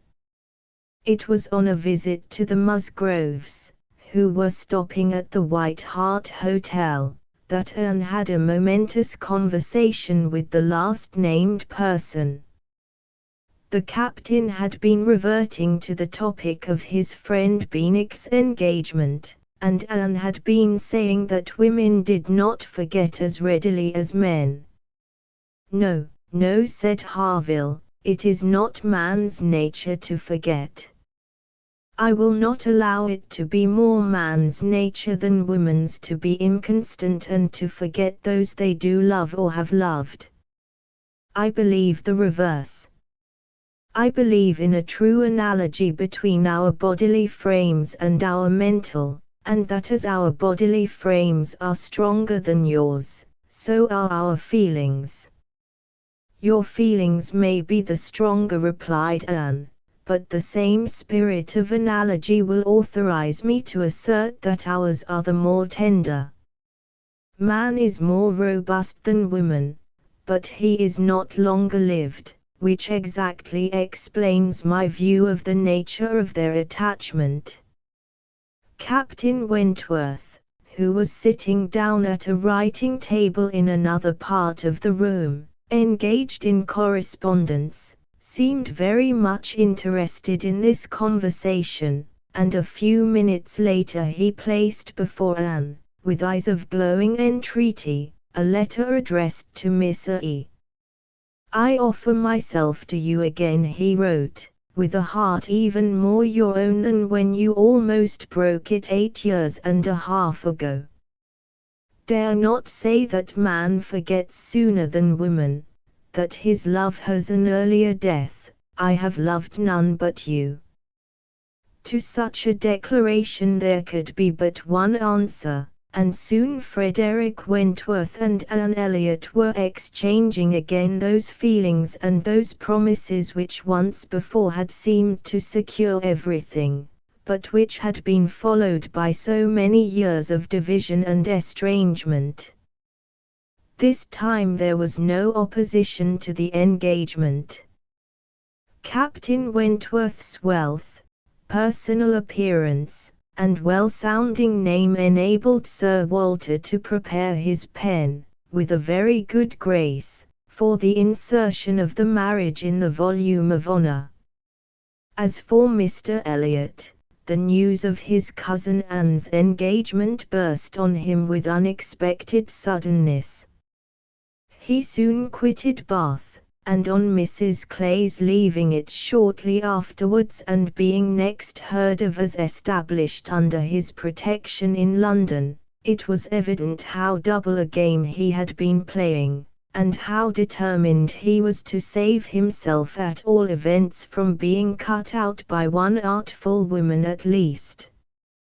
Honore de Balzac Eugénie Grandit Honore de Balzac was born the 20th of May, 1799, at Tours, in France, and died at Paris, the 18th of August, 1850. His early life was filled with hard work and oppressed by poverty. He attained success by the publication of Les Derniers Chouans in 1829, and he soon established his fame as the leader of realistic fiction.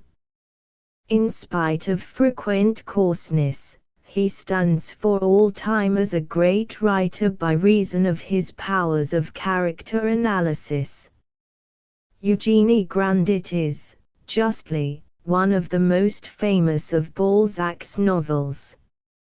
As a study of avarice, in the character of old Grandit, it is superb, and the picture of manners in the country town of Somme is painted as only a supreme artist like Balzac could paint it. The pathos of Eugenie's wasted life, the long suffering of Mme. Grandit, the craft and cunning of the Desgrassins and the Cruchots, the fidelity of Nanon, and the frank egotism of Charles Grandit, all these things combine to make the book a masterpiece of French fiction. Eugenie Grandit was written in the full vigor of Balzac's genius in 1833, and was published in the first volume of Scenes of Provincial Life in 1834, and finally included in the Human Comedy in 1843.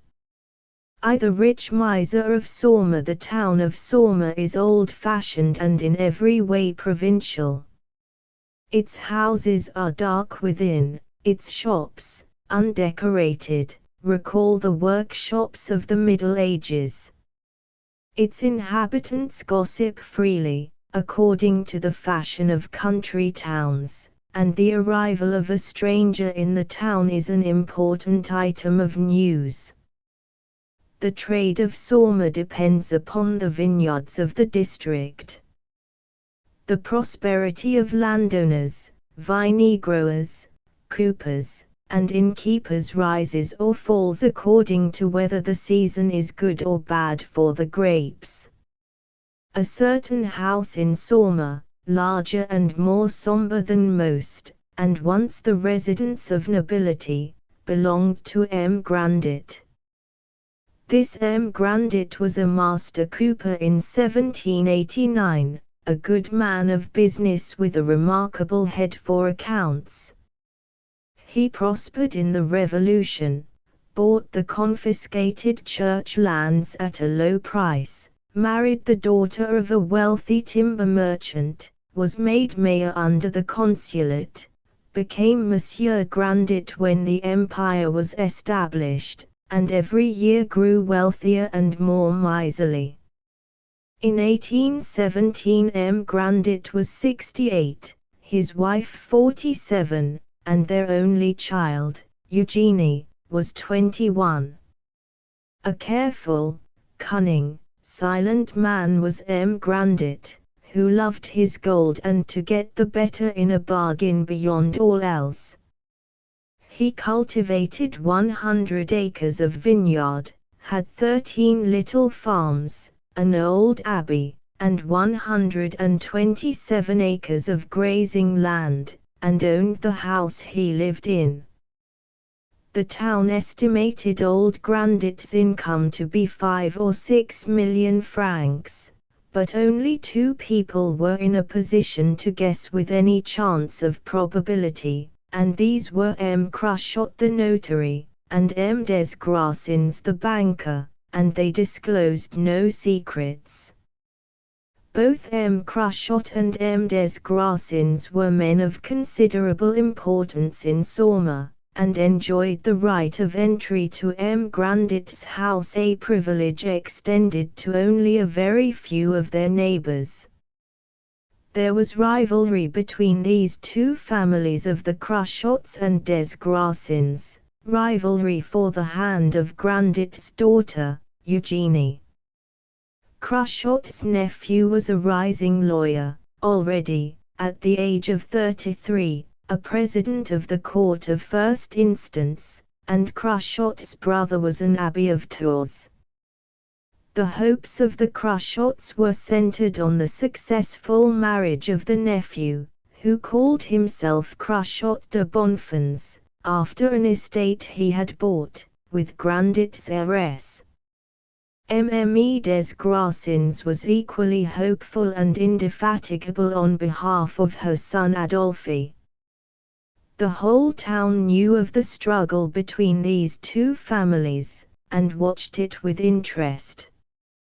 Would Mademoiselle Grandit marry M. Adolphe des Grassins or M. le Président? There were others who declared the old cooper was rich enough to marry his daughter to appear in France. With all his wealth and the fortune his wife brought him, M. Grandit lived as meanly and cheaply as he could. His house was cold and dreary, and his table was supplied with poultry, eggs, butter and corn by his tenants. M. Grandit never paid visits or invited people to dinner. One servant, Nanon, a big, strong woman of 5 feet 8 inches, did all the work of the house, the cooking and washing, the baking and cleaning, and watched over her master's interests with an absolute fidelity. The strength of Nanon appealed to M. Grandit when he was on the lookout for a housekeeper before his marriage, and the girl, out of work and wretched, had never lost her gratitude for having been taken into his service. For 28 years Nanon had worked early and late for the Grandets, and on a yearly wage of 70 livres had accumulated more money than any other servant in Sorma. She was one of the family, spending her evenings in the sitting room of her employers, where a single candle was all that was allowed for illumination. M. Grandit also decided that no fire must be lit in the sitting room from April the 1st to the 31st of October, and every morning he went into the kitchen and doled out the bread, sugar, and other provisions for the day to Nanon, and candles to his daughter. As for Mme. Grandit, her gentleness and meekness could not stand up against her husband's force of character. She had brought more than 300,000 francs to her husband, and yet had no money save an occasional 6 francs for pocket money, and the only certain source of income was 4 or 5 louis which Grandit made the Belgian merchants, who bought his wine, pay over and above the stipulated price. Often enough he would borrow some of this money even. Mme. Grandit was too gentle to revolt, but her pride forbade her ever asking a sou from her husband. With her daughter she attended to the household linen, and found compensation for the unhappiness of her lot in the consolations of religion, and also in the company of Eugenie. It never occurred to M. Grandit that his wife suffered, or had reason to suffer. He was making money, every year his riches increased. He paid for sittings in church, and gave his daughter 5 francs a month for a dress allowance. That his wife hardly ever left the house except occasionally to go to church, that her dress was invariably the same, and that she never asked him for anything, never troubled M. Grandit. Avarice was his consuming passion, and it was satisfactory to him that no one attempted to cross him. Twice a year, on her birthday, and on the day of her patron saint, Eugenie received some rare gold coin from her father, and then he would take pleasure in looking at her store, for these coins were not to be spent. Old M. Grandit liked to think that his daughter was learning to appreciate gold, and that in giving her these precious coins he was not parting with his money, but only putting it in another box. To Eugenie's springtime of love on Eugenie's 23rd birthday, November, 1819, the 3 Cruchots, the notary, the abbé, and the magistrate, and the 3 des Grassins, M. des Grassins, Mme. des Grassins, and their son Adolphe hastened to pay their respects to the heiress as soon as dinner was over. Mr. Grandit, in honor of the occasion, lit a second candle in the sitting room. "It is Eugenie's birthday, and we must have an illumination," he remarked. The Crushots all brought handsome bouquets of flowers for Eugenie, but their gifts were eclipsed by a showy workbox fitted with trumpery gilded silver fittings, which Mme. des Grassins presented, and which filled Eugenie with delight. "Adolphe brought it from Paris," whispered Mme. des Grassins in the girl's ear. Old Grandit quite understood that both families were in pursuit of his daughter for the sake of her fortune, and made up his mind that neither of them should have her. They all sat down to play lotto at 8:30, except old Grandit, who never played any game. Just as Mme. Grandit had won a pool of 16 sous, a heavy knock at the front door startled everybody in the room. Nanon took up one of the candles and went to the door, followed by Grandit. Presently they returned with a young man, good-looking, and fashionably dressed. This was Charles Grandit, the son of the old cooper's brother, a merchant in Paris. The young man brought a good many trunks, and while Nanon saw to the bestowal of his luggage, all the lotto players looked at the visitor. Old Grandit took the only remaining candle from the table to read a long letter which his nephew had brought. Charles had set off from Paris at his father's bidding to pay a visit to his uncle at Saumur. He was a dandy, and his appearance was in striking contrast to the attire of the Crushots and the des Grassins. Moreover, he already had had a love affair with a great lady whom he called Annette, and he was a good shot. Altogether, Charles Grandit was a vain and selfish youth, conscious of his superiority over the unfashionable provincials of Saumur, but determined at all costs to enjoy himself as best he could. As for Eugenie, it seemed to her that she had never seen such a perfect gentleman as this cousin from Paris, and, at the risk of incurring her father's wrath, succeeded in persuading Nanon to do what she could to make things comfortable for their guest in the cold and dreary house. Nanon was milking the cow when Eugenie preferred her kindly and considerate request, and the faithful serving maid at once obligingly promised to save a little cream from her master's supply of milk. The Crushots and des Grassins retired discomfited before the presence of Charles Grandit. The young Parisian, brought up in luxury by his father, could not understand why he should have been sent to this outlandish place, and he was the more mystified by his uncle telling him they would talk over important business on the morrow. Then, indeed, in plain and brutal words he learned the contents of the fatal letter he had brought from his father. It was 23 years since old Grandit had seen his brother in Paris, but this brother had become a rich man, too, of that old Grandit was aware.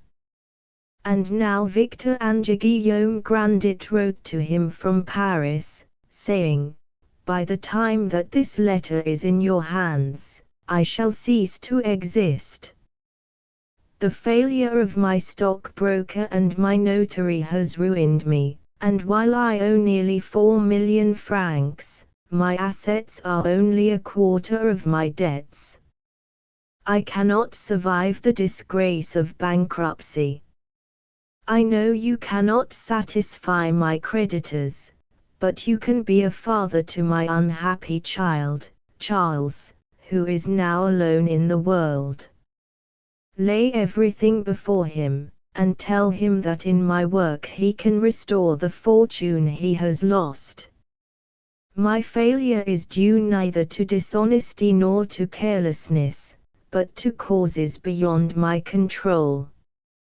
Old Grandit told his nephew plainly that his father was dead, and even showed him a paragraph already in the papers referring to the ruin and suicide of the unhappy man. So quickly is such news spread abroad.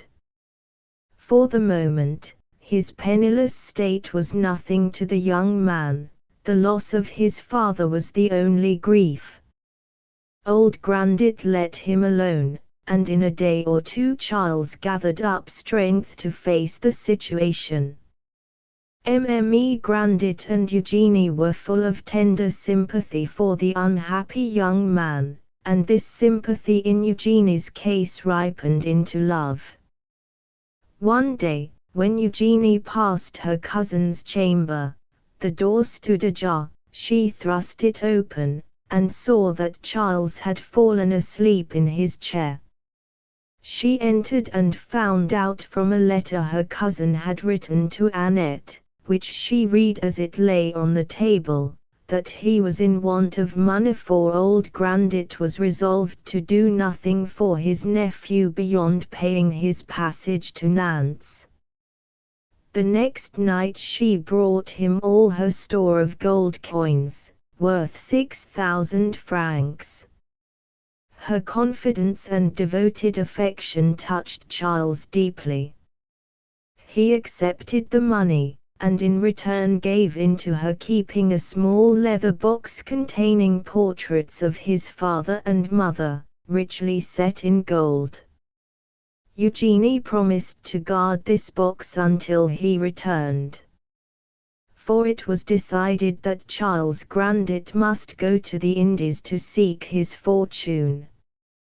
He sold his jewels and finery, and paid his personal debts in Paris, and waited on at Sorma till the ship should be ready to sail for Nantes.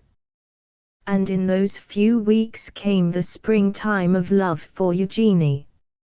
Old Grandit was too busy to trouble about his nephew, who was so shortly to be got rid of, and both Nanon and Mme Grandit liked and pitied the young man.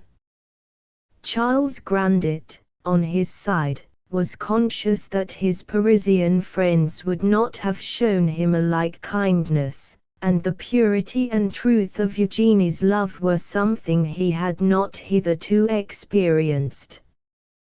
The cousins would snatch a few moments together in the early morning, and once, only a few days before his departure, they met in the long, dark passage at the foot of the staircase.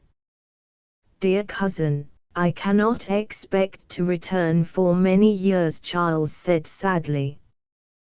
"We must not consider ourselves bound in any way." "You love me?" was all Eugenie asked.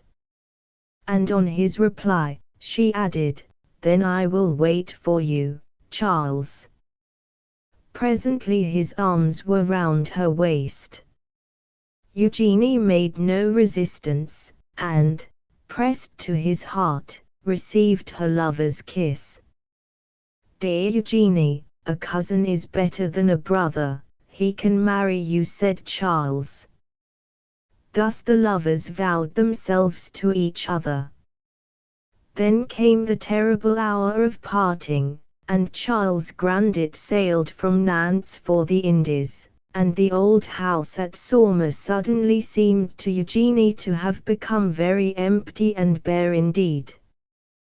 3M Grandit's discovery. Grandit, on the advice of M. Cruchot, the notary, saved the honor of his dead brother. There was no act of bankruptcy. M. Cruchot, to gain favor with old Grandit, proposed to go to Paris to look after the dead man's affairs, but suggested the payment of expenses. It was M. des Grassins, however, who went to Paris, for he undertook to make no charge, and the banker not only attended to Guillaume Grandit's creditors, but stayed on in Paris, having been made a deputy, and fell in love with an actress. Adolphe joined his father, and achieved an equally unpleasant reputation. The property of Guillaume Grandit realized enough money to pay the creditors a dividend of 47%. They agreed that they would deposit, upon certain conditions, their bills with an accredited notary, and each one said to himself that Grandit of Sorma would pay. Grandit of Sorma, however, did not pay. Endless delays were forthcoming, and Des Grassins was always holding out promises that were not fulfilled. As years went by, some of the creditors gave up all hope of payment, others died, till at the end of 5 years the deficit stood at 1,200,000 francs. In the meantime, a terrible blow had fallen on mine. Grandit. On the 1st of January 1820, old Grandit, according to his wont, presented his daughter with a gold coin, and asked to see her store of gold pieces. All Eugenie would tell him was that her money was gone. In vain the old man stormed. Eugenie kept on saying, "I am of age, the money was mine." Grandit raved at his wife, who, weary and ill, gave him no satisfaction. In fact, mine. Grandit's character had become stronger through her daughter's trouble, and she refused to support her husband's angry demands. Then old Grandit ordered Eugenie to retire to her own apartment. "Do you hear what I say? Go," he shouted. Soon all the town knew that Eugenie was a prisoner in her own room, seeing no one but her mother and old Nanon, and public opinion, knowing nothing of the cause of the quarrel, blamed the old cooper. For 6 months this state of things lasted, and mine. Grandit's illness became steadily worse. M. Cruchot, the notary, warned old Grandit that, in the event of his wife's death, he would have to give an account to Eugenie of her mother's share in the joint estate, and that Eugenie could then, if she chose, demand her mother's fortune, to which she would be entitled. This seriously alarmed the avaricious old cooper, and he made up his mind to a reconciliation, for his wife assured him she would never get better while Eugenie was treated so badly. Eugenie and her mother were talking of Charles, from whom no letter had come, and getting what pleasure they could from looking at the portraits of his parents, when old Grandit burst into the room. Catching sight of the gold fittings, he snatched up the dressing case, and would have wrenched off the precious metal. "Father, father," Eugenie called out, "this case is not yours, it is not mine, it is a sacred trust. It belongs to my unhappy cousin. Do not pull it to pieces." Old Grandit took no notice. "Oh, have pity, you are killing me," said the mother. Eugenie caught up a knife, and her cry brought Nanon on the scene. "Father, if you cut away a single piece of gold, I shall stab myself. You are killing my mother, and you will kill me, too." Old Grandit for once was frightened. He tried to make it up with his wife, he kissed Eugenie, and even promised that Eugenie should marry her cousin if she wanted to. Mme. Grandit lingered till October, and then died. There is no happiness to be had except in heaven. Some day you will understand that, she said to her daughter just before she passed away. Cruchot was called in after mine Grandit's death, and in his presence Eugenie agreed to sign a deed renouncing her claim to her mother's fortune while her father lived. She signed it without making any objection, to old Grandit's great relief, and he promised to allow her 100 francs a month. But the old man himself was failing. Bit by bit he relinquished his many activities, but lived on till 7 years had passed. Then he died, his eyes kindling at the end at the sight of the priest's sacred vessels of silver. His brother's creditors were still unpaid. Eugenie was informed by Cruchot that her property amounted to 17 million francs. Where can my cousin be? She asked herself. If only we knew where the young gentleman was, I would set off myself and find him, Nanon said to her. The poor heiress was very lonely. The faithful Nanon, now 59, married Antoine Cornoiller, the bailiff of the estates, and these two, who had known one another for years, lived in the house. The Cruchots still hoped to marry le President to Eugenie, and every birthday the magistrate brought a handsome bouquet. But the heart of Eugenie remained steadfast to her cousin. Ah, Nanon, she would say, why has he never written to me once all these years? Mme des Grassins, unwilling to see the triumph of her old rivals, the Cruchots, went about saying that the heiress of the Grandit millions would marry a peer of France rather than a magistrate. Eugenie, however, thought neither of the peer nor of the magistrate. She gave away enormous sums in charity, and lived on quietly in the dreary old house. Her wealth brought her no comfort, her only treasures were the 2 portraits left in her charge. Yet she went on loving, and believed herself loved in return. For the honor of the Grandets, Charles Grandit, in the course of 8 years, met with considerable success in his trading ventures. He saw very quickly that the way to make money in the tropics, as in Europe, was to go in for buying and selling men, and so he plunged into the slave trade of Africa, and under the name of Carl Shepherd was known in the East Indies, in the United States, and on the African coasts. His plan was to get rich as speedily as possible, and then return to Paris and live respected. For a time, that is, on his first voyage, the thought of Eugenie gave him infinite pleasure, but soon all recollection of Sorma was blotted out, and his cousin became merely a person to whom he owed 6,000 francs. In 1827, Charles returned to Bordeaux with 1,900,000 francs in gold dust.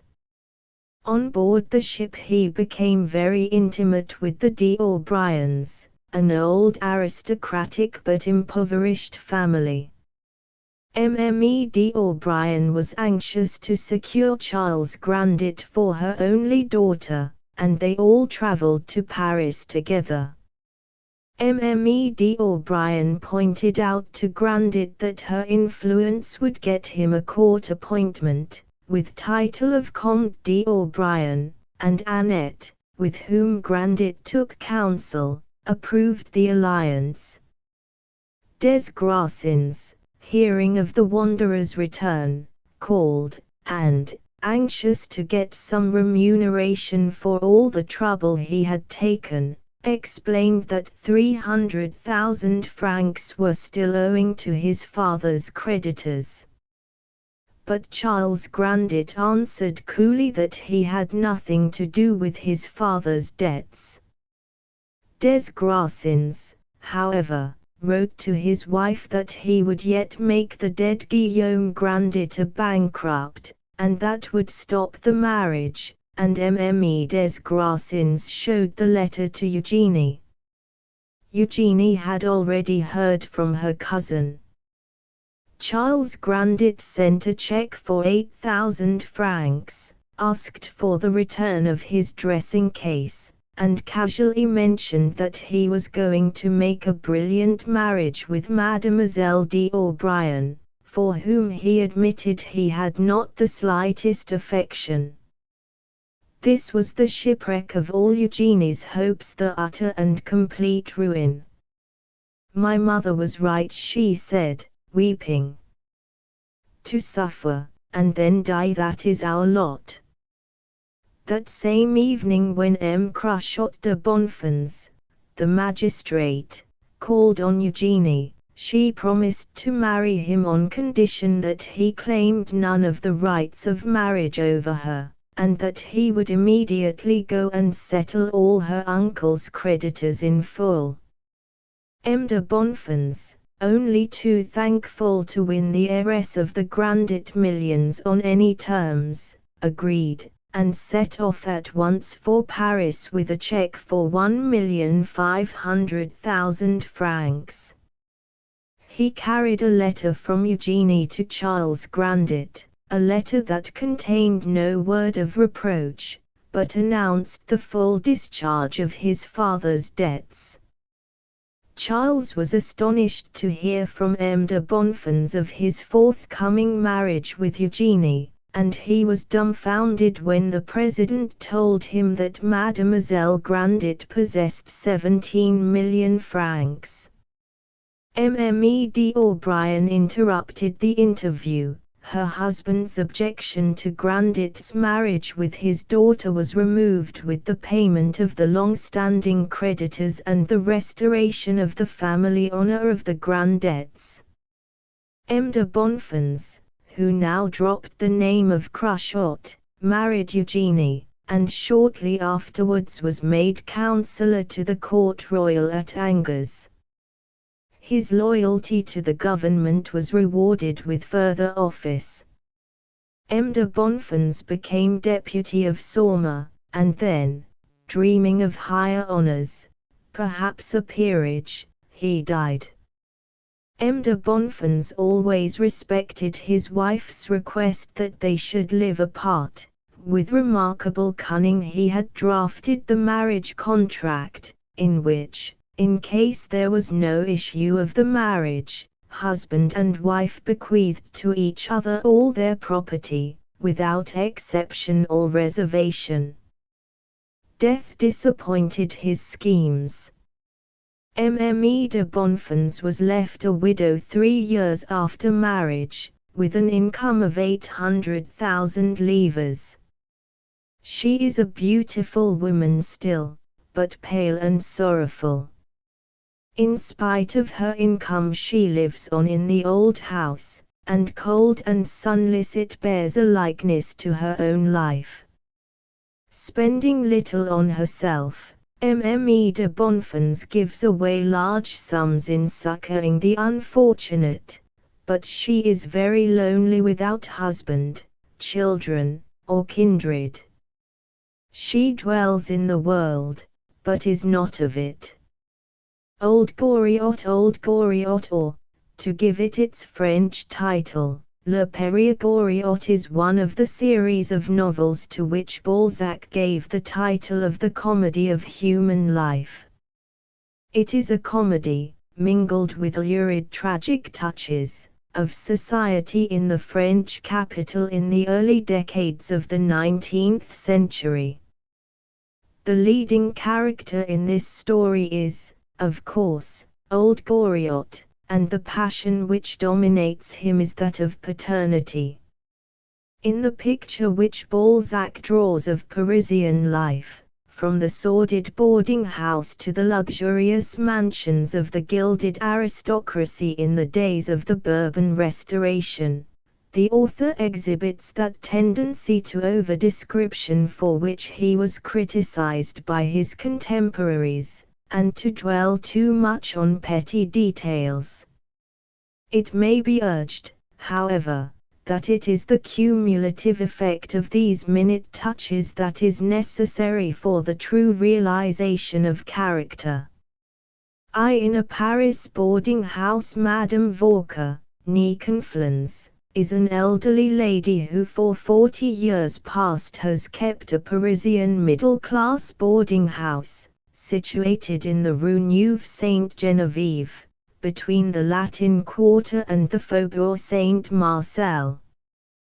This pension, known under the name of the Maison Walker, receives men as well as women, young men and old, but hitherto scandal has never attacked the moral principles on which the respectable establishment has been conducted.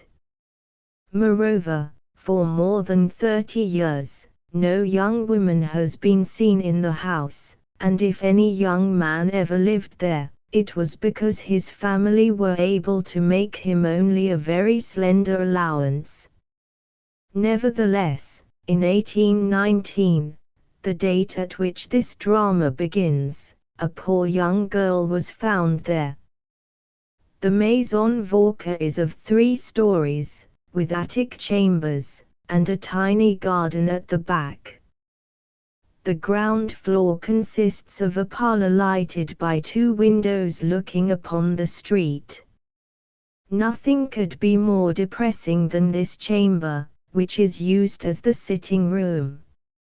It is furnished with chairs, the seats of which are covered with strips of alternate dull and shining horsehair stuff, while in the center is a round table with a marble top. The room exhales a smell for which there is no name, in any language, except that of odeur de pension. And yet, if you compare it with the dining room which adjoins, you will find the sitting room as elegant and as perfumed as a lady's boudoir. Their misery reigns without a redeeming touch of poverty, penetrating, concentrated, rasping. This room appears at its best when at 7 in the morning Madame Walker, preceded by her cat, enters it from her sleeping chamber. She wears a tulle cap, under which hangs a wire front of false hair. Her gaping slippers flop as she walks across the room. Her features are oldish and flabby, from their midst springs a nose like the beak of a parrot. Her small fat hands, her person plump as a church rat, her bust too full and tremulous, are all in harmony with the room. About 50 years of age, Madame Walker looks as most women do who say that they have had misfortunes. At the date when this story opens there were 7 boarders in the house. The first floor contained the 2 best suites of rooms. Madame Walker occupied the small, and the other was let to Madame Couture, the widow of a paymaster in the army of the French Republic. She had with her a very young girl, named Victorine Taillefer. On the second floor, one apartment was tenanted by an old gentleman named Poet, the other by a man of about 40 years of age, who wore a black wig, dyed his whiskers, gave out that he was a retired merchant, and called himself Monsieur Vautrin. The third story was divided into 4 single rooms, of which one was occupied by an old maid named Mademoiselle Michonneau, and another by an aged manufacturer of vermicelli, who allowed himself to be called Old Goriot. The 2 remaining rooms were allotted to a medical student known as Bianchon, and to a law student named Eugene de Rastignac. Above the third story were a loft where linen was dried, and 2 attic rooms, in one of which slept the man of all work, Christophe, and in the other the fat cook, Sylvie. The desolate aspect of the interior of the establishment repeated itself in the shabby attire of the boarders. Mademoiselle Michonneau protected her weak eyes with a shabby green silk shade mounted on brass wire, which would have scared the angel of pity. Although the play of passions had ravished her features, she retained certain traces of a fine complexion, which suggested that the figure conserved some fragments of beauty. Poet was a human automaton, who had earned a pension by mechanical labor as a government functionary. Mademoiselle Victorine Taillefer was of a sickly paleness, like a girl in feeble health, but her grey-black eyes expressed the sweetness and resignation of a Christian. Her dress, simple and cheap, betrayed her youthful form. Happy, she might have been beautiful, for happiness imparts a poetic charm to women, as dress is the artifice of it. If love had ever given sparkle to her eyes, Victorine would have been able to hold her own with the fairest of her compeers. Her father believed he had reason to doubt his paternity, though she loved him with passionate tenderness, and after making her a yearly allowance of 600 francs, he disinherited her in favor of his only son, who was to be the sole successor to his millions. Madame Couture was a distant relation of Victorine's mother, who had died in her arms, and she had brought up the orphan as her own daughter in a strictly pious fashion, taking her with rigid regularity to Mass and confession. Eugene de Rastignac, the eldest son of a poor baron of Angoulême, was a characteristic son of the South. His complexion was clear, hair black, eyes blue. His figure, manner, and habitual poses proved that he was a scion of a noble family, and that his early education had been based on aristocratic traditions. The connecting link between these 2 individuals and the other boarders was Vautrin, the man of 40, with the dyed whiskers. He was one of that sort of men who are familiarly described as jolly good fellows. His face, furrowed with premature wrinkles, showed signs of hardness which belied his insinuating address. He was invariably obliging, with a breezy cheerfulness, though at times there was a steely expression in the eyes which inspired his fellow boarders with a sense of fear. He knew or guessed the affairs of everybody in the house, but no one could divine his real business or his most inmost thoughts. To the beginnings of the tragedy such a household ought to offer, and did present in miniature, the elements of a complete society. Among the inmates there was, as in the world at large, one poor discouraged creature a butt on whom mocking pleasantries were rained. This patient sufferer was the old vermicelli maker, Goriot. 6 years before, he had come to live at the Maison Vauquer, having, so he said, retired from business.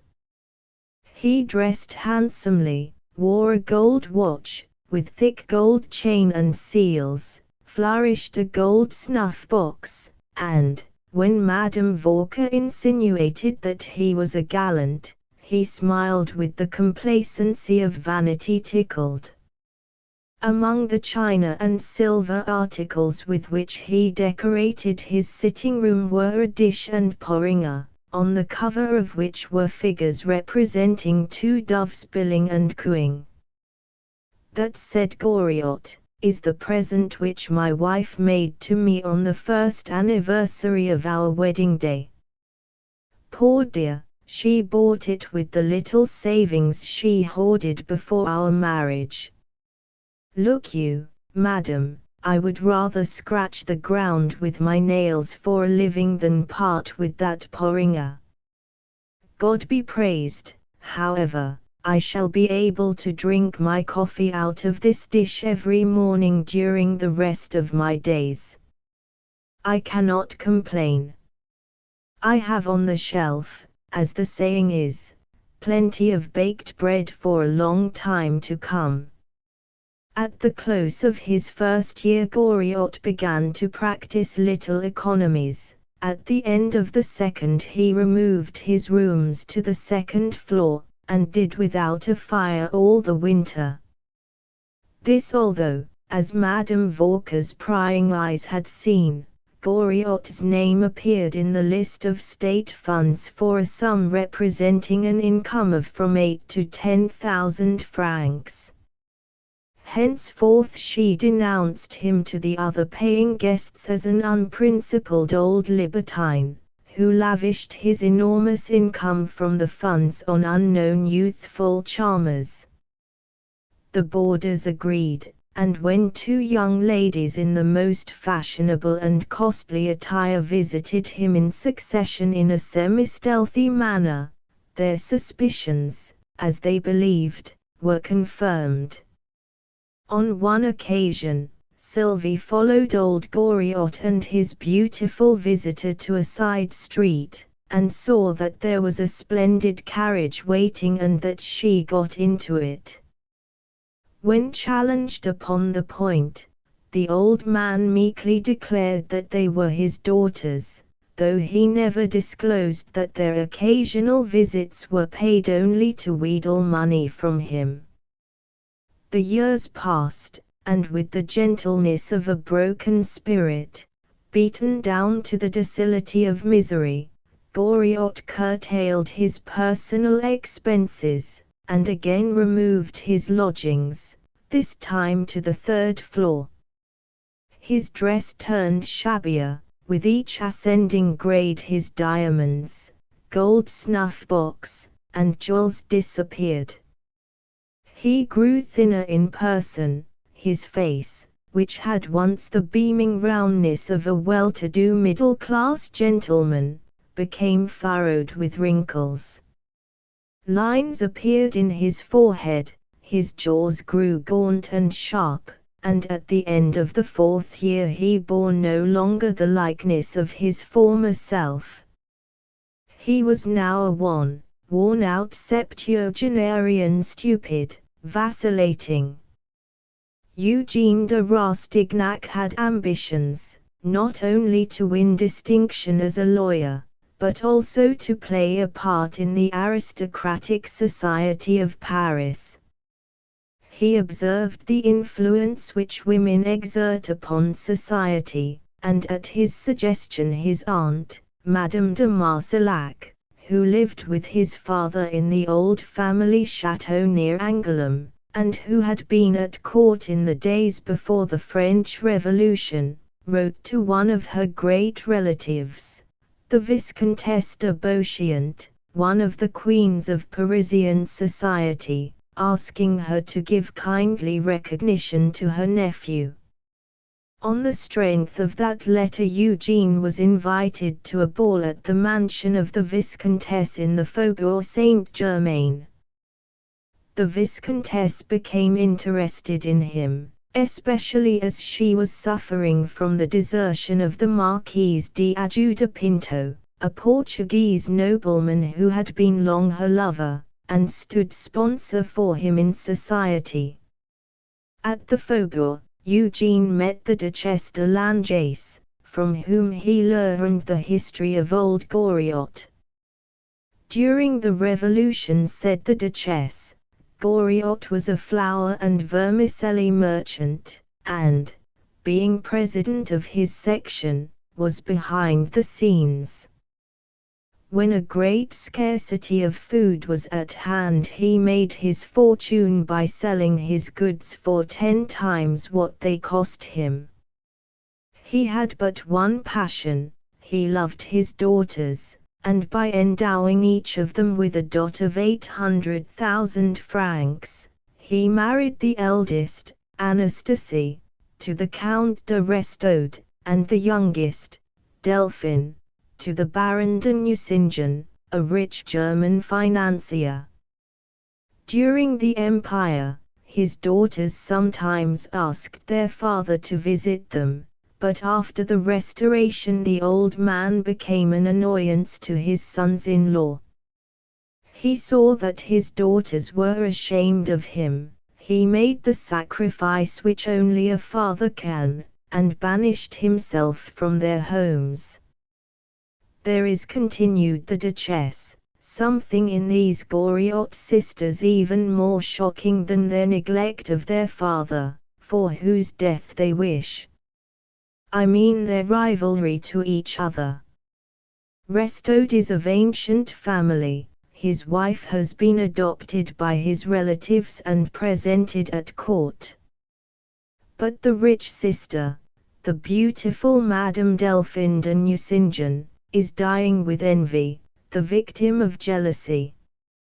She is 100 leagues lower in society than her sister. They renounce each other as they both renounced their father. Madame de Nucingen would lap up all the mud between the Rue Saint-Lazare and the Rue de Crenelle to gain admission to my salon. What the Duchess did not reveal was that Anastasie had a lover, Count Maxime de Trailles, a gambler and a duelist. To pay the gambling losses of this unscrupulous lover, to the extent of 200,000 francs, the Countess de Restaud induced old Goriot to sell out of the funds nearly all that remained of his great fortune, and give the proceeds to her. Returning to his lodgings from a ball in the Faubourg Saint-Germain, Eugene saw a light in Goriot's room, and, without being noticed, watched the old man laboriously twisting 2 pieces of silver plate, his precious dish, and pouring it into one lump. He must be mad, thought the student. The poor child, groaned Goriot. The next morning Goriot visited a silversmith, and the Countess de Restaud received the money to redeem a note of hand which she had given to a moneylender on behalf of her lover. Old Goriot is sublime, muttered Eugene when he heard of the transaction.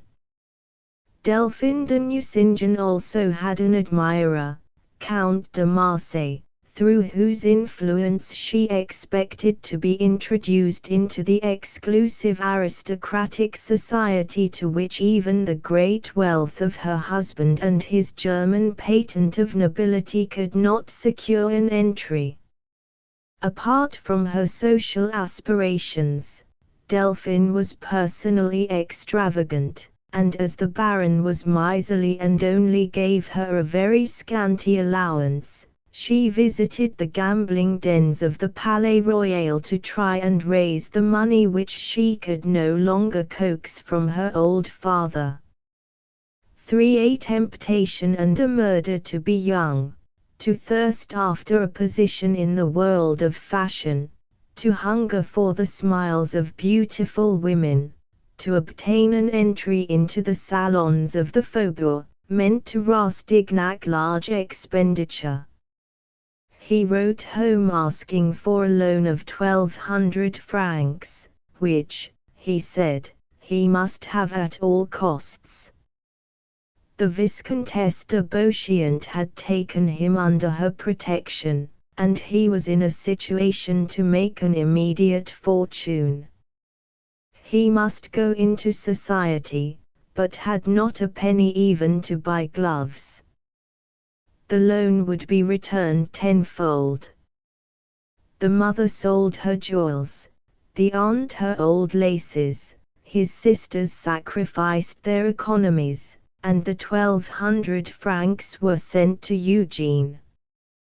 With this sum he launched into the gay life of a man of fashion, dressed extravagantly, and gambled recklessly. One day Vautrin arrived in high spirits, surprising Eugene conversing with Victorine. This was Vautrin's opportunity, for which he had been preparing.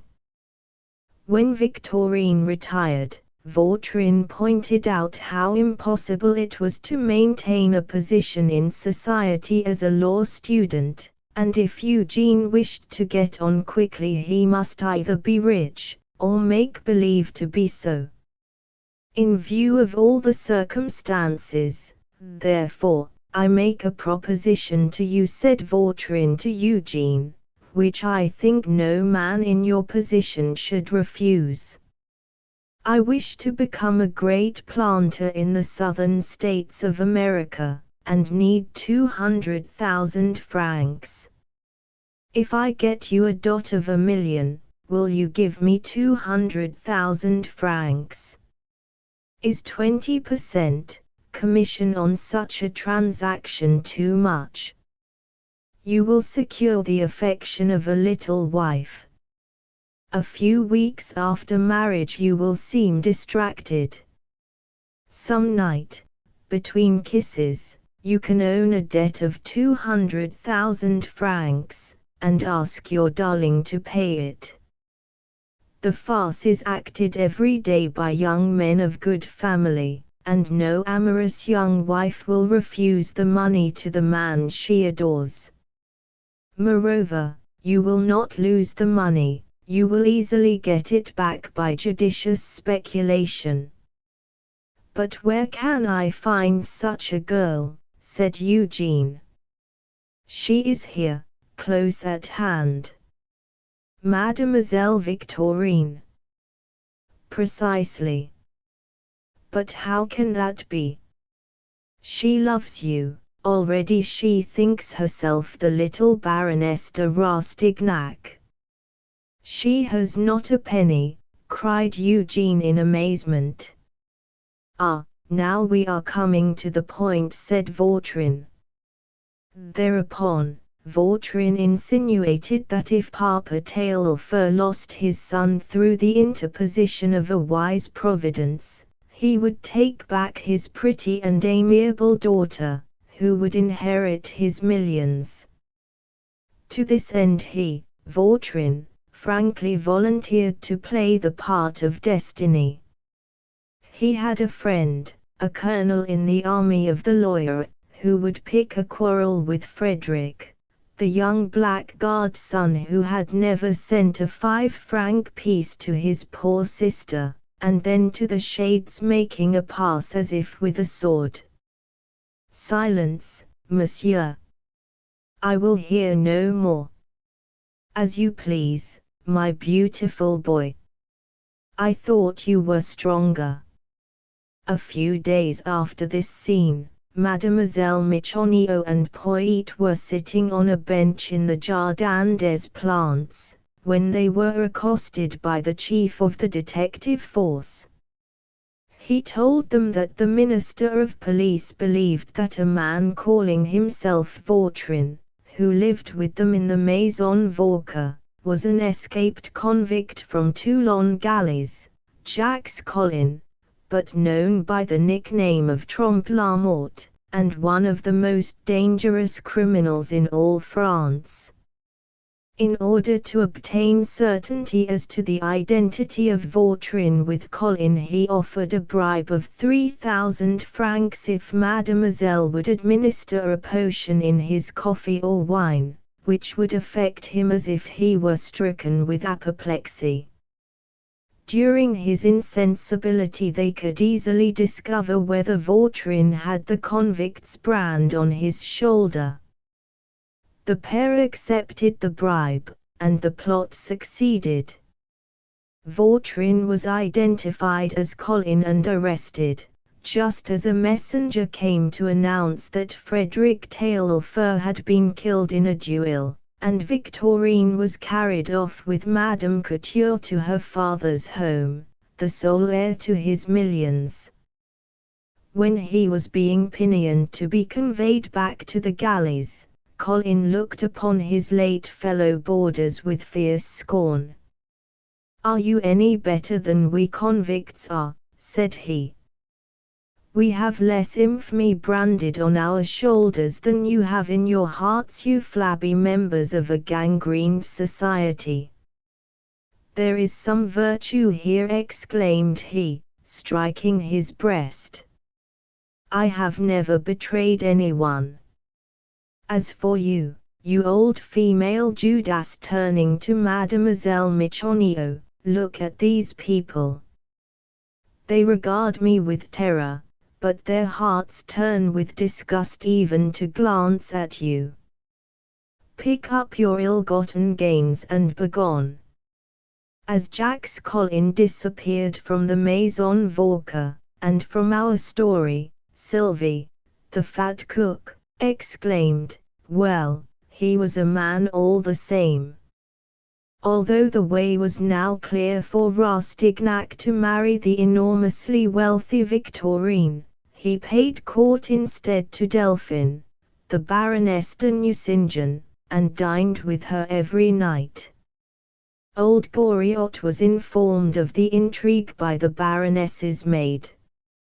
He did not resent but rather encouraged the liaison, and spent his last 10,000 francs in furnishing a suite of apartments for the young couple, on condition that he was to be allowed to occupy an adjoining room, and see his daughter every day. For old Goriot's deathbed the Viscountesse de Beauchamp was broken-hearted when the marriage of her lover was accomplished, but to maintain a brave spirit in the face of society she gave a farewell ball before retiring to her country estate. Among those invited was the Countess de Restaud, who ordered a rich costume for the occasion, which, however, she was unable to pay for. Her husband, the Count, insisted on her appearing at the ball and wearing the family diamonds, which she had pawned to discharge her lover's gambling debts, and which had been redeemed to save the family honor. Anastasie sent her maid to old Goriot, who rose from a sick bed, sold his last forks and spoons for 600 francs, pledged his annuity for 400 francs, and so raised 1,000, which enabled Anastasie to obtain the gown and shine at the ball. Through Rastignac's influence, Delphine, Baroness de Nucingen, received from the Viscountess a ticket for the dance, and insisted on going, as Rastignac declared even over the dead body of her father, to challenge her sister's social precedence at the Supreme Society function. The ball was the most brilliant of the Parisian season. Both Goriot's daughters satisfied their selfish ambitions and gave never a thought to their old parent in the wretched Maison Vauquer. For old Goriot was sick unto death. His garret was bare, the walls dripped with moisture, the floor was damp, the bed was comfortless, and the few faggots which made the handful of fire had been bought only by the money got from pawning Eugene's watch. Christophe, the manservant, was sent by Rastignac to tell the daughters of their father's condition. "Tell them that I am not very well," said old Goriot, "that I should like to see them, to kiss them before I die." By and by, when the messenger had gone, the old man said, "I don't want to die. To die, my good Eugene, is not to see them there, where I am going. How lonely I shall be! Hell, to a father, is to be without his children. Tell me, if I go to heaven, can I come back in spirit and hover near them? You saw them at the ball, they did not know that I was ill, did they? On the return of the messenger, old Goriot was told that both his daughters refused to come and see him. Delphine was too tired and sleepy. Anastasie was discussing with her husband the future disposition of her marriage portion. Then alternately Goriot blamed his daughters and pardoned their unfilial and selfish behavior. My daughters were my vice, my mistresses. Oh, they will come. Come, my darlings. A kiss, a last kiss, the viaticum of your father. I am justly punished, my children were good, and I have spoiled them, on my head be their sins. I alone am guilty, but guilty through love. Eugene tried to soothe the old man by saying that he would go himself to fetch his daughters, but Goriot kept muttering in his semi-delirium. Here, Nacy. Here, Delphine, come to your father who has been so good to you, and who is dying. Are they coming? No. Am I to die like a dog? This is my reward, forsaken, abandoned. They are wicked, they are criminal. I hate them. I will rise from my coffin to curse them. Oh, this is horrible. Ah, it is my sons-in-law who keep them away from me. My good old Goriot, said Eugene, be calm. Not to see them, it is the agony of death. You shall see them. Ah, my angels. And with these feeble words, old Goriot sank back on the pillow and breathed his last. Anastasie did come to the death chamber, but too late. I could not escape soon enough, she said to Rastignac. The student smiled sadly, and Madame de Restaud took her father's hand and kissed it, saying, Forgive me, my father. Goriot had a pauper's funeral. The aristocratic sons-in-law refused to pay the expenses of the burial. These were scraped together with difficulty by Eugene de Rastignac, the law student, and Bianchon, the medical student, who had nursed him with loving tenderness to the last. At the graveside in Père-Lachaise, Eugene and Christophe were the only mourners. Bianchon's duties detained him at the hospital. When the body of old Goriot was lowered into the earth, the clergy recited a short prayer, all that could be given for the student's money.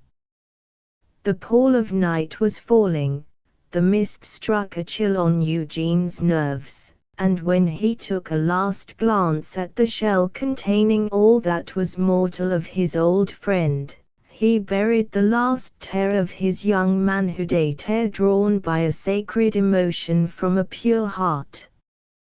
Eugene wandered to the most elevated part of the cemetery, whence he surveyed that portion of the city between the Place Vendôme and the Dome of the Invalids, where lives that world of fashion which he had hungered to penetrate. With bitterness he muttered, Now there is relentless war between us. And as the first act of defiance which he had sworn against society, Rastignac went to dine with Madame Nucingen. The magic skin in no other work is the special quality of Balzac's genius displayed so completely as in La Peau de Chagrin, which we render as the magic skin. Published in 1831, it is the earliest in date of his veritable masterpieces, and the finest in conception. There is no novel more soberly true to life than this strange fairy tale. His hero, the Marquis de Valentin, is a young aristocrat of the Byronic type. He rejects the simple joys and stern realities of human existence. He wants more than life can give. He gets what he wants. He obtains a magic skin which enables him to fulfill his every wish. But in so doing he uses up his vital powers.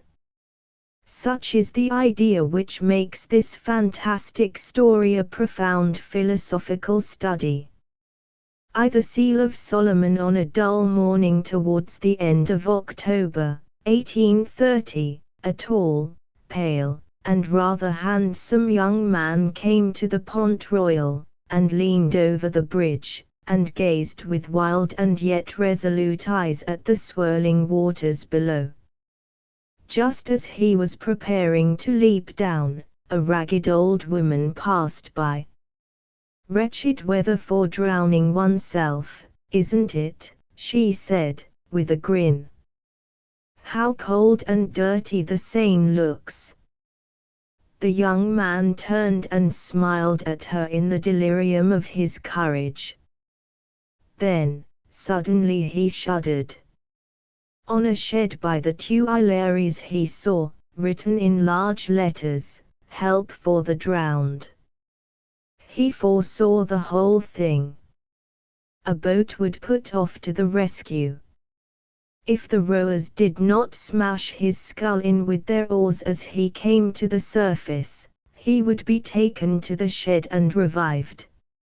If he were dead, a crowd would collect. Newspaper men would come, his body would be recognized, and the press would publish the news of the suicide of Raphael de Valentin. No. He would wait till nightfall, and then in a decent, private manner bequeath an unrecognizable corpse to a world that had disregarded his genius. With the air of a wealthy man of leisure sauntering about the streets to kill time, the young Marquis strolled down the Quai Voltaire, and followed the line of shops, looking listlessly at every window. But as he thought of the fate awaiting him at nightfall, men and houses swam in a mist before his eyes. To recover himself he entered a curiosity shop. "If you care to go through our galleries," said the red-haired shopboy, "you will find something worth looking at." Raphael climbed up a dark staircase lined with mummies, Indian idols, stuffed crocodiles, and goggle-eyed monsters. They all seemed to grin at him as he passed. Haunted by these strange shapes belonging to the borderland between life and death, he walked in a kind of dream through a series of long, dimly lighted galleries, in which was piled, in mad confusion, the work of every age and every clime. Here was a lovely statue by Michelangelo, from which dangled the scalp of a Red Indian. There, cold and impassive, was the lord of the ancient world, the Emperor Augustus, with a modern air pump sticking in his eye.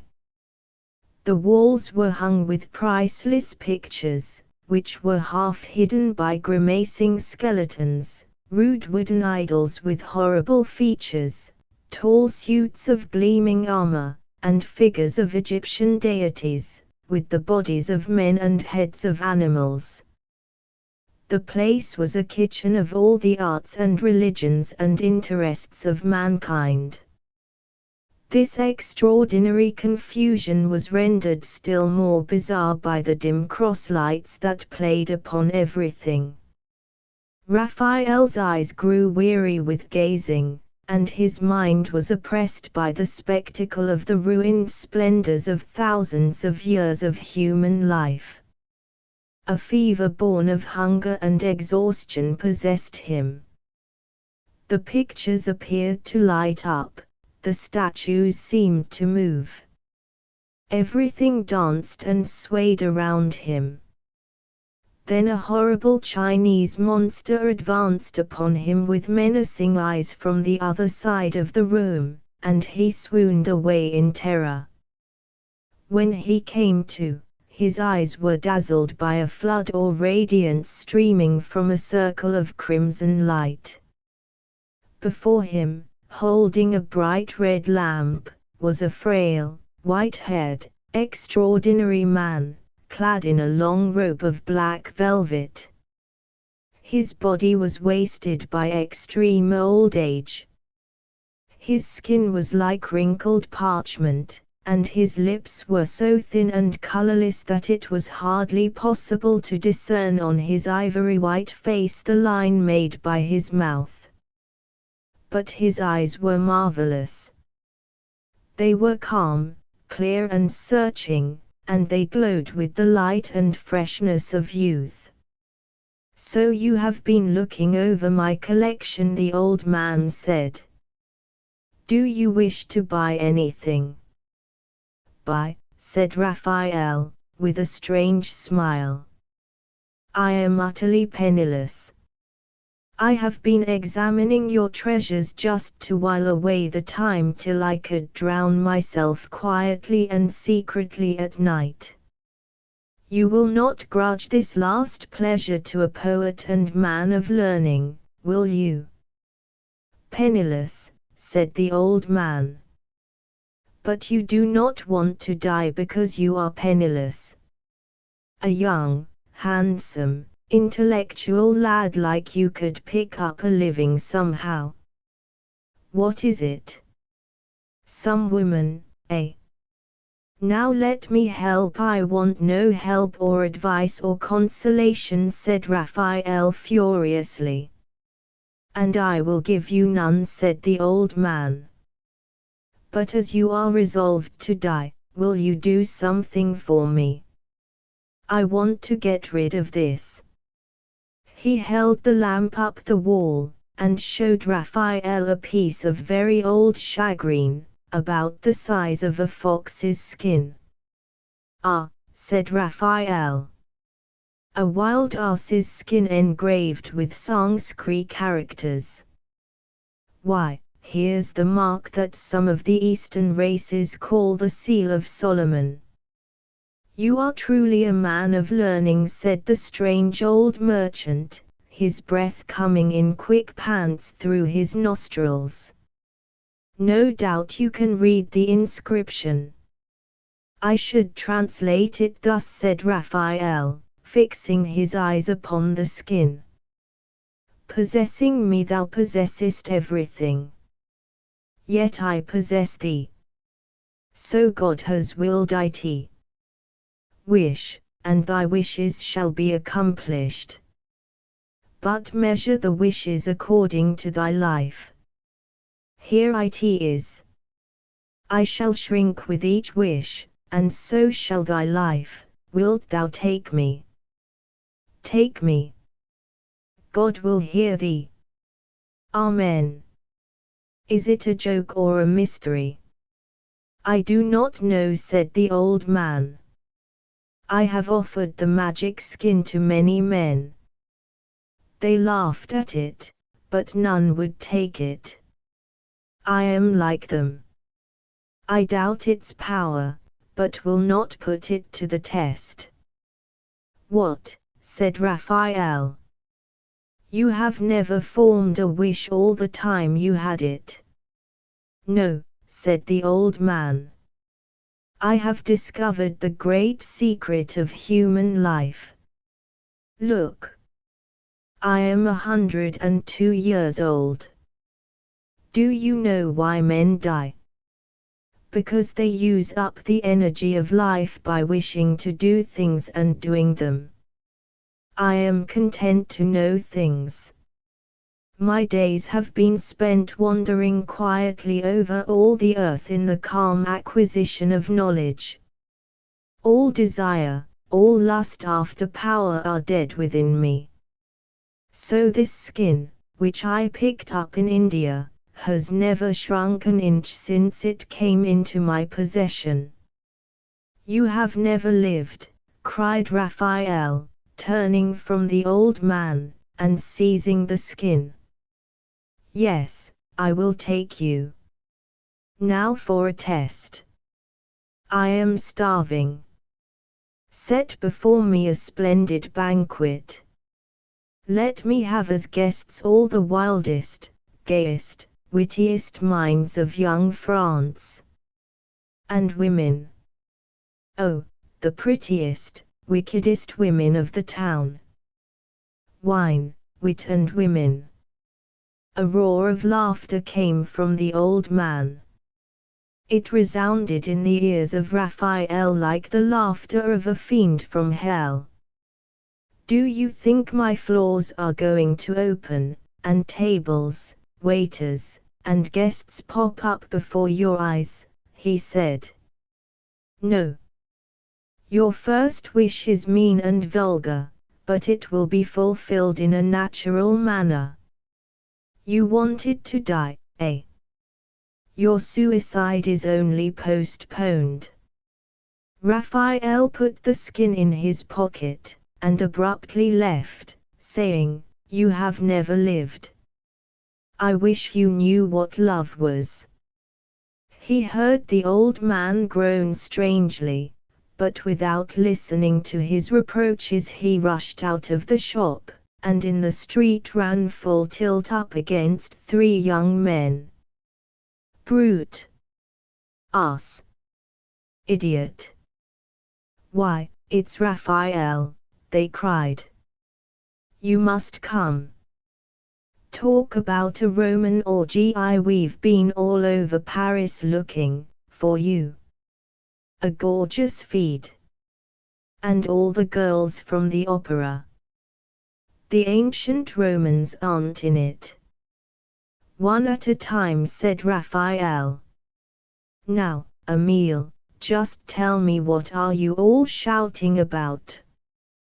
Do you know Taillefer, the wealthy banker? Said Emile. He is founding a newspaper. All the talent of young France is to be enlisted. You're invited to the inaugural festival tonight at the Rouge Albert. The ballet girls of the opera are coming. Oh, Taillefer's doing the thing in style. Arm linked in arm, the 4 friends made their way to Taillefer's mansion, and there, in a large room brilliantly set out, they were welcomed by all the younger men of note in Paris. For some time Raphael felt ill at ease. He was surprised by the natural manner in which his wish had suddenly been accomplished. He took the magic skin out of his pocket, and looked at it. Magic! What man could believe nowadays in magic? But, nevertheless, he marveled at the accidents of human life. To a fight against fate, although the banquet which he had desired was now set before him, Raphael was still very moody. Deaf to the loud, wild merriment of his companions, he thought sadly of the misfortune which had driven him that morning to the brink of the grave. Many noblemen find it difficult to exist in Paris on an income of several £1,000s. The young Marquise de Valentin had lived there very happily on £12 a year. In 1826, his father, who had lost his wealth and lands in the Revolution, had died, leaving him £40. Taking a garret in the Rue des Cordiers, he had set about earning his living with his pen, and for 3 years he had labored at a great work on the theory of the will. He never went into society, but found a pleasant distraction from his studies in educating the daughter of his landlady. Pauline Gaudin was a charming and beautiful child. Her father, a baron of the Empire, and an officer in the Grand Army, had been taken prisoner by the Russians in 1812, and never heard of since. Raphael was moved by the grace and innocence of the lovely human flower, that grew from a bud into an opening blossom under his care. But as he was too poor to marry her, he never made love to her. Then, in January, 1830, he met the Countess Foedera, a brilliant, wealthy woman of society, widowed at the age of 30, and eager to shine and astonish and captivate. For her sake, Raphael had put aside his scholarly studies and engaged in money-making hack work. But after keeping him dangling about her for some months, she had cast him off, and in his misery he had resolved to end his life. Now he had got the magic skin. What if it were true what the strange old man had said? Should he wish to win the heart of Foedera? No. She was a woman without a heart. He would have nothing to do with women. Still, this skin. Measure it. Measure it, he cried, flinging it down on the table. Measure what? Said Emile. Has Taillefer's wine got into your head already? Raphael told them of the curiosity shop. That can be easily tested, said Emile, taking the skin and drawing its outline on a napkin. Now wish, and see if it shrinks. I wish for £6 million, said Raphael. Hurrah, said Emile. And while you're about it, make us all millionaires. Taillefer's notary, Cardet, who had been gazing at Raphael during the dinner, walked across the room to him. My dear Marquise, he said, I've been looking for you all the evening.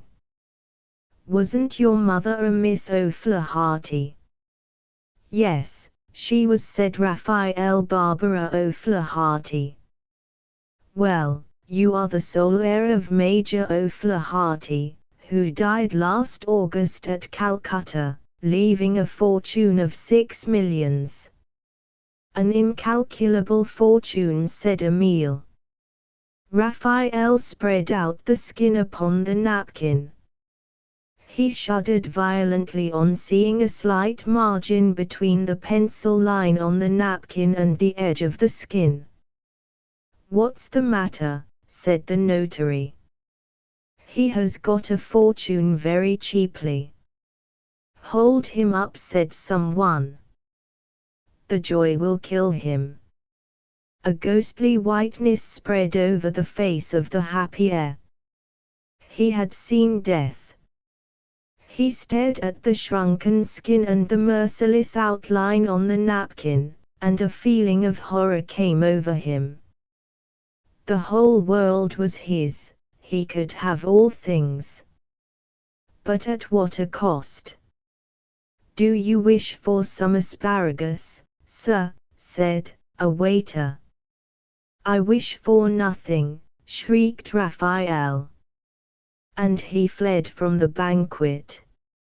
So he said, when he was at last alone, in this enlightened age, when science has stripped the very stars of their secrets, here am I frightened out of my senses by an old piece of wild ass's skin. Tomorrow I will have it examined by Planchet, and put an end to this mad fancy. Planchet, the celebrated professor of mechanics, treated the thing as a joke. Come with me to Spieholter, he said. He has just built a new kind of hydraulic press which I designed. Arrived there, Planchet asked Spieholter to stretch the magic skin. Our friend, he said, doubts if we can do it. You see this crank, said Spieholter to Raphael. pointing to the new press. 7 turns to it, and a solid steel bar would break into thousands of pieces. "The very thing I want," said Raphael. Planched put the skin between the metal plates, and, proud of his new invention, he energetically twisted the crank. "Lie flat all of you," shouted Spieghalter. "We're dead men." There was an explosion, and a jet of water spurted out with terrific force. Falling on a furnace, it twisted up the mass of iron as if it had been paper. The hydraulic chamber of the press had given way. "The skin is untouched," said Planched. There was a flaw in the press. "No, no," said Spieghalter. "My press was as sound as a bell." "The devil's in your skin, sir. Take it away." Spieghalter seized the talisman, and flung it on an anvil, and furiously belabored it with a heavy sledgehammer. He then pitched it in a furnace, and ordered his workmen to blow the coal into a fierce white heat. At the end of 10 minutes he drew it out with a pair of tongs uninjured. With a cry of horror the workmen fled from the foundry. "I now believe in the devil," said Spieghalter. "And I believe in God," said Planched. Raphael departed in a hard, bitter rage. He was resolved to fight like a man against his strange fate.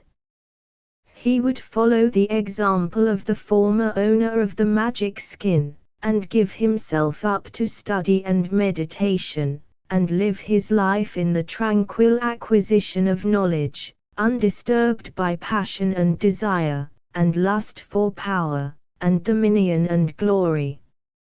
On receiving his vast inheritance, he bought a mansion in the Rue de Varennes, and engaged a crowd of intelligent, quiet servants to wait upon him. But his first care had been to seek out his foster father, Jonathan, the old and devoted servitor of his family. To him he confided his dreadful secret. "You must stand between the world and me, Jonathan," he said. "Treat me as a baby. Never ask me for orders. See that the servants feed me, and tend me, and care for me in absolute silence.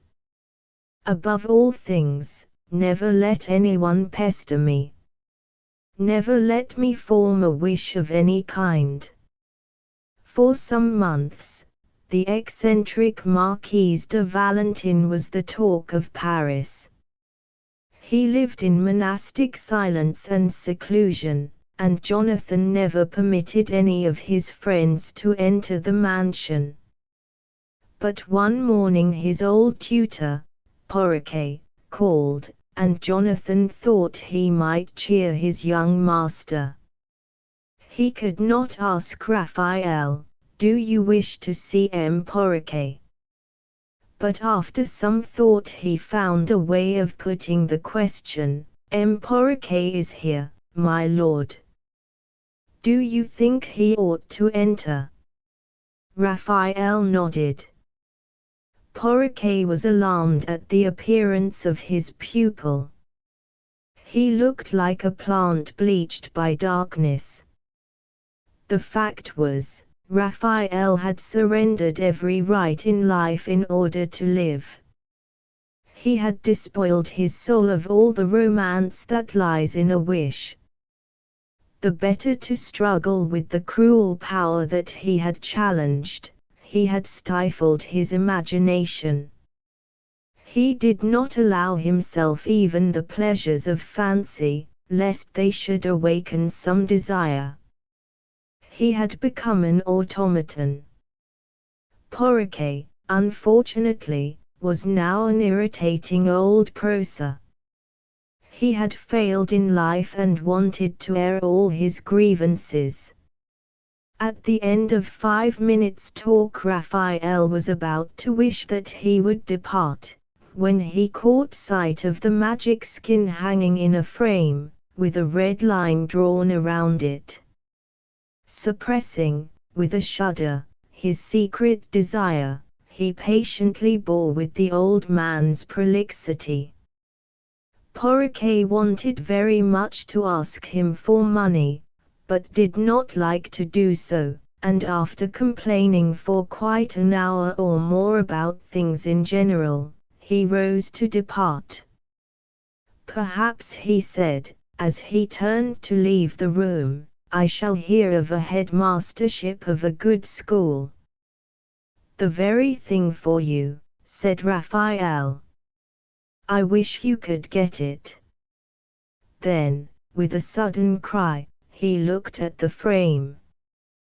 There was a thin white edge between the skin and the red line. "Go, you fool," he shouted. "I have made you a headmaster. Why didn't you ask me for an annuity of £1,000 instead of using up 10 years of my life on a silly wish? I could have one foedera at the price. Conquered a kingdom." His lips were covered with froth, and there was a savage light in his eyes. Porriquet fled in terror. Then Raphael fell back in a chair, and wept. "Oh, my precious life," he sobbed. "No more kindly thoughts. No more friendship." Through the agony of death, Raphael's condition had by now become so critical that a trip to Savoy was advised, and a few weeks later he was at Aix.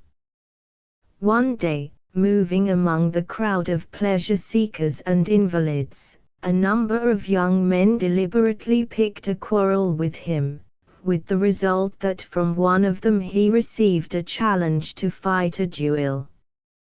Raphael did his utmost to persuade the other to apologize, even going to the extent of informing him of the terrible powers he possessed. Failing in his object, the fatal morning came round, and the unfortunate individual was shot through the heart. Not heeding the fallen man, Raphael hurriedly glanced at the skin to see what another man's life had cost him. The talisman had shrunk to the size of a small oak leaf. Seeing that his master was given over to a gloomy despair that verged upon madness, Jonathan resolved to distract his mind at all costs, and knowing that he was passionately fond of music, he engaged a box for him at the opera. But Raphael was afraid above all things, of falling in love. Under the illimitable desire of passion, the magic skin would shrivel up in an hour. So he used a strange, distorting opera glass which made the loveliest face seem hideous. With this he sat in his box. He surveyed the scene around him. Who was that old man over there, sitting beside a dancing girl that Raphael had seen at Taillefer's? The owner of the curiosity shop. He had at last fallen in love, as Raphael had jestingly desired. No doubt the magic skin had shrunk under that wish before Raphael had measured it. A beautiful woman entered the theatre with a peer of France at her side. A murmur of admiration arose as she took her seat. She smiled at Raphael. In spite of the distorted image on his opera glass, Raphael knew her. It was the Countess Foedera. In a single glance of intolerable scorn, the man she had played false avenged himself. He did not waste an ill wish on her. He merely took the glasses from his eyes, and answered her smile with a look of cold contempt. Everybody observed the sudden pallor of the Countess. It was a public rejection. Raphael. The Marquise turned at the sound of a beloved voice. Pauline was sitting in the box next to his. How beautiful she had grown! How maidenly she was still! Putting down his opera glasses, Raphael talked to her of old times. "You must come and see me tomorrow," said Pauline. "I have your great work on the theory of the will. Don't you remember leaving it in the garret?" "I was mad and blind then," said Raphael. "But I am cured at last. I wish Pauline to love me," he kept repeating to himself all the way home. "I wish Pauline to love me." With a strange mixture of wild anguish and fierce joy, he looked at the magic skin to see what this vehement wish had cost him. Nothing. Not a sign of shrinkage could be discerned. The fact was that even the greatest talisman could not realize a desire which had long since been fulfilled. Pauline had loved Raphael from the time when they first met, while he had been priding himself on living on £12 a year. She had been painting screens up to 2 or 3 o'clock every night, in order to buy him food and firing. "Oh, my simple-minded darling," she said to him the next day, sitting on his lap and twining her arms about his neck, "you will never know what a pleasure it was for me to pay my handsome tutor for all his kindness. And wasn't I cunning? You never found me out." "But I've found out now," said Raphael, "and I am going to punish you severely. Instead of marrying you in 3 months' time, as you suggest, I shall marry you at the end of this week." Raphael was now the happiest man in Paris.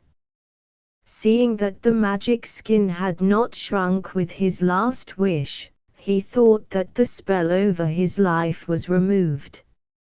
And that morning he had thrown the talisman down a disused well in the garden.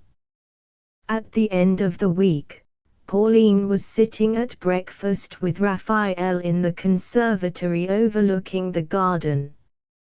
She was wearing a light dressing gown, her long hair was all disheveled, and her little, white, blue-veined feet peeped out of their velvet slippers. She gave a little cry of dismay, when the gardener appeared. "I've just found this strange thing at the bottom of one of the wells," he said. He gave Raphael the magic skin. It was now scarcely as large as a rose leaf. "Leave me, Pauline. Leave me at once," cried Raphael. "If you remain I shall die before your eyes." "Die," she said. "Die. You cannot. I love you, I love you." "Yes, die," he exclaimed, showing her the little bit of skin. "Look, dearest. This is a talisman which represents the length of my life, and accomplishes my wishes. You see how little is left." Pauline thought he had suddenly grown mad. She bent over him, and took up the magic skin. As Raphael saw her, beautiful with love and terror, he lost all control over his desires. To possess her again, and die on her breast. "Come to me, Pauline," he said. She felt the skin tickling her hand as it rapidly shriveled up. She rushed into the bedroom, and closed the door. "Pauline! Pauline!" cried the dying man, stumbling after her. I love you. I want you. I wish to die for you. With extraordinary strength, the last outburst of life, he tore the door off the hinges, and saw Pauline in agony on a sofa. She had stabbed herself. If I die, he will live, she was crying. Raphael staggered across the room, and fell into the arms of beautiful Pauline, dead. The Quest of the Absolute, La Recherche de l'Absolu, was published in 1834, with a touching dedication to Madame Josephine de Lannoy. Madam, may it please God that this, my book, may live when I am dead, that the gratitude which is due from me to you, and which equals, I trust, your mother-like generosity to me, may hope to endure beyond the limits set to human love. The novel became a part of the Human Comedy in 1845. The struggle of Balthazar Clays in his quest for the absolute, his disregard of all else save his work, and the heroic devotion of Josephine and Marguerite, are characteristic features of Balzac's art. The sordidness of life and the mad passion for the unattainable are admirably relieved, as in Eugenie Grandit and Old Goriot, by a certain nobility and purity of motive. The novel is generally acknowledged one of Balzac's masterpieces, both in vigor of portraiture and minuteness of detail. Perhaps no one was ever better fitted to depict the ruin wrought by a fixed idea than Balzac himself, who wasted much of his laborious life in struggling to discover a short-cut to wealth. Clays, the alchemist in Douai, situated in the Rue de Paris, there is a house which stands out from all the rest in the city by reason of its purely Flemish character. In all its details, this tall and handsome house expresses the manners of the domesticated people of the Low Countries. The name of the house for some 2 centuries has been Maison Clays, after the great family of craftsmen who occupied it. These Van Clays had amassed fortunes, played a part in politics, and had suffered many vicissitudes in the course of history without losing their place in the mighty bourgeois world of commerce. They were substantial people, princes of trade.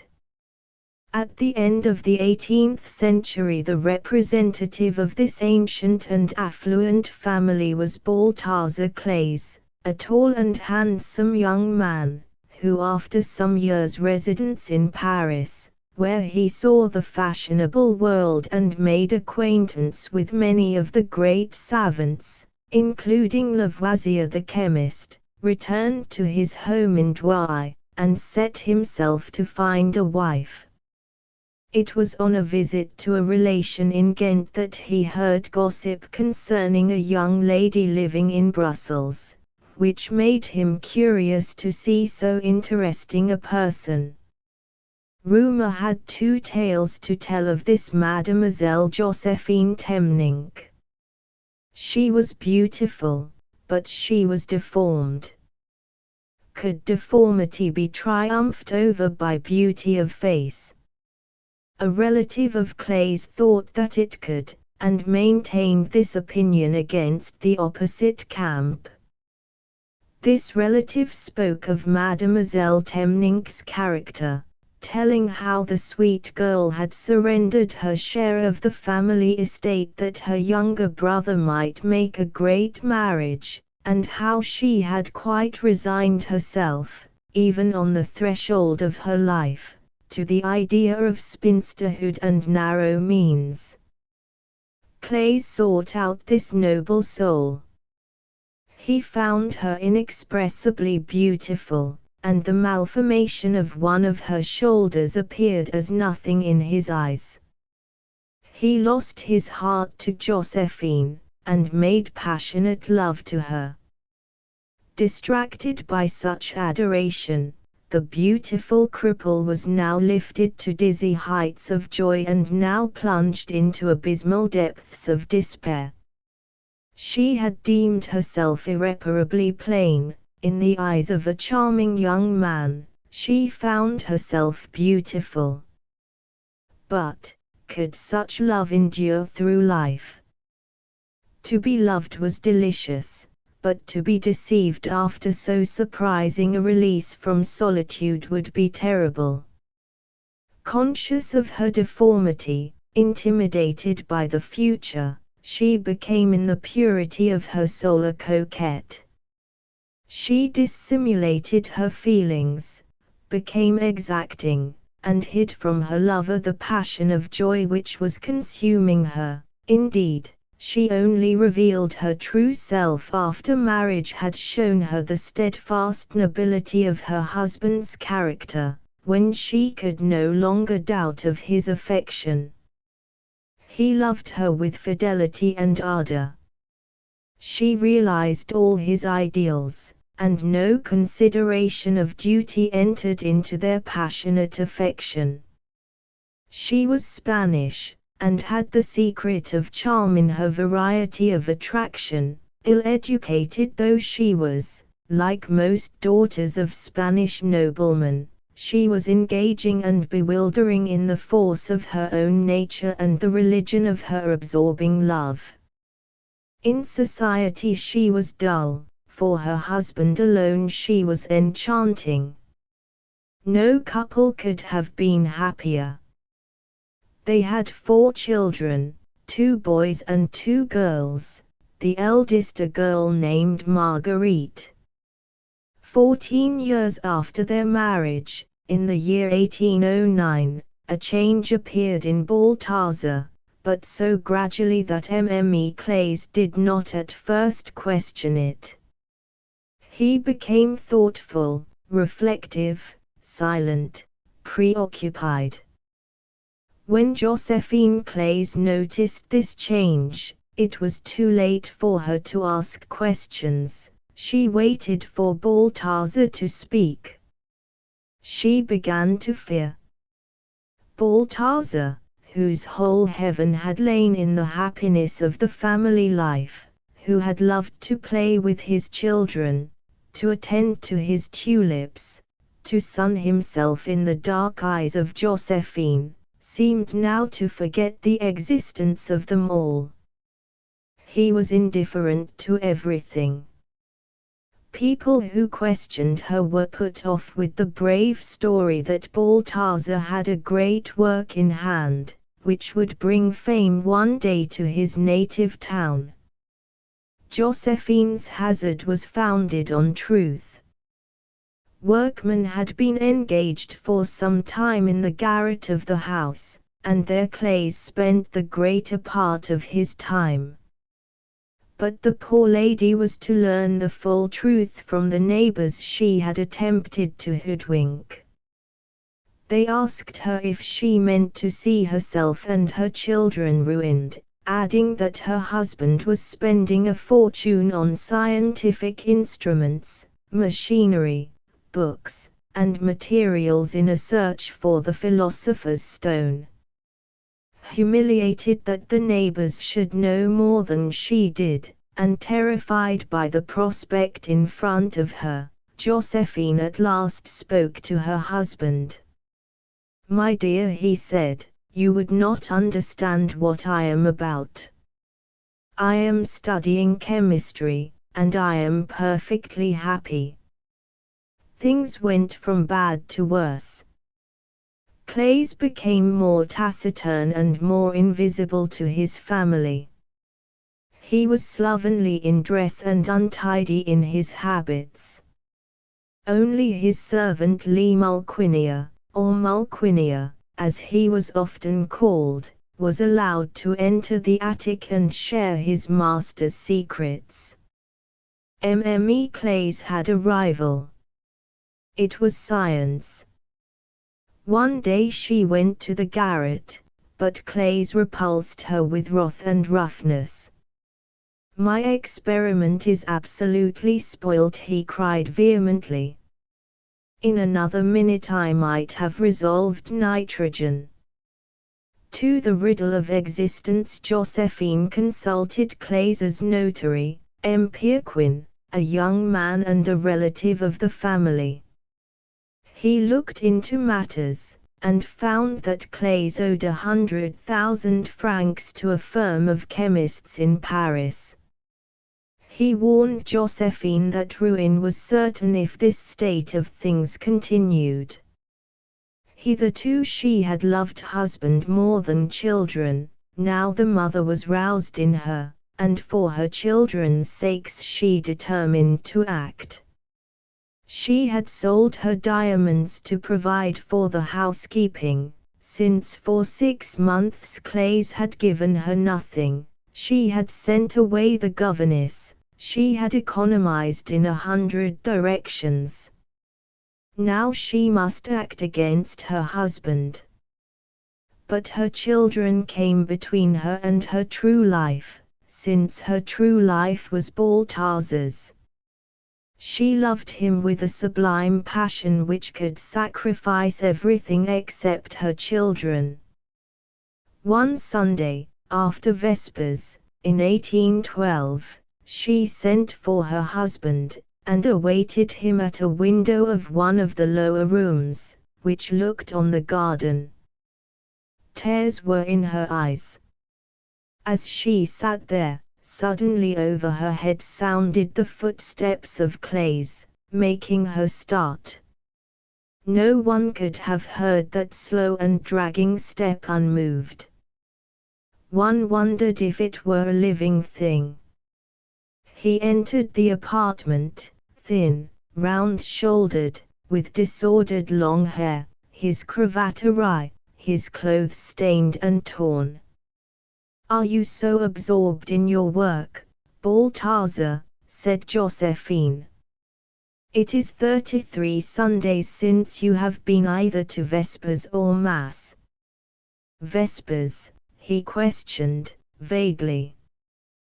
Then added, "The children have been to church," and walked to the window and looked at the tulips. As he stood there, he said to himself, "But yes, why shouldn't they combine in a given time?" His poor wife asked herself in despair, "Is he going mad?" Then, rousing herself, she called him by his name. Without paying heed to her he coughed and went to one of the spittoons beside the wainscot.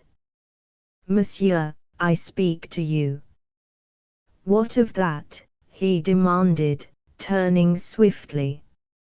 She became deadly white. "Forgive me, dear," she whispered, and cried, "This is killing me." Tears in her eyes roused Clays out of his reverie. He took her into his arms, pushed open a door, and sprang lightly up the staircase. Finding the door of her apartment locked, he laid her gently in an armchair. "Thank you, dear," she murmured. "I have not been so near your heart for a long time." Her loveliness postponed disaster. Enamored by her beauty, rescued to humanity, Clays returned for a brief interval to the family life, and was adorable to his wife, charming to his children.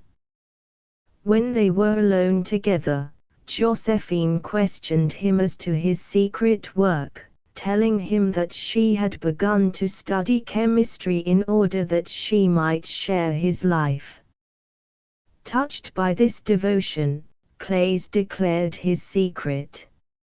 A Polish officer had come to their house in 1809, and had discussed chemistry with Clays. The result of the conversations had set Clays to search for the single element out of which all things are perhaps composed. The Polish officer had confided certain secrets to him, saying, "You are a disciple of Lavoisier, you are wealthy, you are free, I will give you my idea. The primitive element must be common to oxygen, hydrogen, nitrogen, and carbon. Force must be the common principle of positive and negative electricity. Demonstrate these two hypotheses, and you will hold in your hands the first cause, the solution of the great riddle of existence." As Clays rattled away, Josephine suddenly exclaimed, against her will, "So it was this man, who spent but one night with us, that stole your love from me and your children. Did he make the sign of the cross? Did you observe him closely? He was Satan. Only the devil could have stolen you from me. Ever since his visit you have ceased to be father and husband. Do you rebuke me?" Balthazar asked, "for being superior to common men?" And he poured out a tale of his achievements. In the height of his passion for her, Josephine had never seen his face so shining with enthusiasm as it was now. Tears came into her eyes. "I have combined chlorine and nitrogen," he rhapsodized. "I have analyzed endless substances. I have analyzed tears. Tears are nothing more than phosphate of lime, chloride of sodium, mucus, and water." He ran on till she cried upon him to stop. "You horrify me," she said, "with your blasphemies. What my love is spiritualized matter, given off," replied Clays, "the secret, no doubt, of the Absolute. If I am the first to find it out. Think of it. I will make metals and diamonds. What nature does I will do. You trespass on God." Josephine exclaimed impatiently. "You deny God. Ah, God has a force which you will never exercise." "What is that?" he demanded. "Motion. Analysis is one thing, creation is another," she said. Her pleadings were successful. Balthazar abandoned his researches, and the family removed to the country. He was awakened by his wife's love to the knowledge that he had brought his fortune to the verge of ruin. He promised to abandon his experiments.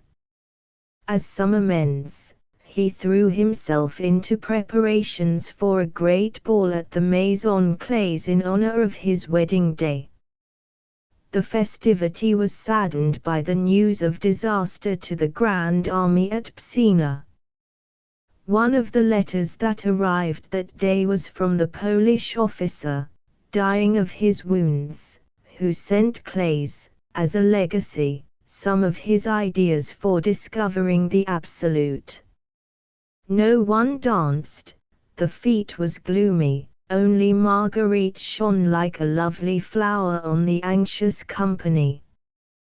When the guests departed, Balthazar showed Josephine the letter from the Pole. She did everything a woman could do to distract his thoughts. She made the home life enchanting. She entertained. She introduced the movement of the world into the great house. In vain. Her husband's ennui was terrible to behold. "I release you from your promise," she said to him one day. Balthazar returned with Lemulquinia to the attic, and the experiments began anew. He was quite happy again. A year passed, the Absolute was undiscovered. Once more ruin haunted the stateroom of the Maison Clays. Josephine's confessor, the Abbé de Solis, who had sold her jewels, now suggested selling some of the Flemish pictures. Josephine explained the situation to her husband. "What do you think?" he cried. "I am within an ace of finding the absolute. I have only to discover." Josephine broke down. She left her husband, and retired downstairs to her children. The servants were summoned. Madame Clays looked like death. Everybody was alarmed. Le Mulquinier was told to go for the priest. He said he had Monsieur's orders to see to in the laboratory. 3. The passing of Josephine. It was the beginning of the end for Josephine. As she lay dying, she saw judgment in the eyes of Marguerite, judgment on Balthazar. Her last days were sorrowed by the thought that the children would condemn their father. Balthazar came sometimes to sit with her, but he appeared to be unaware of her situation. He was charming to the younger children, but he was dead to the true condition of his wife. One thing gave her peace. The Abbé de Solis brought his nephew to the house, and this young man, Emmanuel, who was good and noble, evidently created a favorable impression on Marguerite. The dying mother watched the progress of this love story with affectionate satisfaction. It was all she had to light her way to the grave. Pierquin told her that Balthazar had ordered him to raise 300,000 francs on his estate. She saw that ruin could not be averted. She lay at death's door, deserted by the husband she still worshipped, thinking of the children she had sacrificed. The noble character of Marguerite cheered her last hours. In that child, she would live on and be a providence to the family. One day she wrote a letter, addressed and sealed it, and showed it to Marguerite. It was addressed, "To my daughter, Marguerite." She placed it under her pillow, said she would rest, and presently fell into a deep slumber. When she awoke, all her children were kneeling round her in prayer, and with them was Emmanuel. "The hour has come, dear children," she said gently, "when we must say farewell. You are all here." She looked about her and he. Marguerite sent Emmanuel for her father, and Balthazar's answer to the summons was, "I am coming." When Emmanuel returned, Madame Clays sent him for his uncle the priest, bidding him take the 2 boys with him. Then she turned to her daughters. "God is taking me," she said. "What will become of you? When I am gone, Marguerite, if you are ever in need of food, read this letter which I have addressed to you. Love your father, but shield your sister and your brothers. It may be your duty to withstand him. He will want money, he will ask you for it.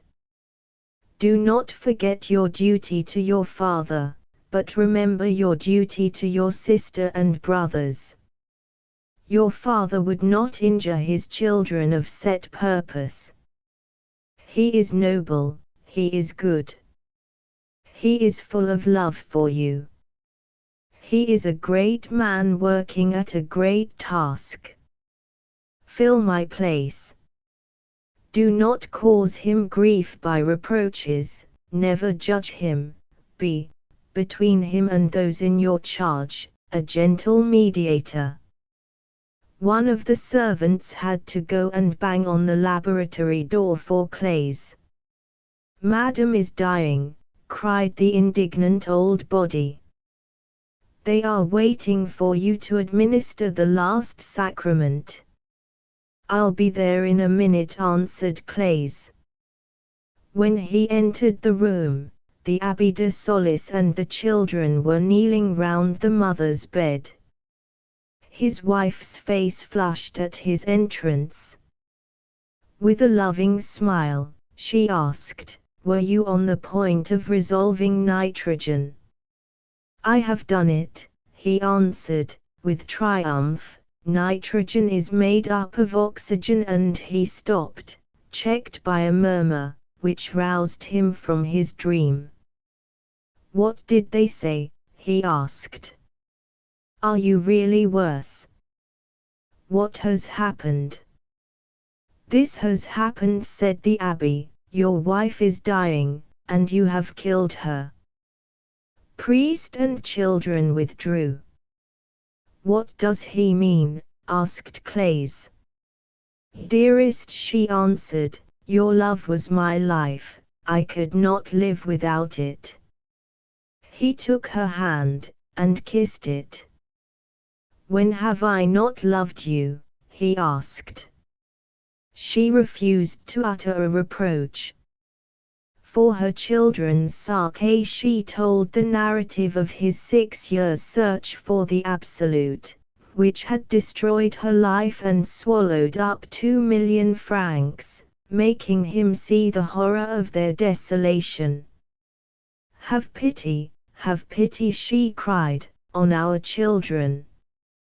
Claes shouted for Lemulquinia, and bade him go instantly to the laboratory and smash everything. "I abandon science forever," he cried. "Too late," sighed the dying woman, then she cried, "Marguerite!" The child came from the doorway, horrified by the stricken face of her mother. Once again the loved name was repeated, Marguerite, loudly, as though to fix in her mind the charge laid upon her soul. It was the last word uttered by Josephine. As the soul passed, Balthazar, from the foot of the bed, looked up to the pillows where Marguerite was sitting, and their eyes met. The father trembled. In the sorrow of bereavement, Marguerite discovered that she possessed 2 friends, Pierquin the notary, and Emmanuel de Solis. Pierquin thought it would be a suitable thing to save the wreckage of the estate and marry the beautiful Marguerite, whose family was doubly noble. Emmanuel offered to prepare Marguerite's brothers for college, with a tact and a charm which declared a fine nature. Pierquin was a man of business turned lover. Emmanuel was a lover turned by misfortune into a man of action. For the hour of darkness, for some considerable time, Balthazar avoided experimental chemistry, and confined himself to theoretical speculations. He took long walks on the ramparts, was gloomy, restless, and preoccupied at home. Marguerite endeavored to distract his thoughts. One day the old servant, Martha, said to her, "All is over with us, Master is on the road to hell again." And she pointed to clouds of smoke issuing from the laboratory chimney. Marguerite lived as carefully as a nun, all expenses were cut down. She denied herself ordinary comforts to prepare for the crash. Thanks to Emmanuel, the boys were now advancing in their studies, and their future was at least unclouded. But Balthazar had developed the gambler's recklessness. He sold a forest, he mortgaged his house and silver, he had no more food than a nigger who sells his wife for a glass of brandy in the morning, and weeps over his loss at night. Once Marguerite spoke to her father. She acknowledged that he was master, that his children would obey him at all costs, but he must know that they scarcely had bread in the house. "Bread," he cried, "no bread in the house of a Clays. Where is all our property, then?" She told him how he had sold everything. "Then, how do we live?" She held up her needle. Time went on, and fresh debts hammered at the door of the Maison Clays. At last Marguerite was obliged to face her father, and charge him with madness. "Madness!" he cried, firing up and springing to his feet.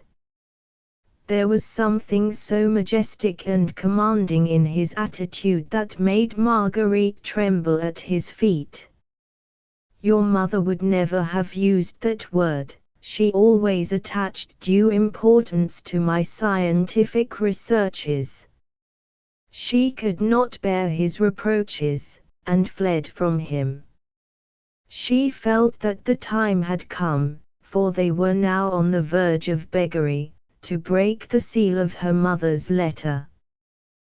That letter expressed the most divine love, praying that God would permit her spirit to be with Marguerite while she read the words of this last message, and it told her that the Abbé Solis, if living, or his nephew, held for her a sum of 170,000 francs, and on this sum she must live, and leave her father if he refused to abandon his researches. "I could never have said these words," Josephine had written, "not even on the brink of the grave." And she entreated her child to be reverent in withstanding her father, and if resistance was inevitable to resist him on her knees.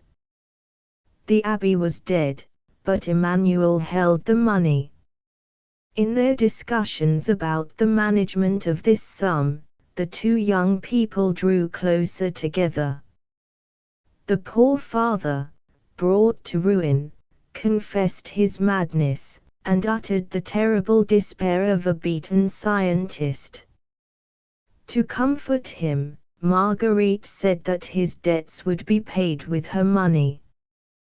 His face lit up. "You have money. Give it to me, I will make you rich." Once more the madness returned. Emmanuel came with 3,000 ducats in his pockets. They were hiding them in the hollow column of a pedestal, when, looking up, Marguerite saw her father observing them. "I heard gold," he said, advancing. To save her, Emmanuel lied. He sinned against his conscience for her sake. The money, he said, belonged to him, and he had lent it to Marguerite. When he was gone, Clays said, "I must have that money." "If you take it," answered Marguerite, "you will be a thief." He knelt to her, she would not relent. He caressed her, she called God to look down upon them if he stole the money. He rose, bade her a sorrowful farewell, and left the room. Something warned her, she hurried after him, to find him with a pistol at his head. "Take all I possess," she cried.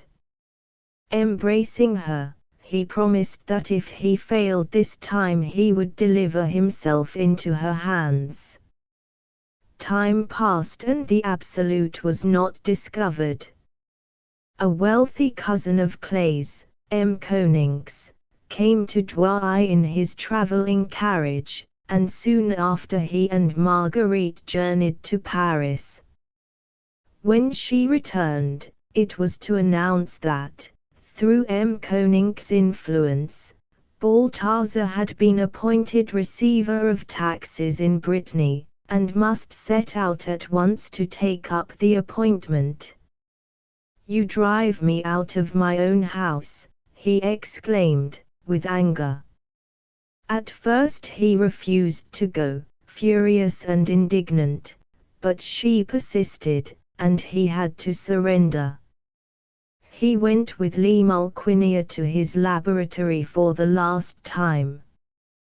The two old men were very sad as they released the gases and evaporated acids.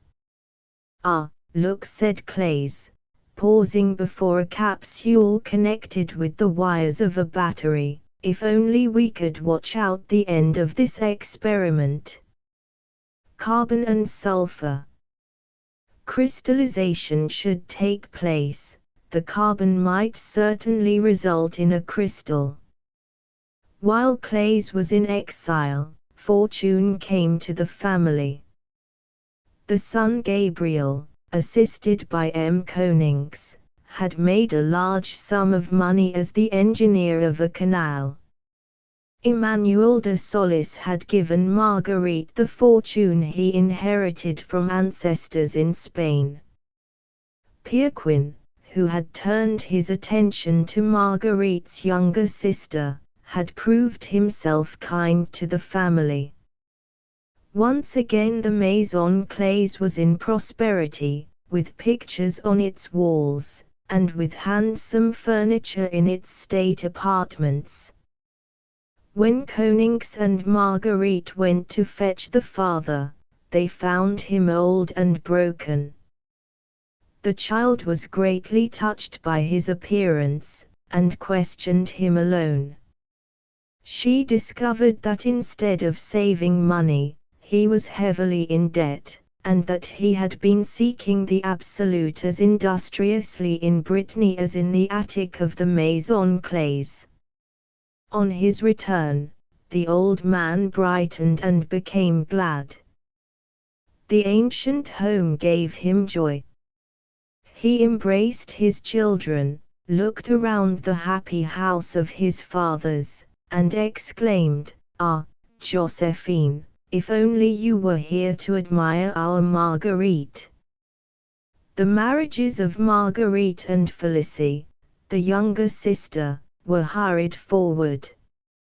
During the reading of the contracts Lee Mulquinia suddenly burst into the room, crying, "Monsieur!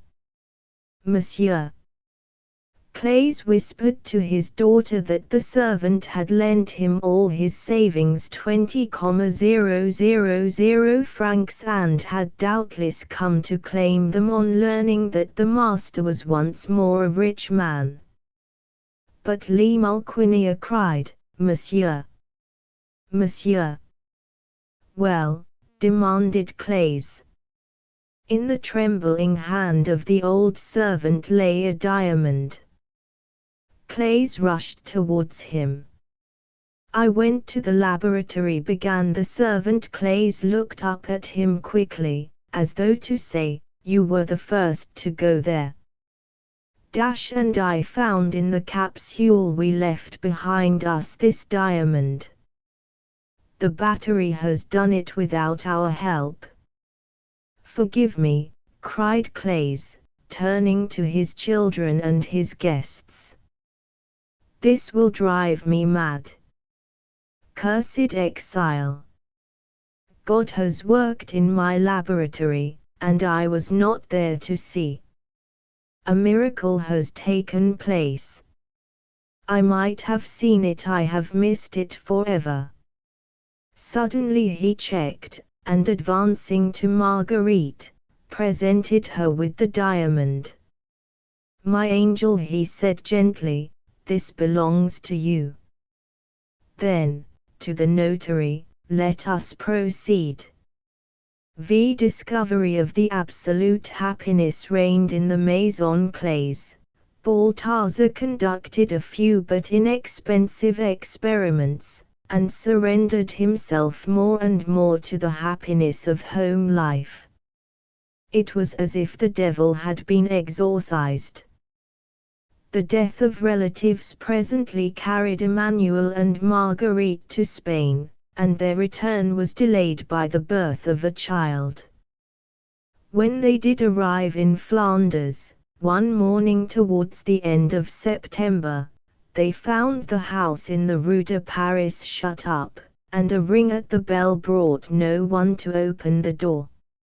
A shopkeeper near at hand said that M. Clays had left the house with Lee Mulquinier about an hour ago. Emmanuel went in search of them, while a locksmith opened the door of the Maison Clays. The house was as if the absolute in the form of fire had passed through all its rooms. Pictures, furniture, carpets, hangings, carvings, all were swept clean away.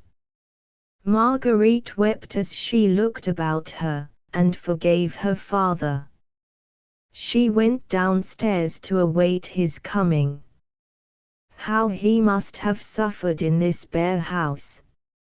Fear filled her heart. Had his reason failed him? Should she see him enter a tottering and enfeebled old man, broken by the sufferings which he had borne so proudly for science? As she waited, the past rose before her eyes, the long past of struggle against their enemy, the absolute, the long past, when she was a child, and her mother had been now so joyous and now so sorrowful. But she did not realize the calamity of her father's tragedy, a tragedy at once sublime and miserable. To the people of Douai he was not a scientific genius wrestling with nature for her hidden mysteries, but a wicked old spendthrift, greedy like a miser for the philosopher's stone. Everybody in Douai, from the aristocracy to the bourgeoisie to the people, knew all about old Clays, the alchemist. His home was called the Devil's House. People pointed at him, shouted after him in the street. Lee Mulquinier said that these were murmurs of applause for genius. It happened that on this morning of Marguerite's return, Balthazar and Lee Mulquinier sat down on a bench in the Place St. Jacques to rest in the sun. Some children passing to school saw the two old men, talked about them, laughed together, and presently approached. One of them, who carried a basket, and was eating a piece of bread and butter, said to Lee Mulquinier, "Is it true you make diamonds and pearls?" Lee Mulquinier patted the urchin's cheek. "Yes, little fellow, it is true," he said. "Stick to your books, get knowledge, and perhaps we will give you some." They began to crowd round, and became more daring. "You should show respect to a great man," said Lee Mulquinier. At this the children laughed aloud, and began to shout, "Sorcerers! Old sorcerers!" Lee Mulquinier sprang up with his stick raised, and the children, beating a retreat, gathered up mud and stones. A workman, seeing Lee Mulquinier making for the children with a stick, came to their rescue with the dangerous cry, "Down with sorcerers!"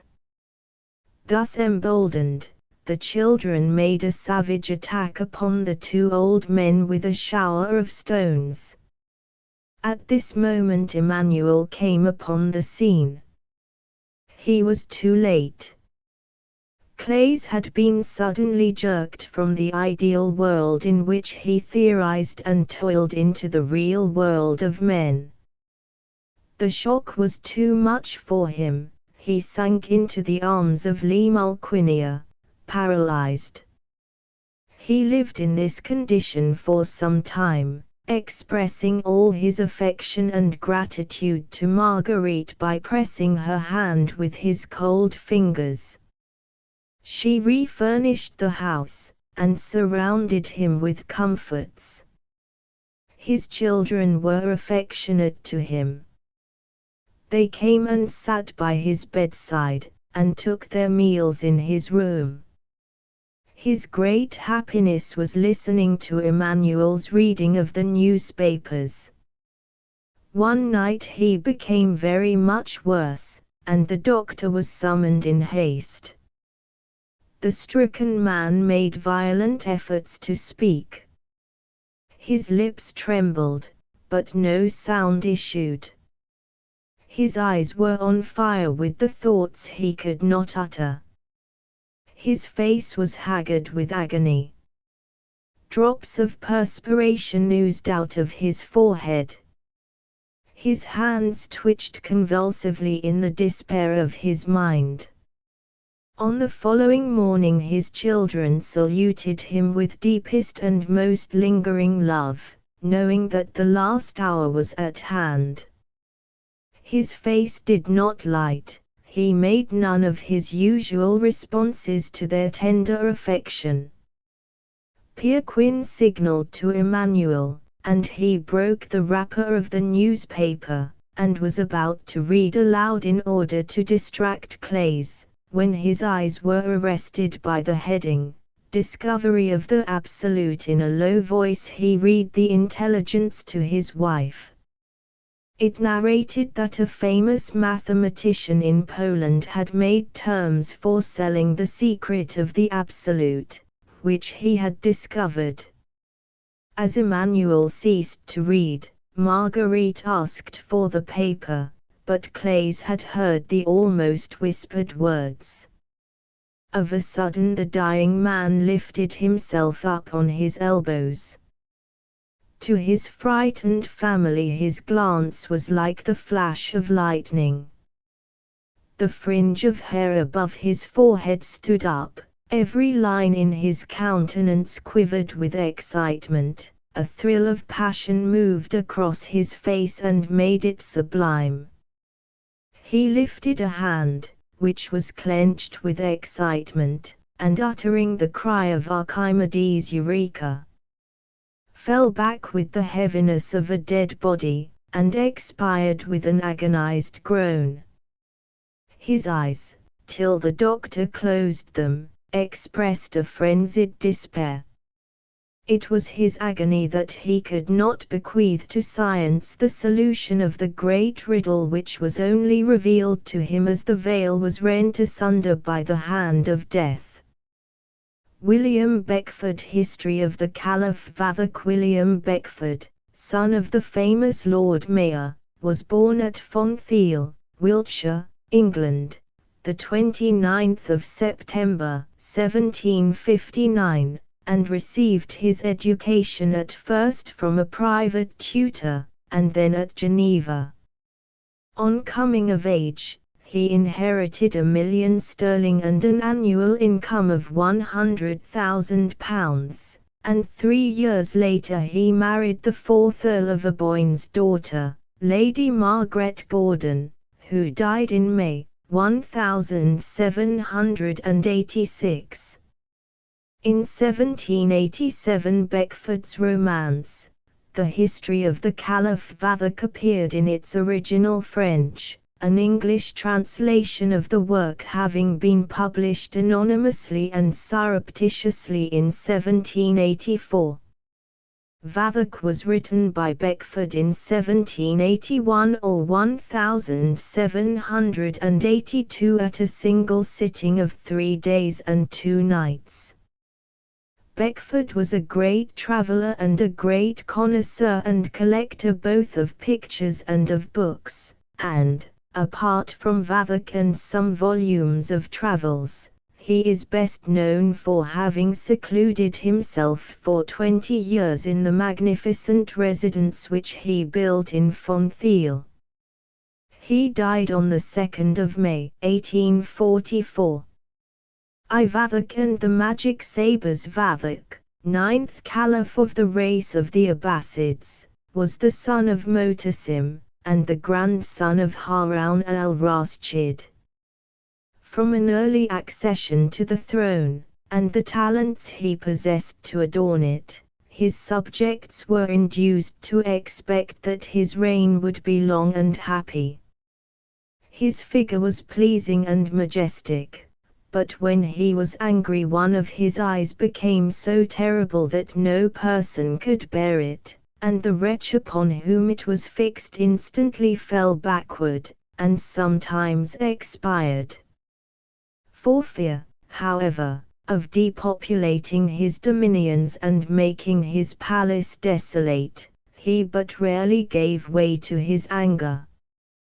Being much addicted to the pleasures of the table, he sought by his affability to procure agreeable companions, and he succeeded the better as his generosity was unbounded, and his indulgences were unrestrained, for he was by no means scrupulous, nor did he think, with the Caliph Omar ben Abdulaziz, that it was necessary to make a hell of this world to enjoy paradise in the next.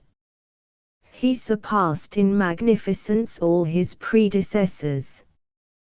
The palace of Al-Karemi, which his father, Motasim, had erected on the hill of pied horses, and which commanded the whole city of Samarra was, in his idea, far too scanty. He added, therefore, 5 wings, or rather other palaces, which he destined for the particular gratification of each of his senses.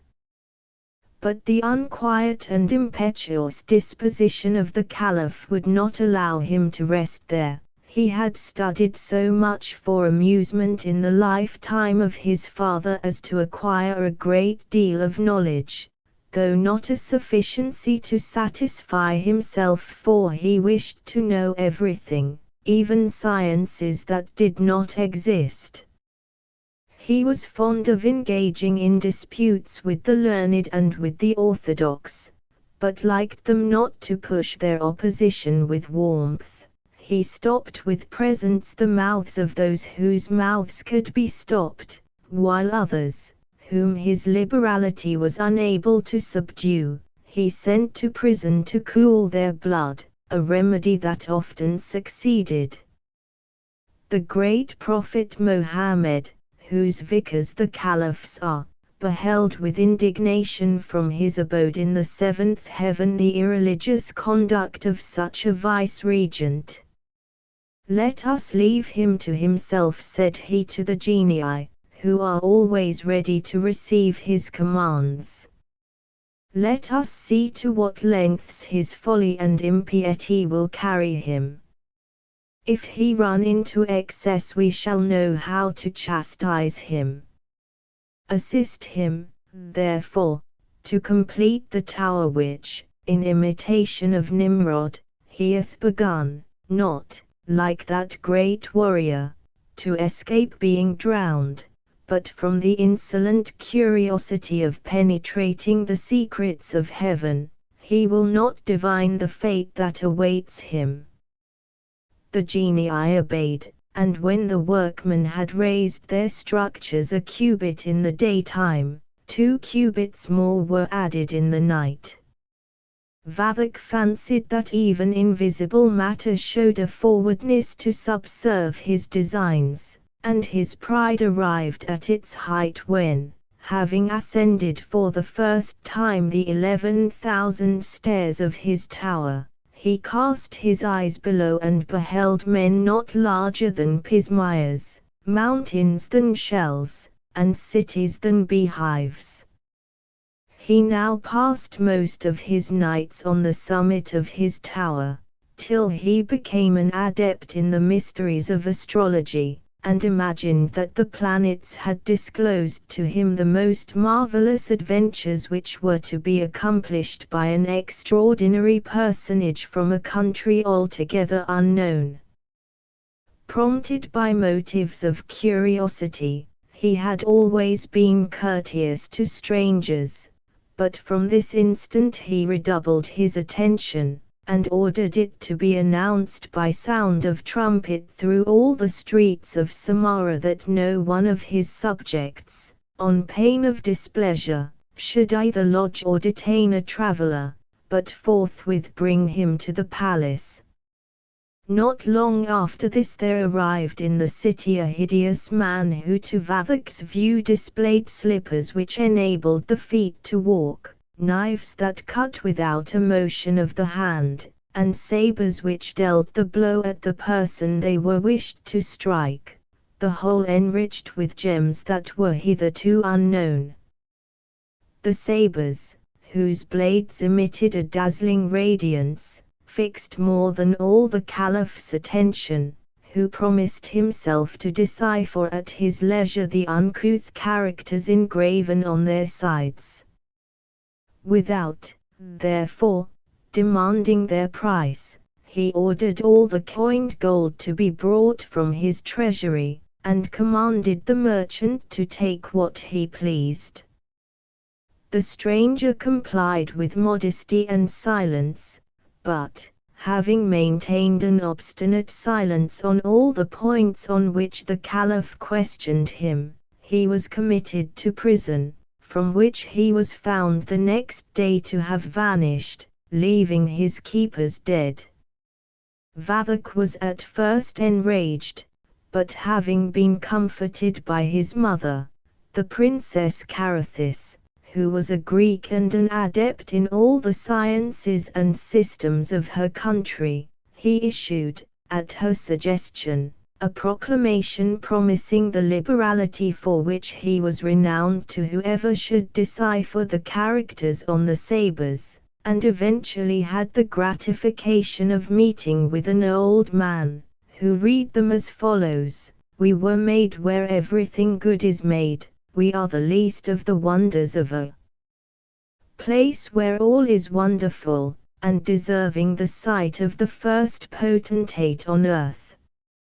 Unfortunately, however, when the old man was ordered the next morning to reread the inscription, he was then found to interpret it as denouncing, "Woe to the rash mortal who seeks to know that of which he should remain ignorant."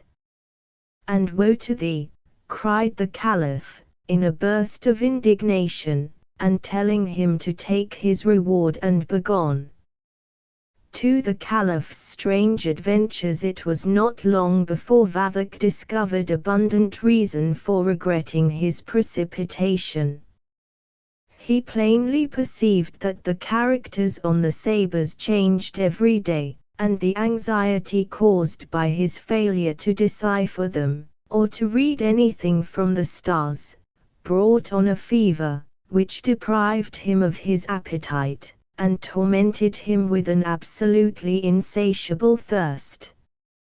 From this distress he was at length delivered by a meeting with the stranger, who cured him by giving him to drink of a phial of red and yellow mixture. But when this insolent person, at a banquet given in his honor, burst into shouts of laughter on being asked to declare of what drugs the salutary liquor had been compounded, and from what place the sabers had come, Vathek kicked him from the steps, and, repeating the blow, persisted with such assiduity as incited all present to follow his example. The stranger collected into a ball, rolled out of the palace, followed by Vathek, the court, and the whole city, and, after passing through all the public places, rolled onwards to the plain of cattle, traversed the valley at the foot of the mountain of the Four Fountains, and bounded into the chasm formed there by the continual fall of the waters. Vathek would have followed the perfidious Giaour had not an invisible agency arrested his progress and that of the multitude, and he was so much struck by the whole circumstance that he ordered his tents to be pitched on the very edge of the precipice. After keeping several vigils there, he was accosted one night by the voice of the Giaour, who amid the darkness caused by a total eclipse of the moon and the stars, offered to bring him to the palace of subterranean fire, where he should behold the treasures which the stars had promised him, and the talismans that control the world, if he would abjure Mohammed, adore the terrestrial influences, and satiate the stranger's thirst with the blood of 50 of the most beautiful Samarahite boys. The unhappy Caliph lavished his promises in the utmost profusion, and by arranging for the celebration near the chasm of some juvenile sports, which were not concluded till twilight, was able to make the direful libation. As the boys came up one by one to receive their prizes, he pushed them into the gulf, the dreadful device being executed with so much dexterity that the boy who was approaching him remained unconscious of the fate of his forerunner. The popular tumult roused by this atrocity having been appeased by the princess, who possessed the most consummate skill in the art of persuasion, there was offered on the tower a burnt sacrifice to the infernal deities, the main ingredients of which were mummies, rhinoceros horns, oil of the most venomous serpents, various aromatic woods, and 140 of the Caliph's most faithful subjects. These preliminaries having been settled, a parchment was discovered, in which Vathek was thanked for his burnt offering, and told to set forth with a magnificent retinue for Istakar, where he would receive the diadem of Janbenjan, the talismans of Solomon, and the treasures of the pre-Adamite sultans. But he was warned not to enter any dwelling on his route. Vathek and the cavalcade set out, and for 3 days all went well. But on the 4th a storm burst upon them, the frightful roar of wild beasts resounded at a distance, and they soon perceived in the forest glaring eyes that could only belong to devils or tigers. Fire destroyed their provisions, and they would have starved had not 2 dwarfs, who dwelt as hermits on the top of some rocks, received divine intimation of their plight and revealed it to their emir, Fakhruddin. The dwarfs were entertained, caressed, and seated with great ceremony on little cushions of state. But they clambered up the sides of the Caliph's seat, and, placing themselves each on one of his shoulders, began to whisper prayers in his ears, and his patience was almost exhausted when the acclamations of the troops announced the approach of Fakhruddin. He hastened to their assistance, but being punctiliously religious and likewise a great dealer in compliments, he made an harangue 5 times more prolix and insipid than his harbingers had already delivered. At length, however, all got in motion, and they descended from the heights to the valley by the large steps which the emir had cut in the rocks, and reached a building of hewn stone overspread by palm trees and crowned with 9 domes. Beneath one of these domes the Caliph was entertained with excellent sherbet, with sweetbreads stewed in milk of almonds, and other delicacies of which he was amazingly fond. But, unfortunately, the sight of the emir's young daughter tempted the Prophet's vice-regent to violate the rites of hospitality. Vathek fell violently in love with Nur-an-Nihar, who was sprightly as an antelope and full of wanton gaiety, and though she was contracted to her cousin and dearly beloved companion Gulchan-Ruz, he demanded her hand from Fakhruddin, who, rather than force his daughter to break her affiances, presented his saber to Vathek. "Strike your unhappy host," he said. "He has lived long enough if he sees the Prophet's vice-regent violate the rites of hospitality." Nur-an-Nihar fell down in a swoon, and of this swoon the emir took advantage to carry out a scheme which should deliver him from his difficulties. He gave out that both the children had died from the effect of the Caliph's glances, and, having administered to them a narcotic powder that would give them the appearance of death for 3 days, had them conveyed away to the shores of a desolate lake, where, attended by the dwarfs, they were put upon a meager diet and told that they were in the other world, expiating the little faults of which their love was the cause. But Nur-an-Nihar, remembering a dream in which she was told that she was destined to be the Caliph's wife, and thereby to possess the carbuncle of Giamskt, and the treasures of the pre-Adamite sultans, indulged doubts on the mode of her being, and scarcely could believe that she was dead. She rose one morning while all were asleep, and having wandered some distance from the lake, discovered that she knew the district. This fact, and a meeting with Vathek, convinced her that she was alive, and, submitting to the Caliph's embraces, she consented to become his bride, and to go with him to the subterranean palace. 3. The Palace of Subterranean Fire. When Princess Carathis heard of the dissolute conduct of her son, she sent for Morakanabad. "Let me expire in flames," she cried. Having said this, she whirled herself round in a magical way, striking poor Morakanabad in such a way as caused him to recoil. Then she ordered her great camel, a Balfaki, to be brought, and, attended by her 2 hideous and one-eyed negresses, Nerkis and Kafur, set out to surprise the lovers.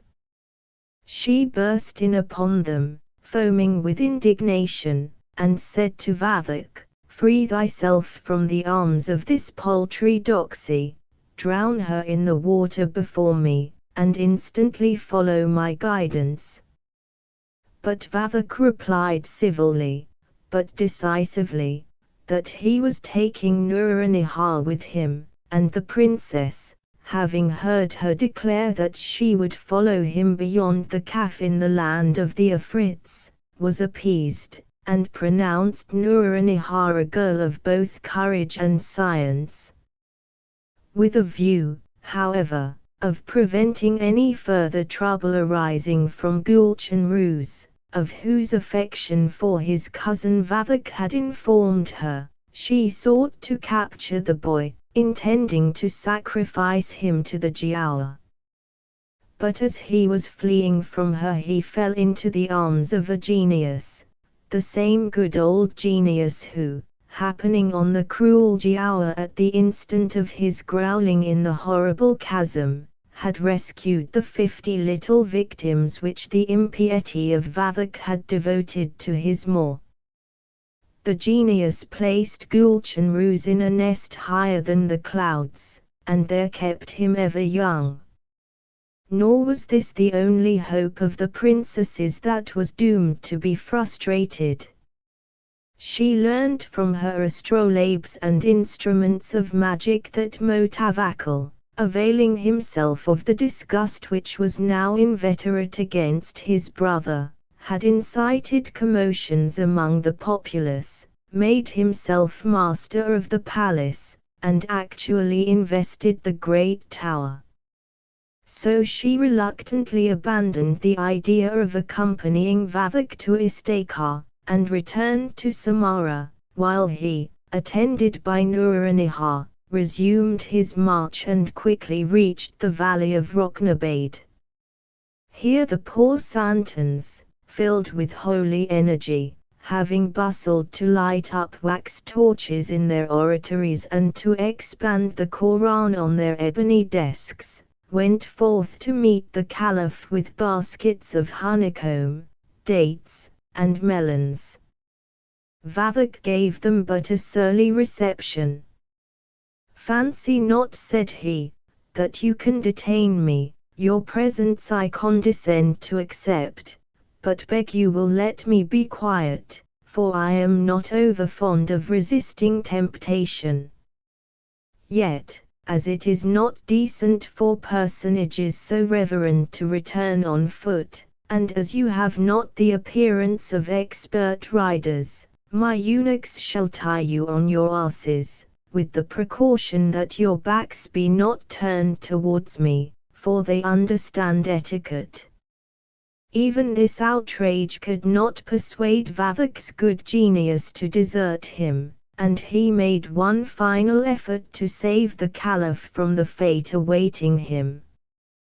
Disguised as a shepherd, and pouring forth from his flute such melodies as softened even the heart of Vathek, he confronted him in his path, and warned him so solemnly against pursuing his journey that when night fell almost every one of his attendants had deserted him. But Vathek, in his obduracy, went on, and at length arrived at the mountain which contains the vast ruins of Istakar and the entrance to the realm of Iblis. Nur-an-Nihar and he, having ascended the steps of a vast staircase of black marble, reached the terrace, which was flagged with squares of marble and resembled a smooth expanse of water. There, by the moonlight, they read an inscription which proclaimed that, despite the fact that Vathek had violated the conditions of the parchment, he and Nur-an-Nihar would be allowed to enter the palace of subterranean fire. Scarcely had these words been read when the mountain trembled, and the rock yawned and disclosed within it a staircase of polished marble, down which they descended. At the bottom they found their way impeded by a huge portal of ebony, which, opening at the Giaour's command, revealed to them a place which, though roofed with a vaulted ceiling, was so spacious and lofty that at first they took it for an immeasurable plain. In the midst of this immense hall a vast multitude was incessantly passing, who severally kept their right hands on their hearts, without once regarding anything about them. They had all the livid paleness of death. Their eyes, deep sunk in their sockets, resembled those phosphoric meteors that glimmer by night in places of interment. Some stalked slowly along, absorbed in profound reverie, some, shrieking with agony, ran furiously about like tigers wounded with poisonous arrows, whilst others, grinding their teeth in rage, foamed along, more frantic than the wildest maniacs. They all avoided each other, and, though surrounded by a multitude that no one could number, each wandered at random, unheedful of the rest, as if alone on a desert no foot had trodden. Vathek and Nur-an-Nihar, frozen with terror at a sight so baleful, demanded of the Giaour what these appearances might mean, and why these ambulating spectres never withdrew their hands from their hearts. "Perplex not yourselves," replied he, bluntly, "with so much at once. You will soon be acquainted with all. Let us haste and present you to Iblis." They continued their way through the multitude, and after some time entered a vast tabernacle carpeted with the skins of leopards and filled with an infinity of elders with streaming beards and afrits in complete armor, all of whom had prostrated themselves before the ascent of a lofty eminence, on the top of which, upon a globe of fire, sat the formidable Iblis. He received Vathek's and Nur-an-Nihar's homage, and invited them to enjoy whatever the palace afforded, the treasures of the pre-Adamite sultans and their bickering sabers and those talismans which compel the dives to open the subterranean expanses of the mountain of Kaf. The Giaour then conducted them to a hall of great extent, covered with a lofty dome, round which appeared 50 portals of bronze, secured with as many fastenings of iron. A funereal gloom prevailed over the whole scene. Here, upon 2 beds of incorruptible cedar, lay recumbent the fleshless forms of pre-Adamite kings, who had been monarchs of the whole earth. They still possessed enough of life to be conscious of their deplorable condition. Their eyes retained a melancholy motion. They regarded each other with looks of the deepest dejection, each holding his right hand motionless on his heart. Solomon ben Daud, the most eminent of them, told Vathek the story of his great state, of his worship of fire and the hosts of the sky, and of heaven's vengeance upon him. "I am in torments, ineffable torments," said he. "An unrelenting fire preys upon my heart." Having uttered this exclamation, Solomon raised his hands towards heaven in token of supplication, and the Caliph discerned through his bosom, which was as transparent as crystal, his heart enveloped in flames. At a sight so full of horror, Nur-an-Nihar fell back like one petrified into the arms of Vathek, who cried out with a convulsive sob, "O Mohammed! Remains there no more mercy?" "None, none," replied the malicious Dive. "No, miserable prince, thou art now in the abode of vengeance and despair. A few days are allotted thee as respite, and then thy heart also shall be kindled like those of the other worshippers of Iblis." This, indeed, was the dreadful fate of Vathek and Nur-an-Nihar, a fate indeed to which the Princess Carathis was also most righteously condemned, for Vathek, knowing that the principles by which his mother had perverted his youth had been the cause of his perdition, summoned her to the palace of subterranean fire and enrolled her among the votaries of Iblis. Carathis entered the dome of Solomon, and she too marched in triumph through the vapor of perfumes. Afra ben Orunako, the royal slave, in her introduction to Orunako, Mrs. Afra Ben states that her strange and romantic tale is founded on facts, of many of which she was an eyewitness. This is true. She was born at England, the 10th of July, 1640, the daughter, it is said, of a barber. As a child, she went out to Dutch Guiana, then an English colony named after the Suriname River, returning to England about 1658.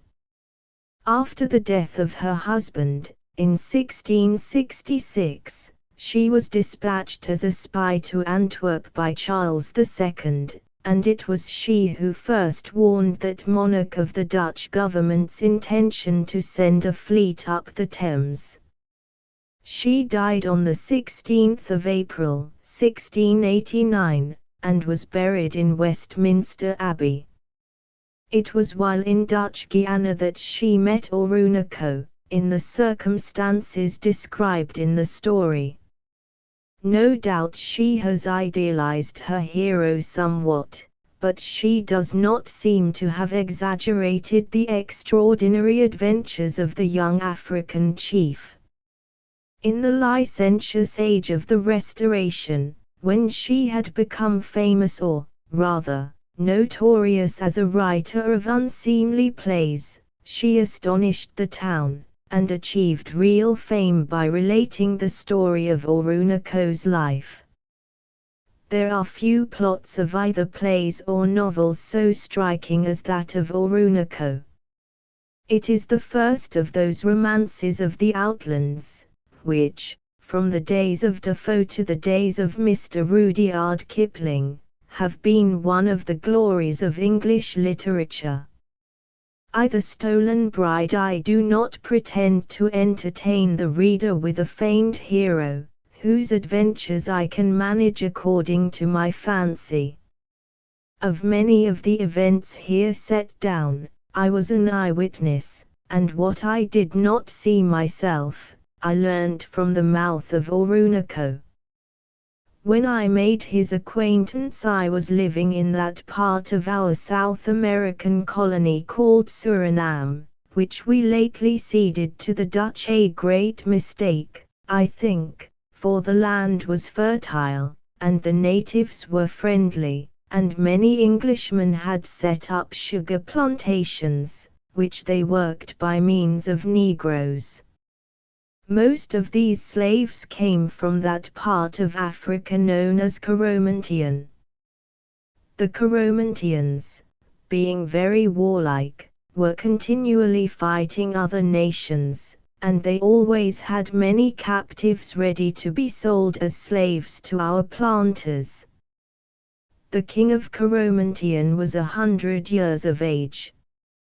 All his sons had fallen in battle, and only one of them had left behind him an heir. Orunoko, as the young prince was called, was a very intelligent and handsome Negro, and as his grandfather engaged a Frenchman of wit and learning to teach him, he received an education better than that of many European princes.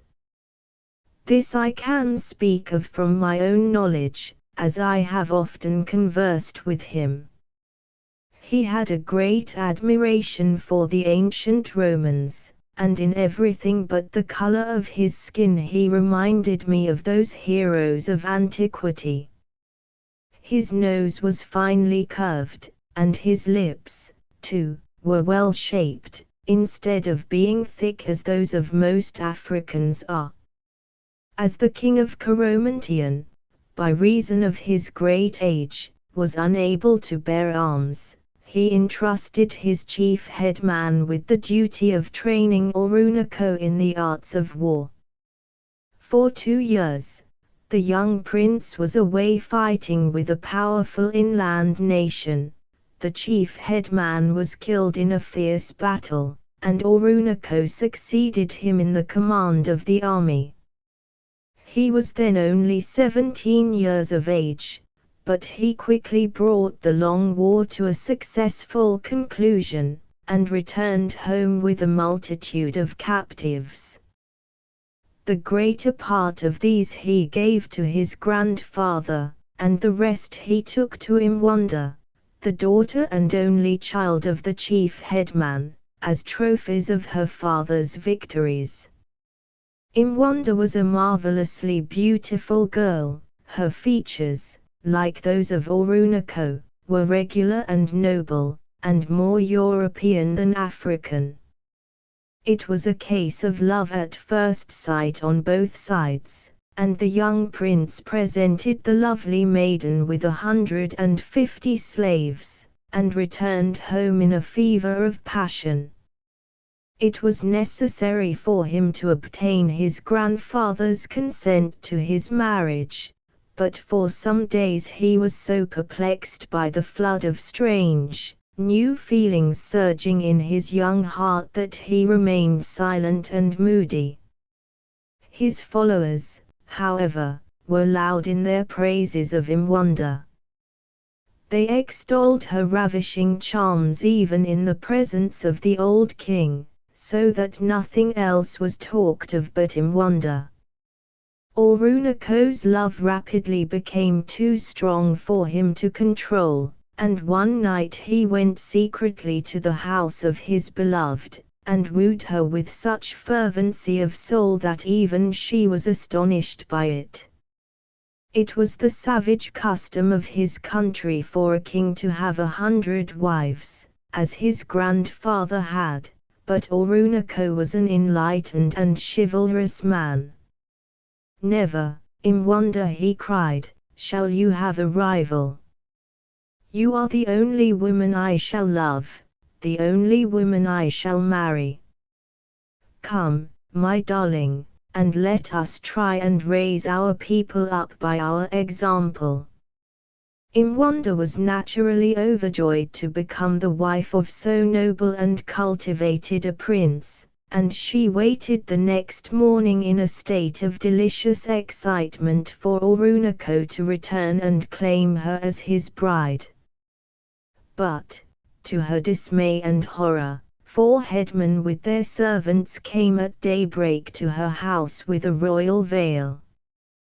This is a rudely embroidered cloth which the king of Coromantien sends to any lady whom he has a mind to make his wife.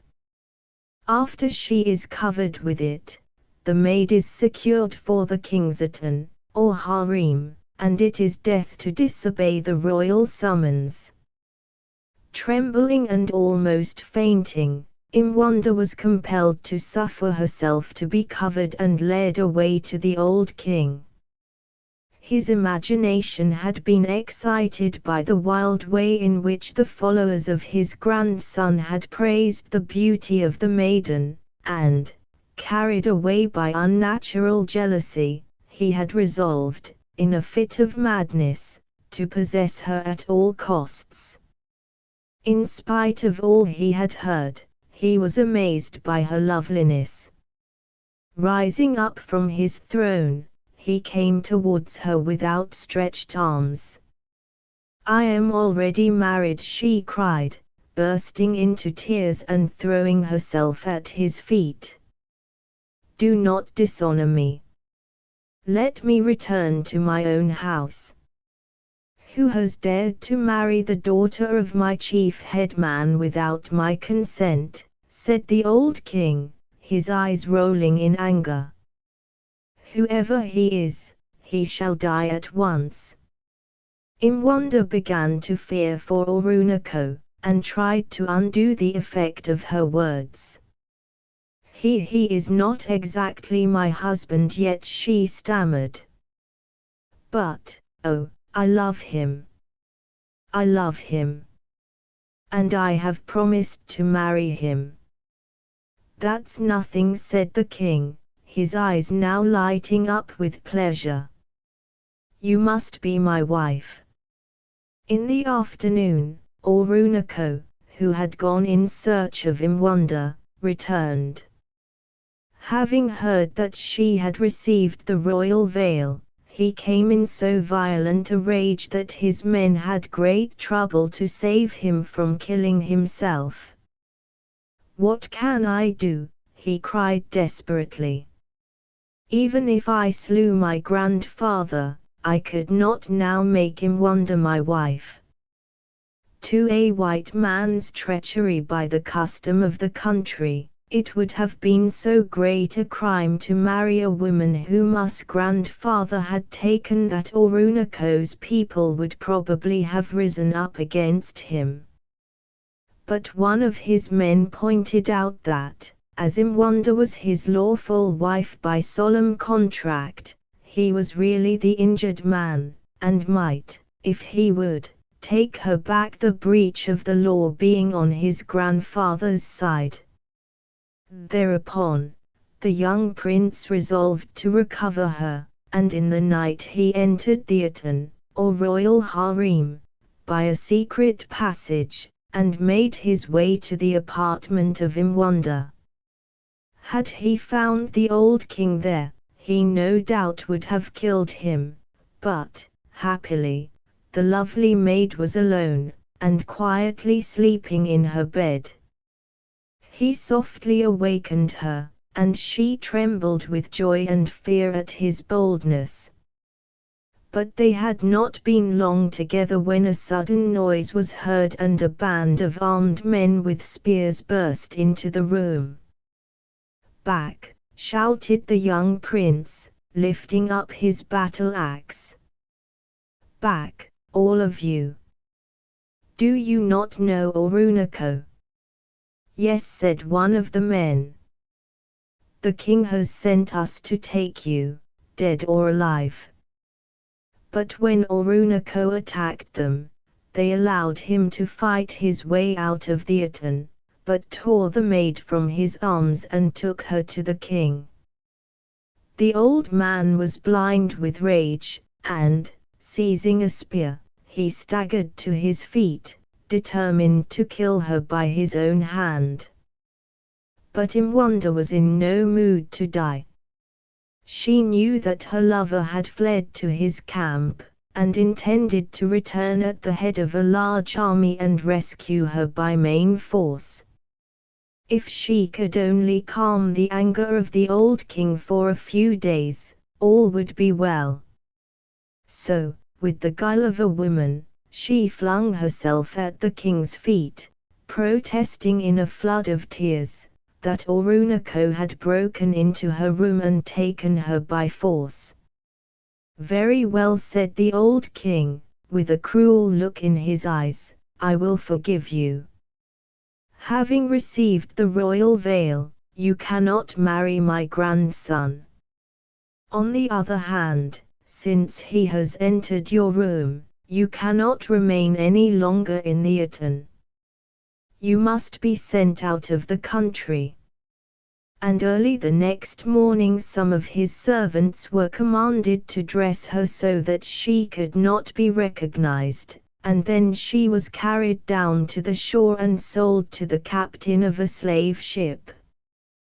The king did not dare to tell his grandson that he had sold Imwanda as a slave, for the Coromantans justly reckon slavery as something worse than death, so he sent a messenger to say that she was dead. At first, Orunako was minded to attack his grandfather, but better feelings prevailed, and he led his army against a hostile nation, resolved to perish on the battlefield. So desperate was his courage that he defeated his far more numerous foes, and took a great multitude of them captives. Many of these he sold to the captain of a slave ship, then lying off Coromantian. When the bargain was concluded, the captain invited the prince and all his attendants to a banquet on board his ship, and so plied them with wine that, being unaccustomed to drink of this sort, they were overcome by it. When Orunako recovered his senses, he found himself chained up in a dark room, and all his men were groaning in fetters around him. The cunning slave dealer had got out of paying for his cargo of slaves, and increased their number by carrying off the young prince and his companions. This was how I came to meet Orunako. The unscrupulous slave dealer brought him to Suriname, and sold him and 17 of his followers to our overseer, a young Cornishman named Tree Fry. Tree Fry, a man of great wit and fine learning, was attracted by the noble bearing of Orunako, and treated him more as a friend than as a servant. And when, to his great astonishment, he found that the young prince was his equal in scholarship, and could converse with him in English, French, and Spanish, he asked him how it was he had become a slave. Orunako then related the story of the slave dealer's treachery, and Tree Fry was so moved by it that he promised to find the means to free him from slavery and enable him to return to Coromantian. When Orunako arrived at our plantation, all our Negroes left off work and came to see him. When they saw that he was really the great prince of Coromantian, who had conquered them in battle and sold them into slavery, they cast themselves at his feet, crying out in their own language, "Life, O king! Long live, O king!" They kissed his feet and paid him divine homage, for such is the nature of this people, that instead of bearing him any grudge for selling them into captivity, they were filled with awe and veneration for him.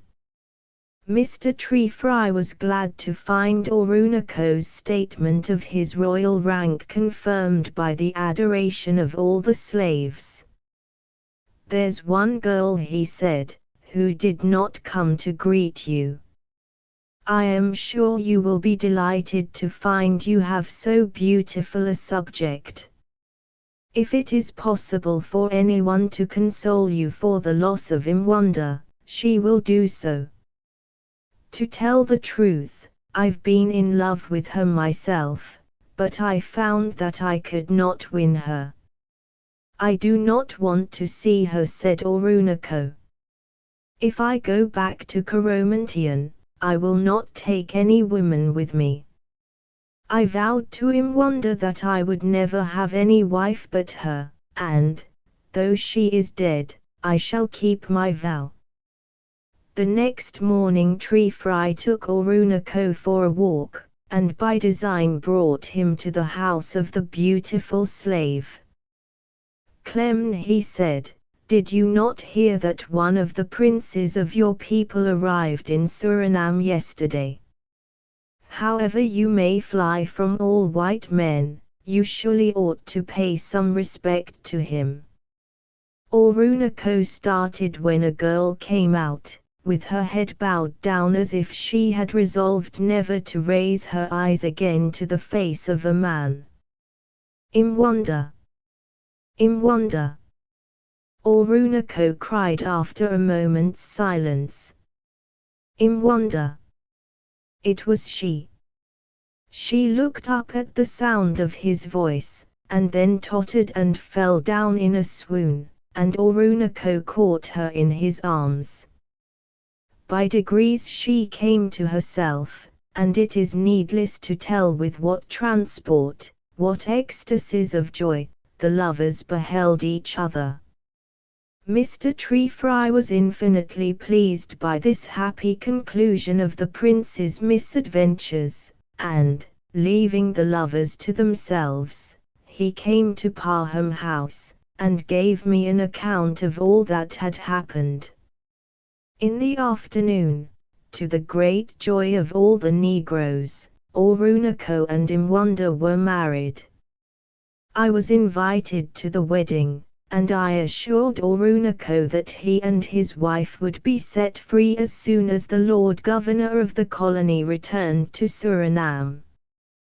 3. The taint of slavery. Unhappily, the Lord Governor was delayed for some months in the islands, and Orunako became impatient. After the trick played upon him by the captain of the slave ship, he had become exceedingly suspicious of the honesty and good faith of white men. He was afraid that the overseer would keep him and his wife until their child was born, and make a slave of it. At last, he grew so moody and sullen that many persons feared that he would incite the Negroes to a mutiny.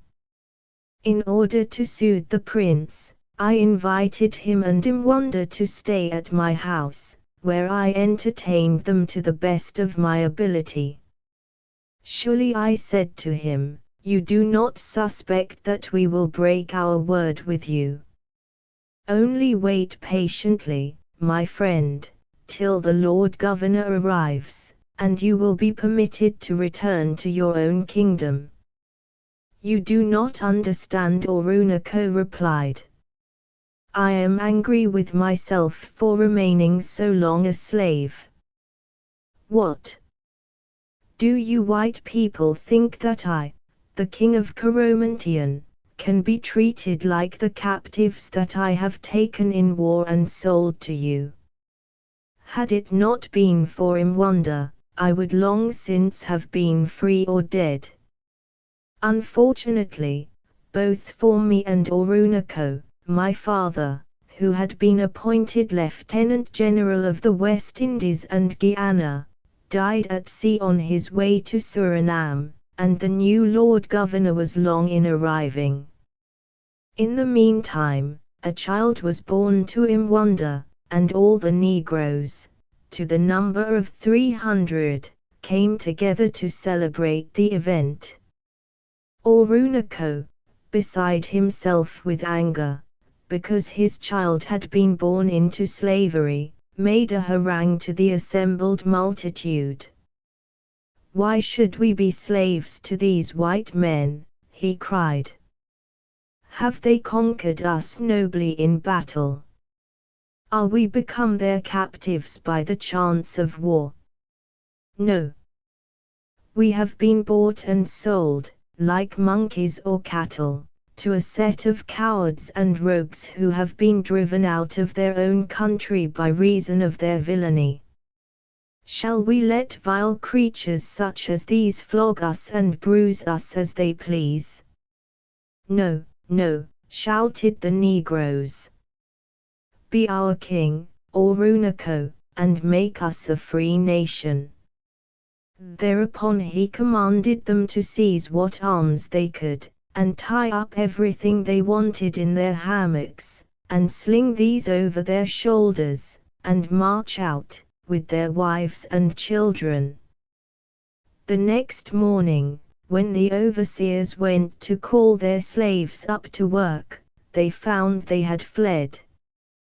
By noon, 600 militiamen set out in search of the fugitives. The Negroes were forced to travel slowly by reason of their women and children, and at the end of 2 days the militiamen, led by the new Lord Governor, caught them up and surrounded them.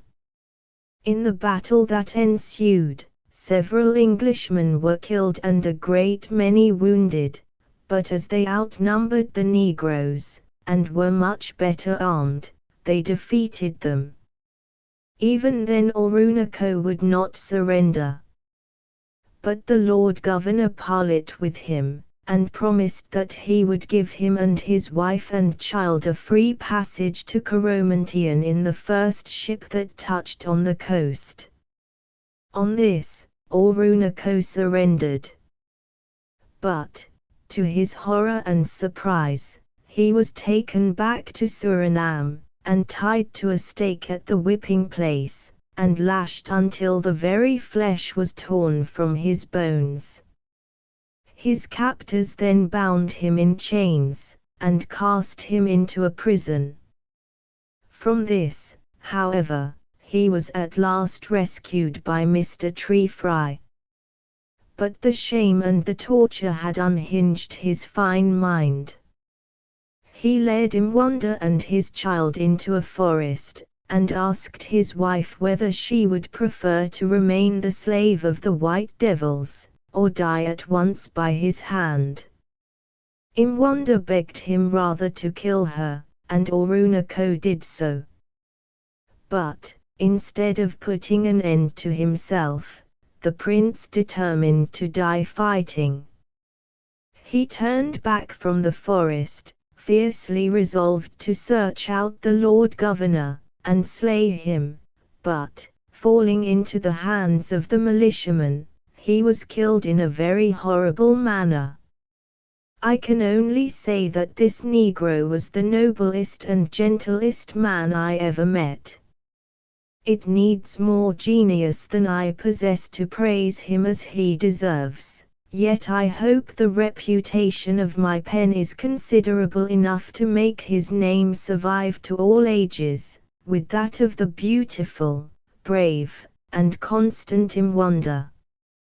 Kiranoda Bergerac. A voyage to the moon. Savanian Kiranoda Bergerac has recently acquired a new lease of fame as the hero of Edmond Rostand's romantic comedy. Probably he is better known in France as a fighter than as a wit and a poet. Born about 1620, he entered the regiment of the Guards in his 19th year, and quickly became renowned for his bravery. He was an indefatigable duelist. When he was about 20 years old, he found 100 men assembled to insult one of his friends, and he attacked them, killed 2, mortally wounded 7, and dispersed all the rest. He died at Paris in 1655, struck by a huge beam falling into the street. As an author he was strangely underrated by his fellow countrymen. Molière was the only man who really appreciated him.